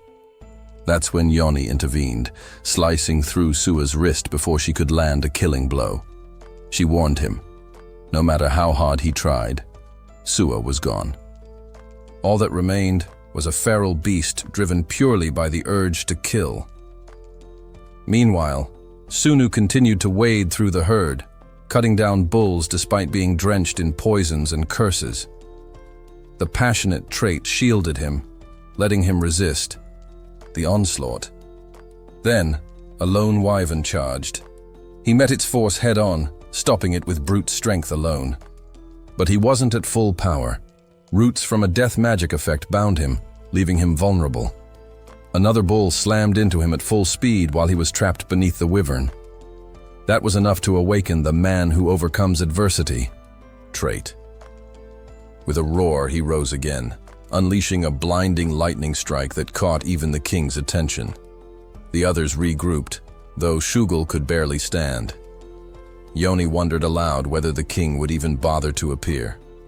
Shugul, breathless but still stubborn, mentioned he had a trait called Fist Destroyer, which, despite everything, he still thought sounded awesome. Then, Sunu spotted him, the king. When the challenge quest finally activated, no one dared to interfere. The one who emerged was the supreme ruler of the species, their greatest warrior, and their king, Aruda, High Priest of Doom. His defense stats were mind-boggling, 210,000 physical and 300,000 magical. He wasn't alone either. He rode atop a terrifying S-rank dragon that carved the plains apart with its very presence. The moment he arrived, a hidden pro-level quest triggered. The king had long awaited a worthy rival. The objective was brutally simple: kill him. Success would lead to a chain quest, the birth of Doom Man. But failure? That would birth doom in the Backlands instead. Sunu, now faced with all this madness, couldn't help but question the absurdity of it all. Above them, Aruda observed calmly. And above him, the all-seeing Doom Chaos watched silently, awaiting the unfolding of a truly legendary showdown. The king and Sunu lock fists in a brutal clash that sends a shockwave tearing through the air, nearly blowing everyone away. The impact is so intense that Sunu's muscles are shredded on the spot. Fortunately, his regeneration ability kicks in, allowing him to recover almost instantly and keep fighting like an unstoppable force. The king is taken aback by Sunu's resilience. Sunu seizes the moment, channeling a blazing punch that pierces straight through the king's hand. The impact causes a massive explosion to erupt in the distance, resembling a nuclear blast. Just then, Sunu receives a system alert. The framework of the system has been altered. Some features, like the rank system and loot boxes, have been removed. In their place, new elements are introduced: proficiency, item levels, and skill ranks. From now on, a skill's effectiveness will be determined by its rank, and using it successfully will increase the user's proficiency over time. Hyan-Woo reflects on how his bronze and gold box skills evolved the more he trained them. Since everything starts at rank F, he always struggled with choosing which ones to prioritize. Now, with this update, he can finally see what each skill is capable of through its detailed stat display, a user-friendly feature that makes the system much clearer. Jin arrives, noting that the visual interface isn't the only thing that's been revamped. Hyan-Woo already knows that the ranking of traits and skills has changed too, offering a much better path to growth than before. Still, Jin expresses concern. With these changes, competition is bound to get tougher. But Hyan-Woo isn't fazed. Refusing to be left behind, he instructs Jin to get everyone organized and prepared to move out. As he checks his own stats, a confident grin appears on his face. Few people are on his level now. Meanwhile, Sunu completes his epic duel and, with it, conquers both the solemn challenge quest and the hidden quest. His stats now dwarf even Hyan-Woo's, and with his arsenal of abilities, he's likely 10 times more powerful. Despite being utterly exhausted, the system doesn't give him a break. Another quest appears: the birth of Doom Man. A path has opened, one filled with peril and expectation. If Sunu proves himself worthy of the chaotic power offered, he could rise to the level of those who were shaped by greatness. The goal: reach level 561. The reward: access to the second stage of the quest. Sunu chuckles. It all makes sense now. The challenge quest was brutally hard because it wasn't just a test. It was a recruitment trial. The system wants him to become the 8th Demon King. He's given the option to cancel the quest, but it would cost him 10,000 contribution points, which he doesn't have. All his contribution was wiped when he entered this second attempt. Even if he did have the points, he wouldn't back down. If playing along lets him stop the invasion of the 7 Demon Kings, then he'll play their game, for now. he decides to embrace this new title, Doom Man. As he walks alongside Shugul, he tries to reach out to Yoni via telepathy, a rare ability only high-level awakeners possess. Sunu's level is high enough for long-distance communication, but he gets no reply. He's sure Yoni and the others set their return stones here, so why were only he and Shugul teleported? Could the system be malfunctioning? Before he can figure it out, the man who overcomes adversity quest ends, and the toll finally catches up with him. He collapses from the pain. When he regains consciousness, Shugul is beside him. The system notifies him that the two women who were under mind control have been removed from the party. Shugul likely got the same message, but he remains silent, staring at the ground. Suddenly, someone approaches from behind and demands to know who they are. Sunu immediately uses telepathy to order the man to leave. He's in no condition to fight a brute right now. That's when Young appears from behind. The man. Shugul lights up at the sight of him, especially since he's currently injured and can barely move. Hyunwoo shows up as well and immediately recognizes the man beside Shugul, Odin. He respectfully introduces himself as the unit leader of the Heavenly Sky Guild and expresses his honor at meeting Odin in person. Sunu asks how long they've been gone. Hyunwoo informs him that over 6 months have passed. Sunu is puzzled, as time seems to have flowed similarly on both ends. He instructs Hyunwoo to give them space and move the rest of the men back. With that, the group starts to organize and heads off to patrol with new information in hand. Ginam meets up with a unit and asks where they're from. The unit leader explains that they didn't bother naming it since it's about to disband after this job. They made a deal with the people, but the leader clarifies that out of the 25 members, in the unit, 20 are clients, and they've been tasked with gathering a small number of magic stones. Upon hearing this, Ginam immediately orders his group to arrest them. Back in the city, Ginam gathers everyone and begins lecturing them. He reminds them of why he had suggested restricting access to the hunting grounds, something he advocated for because there were always a few noble souls who objected. He warns that this is exactly why their stability, built through blood, sweat and endless effort, is now at risk. This is the Heavenly Sky Guild's meeting, where all 10 unit leaders convene. Ginam addresses the room, asking what their next step should be. He's frustrated, pointing out that those who should have quietly done their jobs have now gone rogue and are desperately trying to level up. Cha Young suggests that they regulate the hunting grounds and hike the unit application fee to 20 times its original amount. This would hopefully reduce the number of troublemakers and maintain control over the less disciplined units. One of the unit leaders raises a concern, questioning how Cha Young could speak about their fellow guild members like that. Cha Young, unfazed, reminds him they're in public and suggests he show some respect.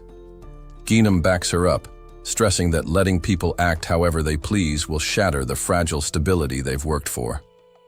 With the looming territory, war against the Ills Guild, and the fallout from past events where fear almost destroyed them, now is the time for unity. Lee, another unit leader, remains silent as tensions rise.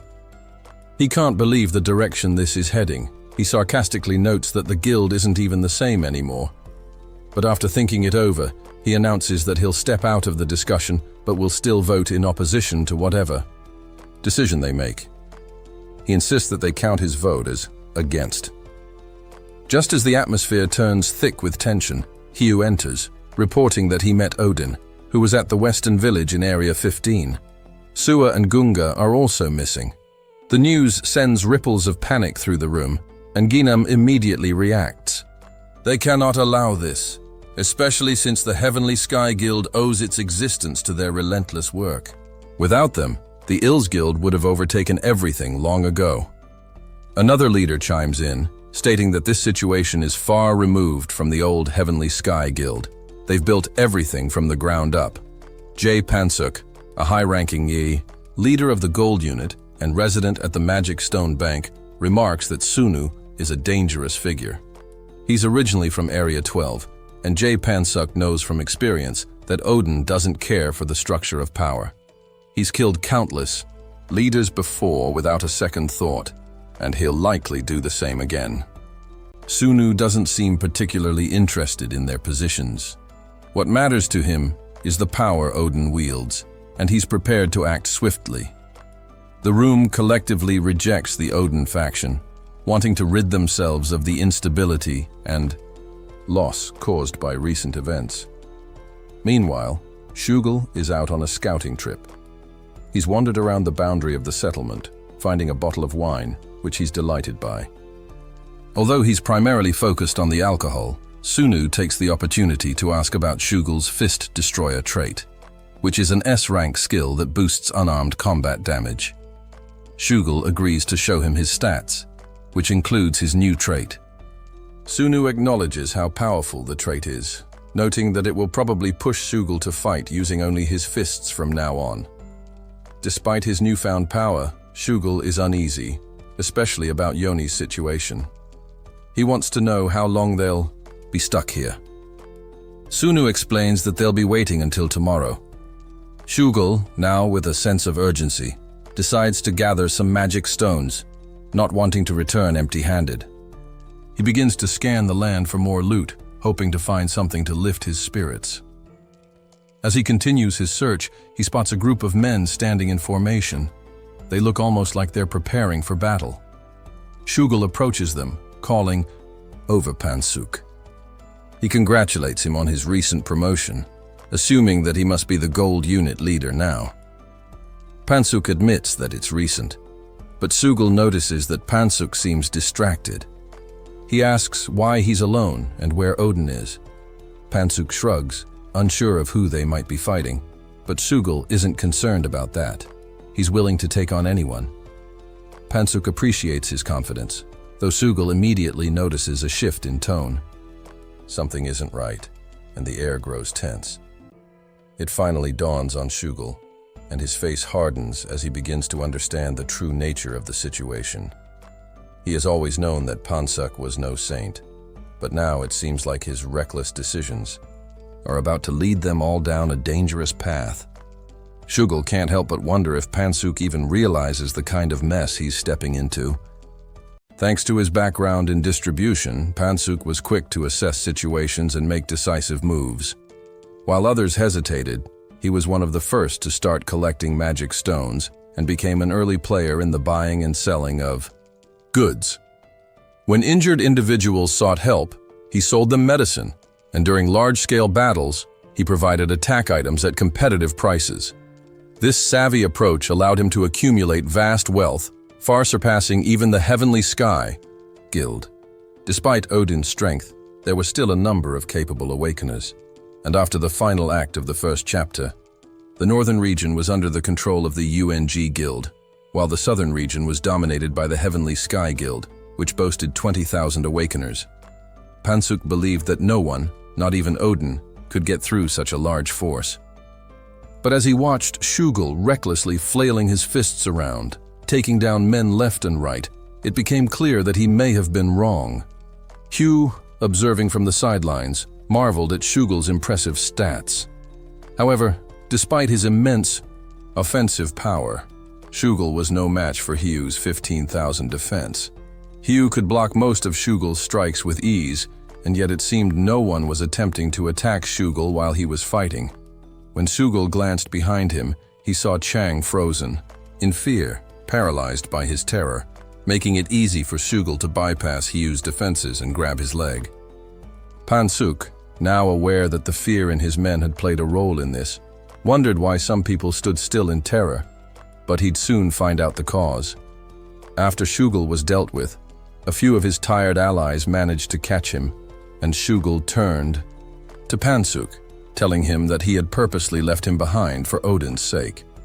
Yet he had also deceived his own men.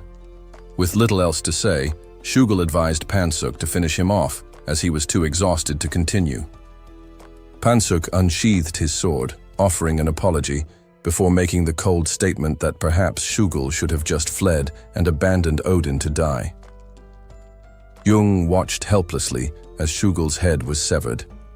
Despite this victory, Pansuk could only think about how to deal with Odin. The battle had already cost them many lives. Sul, making a pointed remark, suggested Pansuk should lead the charge when confronting Odin, as there was no escaping that fight. Pansuk refused, insisting that his subordinates should have the honor of facing Odin. He wouldn't take that glory from them. However, Pansuk could be proud of how much he had resisted. Before he could dwell on it, Pansuk made an attempt on Sul's life. Sul, reacting quickly, warned Yasong to duck as Pansuk's sword came down. But in that instant, heads began to roll as the battlefield became chaotic. Pansuk himself didn't even realize he had been struck down until it was too late. Sunu appeared, suddenly his aura flooding the area, and he surveyed the remaining survivors, demanding they justify why they shouldn't be executed on the spot. 3 representatives stepped forward, all spinning the same story. They claimed that the blame rested on the shoulders of the 10-unit leaders, who had been the ones making critical decisions. They explained that after the system's adjustments, the guild meeting had begun, and the leaders discussed controlling hunting grounds and raising registration fees for new attack units. They implied that if Odin returned, everything they had built would crumble. Sunu was furious. He could not believe these people had been scheming while his own forces were suffering, with major losses like Sua and Gunga. Despite these hardships, they had plotted to destroy everything Sunu had fought for. Sunu turned to the representatives, asking why he should spare them simply because they were following orders. The woman, trying to save herself, revealed her knowledge of the guild's inner workings, stating that she had been part of the general affairs team. Sunu spared her life. Another man spoke up, stating he had led the Gold Attack Unit's satellite forces and was familiar with the northern regions. He offered to make contact with the King of the North on Sunu's behalf. Sunu, recalling that Gunga hailed from the north, agreed. He ordered the man to deliver a message to the king, stating that Sunu wished to meet with him. If the king refused, Sunu would come to him, and it would not be a diplomatic discussion. The man, understanding the gravity of the situation, left to carry out his task. Back in the north, the king, upon hearing the news, was furious. He slammed a part of his throne to pieces, enraged that Odin had no idea who he was dealing with. The king recognizes the man before him and recalls that he once operated a cafe around the city. Before the man has a chance to ask how the king knows him, the king explains that they have eyes everywhere, as anyone in their position would. Removing his helmet, he asks if the man recognizes him. The king assumes there isn't a single Korean who wouldn't know him. He is Li Tan, the youngest leader of the Ilung group, one of the wealthiest and most influential individuals in the country. The king, fully aware that their sanctuary won't last forever, proposes that they return to the outside world. He asks for the man's help, offering much more than Odin can ever provide. But Yunel quickly refuses, unwilling to be dragged into the same fate as others who served Odin. Though the king has not yet fully explained everything, Yunel has already seen the consequences firsthand. Thousands of warriors had fallen in an instant before the wrath of Odin. The 10-unit leaders, all of whom perished at the same time, wore identical expressions of confusion. Yunel refuses to ever oppose that man again. The king laughs, sensing a misunderstanding. He reiterates that he knows full well what Odin is capable of, and that's why he doesn't intend to go against him. His request is different. When he enters the guild, he will offer Odin everything, every last bit of power he has. He's aware of the 3 financial giants in Korea, with Ilung sitting at the top, a global conglomerate specializing in cutting-edge technology. Ilung holds immense sway over the tech world. The king was born the youngest in a family of 5 children, 2 daughters and 3 sons. His position in the family's hierarchy was clear, and he had no chance of challenging the throne. The eldest daughter held all the authority. When his father stepped down from his position, the king had been curious about his decision. His father, still in good health, revealed that the majority of the shares in the company now belonged to Janelle Investment. The king consolidated the shares under his sister, but despite her efforts, he knew she would never have the power to do much. with them. His father once spoke of an allegory, a lesson involving the cultivation of the strongest loaches. One must place them in a pond with catfish, forcing the loaches to struggle daily, building stress and resilience in their bodies. The king was ordered to stand by his sister's side, regardless of the circumstances. At the time, he didn't understand the allegory or his father's intent. But now, as he approaches Odin, he realizes that it's time to see who the true catfish is in this game. Yahello comments on the king's grand name, but the king simply shrugs it off, noting that a name like his makes it easier to run things. Before he can introduce himself further, Yahello outlines two conditions. First, he forbids meddling with the magic stone economy. Second, he insists that no restrictions be placed on the growth of the lower-tier awakeners in the guild. If the king can agree to these conditions, the guild will be his as well. The king acknowledges the conditions but is surprised by Yahello's straightforwardness. As Yahello walks away, he gives the king one final piece of advice. Don't bother him with every little issue that arises. Those who failed before him had done just that. The king, taken aback by Yahello's confidence and knowledge, is left wondering who this man truly is.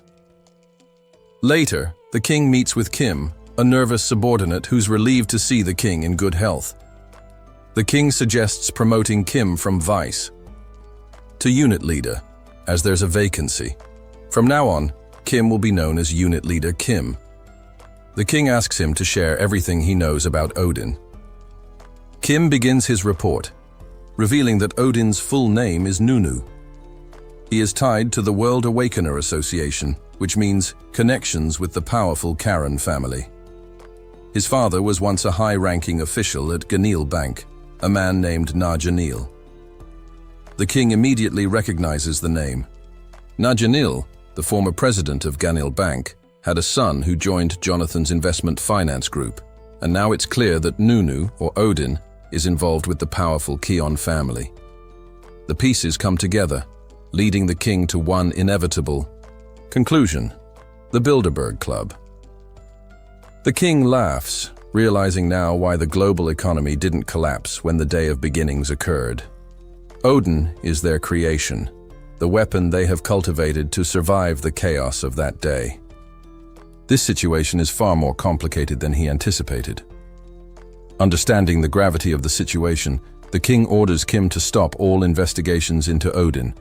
His original plan had been to use his newfound power to regain control of Ilung. But now, with Odin's full support of the guild, he decides to abandon that course. The world Odin represents is beyond his understanding, and it's clear that this is a game he's no longer qualified to play. From this point forward, the king intends to focus solely on uniting the Heavenly Sky Guild with Ilung, setting aside all other ambitions. After the Heavenly Sky Guild transformed into the UNG Kingdom, following Odin's direct order, there was no opposition to the change. Tahan recalled Odin's earlier words about not disturbing him, yet since that day, he had neither seen Odin nor his assistant. Despite this, Tahan couldn't shake the feeling that he was still within Odin's grasp. The mere mention of the name Bilderberg made him shiver in fear. Soon, the fairy arrived, greeting everyone with a warm hello. He would be the one to oversee Act 2, Scene 1. He asked if everyone was pleased with the changes, acknowledging that they were the reason for the unification. He revealed that the 3 stages would now be merged into one, and assured the newcomers from different stages that no one would be favored over the others. The fairy then announced the division of the camps. The first was the Ilung Kingdom, which he congratulated for unifying their entire stage under a single banner. He offered to guide them once more. The second camp was the Blue Dragon Group, while the third consisted of the Wrong Brothers, known for their ferocity in battle. No one dared challenge them. The fourth camp consisted of the descendants of Vikings, and the fifth was Revolution 12, another group that had achieved unification much like the Ilung Kingdom. The fairy expressed his admiration for their survival and congratulated them again. Shugel received a notification, and Sunu, puzzled, remarked that while the name was welcome, the group hadn't even been able to unify their own stage. He speculated that perhaps these were just low-ranking members of Revolution 12. The fairy clarified that since the cheap army they had faced before was too weak, the real challenge would come from opponents at the Backland core level or higher. Shugel couldn't believe he was being forced to reunite with such cowheads, and the fairy assured everyone that they would have time to form bonds and build alliances, urging them to socialize and make new friends. However, for those who preferred solitude, he had prepared a special gift. The fairy handed out a quest, labeled Potential Danger, which revealed that while everyone knew other awakeners were dangerous, it wasn't just the members of the other camps they should worry about. The task was to eliminate awakeners, and based on how many they killed, they would earn experience points and various rewards, including a challenger box after eliminating 1,000 people. The quest was repeatable, continuing until the test site officially ended. Sunu, filled with rage, recognized the quest as one that had appeared in the third act. He couldn't believe the fairy was trying to kill everyone he had worked so hard to keep alive. Shugel yelled in anger too, and Sunu thought briefly about launching a challenger quest himself. However, he quickly realized this would be a trap. Just as he was processing this, a loud rumble interrupted his thoughts. 2 large groups had surrounded them, seemingly preparing for a fight. One of the groups attempted to analyze Sunu using an enlightenment skill, but Sunu was immune to this. He saw it as an act of war and treason, and swiftly beheaded the attacker. This allowed Shugel to charge in, swinging his enemies around like rag dolls, while Sunu calmly walked below, dispatching any foolish enough to attack him. He killed 48 people before one of them cried out for him to stop and fell to her knees.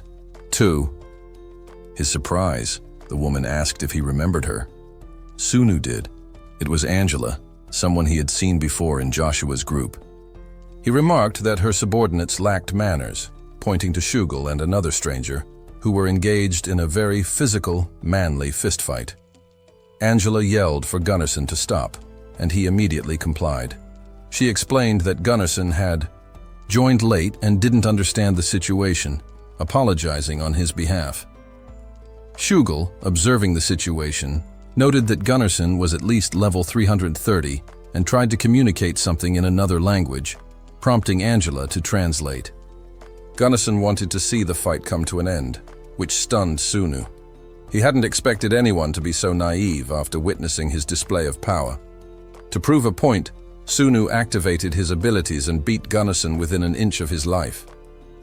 Afterwards, he remarked that Gunnarsson wouldn't die, so no healing would be needed.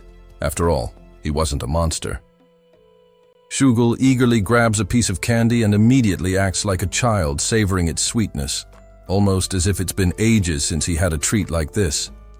He then chuckles to himself, wondering just how many times Sunu had hit that guy during their altercation.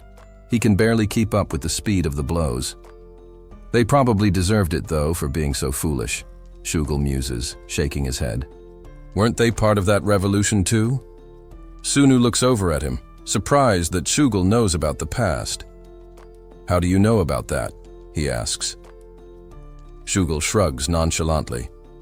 Ganga mentioned it. She was involved with the revolution before, and she was eager to join again, he explains, his eyes still gleaming with amusement. But thinking about it, won't there be trouble now that we've beaten them up? The first time we met them, they were no pushovers. Sunu nods, understanding the concern but dismissing it with a wave of his hand. It's fine. We won't be dealing with them directly. Tahan will, though, since he's the president now. Sunu adds, his voice calm, but laced with a hint of authority. Shugel raises an eyebrow. I didn't expect him to be friendly with that guy. He's working under him, Sunu replies, his tone matter of fact. Things will get complicated soon, though. You should keep that in mind. Shugel, with a half smirk, comments that getting phones now shouldn't be an issue, and he hopes everything wraps up quickly. I'm looking forward to flexing my muscles and making some money off my ex-wife, he says, his expression turning slightly smug. Sunu chuckles, but there's no humor in it. Don't get ahead of yourself. Nothing is certain. Depending on how things unfold, the political situation could change quickly. Just then, Angela enters, looking slightly frazzled, She apologizes for her inability to keep Gunnison in check. "I have no excuses for my leadership," she admits with a sigh. Sunu stares at her, his brow furrowed. "You couldn't unite the stage, even with 2 pre-awakeners under you? I'm curious why that didn't work out." Shugul, equally puzzled, joins in. "Yeah, what happened?" Angela looks them both in the eye, her expression serious. "It wasn't just 2. We had 3. But everything fell apart when the quest targeting him resurfaced. We got split up, and Lindar, he betrayed us. Everything unraveled because of him." Sunu instantly knows which quest she's referring to. "The assassination quest," he says, his voice flat. Angela nods gravely. "While fighting against the Chapos, forces we temporarily united, but as soon as that quest appeared, we scattered. Lindar's betrayal ruined everything." "I'll take care of him," Angela says fiercely. "If he dares to cross me, I'll make him pay." Sunu's expression hardens. "Go find Tahan. Leave that bastard to me." Angela wastes no time and heads straight to Tahan. She arrives under the banner of the revolution, and Tahan, still processing everything, is shocked that Odin reached out to them. "I can't believe Odin made contact with the revolution," he mutters under his breath. He then remembers Angela from their encounter at the Berlin telecom office with Joshua. The pieces begin to fall into place. "So, you're all connected," he says, deep in thought. "But tell me, is the Bilderberg Club still involved in all this?" Angela looks taken aback. "The Bilderberg Club?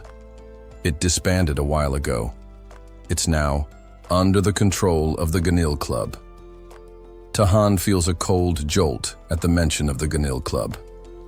"Wait, are you saying Jonil is behind this?" Angela confirms it, her voice steady. "Yes. Our first meeting was at the Jonil Resort.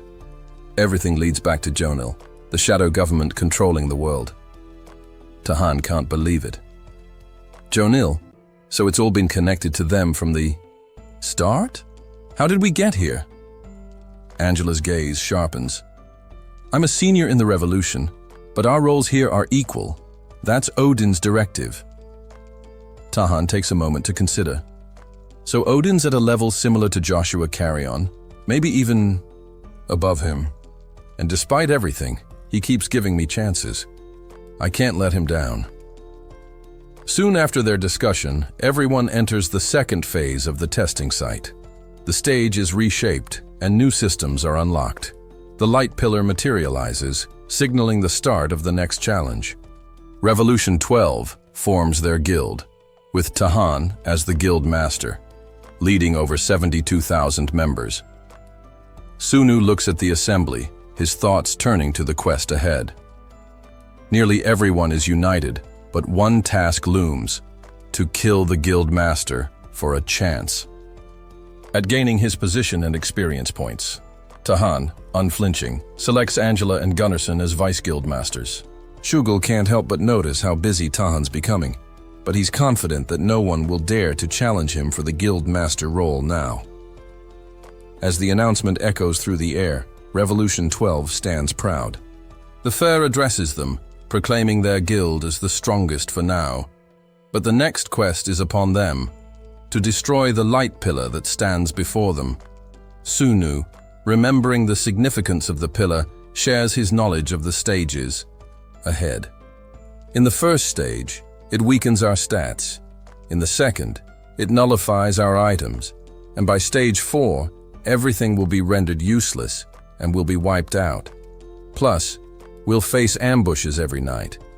The pillars of light have created a dangerous new environment: the red zone, where the pillar stands, the black zone, where ambushes will come from, and the blue zone, the only safe zone. They must push into the red zone during the day and defend the blue zone by night, because if a city is destroyed, the pillar will grow stronger. But things are not as simple as they seem. Internal enemies lurk within their ranks.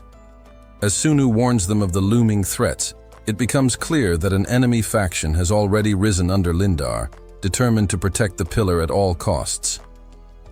Lindar, standing beneath the pillar, declares his intentions to the group. "This is a test from the Great System," he rants, "and we will defend it no matter what." Sunu, fed up with Lindar's fanaticism, charges at him, knocking him out with a single blow. "What are you thinking, worshipping that tower?" he growls. Lindar, undeterred, rages back. "A man-made organization can never be better than the system. We failed before, and now we must punish all who defy the system." Sunu, already growing impatient, ends the confrontation by telling Lindar to leave. "This is Odin's territory now. You've outlived your usefulness," he states coldly. Tahan carefully organizes everything as he notices a key detail. Points are awarded whenever a quest is completed within the city's bounds. These points can be used to build and reinforce defenses, a clear indication that they should prepare for the incoming ambushes. Not knowing how many monsters might attack, Tahan realizes it's wise to invest in strengthening their defenses now. Meanwhile, Shugul marks the city as a do not enter zone, which Tahan understands. He asks Sunu whether they can just go and destroy the light pillar. After all, Sunu turned the Cow King into roasted meat, and this task shouldn't be that difficult. Sunu, however, is cautious. He acknowledges that destroying the light pillar is possible, but warns against it. The fact that the system can be altered by Doom Chaos and can use the Challenger quest to modify itself suggests that the system isn't all-powerful. Since the testing site began, quests have been assigned not just to grow Awakeners, but to distribute the limited resources of the system to those who deserve them. The system's fears about Awakeners gaining power through effort became a reality once the rank system was modified into levels and proficiency was introduced. Sunu understands that the system wants Awakeners to feel thankful to him, but he's clear, forcing them into war is unacceptable. He advises Shugul not to be hasty, and instead to monopolize the rewards, taking the longer route. For now, they decide to disband their party and pursue growth on their own, though Shugul vows that he'll repay his debt to Tahan, no matter what. He knows it won't end with just a simple thank you.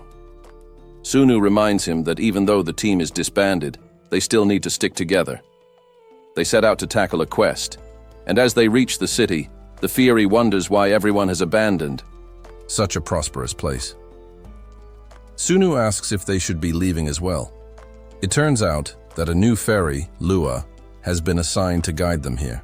The name strikes Shugul as strange, and when Lua tries to explain, Sunu interrupts, expressing that he doesn't care for an explanation.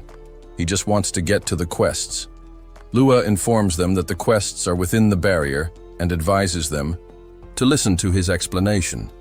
Sunu, however, insists on simply taking as many quests as he can. Lua, slightly taken aback by Sunu's impatience, tells him that there are 12 quests available within the barrier and 9 more during the ambush. He advises Sunu to select the quests appropriate to his level, but Sunu cuts him off, demanding the quests without delay. Reluctantly, Lua gives them all the available quests, and one in particular catches their attention. Queen My Queen, which involves killing 200 queen worshippers for their rewards. Sunu grows serious and warns that nothing has been confirmed yet, but they'll know soon enough. Not long after, Tahan receives a notification. 2 unaffiliated Awakeners have entered Area 8, the Do Not Enter Zone. This confirms that Odin has begun his move. A subordinate informs Tahan that physical movement through the barriers is impossible, which means they need to create the walls as quickly as possible. Tahan orders everyone to focus on hunting quests and gathering points. They eventually collect 100 points, which they use to build a wall, then donate the remaining points to cities in need, leaving only the Do Not Enter Zone to defend. The subordinate asks if they should send troops to the area, but Tahan, upon seeing that the first barrier in Area 8 has been destroyed, knows that Odin is at work. He instructs his subordinate to remind everyone once again that the Do Not Enter city should be avoided. After a bit of hunting, the group completes a quest. Sunu earns 37 million experience, while Shugul gains 30,000. Sunu knows that soon, he'll be able to clear the Birth of Doom quest. but he'll need to consider it carefully before making that decision. 5 days later, Sunu travels alone to City 7, where the talk of the town is the economy, especially the surplus of magic stones, which has driven their value down significantly. He visits a shop and places several purple magic stones on the counter, which are only dropped by commander-ranked monsters. The bartender, intrigued, asks if Sunu is a resident of the city. Sunu confirms that he isn't. He simply heard rumors about grain whiskey being made here. The bartender wonders where he heard this and if Sunu hails from the Do Not Enter zone. But Sunu dismisses the question with a joke. Just then, a patron slams his hand on the table, demanding that the bartender serve him already. Another patron advises him not to take his frustration out on someone else, especially not after failing a quest. The bartender serves the man a drink, which he quickly downs. After some time, the atmosphere in the city shifts, and people are able to relax and enjoy their food. It's a stark contrast to the past when consuming monster blood would cause hallucinations. This is the city Sunu wanted to experience, and Shugal is thrilled to see that alcohol is now being made. After taking a sip, he feels much better. At that moment, a slender figure appears nearby, prompting Shugal to investigate.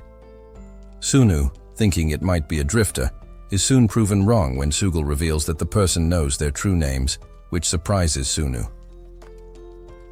The unit leader was deep in thought when he received a piece of news. A quiet whisper from someone near the bank president, Janil, carried a new piece of information. This news intrigued him, and he began to consider how it might help him forge a connection with Odin. The source of this information, however, turned out to be none other than Ga, his cousin. She was grateful to him, especially since the ring he had gifted her had played a pivotal role in saving her life. Sunu, always observant, marveled at the sight of her again. He couldn't help but ask for a closer look at her stats. She agreed, and as he examined them, he quickly realized she was far from weak. In fact, she was holding her own quite well, though her growth appeared to be slower than expected, especially considering she owned an A-rank item. Curious, he asked her why her progress seemed so sluggish. She sighed and explained that after the end of Act 1, her situation had changed dramatically. She had to remain in hiding because of the Ilung Guild, which had become a significant problem. She shared that there were rumors circulating about the guild controlling the northern region, speculating that it was closely tied to the Ilung Guild. She didn't have a favorable relationship with them at all, particularly because they were always caught up in a constant struggle for power and control over wealth.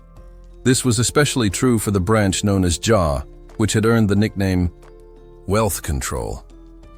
Its sole mission was to monitor and control the wealth of everyone, which made it a thorn in the side of anyone it targeted. Despite all this, Sunu reassured her that he would handle the situation, though he was curious about how she had even found him. She explained that a unit leader from the Ilung Guild had informed her, and it turned out to be Jun, one of his old classmates. Meanwhile, Jun, standing silently behind a pile of bodies, hoped that everything would unfold as planned. Even though this was his cousin, he still felt the weight of uncertainty, wondering if something could still go wrong. Suddenly, Sunu called out, and Jun dropped to his knees pleading for mercy. But Sunu, ever calm, assured him that he had no intention of harming him. Instead, he simply wanted to ask if there was something Jun wanted. Jun stood up and explained that he had only done what he needed to, a stance that Sunu respected. With that, he promised to spare his life, at least once. And Jun felt a deep sense of relief, glad that his intuition had been right about this encounter. With this, Jun was brought into the fold, and they prepared to deal with the ambush that was scheduled for later that night. Sunu reassured Ga that she didn't need to take any action, telling her to sit back and relax. What followed was the slaughter of the Backlands, and Ga was visibly shaken by the brutal ease with which they wiped out their enemies. Sunu, noticing her reaction, asked if she was okay. She confirmed that she was fine, though he could tell that she was taken aback by the level of violence. He explained that to them. Such things were commonplace. With the right insignia and a good night's rest, even an arm could regenerate. He noted that she must be surprised, but for them this was just routine. GA was impressed by the strength of the man leading the charge, especially since the strongest usually had others do their fighting for them. Sunu acknowledged that Odin had indeed helped her today, though he felt it was an understatement of the situation. But GA, though she was grateful, felt that she wasn't up to the challenge. She was used to handling herself no matter the circumstances, and her promotion had been a result of that strength. But now, standing in the middle of such chaos, she felt powerless and feared being a burden. She told Sunu that seeing him again was enough for her and that she would be leaving. Sunu, however, was adamant. He reminded her that his father cared for her and that he couldn't face him if something were to happen to her. Was there something she was not telling him? GA, resolute, responded that she wasn't a child and couldn't keep relying on him. Sunu suggested that she stay until she reached diamond rank, but she refused. The monsters knew she was the weak link and constantly attacked her. Only someone like Sunu, strong and capable, could stay by his side. She needed to go where she belonged and stop fearing Tahon, especially now that Odin was her cousin. Reluctantly, Sunu accepted her decision, offering her some items to help her on her way. As she left, Sugel remarked that it was the first time he had heard Sunu speak so gently, and it impressed him. A man who was strong should also show kindness to his family, and in that moment, Sunu truly proved himself a man of honor and respect. Sugel promised that he too would follow this example when it came to his own family. Later that day, the guild assembled for a collective attack on the first barrier of the pillar, breaking through to floor 3. 2 months had passed since entering the act, and Sunu had surpassed level 500, with Sugel nearing master level. The experience was flowing in at an unbelievable rate, and Sugel couldn't believe how quickly they were progressing. Sunu enjoyed this growth, knowing that the more motivated he was, the faster the experience would accumulate. They went to see Lua, who noted that there should have been a message delivered to them by the guide, but strangely, the guide remained silent. If Lua were in charge, he believed, such things would not have happened. Just then, they were confronted by the Doom, Markuda's Eye. It appeared that the previous guide had defied the system, and now Doom Chaos had intervened, altering the entire system. But it didn't stop there. Doom Chaos was using his authority to enact the ritual of the Maruka tribe. Lua, ever the optimist, encouraged them to enjoy the challenge ahead, calling it a fun challenge that the system had provided. The quest they were about to undertake would separate everyone into groups of 3, with only one survivor allowed to leave. If the quest was not completed, everyone within the space would die. Sunu found himself transported with 2 random individuals who immediately began to plot against him. Despite their efforts, Sunu remained unfazed. He was shocked by the situation and couldn't believe that Doom Chaos had devised a plan to reduce their population to 1/3 of what it had been. He didn't understand the full extent of Doom Chaos's plans, but he knew one thing for sure. He couldn't let such an existence continue.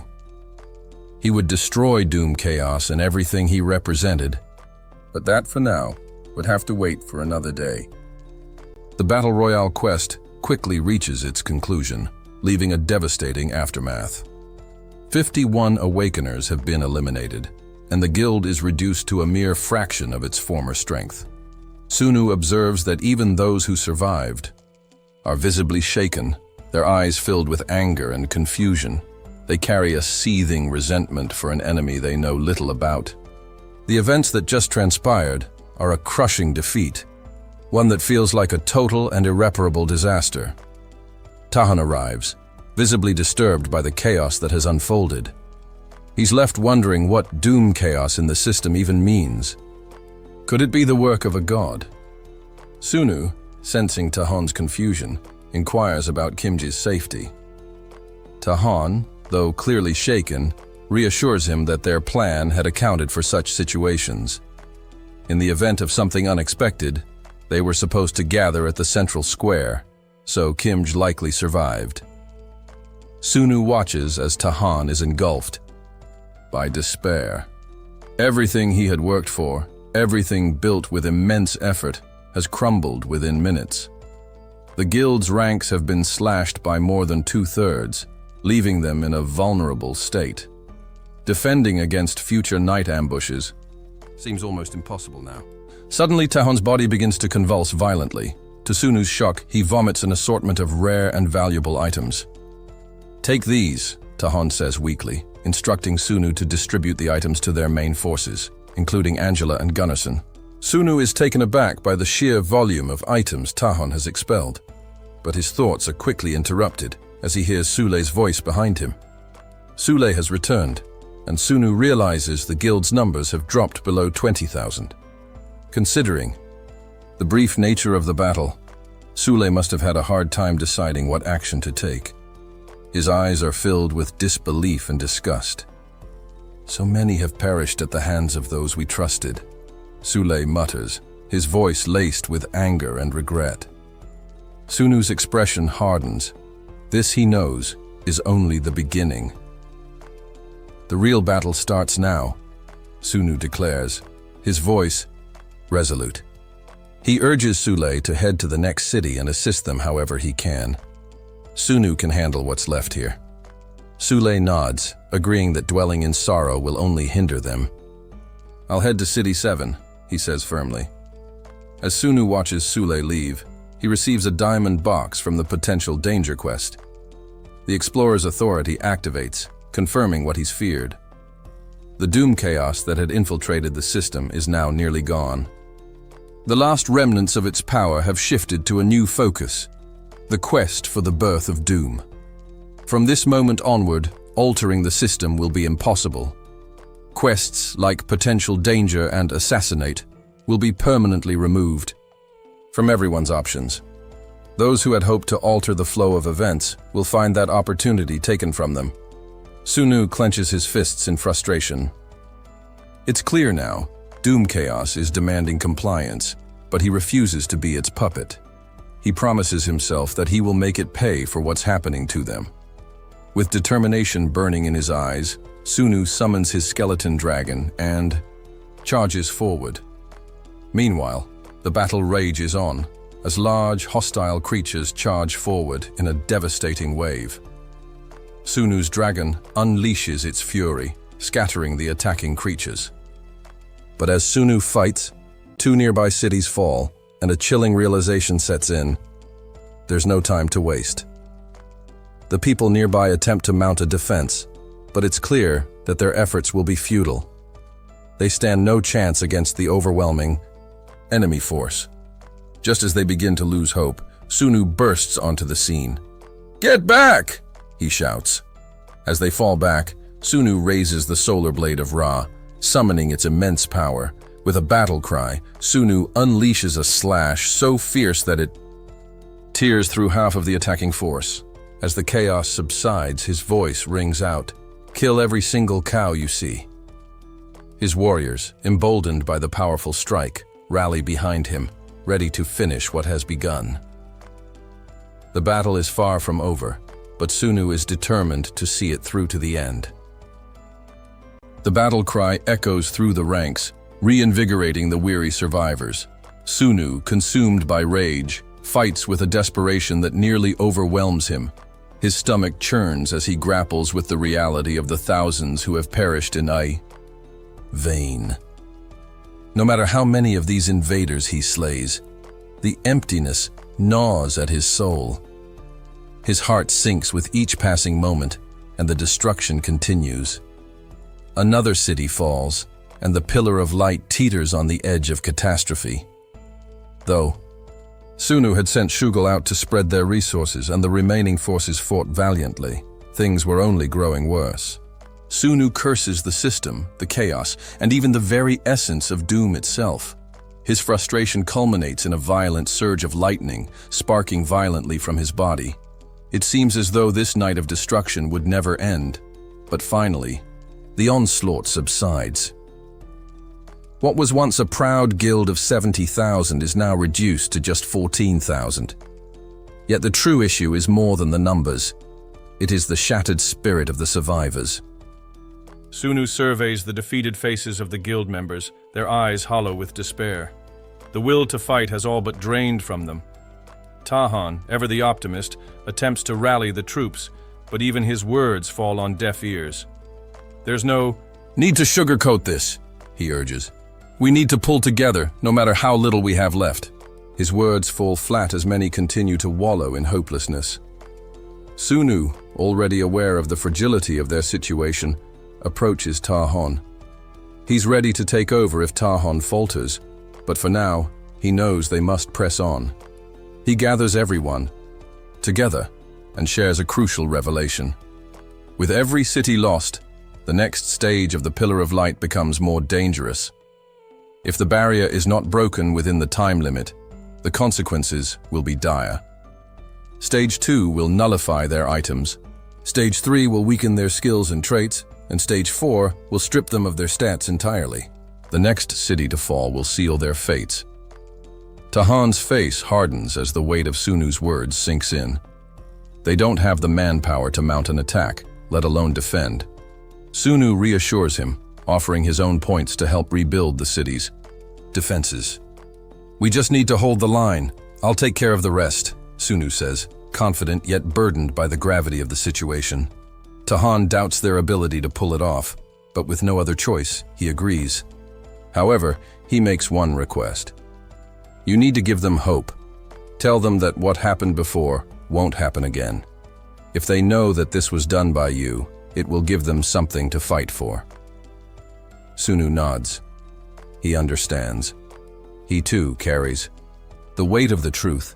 The chaos is gone, and Doom's hold on them is broken. The weight of everything Sunu has faced, the transcendental beings, the 7 demon kings, and Doom itself, is almost too much to bear. But Sunu has fought back against them all, and now he stands as their protector. Tahan, moved by his bravery, knows that they can no longer view Sunu as just a fellow warrior. He is their savior. Tahan gathers the remaining members, his voice steady but full of emotion. "Look around you," he begins. "We were all like cattle, led to slaughter by the system's cruel tricks. But no more. We know the truth now. The quests that nearly destroyed us are gone. They will never come again. We have a savior now. Sunu is fighting against the calamity that was Doom Chaos. He's dealing with the remnants of that power so we can live." His words resonate with the group, and while disbelief still lingers, hope begins to spark in their hearts. "A god?" one of them murmurs. "Impossible. But Sunu, he's already doing what no mortal could." Tahan turns to Sunu. "You're our god now," he declares. And with that, the city's name is changed. "From now on, this is the Savior's city," he proclaims. "This is the land of salvation." The crowd is stunned, and for a moment, silence hangs in the air. But then, a single fist is raised. A man starts shouting, his voice breaking the tension. "Odin!" he cries. Others quickly join in, and soon the entire group is shouting in unison, "Odin! Odin!" Their morale is restored, and with newfound resolve, they prepare to face whatever comes next. Tahan's words reverberated deeply within everyone's hearts. Soon, a growing number began to worship Sunu, forming an organization that was more cohesive than even the system itself. Sunu didn't mind this shift and redirected his focus to strengthening his vitality. He had acquired enough power, but now it was about enduring further. However, after reaching the limits of his vitality training, he encountered an obstacle: sleep. For an entire month, in order to sustain the 7th stage of Passionate One, Sunu survived on mere 1-hour naps. Sul had to physically spin him awake when the naps lasted too long, as Sunu wasn't waking up on his own. Sunu would acknowledge Sul's efforts with a thank you, though the pain in his head was unrelenting, and his nerves were completely frazzled. Even the smallest inconvenience made him irritable. His body was on the verge of breaking down, yet he pushed through, determined to complete the quest. Tahan's words reverberated deeply within everyone's hearts. Soon, a growing number began to worship Sunu, forming an organization that was more cohesive than even the system itself. Sunu didn't mind this shift and redirected his focus to strengthening his vitality. He had acquired enough power, but now it was about enduring further. However, after reaching the limits of his vitality training, he encountered an obstacle: sleep. For an entire month, in order to sustain the 7th stage of Passionate One, Sunu survived on mere 1-hour naps. Sul had to physically spin him awake when the naps lasted too long, as Sunu wasn't waking up on his own. Sunu would acknowledge Sul's efforts with a thank you, though the pain in his head was unrelenting, and his nerves were completely frazzled. Even the smallest inconvenience made him irritable. His body was on the verge of breaking down, yet he pushed through, determined to complete the quest for the Pillar of Light. With the pillar finally within reach, Sunu felt the faintest spark of hope. The barrier had to be broken, and he was the one to do it. As he approached the barrier, the crowd cheered for him, but his patience was wearing thin. Their encouragement only annoyed him further. If they didn't stop, he feared he would lose his composure entirely. Once Sunu destroyed the 7th floor barrier, waves of monsters flooded toward him. Among them was the boss monster from Act 2, Scene 1. Sunu reflected that it would have been a fair challenge if he had fought alongside an elite team. Instead, his instincts took over, and he wiped out the enemies effortlessly. His movements were precise, with minimal effort, as if he had fully absorbed the system's growth into himself. This extreme battle had pushed his body to new heights, but the overwhelming desire to rest was all-consuming. Without hesitation, Sunu defeated the boss with a single slash and then collapsed, instantly falling asleep beside the defeated monster. He paid no attention to the level-ups or rewards that the system displayed. The system soon revealed the guilds that had survived the battle, showing their remaining members. Frank, a member of the first camp, wondered aloud how the Revolution camp had managed to clear the scene with such a small group. One member speculated that luck had played a role, assuming they didn't have someone as skilled as their Indra.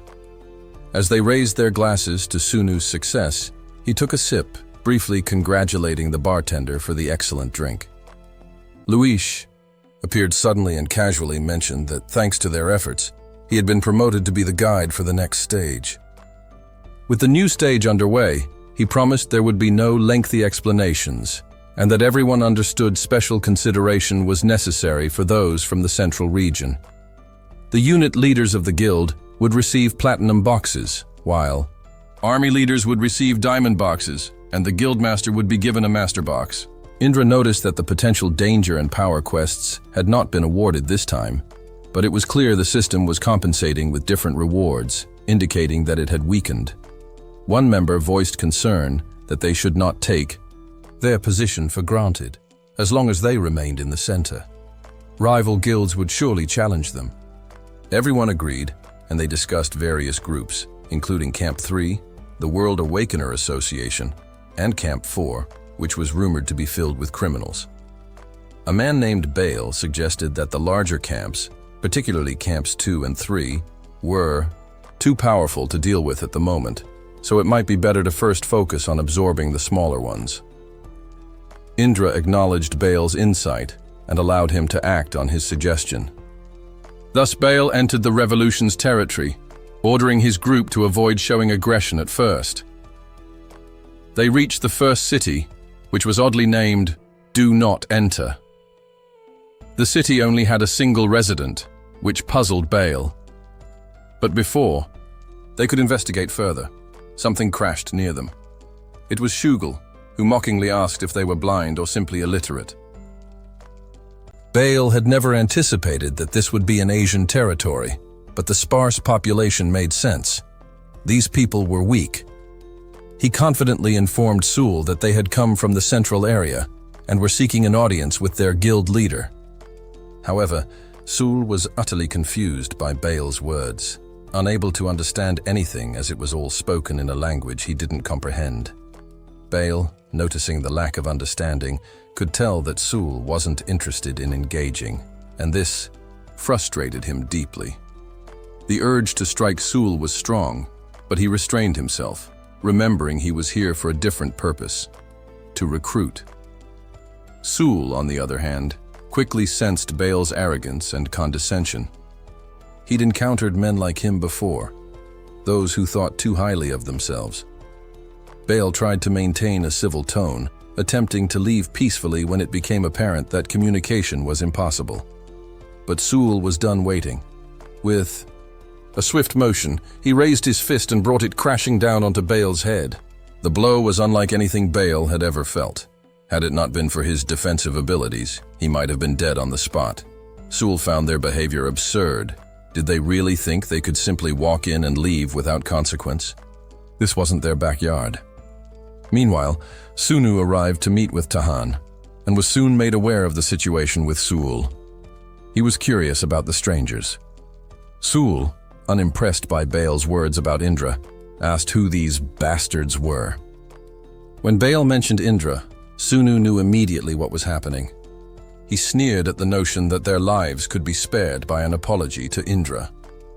Why had Sul even allowed Bale to live this long? Sul laughed, commenting that this was their first real interaction with outsiders. He had been waiting for Sunu to make the call. Without hesitation, Sunu decreed that from now on, anyone who entered their area without permission would forfeit their lives. He summoned his DEE swords and, in one clean stroke, decapitated Bale. With that, Sunu turned to Sul and ordered him to rename the city, something more fitting. Sul, in a calm yet decisive manner, renamed the city Killed on Unauthorized Occupation, a name that resonated with the harsh reality of their new rule. As they made their way, Sunu noticed the lingering sadness in Sul. He understood that the recent events, especially involving Doom Chaos, had left Sul emotionally scarred. He worried about his family, afraid they might have been dragged into the conflict. To reassure him, Sunu explained that with the low awakening rate, it was nearly impossible for his family to be here. Sul, somewhat relieved, apologized for showing weakness, but Sunu understood. Anyone in his position would feel the same. The two men continued their journey, heading south to avoid further conflict. But fate had other plans. They stumbled upon the aftermath of a large battle. Sunu, ever observant, asked a random bystander who the leader of the group was. With Sul looming menacingly behind him, the man didn't take kindly to the intense stare. But before things could escalate, another individual approached and whispered something in his ear. The newcomer asked them to wait, as the leader would be arriving soon. Eventually, a woman appeared and, after confirming their nationality, identified them as part of Revolution. She also mentioned that they were from the cat food warehouse, the same name as Sunu's storage unit. It seemed these people had been working together, forming a group of their own. Sunu, determined to meet the guildmaster, mentioned his own position within Revolution. The woman, curious, asked him what that was. He answered with a simple, mayor. With some reluctance, she agreed to take them to their destination, bringing along a tamed graph.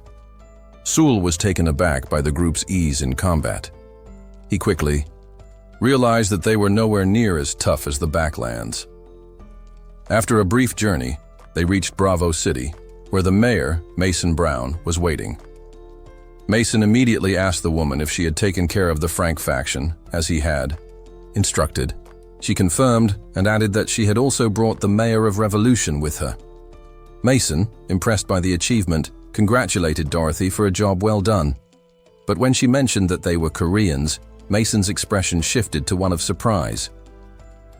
Mason Brown had been working as a contracted mercenary for the private military company Whitewater. Over the course of his career, he accumulated a series of notable accomplishments on various battlefields. It wasn't long before his efforts caught the attention of Whitewater's executives. who subsequently introduced him to a secret organization with a mysterious connection to individuals known as cats. These individuals possessed extraordinary abilities, and the organization closely guarded cat food, special objects that only these cats could handle. These valuable items were stored in a secure underground bunker designed to withstand nuclear explosions. The first time Mason witnessed a cat entering a gate, it was a day that would stay etched in his memory. His boss, Ethan, was the first to step through, followed shortly by Mary. Both of them ventured through the gates without hesitation, emerging later with more cat food. Their injuries, however, left Mason with many questions. What kind of battles were they enduring? That bunker, Mason realized, was far more unsettling than he initially understood. The cat food within the bunker consisted of high-tier A-rank items from the most prestigious master boxes, and for a long time Ethan and Mary had been preparing for something dangerous, constantly risking their lives. In their line of work, their doctrine had been clear: avoid any conflicts with Korean guilds at all costs. But then, Sunu arrived. Mason recognized him immediately. His jaw dropped in shock. He stepped closer, unsure if Sunu would remember him. To Mason's surprise, Sunu responded in fluent Korean, saying how wonderful it was to see him again. Mason was impressed by Sunu's command of the language, even though Sunu quickly told him not to push himself to speak Korean. Sunu then asked about the guild master of their group. Mason explained that it was Adema, the director of the cat food warehouse, who also oversaw Cheney, another member of the organization, now a squad leader. They had all been waiting for the day when Mason would join them as the true leader of the guild. Before they could continue, a subordinate rushed in, urgently reporting that the Franks had appeared at their doorstep. Mason excused himself and swiftly followed the team to the gates. They realized the Franks had set a trap. The initial skirmish with them had been a decoy, and now too many enemies were lying in ambush. The guild couldn't even call for backup. Outside, the Franks mocked them, raising their flags high and calling them cowards for hiding. Mason couldn't believe how many of them had gathered. He knew their position was dire. Desperate to fortify their defenses, he upgraded the fire tower to level 5. But Sunu, appearing from behind, commented that the fire tower would only slow the attackers down for a short while. It wouldn't be enough to hold them off for long. Ashamed, Mason reflected on his failure to prevent the trap. Sunu, noting that Mason had claimed to be the true master of the guild, pointed out that the responsibility fell on him to correct this error. Just as the tension reached its peak, the entire guild received a notification. They had entered Odin's absolute battlefield. It was a no-escape domain where they couldn't leave until they defeated the final boss. After successfully overcoming the Pillar of Light, Sunu was rewarded with Odin's golden armor. Though it was incredibly flashy, he turned off the visual effects but kept the set equipped. The armor granted him the powers of a god of the dead, a god of battle, and even a god of war. It amplified his abilities significantly, making him stronger both physically and magically. Combined with the Odin's Wrath skill, which transformed into Odin's Thunderstorm, Sunu had become a nearly unstoppable force. Sunu was most intrigued by the enchantment skill tied to the armor, Odin's absolute battlefield. This ability ensured that no one could escape the domain until they had defeated him. The sheer power was overwhelming, like an unavoidable force of doom. Turning to Mason, Sunu declared that from now on, Mason should refer to him as Odin. With that, Odin charged into battle, and within seconds, everything around them exploded in a violent force comparable to an atomic bomb. Shugel, observing the chaos, murmured that their talks had clearly not gone well. They would need to find Indra later. Mason, still in shock, couldn't grasp the enormity of the power Odin had unleashed. He wondered, could a human truly reach such heights of power? After all, what would happen if humanity decided to turn against the Awakeners? Could a small group of awakened soldiers hold their ground against an entire military force?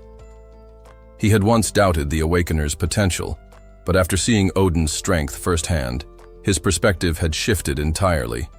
Odin was not just a savior of humanity who could save them from monsters. He was someone who could mediate the conflict between two opposing forces. He was no longer just a powerful ally. He was a transcendent being, more powerful than anyone could have ever imagined. Indra receives devastating news. His attack force, which had been dispatched to handle a delicate operation, is completely wiped out in the city, aptly named "Killed on Unauthorized Occupation." As if this wasn't troubling enough, their attempt to approach the cat food warehouse guild was blocked by an enormous barrier. When that barrier finally fell, the team sent for the raid had vanished, leaving behind no signs of conflict, as though the entire ordeal never occurred.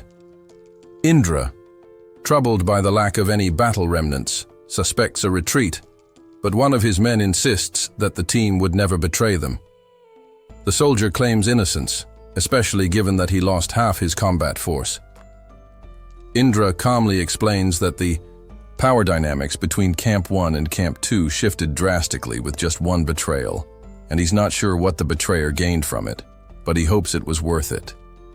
In a swift move, Indra obliterates the soldier with an electric burst, reducing him to nothing more than ashes, determined that no one will stand in his way.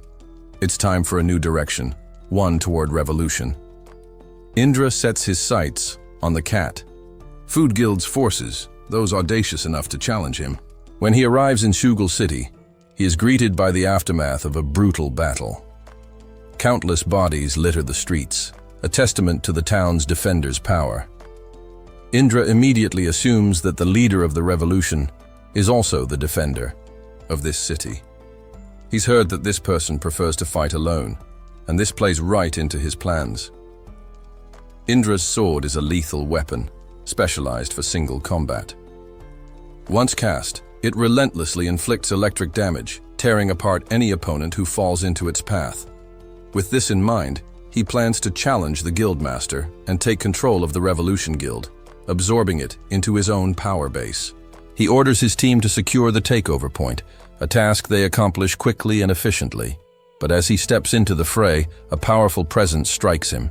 He barely avoids the incoming attack, initially thinking it's the leader of the revolution, Shugal himself.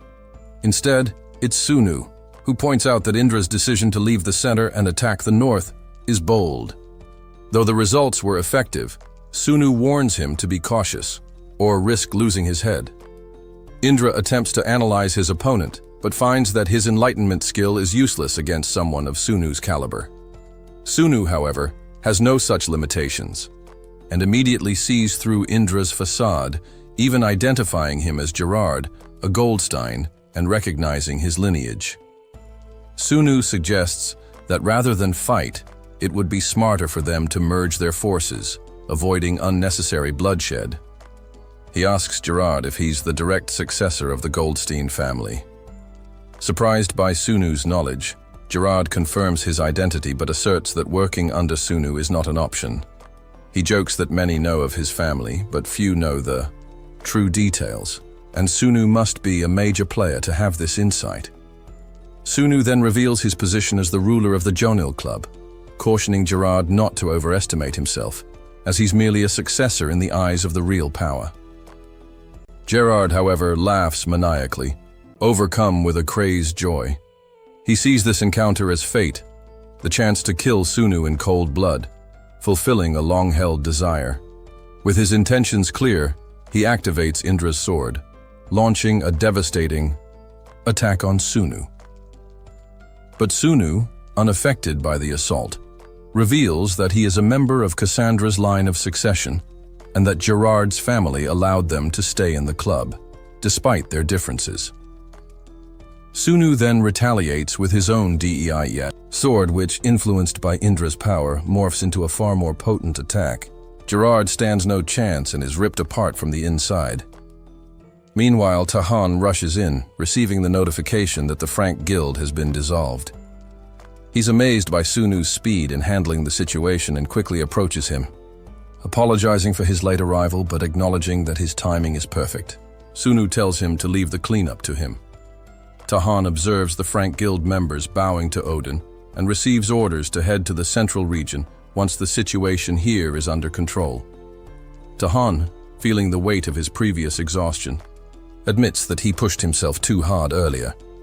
He proposes they gather more support and assimilate all available forces into the Revolution Guild. Although he feels inadequate, he vows to give his best effort, hoping to live up to Joshua's example. Sunu, surprised by Tahan's words, remarks that it must have been difficult for him to admit such a thing, given that most people are self-serving in this world. Tahan, however, remains undeterred, insisting that if he didn't believe in his potential, he wouldn't have raised the issue. Sunu considers this for a moment and, impressed by Tahan's resolve, assures him that his contributions will be recognized when Joshua returns. He also tells him that, if he's confident, he might even get the chance to rebuild the World Awakener Association. Tahan, taken aback by Sunu's words, asks if this includes control over the shares of the Ilung group. Sunu confirms, stating that not only will he receive controlling interest in Ilung, but also all shares of its subsidiaries. Tahan is stunned, knowing full well that while the Ganil group currently holds control, the subsidiary shares are split among Jonathan Investment and Zillion Investment Finance. Sunu's offer is an unprecedented opportunity, and Tahan knows this could change everything. Tahan, unable to contain his excitement, asks if all these companies are truly Sunu's. Sunu nods, confirming his dominance in the corporate world, and Tahan realizes that this is a once-in-a-lifetime opportunity. Sunu had been clear about his expectations. Tahan needed to remember the reasons behind his actions. The stability he had brought to the world's financial markets, despite all the chaos, wasn't the end of it. Tahan was also tasked with playing a crucial role in shaping the future, and Sunu made it known that he couldn't afford to fail. Tahan's heart pounded in his chest as he grasped the weight of those words. Dropping to one knee, he vowed to prove that Sunu's trust in him wasn't misplaced. Months had passed since the beginning of Act 2, Scene 2. During that time, Tahan had worked hard to unite and stabilize the region, but Sunu had been on a different quest, one that required a specific item. Across the cities, public notices were issued, urging anyone who found a black fragment to report it to the association in exchange for a generous reward. Failure to do so, and using it without permission, came with severe consequences. Tahan himself had even gathered people, spreading the word. But, as always, where there were rules, there were also those who would break them. One day, as Sunu sat quietly, Sugal returned with new information. He had tracked down the individuals who were after the item again. Handing Sunu a piece of paper, he revealed an invitation to the Xiaoyang attack unit, a group that promised enhanced abilities. "How did you find this out?" Sunu asked. Sugal explained that an insider had tipped him off, meaning there was at least one person still wary of Odin's power. Now the question was, should they storm in and wreak havoc? "No," Sunu replied, his voice steady. "We'll handle this differently. The black fragment is just the first step in a quest. It shows up in every stage, but no one's ever completed it. Not even the sixth evil, who came closest, could finish it. The end of the chain quest is tied to one of the 7 demon kings. It was the first sign of their existence, but it ended with nothing." The black fragment had only appeared in Act 2, Scene 2, and Sunu knew it hid a hidden reward, something more valuable than anyone could imagine. Sunu followed the instructions on the paper, reaching the designated location. There, a woman greeted him, asking if he had come because of the invitation. Sunu, disguised, nodded. The woman, noticing his impressive gear, raised an eyebrow. "Are you sure you're in the right place? We only accept people at around gold." "Level, what's your rank?" "Platinum tier, level 260, Sunu replied. The woman looked at him skeptically. "Then why are you here? A person like you could join any guild you wanted. Why choose us?" Sunu's expression remained calm. I have my reasons. If you don't have a spot open, then make one. It'll be easier for both of us. Impressed.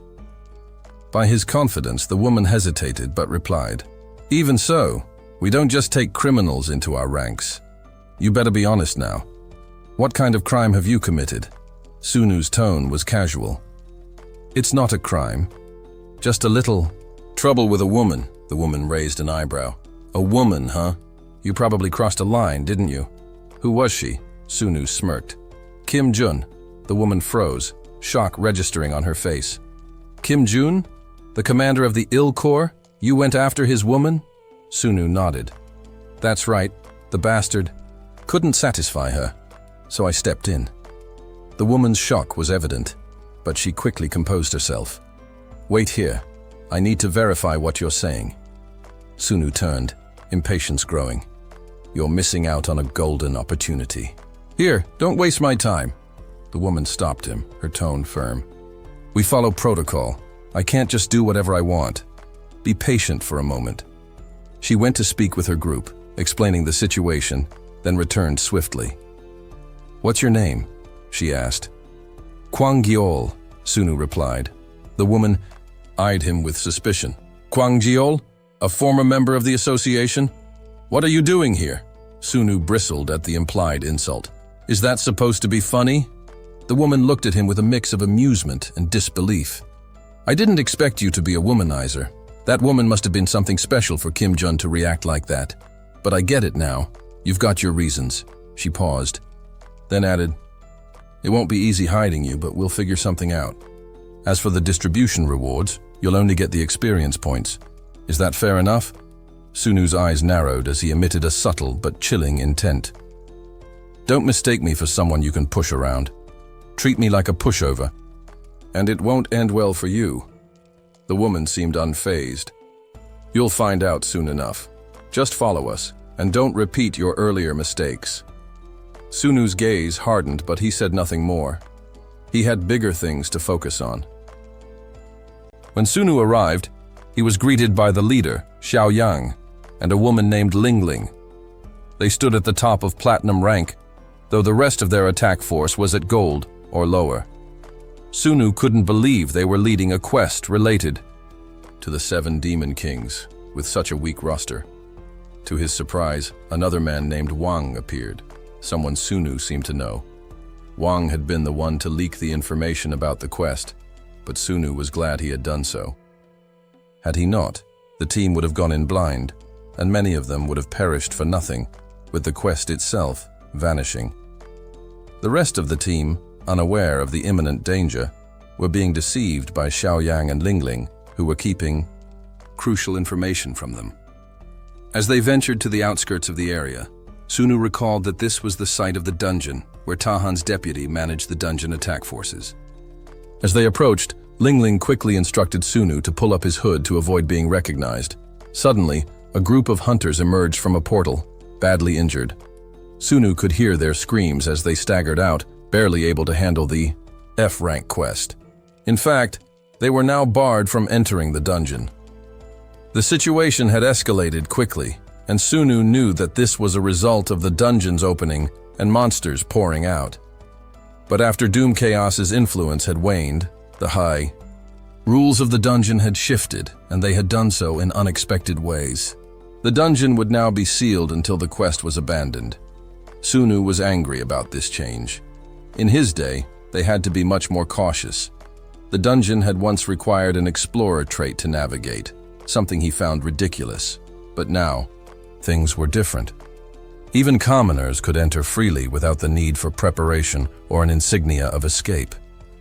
This seemed like it should have been the case all along, and Sunu was frustrated, especially considering the hardships he had endured in the past. This dungeon, located within the barracks of the Maruka tribe, was a rank E dungeon, but things had changed drastically.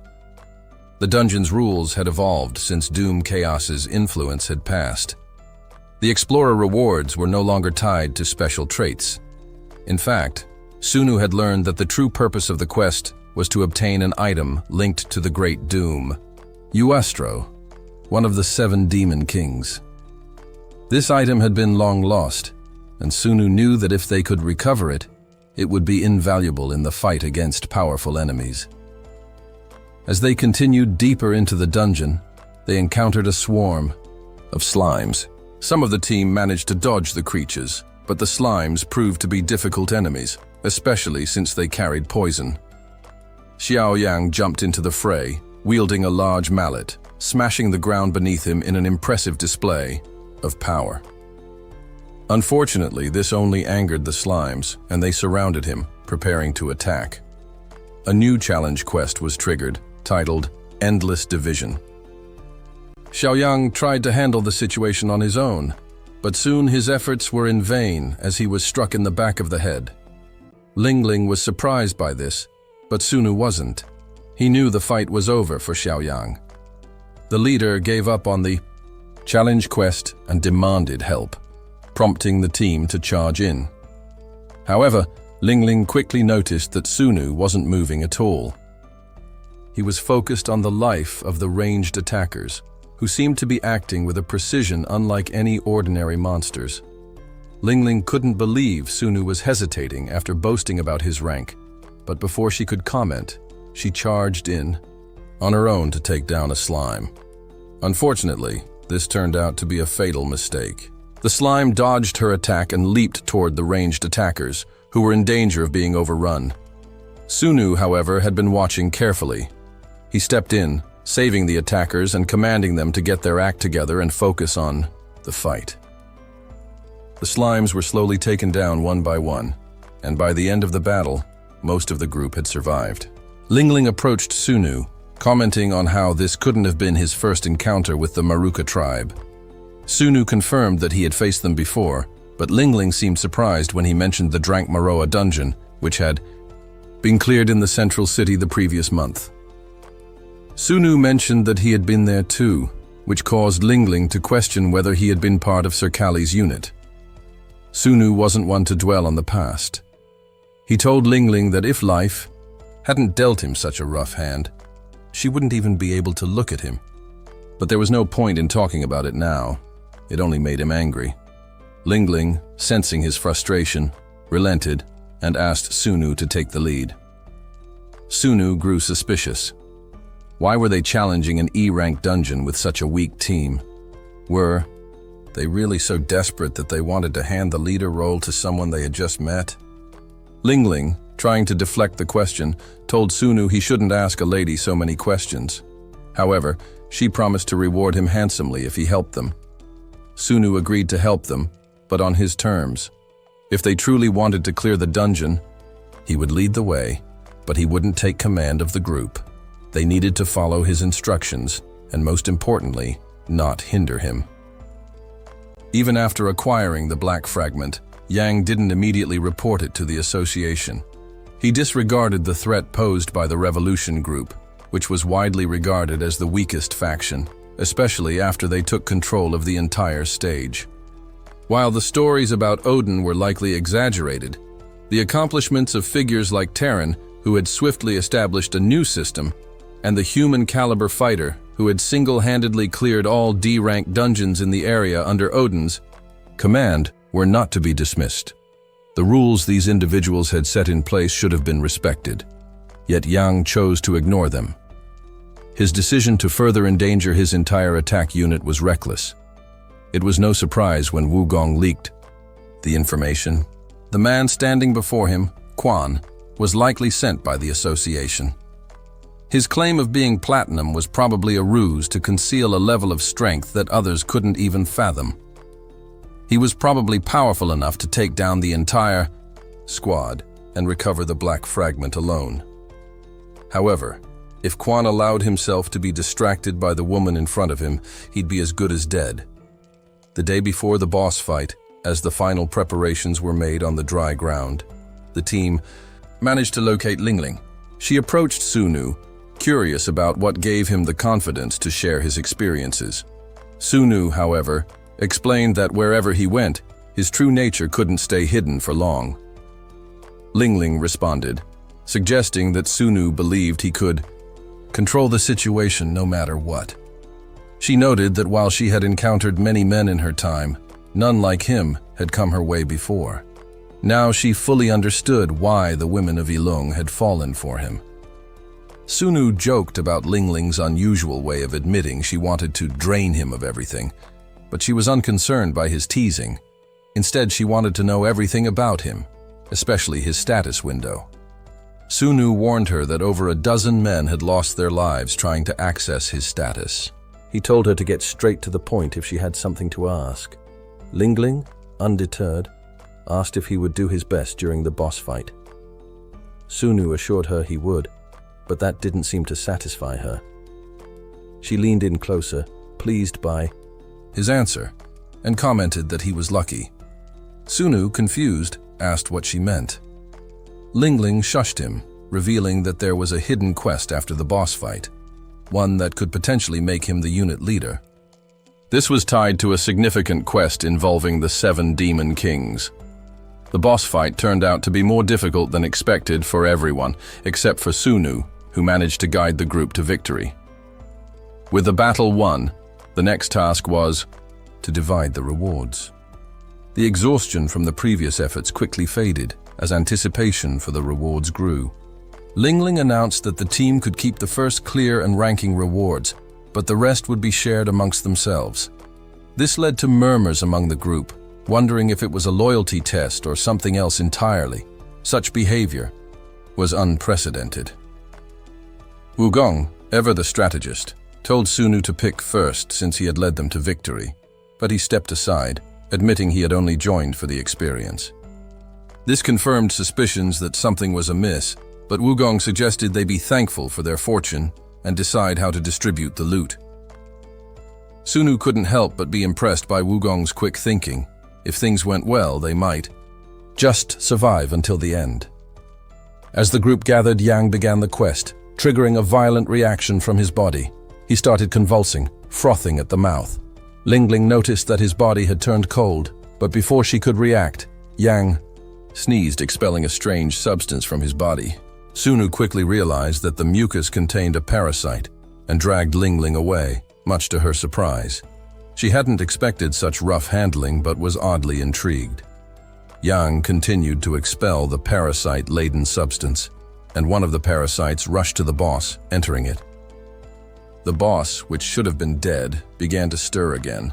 Lingling couldn't believe it, and in a panic, she attacked the boss, but before she could do much, the lost weapon of the 7 demon kings was completed. Sunu ordered her to stop, as everything had already been set into motion. Lingling was taken aback, realizing this was the true endgame. Sunu, however, knew far more than he let on. Yang seemed oblivious to the immense energy building within him, and Lingling had not anticipated that the parasite might take control of his body. The path ahead would be difficult, but Sunu, who had already saved Lingling's life once, was unconcerned. He knew what needed to be done, regardless of the challenges ahead. After a grueling 2-week expedition, the group finally returned from the dungeon, only to be met with astonishment from the members who had stayed behind. Though 5 members had perished while clearing an E-rank dungeon, an uncommon event, this was still considered a moment of triumph. Yet despite the cheers and excitement, Yang's face remained solemn. Lingling noticed his downcast expression and inquired about it. Yang shared that the next quest was to tackle a D-rank dungeon, a challenge far beyond the one they had just faced. Lingling, Yang, and Sunu gathered to discuss the implications. Lingling noted that after successfully completing an E-rank dungeon, more applicants would soon be vying for a place on their team, and they could also expect more support from the association. Sunu, however, was troubled. He knew that only Calibur's unit had previously cleared a D-rank dungeon, and if their chain quest was leading them into one, he couldn't fathom what lay ahead. Were they truly capable of completing it? Lingling shrugged and asked what they could do but move forward. Yang, determined to keep his promise, said that if they succeeded, he would gain the power to assist them in any way possible. This quest was crucial to them. Sunu, however, expressed skepticism. Words and actions were vastly different, and while they kept insisting on trust, he wasn't fooled. He was prepared to go his own way, ending any connection they had. In a desperate outburst, Yang pleaded with him to reconsider, vowing to bolster their forces and abandon the mission if it became too dangerous. But Sunu warned that by the time they recognized the danger, it might be too late. Yang, however, remained persistent, bowing before Sunu and begging for help. Not many people knew the full story of what had transpired in the Maruka dungeon, but Sunu could see the desperation in Yang's eyes. Moved, or perhaps curious about his determination, Sunu agreed to think it over, considering whether they should share all the details of what they knew. Yang and Lingling had come from the suburbs and had been treated harshly by the new triad system after joining the association through the 7 Demon King quest. Yang had been itching for revenge against the executives, but Sunu had no intention of underestimating the association's power. He had no patience for recklessness. Later that day, Yang brought a man named Lucci to the group. When they announced their intention to attempt a D-rank dungeon, most people quickly dismissed the idea, except for one person, Lucci. He was a seasoned mercenary nearing diamond rank and a member of the Blue Dragon Corps, the same group Yang was affiliated with. Lucci, looking unimpressed, asked if they truly believed they were ready for such a dangerous task after only experiencing an E-rank dungeon. Yang, unfazed, explained that they simply wanted to test their limits. Lucci, however, cautioned them, pointing out that the difference between an E-rank and a D-rank dungeon was vast, like the difference between night and day. Yang responded that they would follow Lucci's guidance when it came to retreating if necessary. He trusted Lucci's judgment, knowing he had spent his entire fortune to hire him. Sunu, however, was more skeptical, doubting that Lucci would stick around when the real danger arrived. Yang's resolve was firm, but Sunu remained cautious. Just as they were about to finalize their plans, a messenger burst in, announcing that Caliber had arrived in the city. The room tensed as everyone knew the significance of his arrival. Caliber was a figurehead in the association, and his presence only heightened the anticipation. Outside, the commoners cheered, idolizing the high-ranking members of the association, who were seen as heroes. Even Shugul, despite his amusement, was revered by the people. Yan, the commander of the Blue Dragon Corps, greeted Caliber respectfully. Caliber, acknowledging their hard work, mentioned that he had heard of their upcoming challenge, a D-rank dungeon. He expressed his support, impressed by their dedication to their community and their willingness to take on such a daunting task. He encouraged them to press forward, as the association was closely watching their progress. Yan, still in awe of the great Caliber, was determined to succeed. However, Lucci remained adamant that they lacked the necessary strength, as none of them had a solid diamond rank. Yang, undeterred, explained that Caliber's encouragement had inspired them. This was their chance to prove themselves and draw favor from the association, something they couldn't afford to ignore. With his resolve strengthened, Yan turned to Yang, recognizing him as the unit leader. He entrusted the group to Yang's leadership, as the entire operation had been established under his name. Yang vowed not to let them down, and Lingling, seeing the growing importance of the mission, warned Sunu to stay quiet, as the situation was becoming more serious by the minute. The elites of the Blue Dragon Corps quickly mobilized, but even so, most of them would not return. As they prepared to enter the dungeon, the portal watcher announced their entry. Deep within the barren territory of the dungeon, the boss watched eagerly as new challengers entered the portal. However, the moment it locked eyes with Sunu, it became enraged, sensing the true threat that lay before it.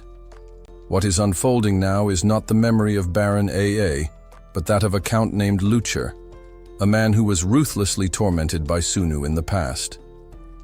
Although this memory once shocked the entire Marua tribe, it has since begun to fade with time, as it is so distant.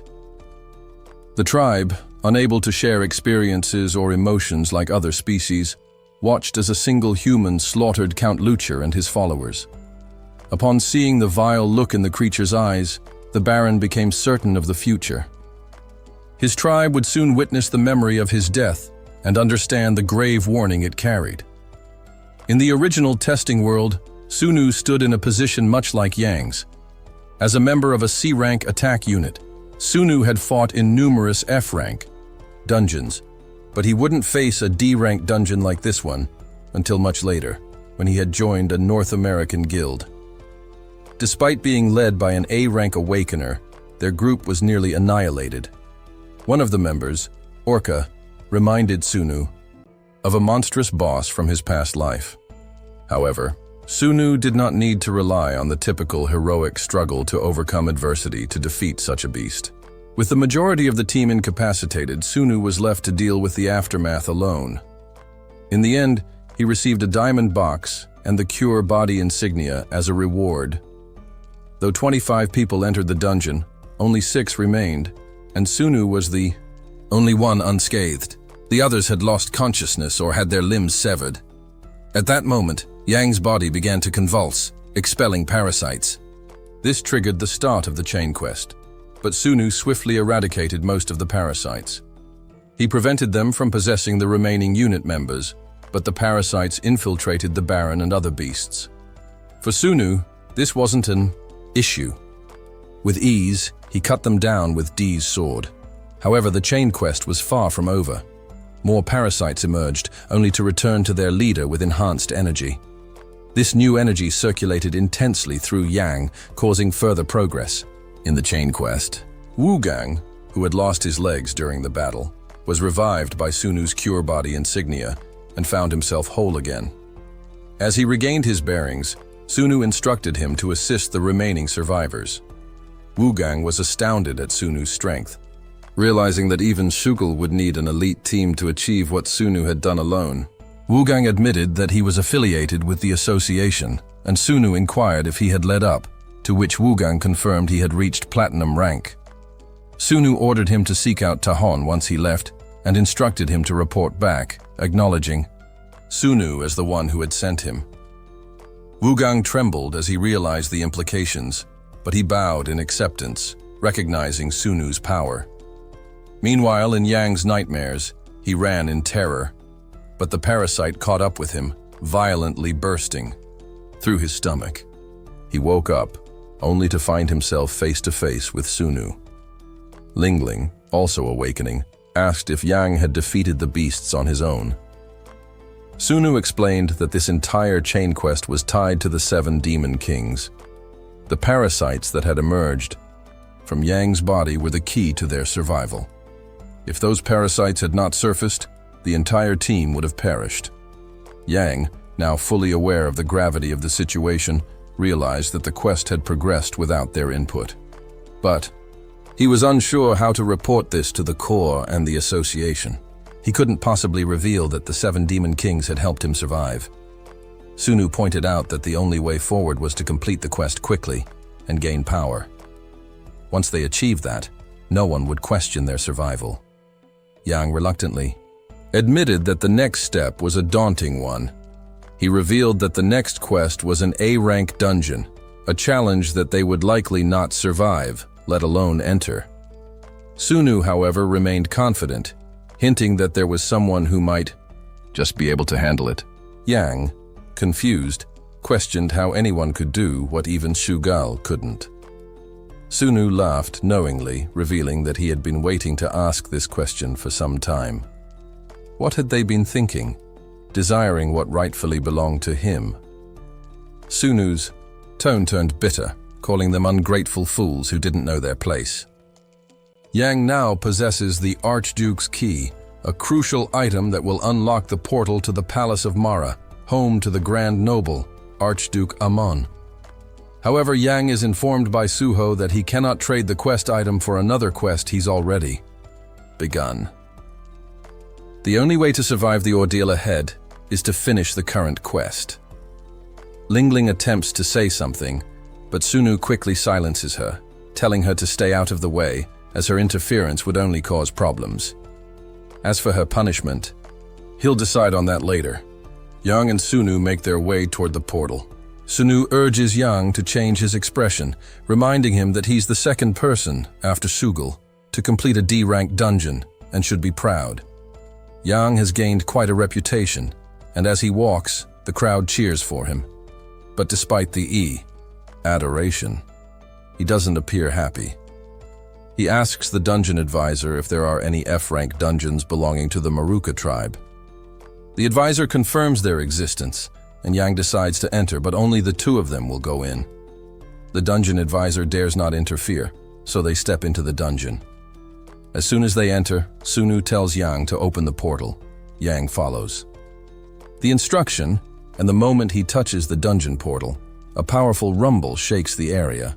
The massive A-rank dungeon, the palace of the Archduke, opens. Yang's pupils dilate, and his neck swivels unnaturally fast, as if someone else is controlling him. A voice speaks through him, revealing that it has been waiting for Yang's arrival. Sunu recognizes the voice. It belongs to the Archduke. He had not expected the Archduke to come out personally to greet them. The Archduke, with a surprising politeness, promises Yang a painless death, but warns him to stop staring with those unsettling eyes. Sunu quickly responds by strangling Yang. Forcing the Archduke to retreat for now, he summons the Valkyries, telling Yang to get up. They have to move quickly. Sunu reminds him that Sugul is already at the master rank, so each Valkyrie surrounding them is at that level, and they will ensure Yang's safety. The Maruka dungeons are notorious, almost like the very pit of hell. The poison within them melts flesh and drives people mad, causing hallucinations so intense that even a person whose head is half melted might laugh. 2 quests are activated, the heirs of the Archduke and Heaven in the Deep Sea. As Sunu and the Valkyries make their way, through the dungeon they must remain vigilant, for even the slightest lapse in focus can lead to disaster. The Maruka tribe and the Graf clan share a common origin, and there are still traces of that lineage within Amon. The hard exoskeleton covering his body is a sign of his nobility, a mark only possessed by the original progenitors of the tribe. He is not a lesser noble, he is an ancient being. Amon summons Orca to his side, instructing him to approach and not fail this time. Orca obeys, leaving Amon to reflect. He never expected to feel threatened by a human. It's clear that Yang is targeting the Doom Insectum, a relic that must be safeguarded at all costs. At one point, Sunu has to drag Yang along, who at this point only wishes for death. This happens when the Valkyrie summoning ends, leaving Yang a burden to Sunu until the cooldown resets. What frustrates Sunu even more is the constantly shifting structure of the dungeon. They've been wandering the same area for what feels like forever, and a greater power is interfering with their perception, making it even more difficult. Suddenly, Orca materializes in front of them, seemingly ready for a fight. Sunu knows this. He's not the same Orca who died in the D-rank dungeon. It's a new body, infused with Orca's memories and emotions, something not uncommon in the Maruka tribe. Orca launches an attack, but Sunu calmly responds, telling him to take out his frustrations with his father, as all he will find in this new life is suffering. Sunu doesn't give Orca a moment to adjust to his new body. With a ruthless barrage of lightning, he strikes him down, smashing his grotesque head into the ground. "Next time, know your place beneath me," Sunu mutters coldly. Perhaps that way, Orca might experience less pain. Sunu then notices Amon's strategy, constantly shifting the dungeon structure, reviving underlings, and attempting to exhaust their stamina. Amon, clearly avoiding direct combat, is playing a longer game, but it's not enough. Orca appears once more, launching a surprise attack on Sunu. It seems to have some effect, but Sunu retaliates immediately, exploding with such force that Orca is torn apart. "I told him to listen," Sunu remarks, indifferent to the chaos. More suffering for Orca, it seems. Meanwhile, Amon and his forces gather, clearly at a loss. Together, they stand no chance against Sunu. Even if they fight with everything they have, nothing will truly change. All of their plans, orchestrated by their lord, Doom Insectum, are unraveling. The preparations to pass Antiguasta would amount to nothing. How could this be happening? An, the strategist, realizes the gravity of the situation. If they cannot defeat Sunu, the only option is to seal him away permanently.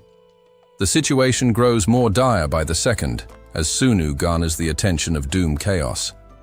An offering of equal value must be made.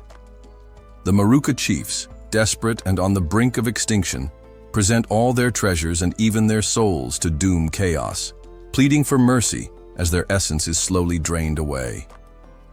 Finally, Sunu clears the quest. While part of him feels satisfaction, there's a growing sense of horror. Odin has completed it alone. Sunu watches as the reward manifests before Yang. As Yang reaches for it, he senses the power of the 7 demon kings within. But before he can seize it, the force of the item repels him, and he collapses, unconscious. Sunu approaches the sphere and examines it. He senses something nearing completion, something much more dangerous. This must be the lost weapon of Ent Guasto. Sunu takes hold of it, and the sphere reacts violently, pushing him to his limits. The moment it completes, Sunu knows it's a weapon unlike any other. However, letting go causes the completion rate to drop, and so he must continue to hold it, enduring excruciating pain to finish what he started. The suffering feels endless, a torment beyond any death. When Yang regains consciousness, fear fills him. He realizes his usefulness has ended, and death is inevitable. Yet, Sunu doesn't kill him outright. Instead, he instructs him to find Tahan. Yang wonders why Sunu allows him to live, but Sunu remains silent, only warning him to stay clear of Shugal.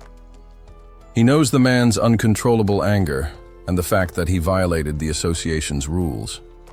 Sunu has seen through Yang's true nature, and he may find a use for him alive, especially now that he has experienced a true rank A dungeon.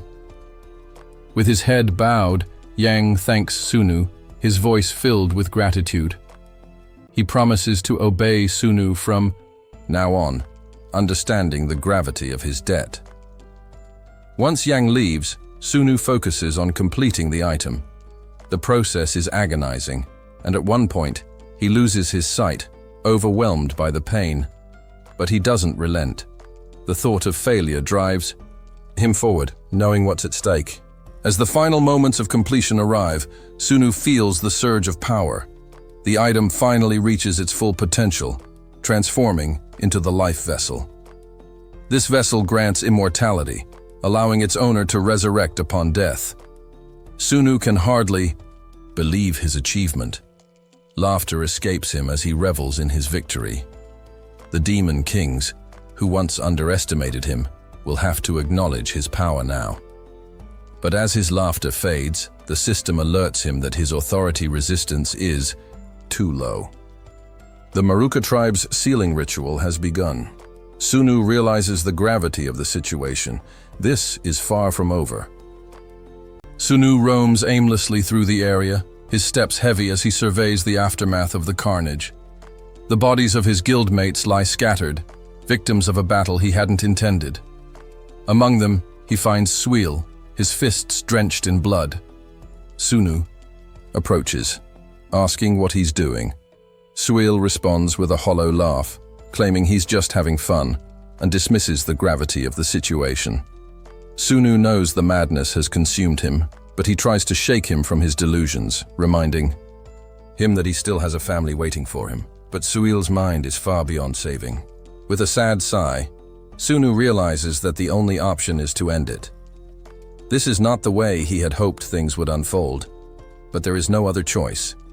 He moves swiftly, ensuring the end is final. It's a bitter pill to swallow, but he does it. The guilt of it weighs heavily on him. Back in the real world, Tahan rises to power as president of the Awakener Association.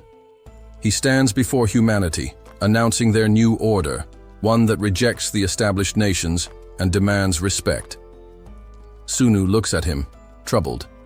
He asks if Tahan truly wants to start a war, but Tahan remains unshaken, believing that humanity is blind and deserving of annihilation for their ignorance. The Awakener Association, he insists, was formed to eradicate people like them. As the two clash ideologically, Yani steps forward, reassuring Sunu that no war will erupt. She will control the minds of humanity, and Tahan is merely a part of her grand design. Sunu's vision fades as he processes her words. He demands to know what she's talking about, but Yani warns him not to act rashly. She's already made preparations, and Sunu's parents are now under her complete control. If she dies, so do they. It becomes clear. Yani has ascended to become the second of the 8 evils, a terrifying power. Meanwhile, Jonathan and Joshua, in their own conflict, have solidified their places among the new 8 virtues and evils. These are the very threats that Sunu fears most, forces he could eliminate, but they would only be replaced by others. Exhausted and broken, he realizes that his entire existence has spiraled into meaninglessness. Years pass, and Sunu lives in luxurious isolation. He resides in a hotel, surrounded by indulgence, unable to find joy in anything other than food. His massive frame, now weighing 705 pounds, speaks of his deep depression and loss of purpose. He devours more food than a dozen men, feasting on the finest cuisine. Whispers circulate about his potential, with rumors suggesting he's an S-ranker. But some dismiss the idea, laughing at the thought that someone of his size could possess such power. Then, one day, the ground trembles beneath him. He knows what's coming. His presence was inevitable. The air crackles with electricity, and Sunu can feel the surge of power building. The chaos that has followed him all this time is finally catching up. Without warning, he unleashes a blast of lightning, disintegrating a waitress who begins to show her true form, her disguise slipping as the damage exposes her for what she really is. Sunu had sensed it. He knew something was amiss, and sure enough, Orca, the source of all this disturbance, appears. It's been some time since their last encounter, but Sunu doesn't intend to let Orca's survival go unpunished. He prepares himself, determined that Orca will not escape this time. His death will not be swift, and it will not be forgotten. Sunu couldn't remember how long he'd been trapped here, but as the seal on his prison finally started to crack open, he realized escape was impossible. His return stone remained unresponsive, and the seawater began to flood in. When he tried to break through the walls, he discovered Orca was stuck here with him too. Though his role had shifted, he was now a guard. Sunu found this absurd. Turning to face Orca, Sunu questioned what he was doing, only to find that the once menacing figure had begun eating the sludge around him. Orca's actions infuriated Sunu, who lashed out at him. But Sunu quickly snapped back, telling Orca to shut up. He wasn't eating this horrid meal by choice either. However, the system was still feeding him information, meaning its reach had even extended into this place. That meant there had to be a way out. After finishing the disgusting meal, Sunu decided it was time to get answers. Slowly, he approached Orca and demanded that he find a way out of this hell, even if it meant digging through the depths of his memories. He was prepared to make Orca suffer 100 deaths if needed. Reluctantly, after much resistance, Orca surrendered. And through simple methods, he finally stumbled upon a solution. They needed to create an E-rank dungeon with low-ranking Manhwa tribesmen through divisions. As this plan unfolded, Sunu and Orca realized they were being viewed as hidden bosses. Double dungeons like this one existed, though they were incredibly rare. Days turned into weeks as they waited for the next phase. Sunu began to think about breaking through the walls himself, but after what felt like endless waiting, something finally stirred. A group of players appeared, their disbelief evident, when they saw a Manhwa noble in an E-rank dungeon. Orca was prepared to kill them, but before he could act, Sunu struck him across the head, shocking everyone present. Sunu explained that if they killed the players, the entrance would close, and they needed them alive for now. Orca, though angry, complied. Even though the Manhwa acted as though it couldn't understand speech, Sunu suspected it had learned more during their time in this illusionary world than it let on. He instructed Orca to bring a player closer. Using his enlightenment skill, Sunu examined the player and learned that he was only level 225. His name was Sean Brown, and he was stunned to see another human. Sunu had no time to explain himself. Instead, he forced Sean to talk. The man shared that they had entered Act 2, Scene 5, which didn't make sense because acts usually had 3 scenes. It seemed the structure had shifted while Sunu was sealed away. He also explained that after the guild leaders had changed, many people had fled, obsessed with quests and throwing others into dungeons. They were running from a powerful woman, someone who controlled monsters as if they were pets. This woman was called Mary. Sunu's heart raced. He had to find her. Where was she? Meanwhile, in the outside world, players were being overrun by zombies, their flesh torn apart before they could defend themselves. Just as it seemed all hope was lost, a massive monster appeared, effortlessly obliterating the zombies.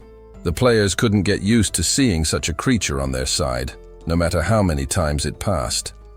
Sitting on the beast's head, Yanhei observed the chaos below. She had noticed a quest involving the sealed disruptor of the Manhwa tribe, and it dawned on her why Act 2 wasn't concluding.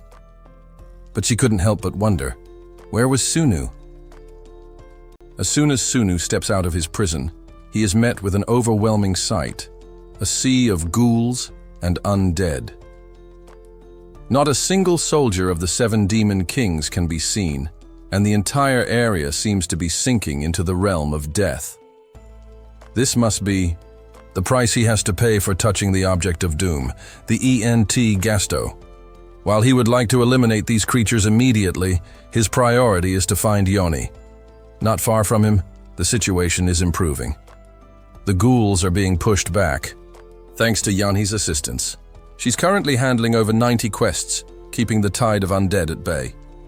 However, the guild master of the final Rampart Guild, Juan, is not pleased. Yani had shown him the records. She and the beast child she carried had cleared over 200 quests, while his entire guild hadn't even managed 80. This disparity doesn't sit right with him, and he knows it's only a matter of time before the guild's pride crumbles under pressure. Juan's resolve is clear. This will be the guild's final chance to prove themselves. If they fail now, Yanhei will have no choice but to work them harder. He knows what must be done. Instead of remaining passive and allowing themselves to fall into the hands of those who would manipulate them, Juan must act. But the danger is real, and there's no clear way out. These ability users, these devils, don't care about them. Suddenly, the wall behind Juan crashes open, sending everyone flying. As they regain their bearings, they find themselves face to face with a new, terrifying presence. Odin. He's here, and he's come for Mary. The pressure in the air intensifies, and the guild members can barely comprehend the overwhelming power emanating from him. They thought Mary was the peak, but Odin represents a level of power that feels entirely beyond human. Meanwhile, Sunu, who had been collecting information from Yanhei, realizes that what Sean told him lines up with the current situation. In Acti, Scene 4, a life-draining zone had appeared, leading to a war between the living and the dead. These quests that drain life, were created because the system needed a sacrifice to keep Sunu sealed. All these deaths were unnecessary. Meanwhile, Yoni, who had done everything she could to help him, is being painted as the second evil, a target of the system's manipulation.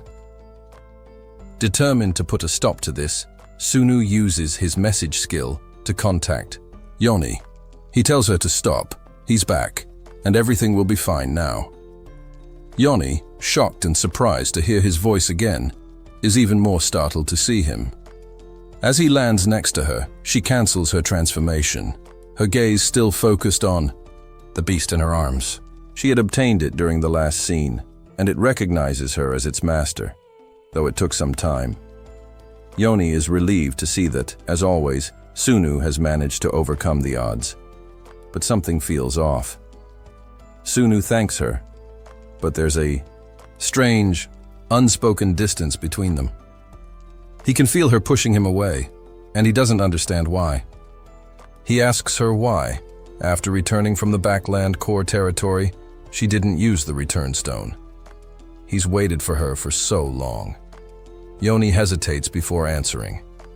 Through the message skill, she explains that Sunu should not get involved with her any longer. She is Mary, the witch. She is the public enemy now, and it's not right for the leader of humanity to be entangled with someone like her, someone who only brings evil. Sunu feels a pang in his chest. The bond they once shared is being torn apart by forces beyond their control. But for now, all he can do is accept her words, even as his heart questions them. She tells him he needs to seriously consider what comes after the testing site, what life will look like if she stays by his side. People will start questioning everything. Her place, she says, is in the background, hidden away from the public. Sunu firmly cuts her off, telling her to stop speaking like that. If she's a witch because of her actions, then he must be the worst kind of monster. He wasn't exaggerating when he called himself the true master of the world. Does she even grasp how many lives were destroyed because of the choices he made? He took control of global finances, crushed media resistance, and erased anyone who defied him. More people have perished under his silent rule than during the entire testing process. The world was already tainted by his sins long before any of this began. Yan doesn't accept that comparison. In her eyes, what he did was different. He saved humanity. But Sunu reminds her, she saved him. So if he gets credit for saving the world, then she does too. That leaves Yan speechless. After a pause, she quietly says she only ever did it for him. Sunu gently points out that he's no different. He didn't act out of altruism, he did everything to protect his family. Saving humanity was just the byproduct. He doesn't care what others say. The only reason he made it this far is because of her. If he hadn't been around, she would have been waging this war on her own, endlessly. That's the truth. No matter what their motives were, they ended up protecting the world. Let the public whisper whatever they want. It changes nothing. Without another word, he pulls her into a tight embrace. Everything they've done, and everything they will do, is something only the two of them are capable of. Ever since acquiring the life vessel, Sunu has been bombarded with its demands. Choose a target, an object, creature, or summon. But he's been careful, knowing the choice is irreversible. His first instinct was to pick a Valkyrie, specifically Odin's Golden. Armor stored in inventory, since it provides a powerful 3-layered defense. But that strategy won't hold against the 7 Demon Kings. They're far too powerful. A mere digital pocket like an inventory won't protect the vessel. He realizes now that placing the vessel on something he owns is pointless. It needs to go somewhere safe, somewhere far away from him. It must be entrusted to someone who would fight to the end, even if the entire world stood against them. Someone who would guard it with their very life. Only one person fits that description. He looks at her and finally admits he's done holding back. Without warning, he kisses her, startling everyone nearby. And then it happens. Odin's wrath. And the absolute battlefield erupt into existence. Zombies surge towards Sunu as he begins to remove his armor, but flames engulf and reduce them to ash instantly. He won't let anyone interrupt this moment, not even Doom Chaos. For so long he's held back, suppressing a feeling that's only grown stronger over time. He tried to keep his distance, afraid of being consumed by it. But now he sees clearly. Yan has been carrying everything alone, in silence and in pain. That ends now. It's his turn to shield her. Just like he shielded the world. Outside the battlefield, powerful tremors rock the area. the watching crowd realizes something extraordinary is taking place. Juhuan, however, knows the danger. If they're still here when the barrier collapses, there won't be a way out. They have to leave before they're erased from existence. After their rough sparring session, Sunu takes a moment to process what just happened. Looking at the aftermath, guilt washes over him. He turns to Yanhee and apologizes for being too aggressive. She shrugs it off with a calm smile, reminding him that they're Odin and Mary. Conflict comes with the territory. Sunu exhales slowly, muttering that they'll have to see what comes next. He suspects the conclusion isn't far off. Perhaps it's just around the corner. In this dimension, where time and space remain frozen, the world outside isn't idle. The legions of the 7 demon kings are surely making their moves, trying to shatter the pause in time. So far, 2 dark rituals have been confirmed, one from the Maruka tribe, the other rooted in the Backland core. Yanhee remembers the latter vividly. It unfolded right before their eyes. The system, despite its reach, isn't all-powerful. It can't maintain this temporal suspension forever. After expending so much effort unsealing Sunu, it's bound to grow impatient. Sunu insists. They must verify the situation, but Yanhee is unsure how. That's when they return to Orca. She's impressed, stunned that he managed to tame a Maruka noble, especially since Sunu isn't even a mind-type awakener. This encounter is valuable to her. She's been hoping to meet beings like these again. Orca instantly recognizes the human woman before her. She's just as formidable as any male warrior she's fought. Not eager to repeat past defeats, Orca gives up any resistance. Sunu asks her what's troubling her, and after a pause, she confesses. He feels like he betrayed his tribe. Orca had used him to access the memory vault of their people. As Sunu suspected, something massive is brewing. Forces are organizing for a large-scale invasion.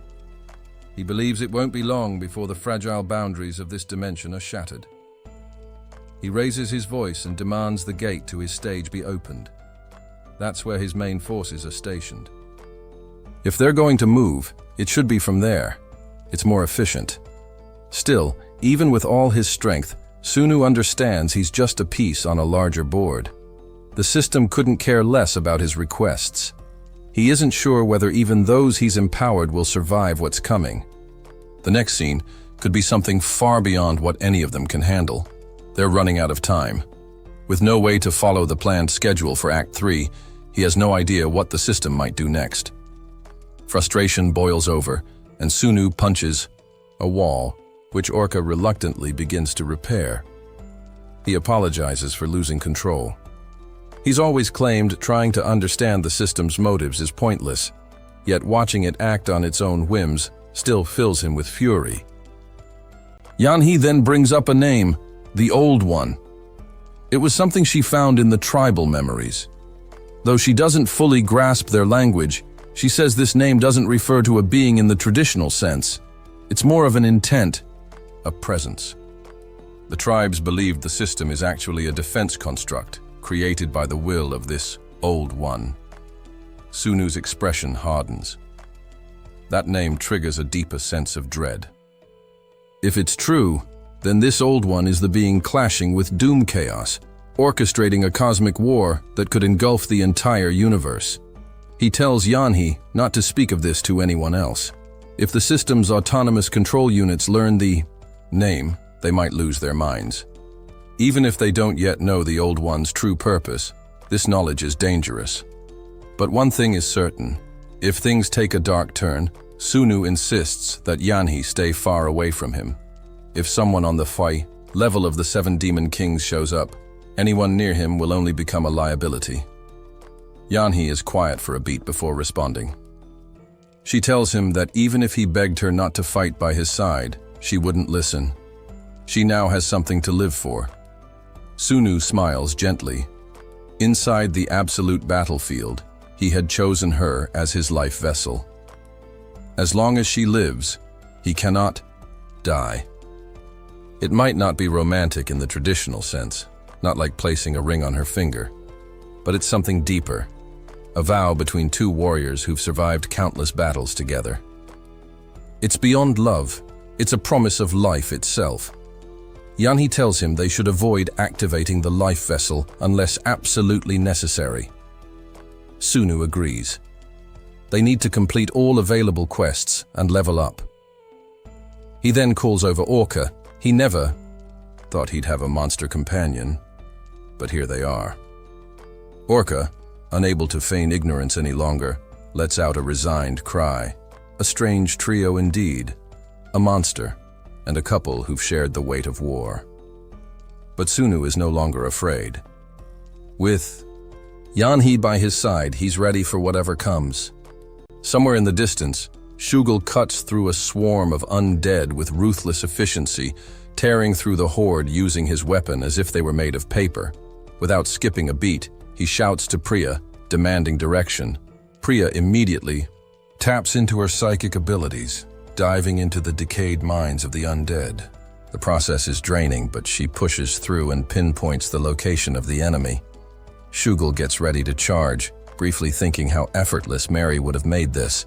She would have cleared a path in seconds, but he knows better than to expect that kind of skill from this younger team. Without hesitation, Shugal surges forward, fists flying as he plows through the battlefield. After an intense fight, they finally reach the necromancer responsible for reviving the fallen. But Shugal's victory is soured when he notices Priya collapsed once again, worn out from her mind dive. His frustration bubbles to the surface. If Priya continues like this, he wonders what purpose she even serves in the group. Priya, trying to defend herself, insists that he doesn't understand the agony she endures. She's not like him. Tapping into undead minds is more than painful. It's torturous. She wouldn't wish it on anyone. Shugal brushes her complaints aside with a cold expression. He tells her bluntly that her powers are underdeveloped.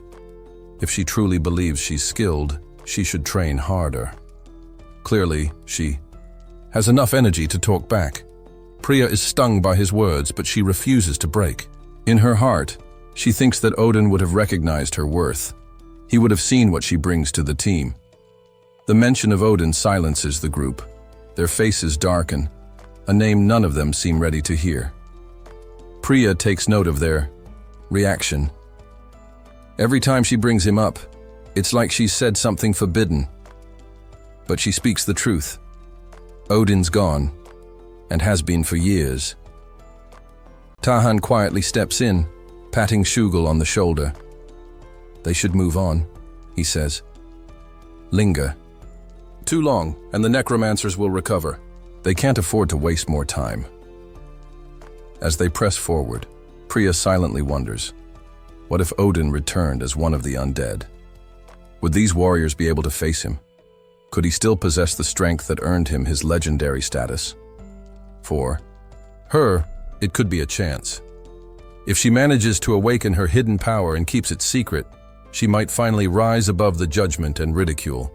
Soon, the group encounters another horde. Among the bodies, Shugal spots a familiar face, Gunnarsson. It's clear now. This group was deliberately lured into a trap, and they're about to face something terrifying. An awakened zombie, likely diamond-ranked. Shugal's anger flares. He can't accept that his former comrades gave up and joined the ranks of the dead. Enough is enough. He yells into the open, calling out the necromancers. Are they trapped in here with him, or are they the ones trapped? Sunu and Yoni act fast, dispatching several necromancers with ease. When the final one falls, Sunu observes that all the ghouls collapse too, even the ones Yoni had under her control. She's visibly disappointed. Those ghouls were useful. Sunu shifts his gaze to an undead man nearby. Jan notices his stare and asks if he knows him. He nods slightly. Not well, but enough to recall the man once fought alongside Joshua during the revolution. The man had the same unique trait as Casino Chips. Jan is taken aback. It's been ages since she's heard that name, and she begins to wonder, could Joshua have survived all of this? Sunu doesn't think so. He reflects on how even the strongest, those who might have become legends, have died unremarkable deaths. The thought lingers, how many others are dying right now, and how many are still out there clinging to life? Shugul and the others have fought relentlessly, and now the battlefield is nothing but a sea of lifeless bodies. Exhausted, Shugul claws his way out from beneath the dead, only to find himself alone. A chill runs through him as he wonders, did everyone else perish? Then, a familiar voice cuts through the silence. It's Jun, barely clinging to life, urging him to move. Shugul is surprised and impressed that Jun managed to survive. But in truth, it's hard to be anything less than tough around Shugul. Jun believes this should mark the end of their ordeal, and Shugul agrees. It would be insanity to push them further. They decide to look for Tahan. That's when the fairy guide appears, cheerful as ever, commending their resilience and endurance. They've made it to the final scene. After this, he says, they'll finally get to return home. They should be smiling, but their eyes are brimming with tears. Still, he doesn't dictate how they feel. The guide then shares one last announcement. He's been promoted. He'll be overseeing the final scene, where all awakeners from the 8 camps will gather onto one stage. Shugul's eyes light up at this. It means Mary will be joining them soon. A breakdown of the remaining camps is displayed. Jan. He takes comfort in knowing the World Awakener Association and the Jonathan Finance Investment Group are still in play. But Sunu reminds them that this doesn't guarantee anyone's survival. From 5 million, only 490,000 remain. The odds are brutal. Even with higher-level awakeners now, their earlier battle against the undead was grueling. There's no use dwelling on hypotheticals. They must keep moving and hope their allies made it through. Tahan studies the numbers thoughtfully. He knows all these camps trace their roots back to Odin. But without Odin leading them, they're merely kin without unity. He's seen firsthand how messy power struggles can be. He fought his own sister for control once. His gut tells him that civil war may break out even before they face the true enemy. Shugul approaches, noticing Tahan's deep thoughts. When asked, Tahan brushes it off and instead asks if Shugul has secured the war funds. Shugul has, but Priya's been acting strange. He suspects she and her allies are behind the spread of vicious rumors. If he catches them in the act, there will be consequences. Tahan advises him to keep calm. People will talk, and while he too believes Odin may return, they can't afford to be reckless. Preparation is everything. Cooler heads must prevail. But Shugul is seething. He vents. Those parasites expect equal footing without enduring even half of what they've faced. Once Mary arrives, he vows to wipe them out. As they travel to their next destination, Priya recalls her conversation with Tahan. He had asked her to speak to the Jonathan group, urging diplomacy over force. Her powers must remain unused. This alliance must be formed willingly. Rahul, her second-in-command, reflects on the past. He remembers the Jonathan Investment Finance Group all too well. Priya knows he held a high position once. Did he have ties with them? He admits it bitterly. They were corrupt, greedy beyond measure. The thought of all the land they took under the guise of the International Environment Fund still fills him with rage. Priya wonders aloud, weren't they instrumental in surviving the Day of Beginnings? Rahul scoffs. They acted only in their own interest. Those tyrants now hold sway over more than 35% of the planet. If they re-emerge, few awakeners will resist the pull of their financial dominance. If Jonathan himself is still alive, Rahul intends to handle it. Are you planning to kill him? Priya asks. Rahul doesn't answer directly. What happens in that place will remain there. Suddenly, Priya tells him to hush. She senses something powerful approaching. Reaching out with her mind, she connects with a passing bird. And what she sees stuns. Her a warrior of the Maruka tribe, and beside him, a woman holding a Zeos. Who are these 3 unknown figures? Before Priya can investigate any further, she's violently pulled to the ground. There she finds herself face to face with Sunu and Yanhee. Yanhee looks furious. She has a deep disdain for spies. But Sunu urges her to hold off, suggesting they check whether Priya is from his own faction. Taking his advice, Yanhee taps into Priya's memories, rifling through them until she sees how Tahan and Sugal had interacted with her. Her expression shifts as she glances toward Tahan and demands to know who he is. Sunu answers for her, and at once, recognition dawns on Yanhee's face. She's seen him before. Sunu feels a wave of relief. Seeing Sugal alive and well settles the unease that had been brewing in his chest. Maybe things hadn't gone as wrong as he feared. But Yanhee quickly grows impatient again. She turns her attention back to Priya and bluntly asks what they should do with her, especially since it's obvious she was up to something suspicious. Priya tries to resist, but Yanhee commands her to speak. Unable to defy the force of Yanhee's will, Priya's defenses break down. She confesses that her goal is to master mind control so deeply that even someone like Odin wouldn't be able to stop her. The moment those arrogant words leave her mouth, Yanhee's blade flashes. Without hesitation, she beheads Priya, someone that clearly didn't know her limits. Back in the waking world, Priya's body is still breathing, but her mind has been completely shattered. Sunu looks at her with somber curiosity. He wonders aloud if she was the second evil, someone who managed to survive all this time with a mind-type affinity, even after Yanhee inherited the gaze of Isis. Yanhee asks if Sunu had known her, and he admits that he might have. But then, Yanhee draws attention to another presence approaching. Sunu immediately recognizes the figure. It's Olivia, a notorious enemy aligned with powerful forces. Her reputation stems from her summon, Jin. Sunu questions where she's coming from. Olivia answers plainly. She's part of the Jonathan Investment Finance Group. That name hits a nerve. Sunu's hands clench at the sound of it, and he demands to know where Jonathan is, desperate to confirm whether he's still alive. Olivia responds that her master is alive and waiting, but not just as Jonathan anymore. He now serves a new master. The group eventually makes their way to the place Jonathan now resides. When they arrive, he greets them calmly, as if he's been expecting them all along. Sunu thanks the heavens. Jonathan survived, and he knew, deep down, that someone like Jonathan wouldn't fall to the fifth evil so easily.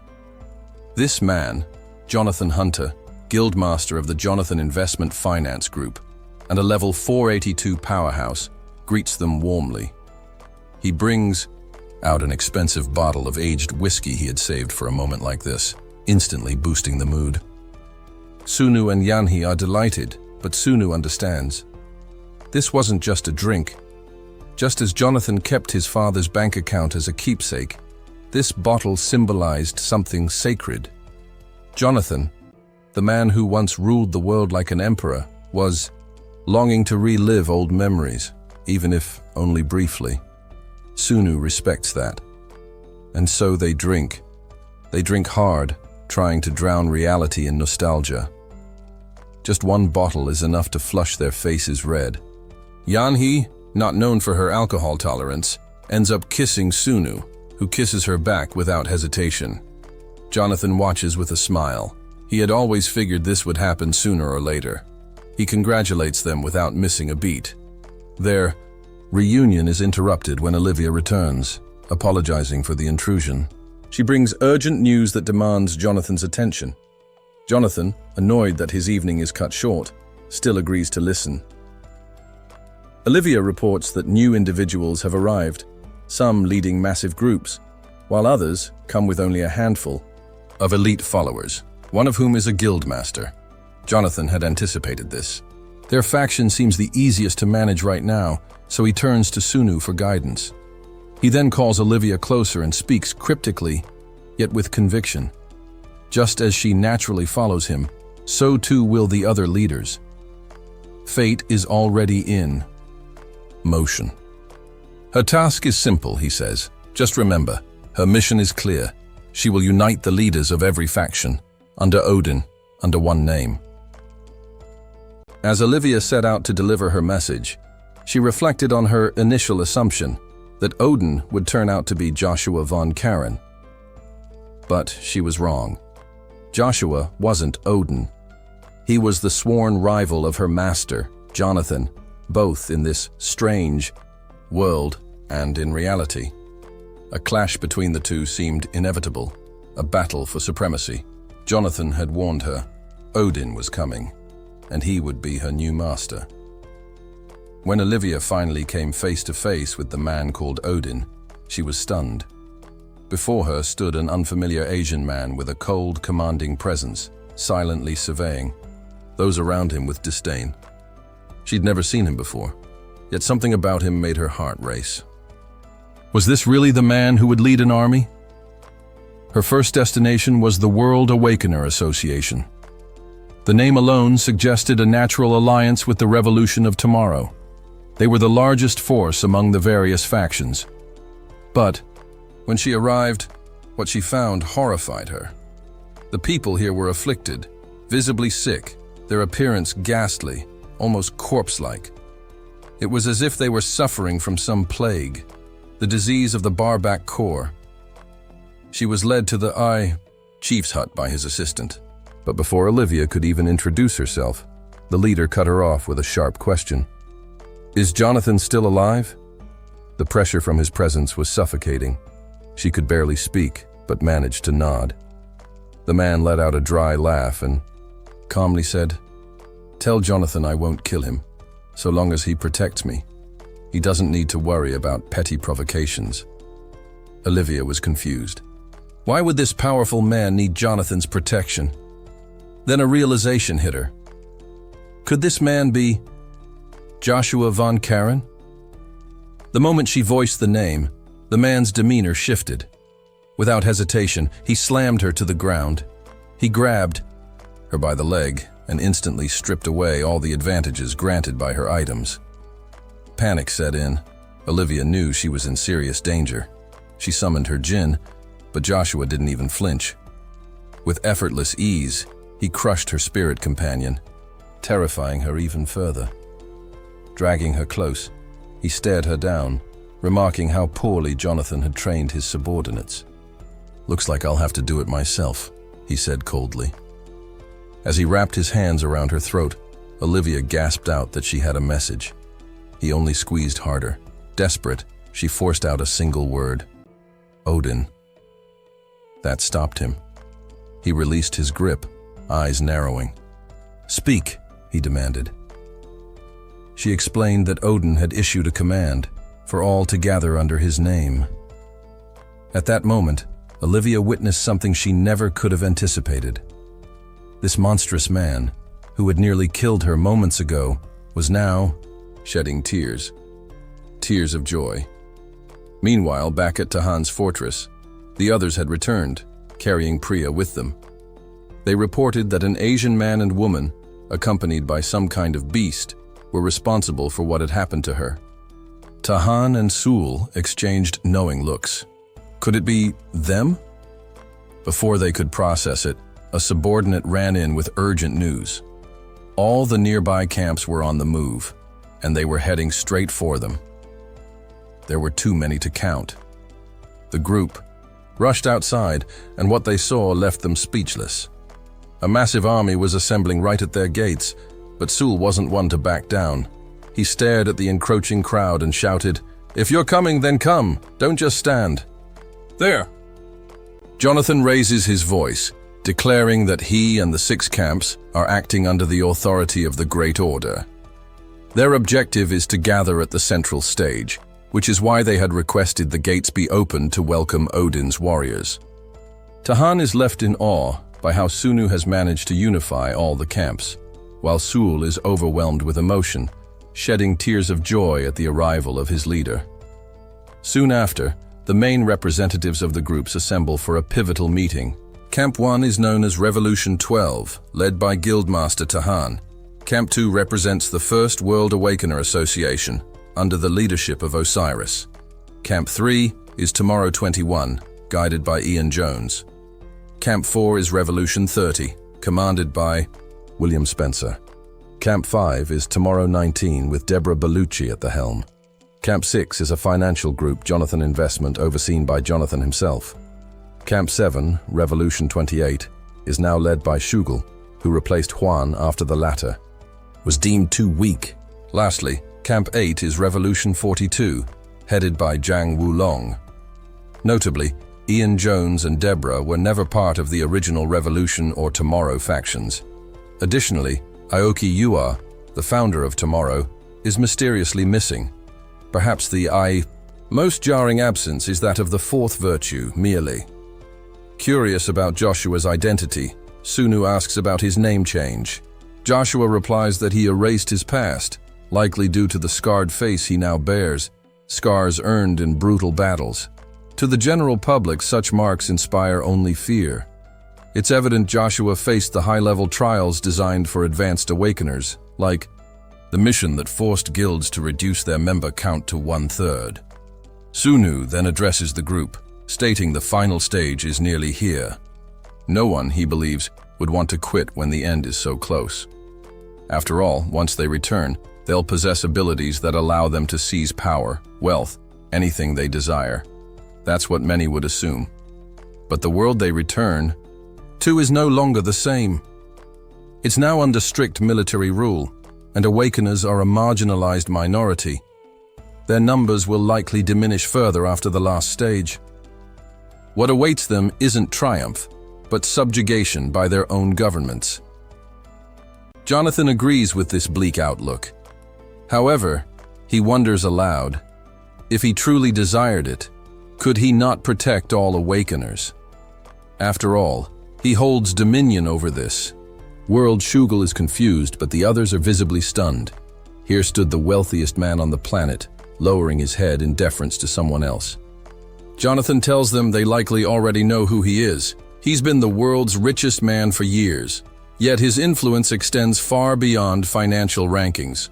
To challenge him in the real world would be to threaten the existence of 3 G7 nations, and the one before them now. He is the master to whom Jonathan himself bows, Odin, the very center of the global order. Sunu ponders how many truly understand the weight of this truth. How many even remember the old Ganel Club? In any case, it doesn't matter. They must now spread the message he is about to share. The World Awakener Association wasn't created just for the trials. It was formed with a post-trial world in mind. Those who pledge loyalty to it will gain privileges. But first, they must recognize the one who grants them the right to live this way. Sunu admits that, in the past, he couldn't even imagine reaching this point.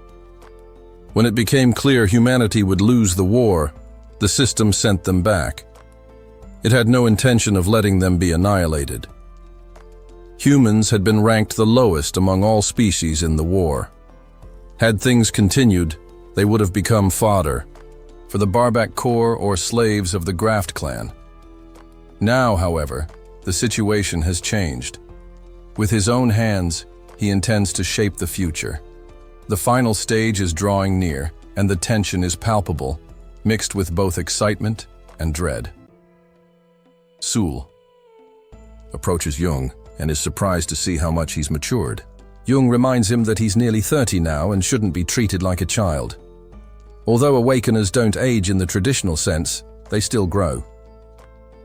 Shugel reflects on their long journey and tells Jung that the end is finally in sight. With Odin on their side, they can win. Of that he's certain. Jung, noticing Shugel's upbeat mood, asks if something good happened. With a grin, Shugel tells him they've struck gold.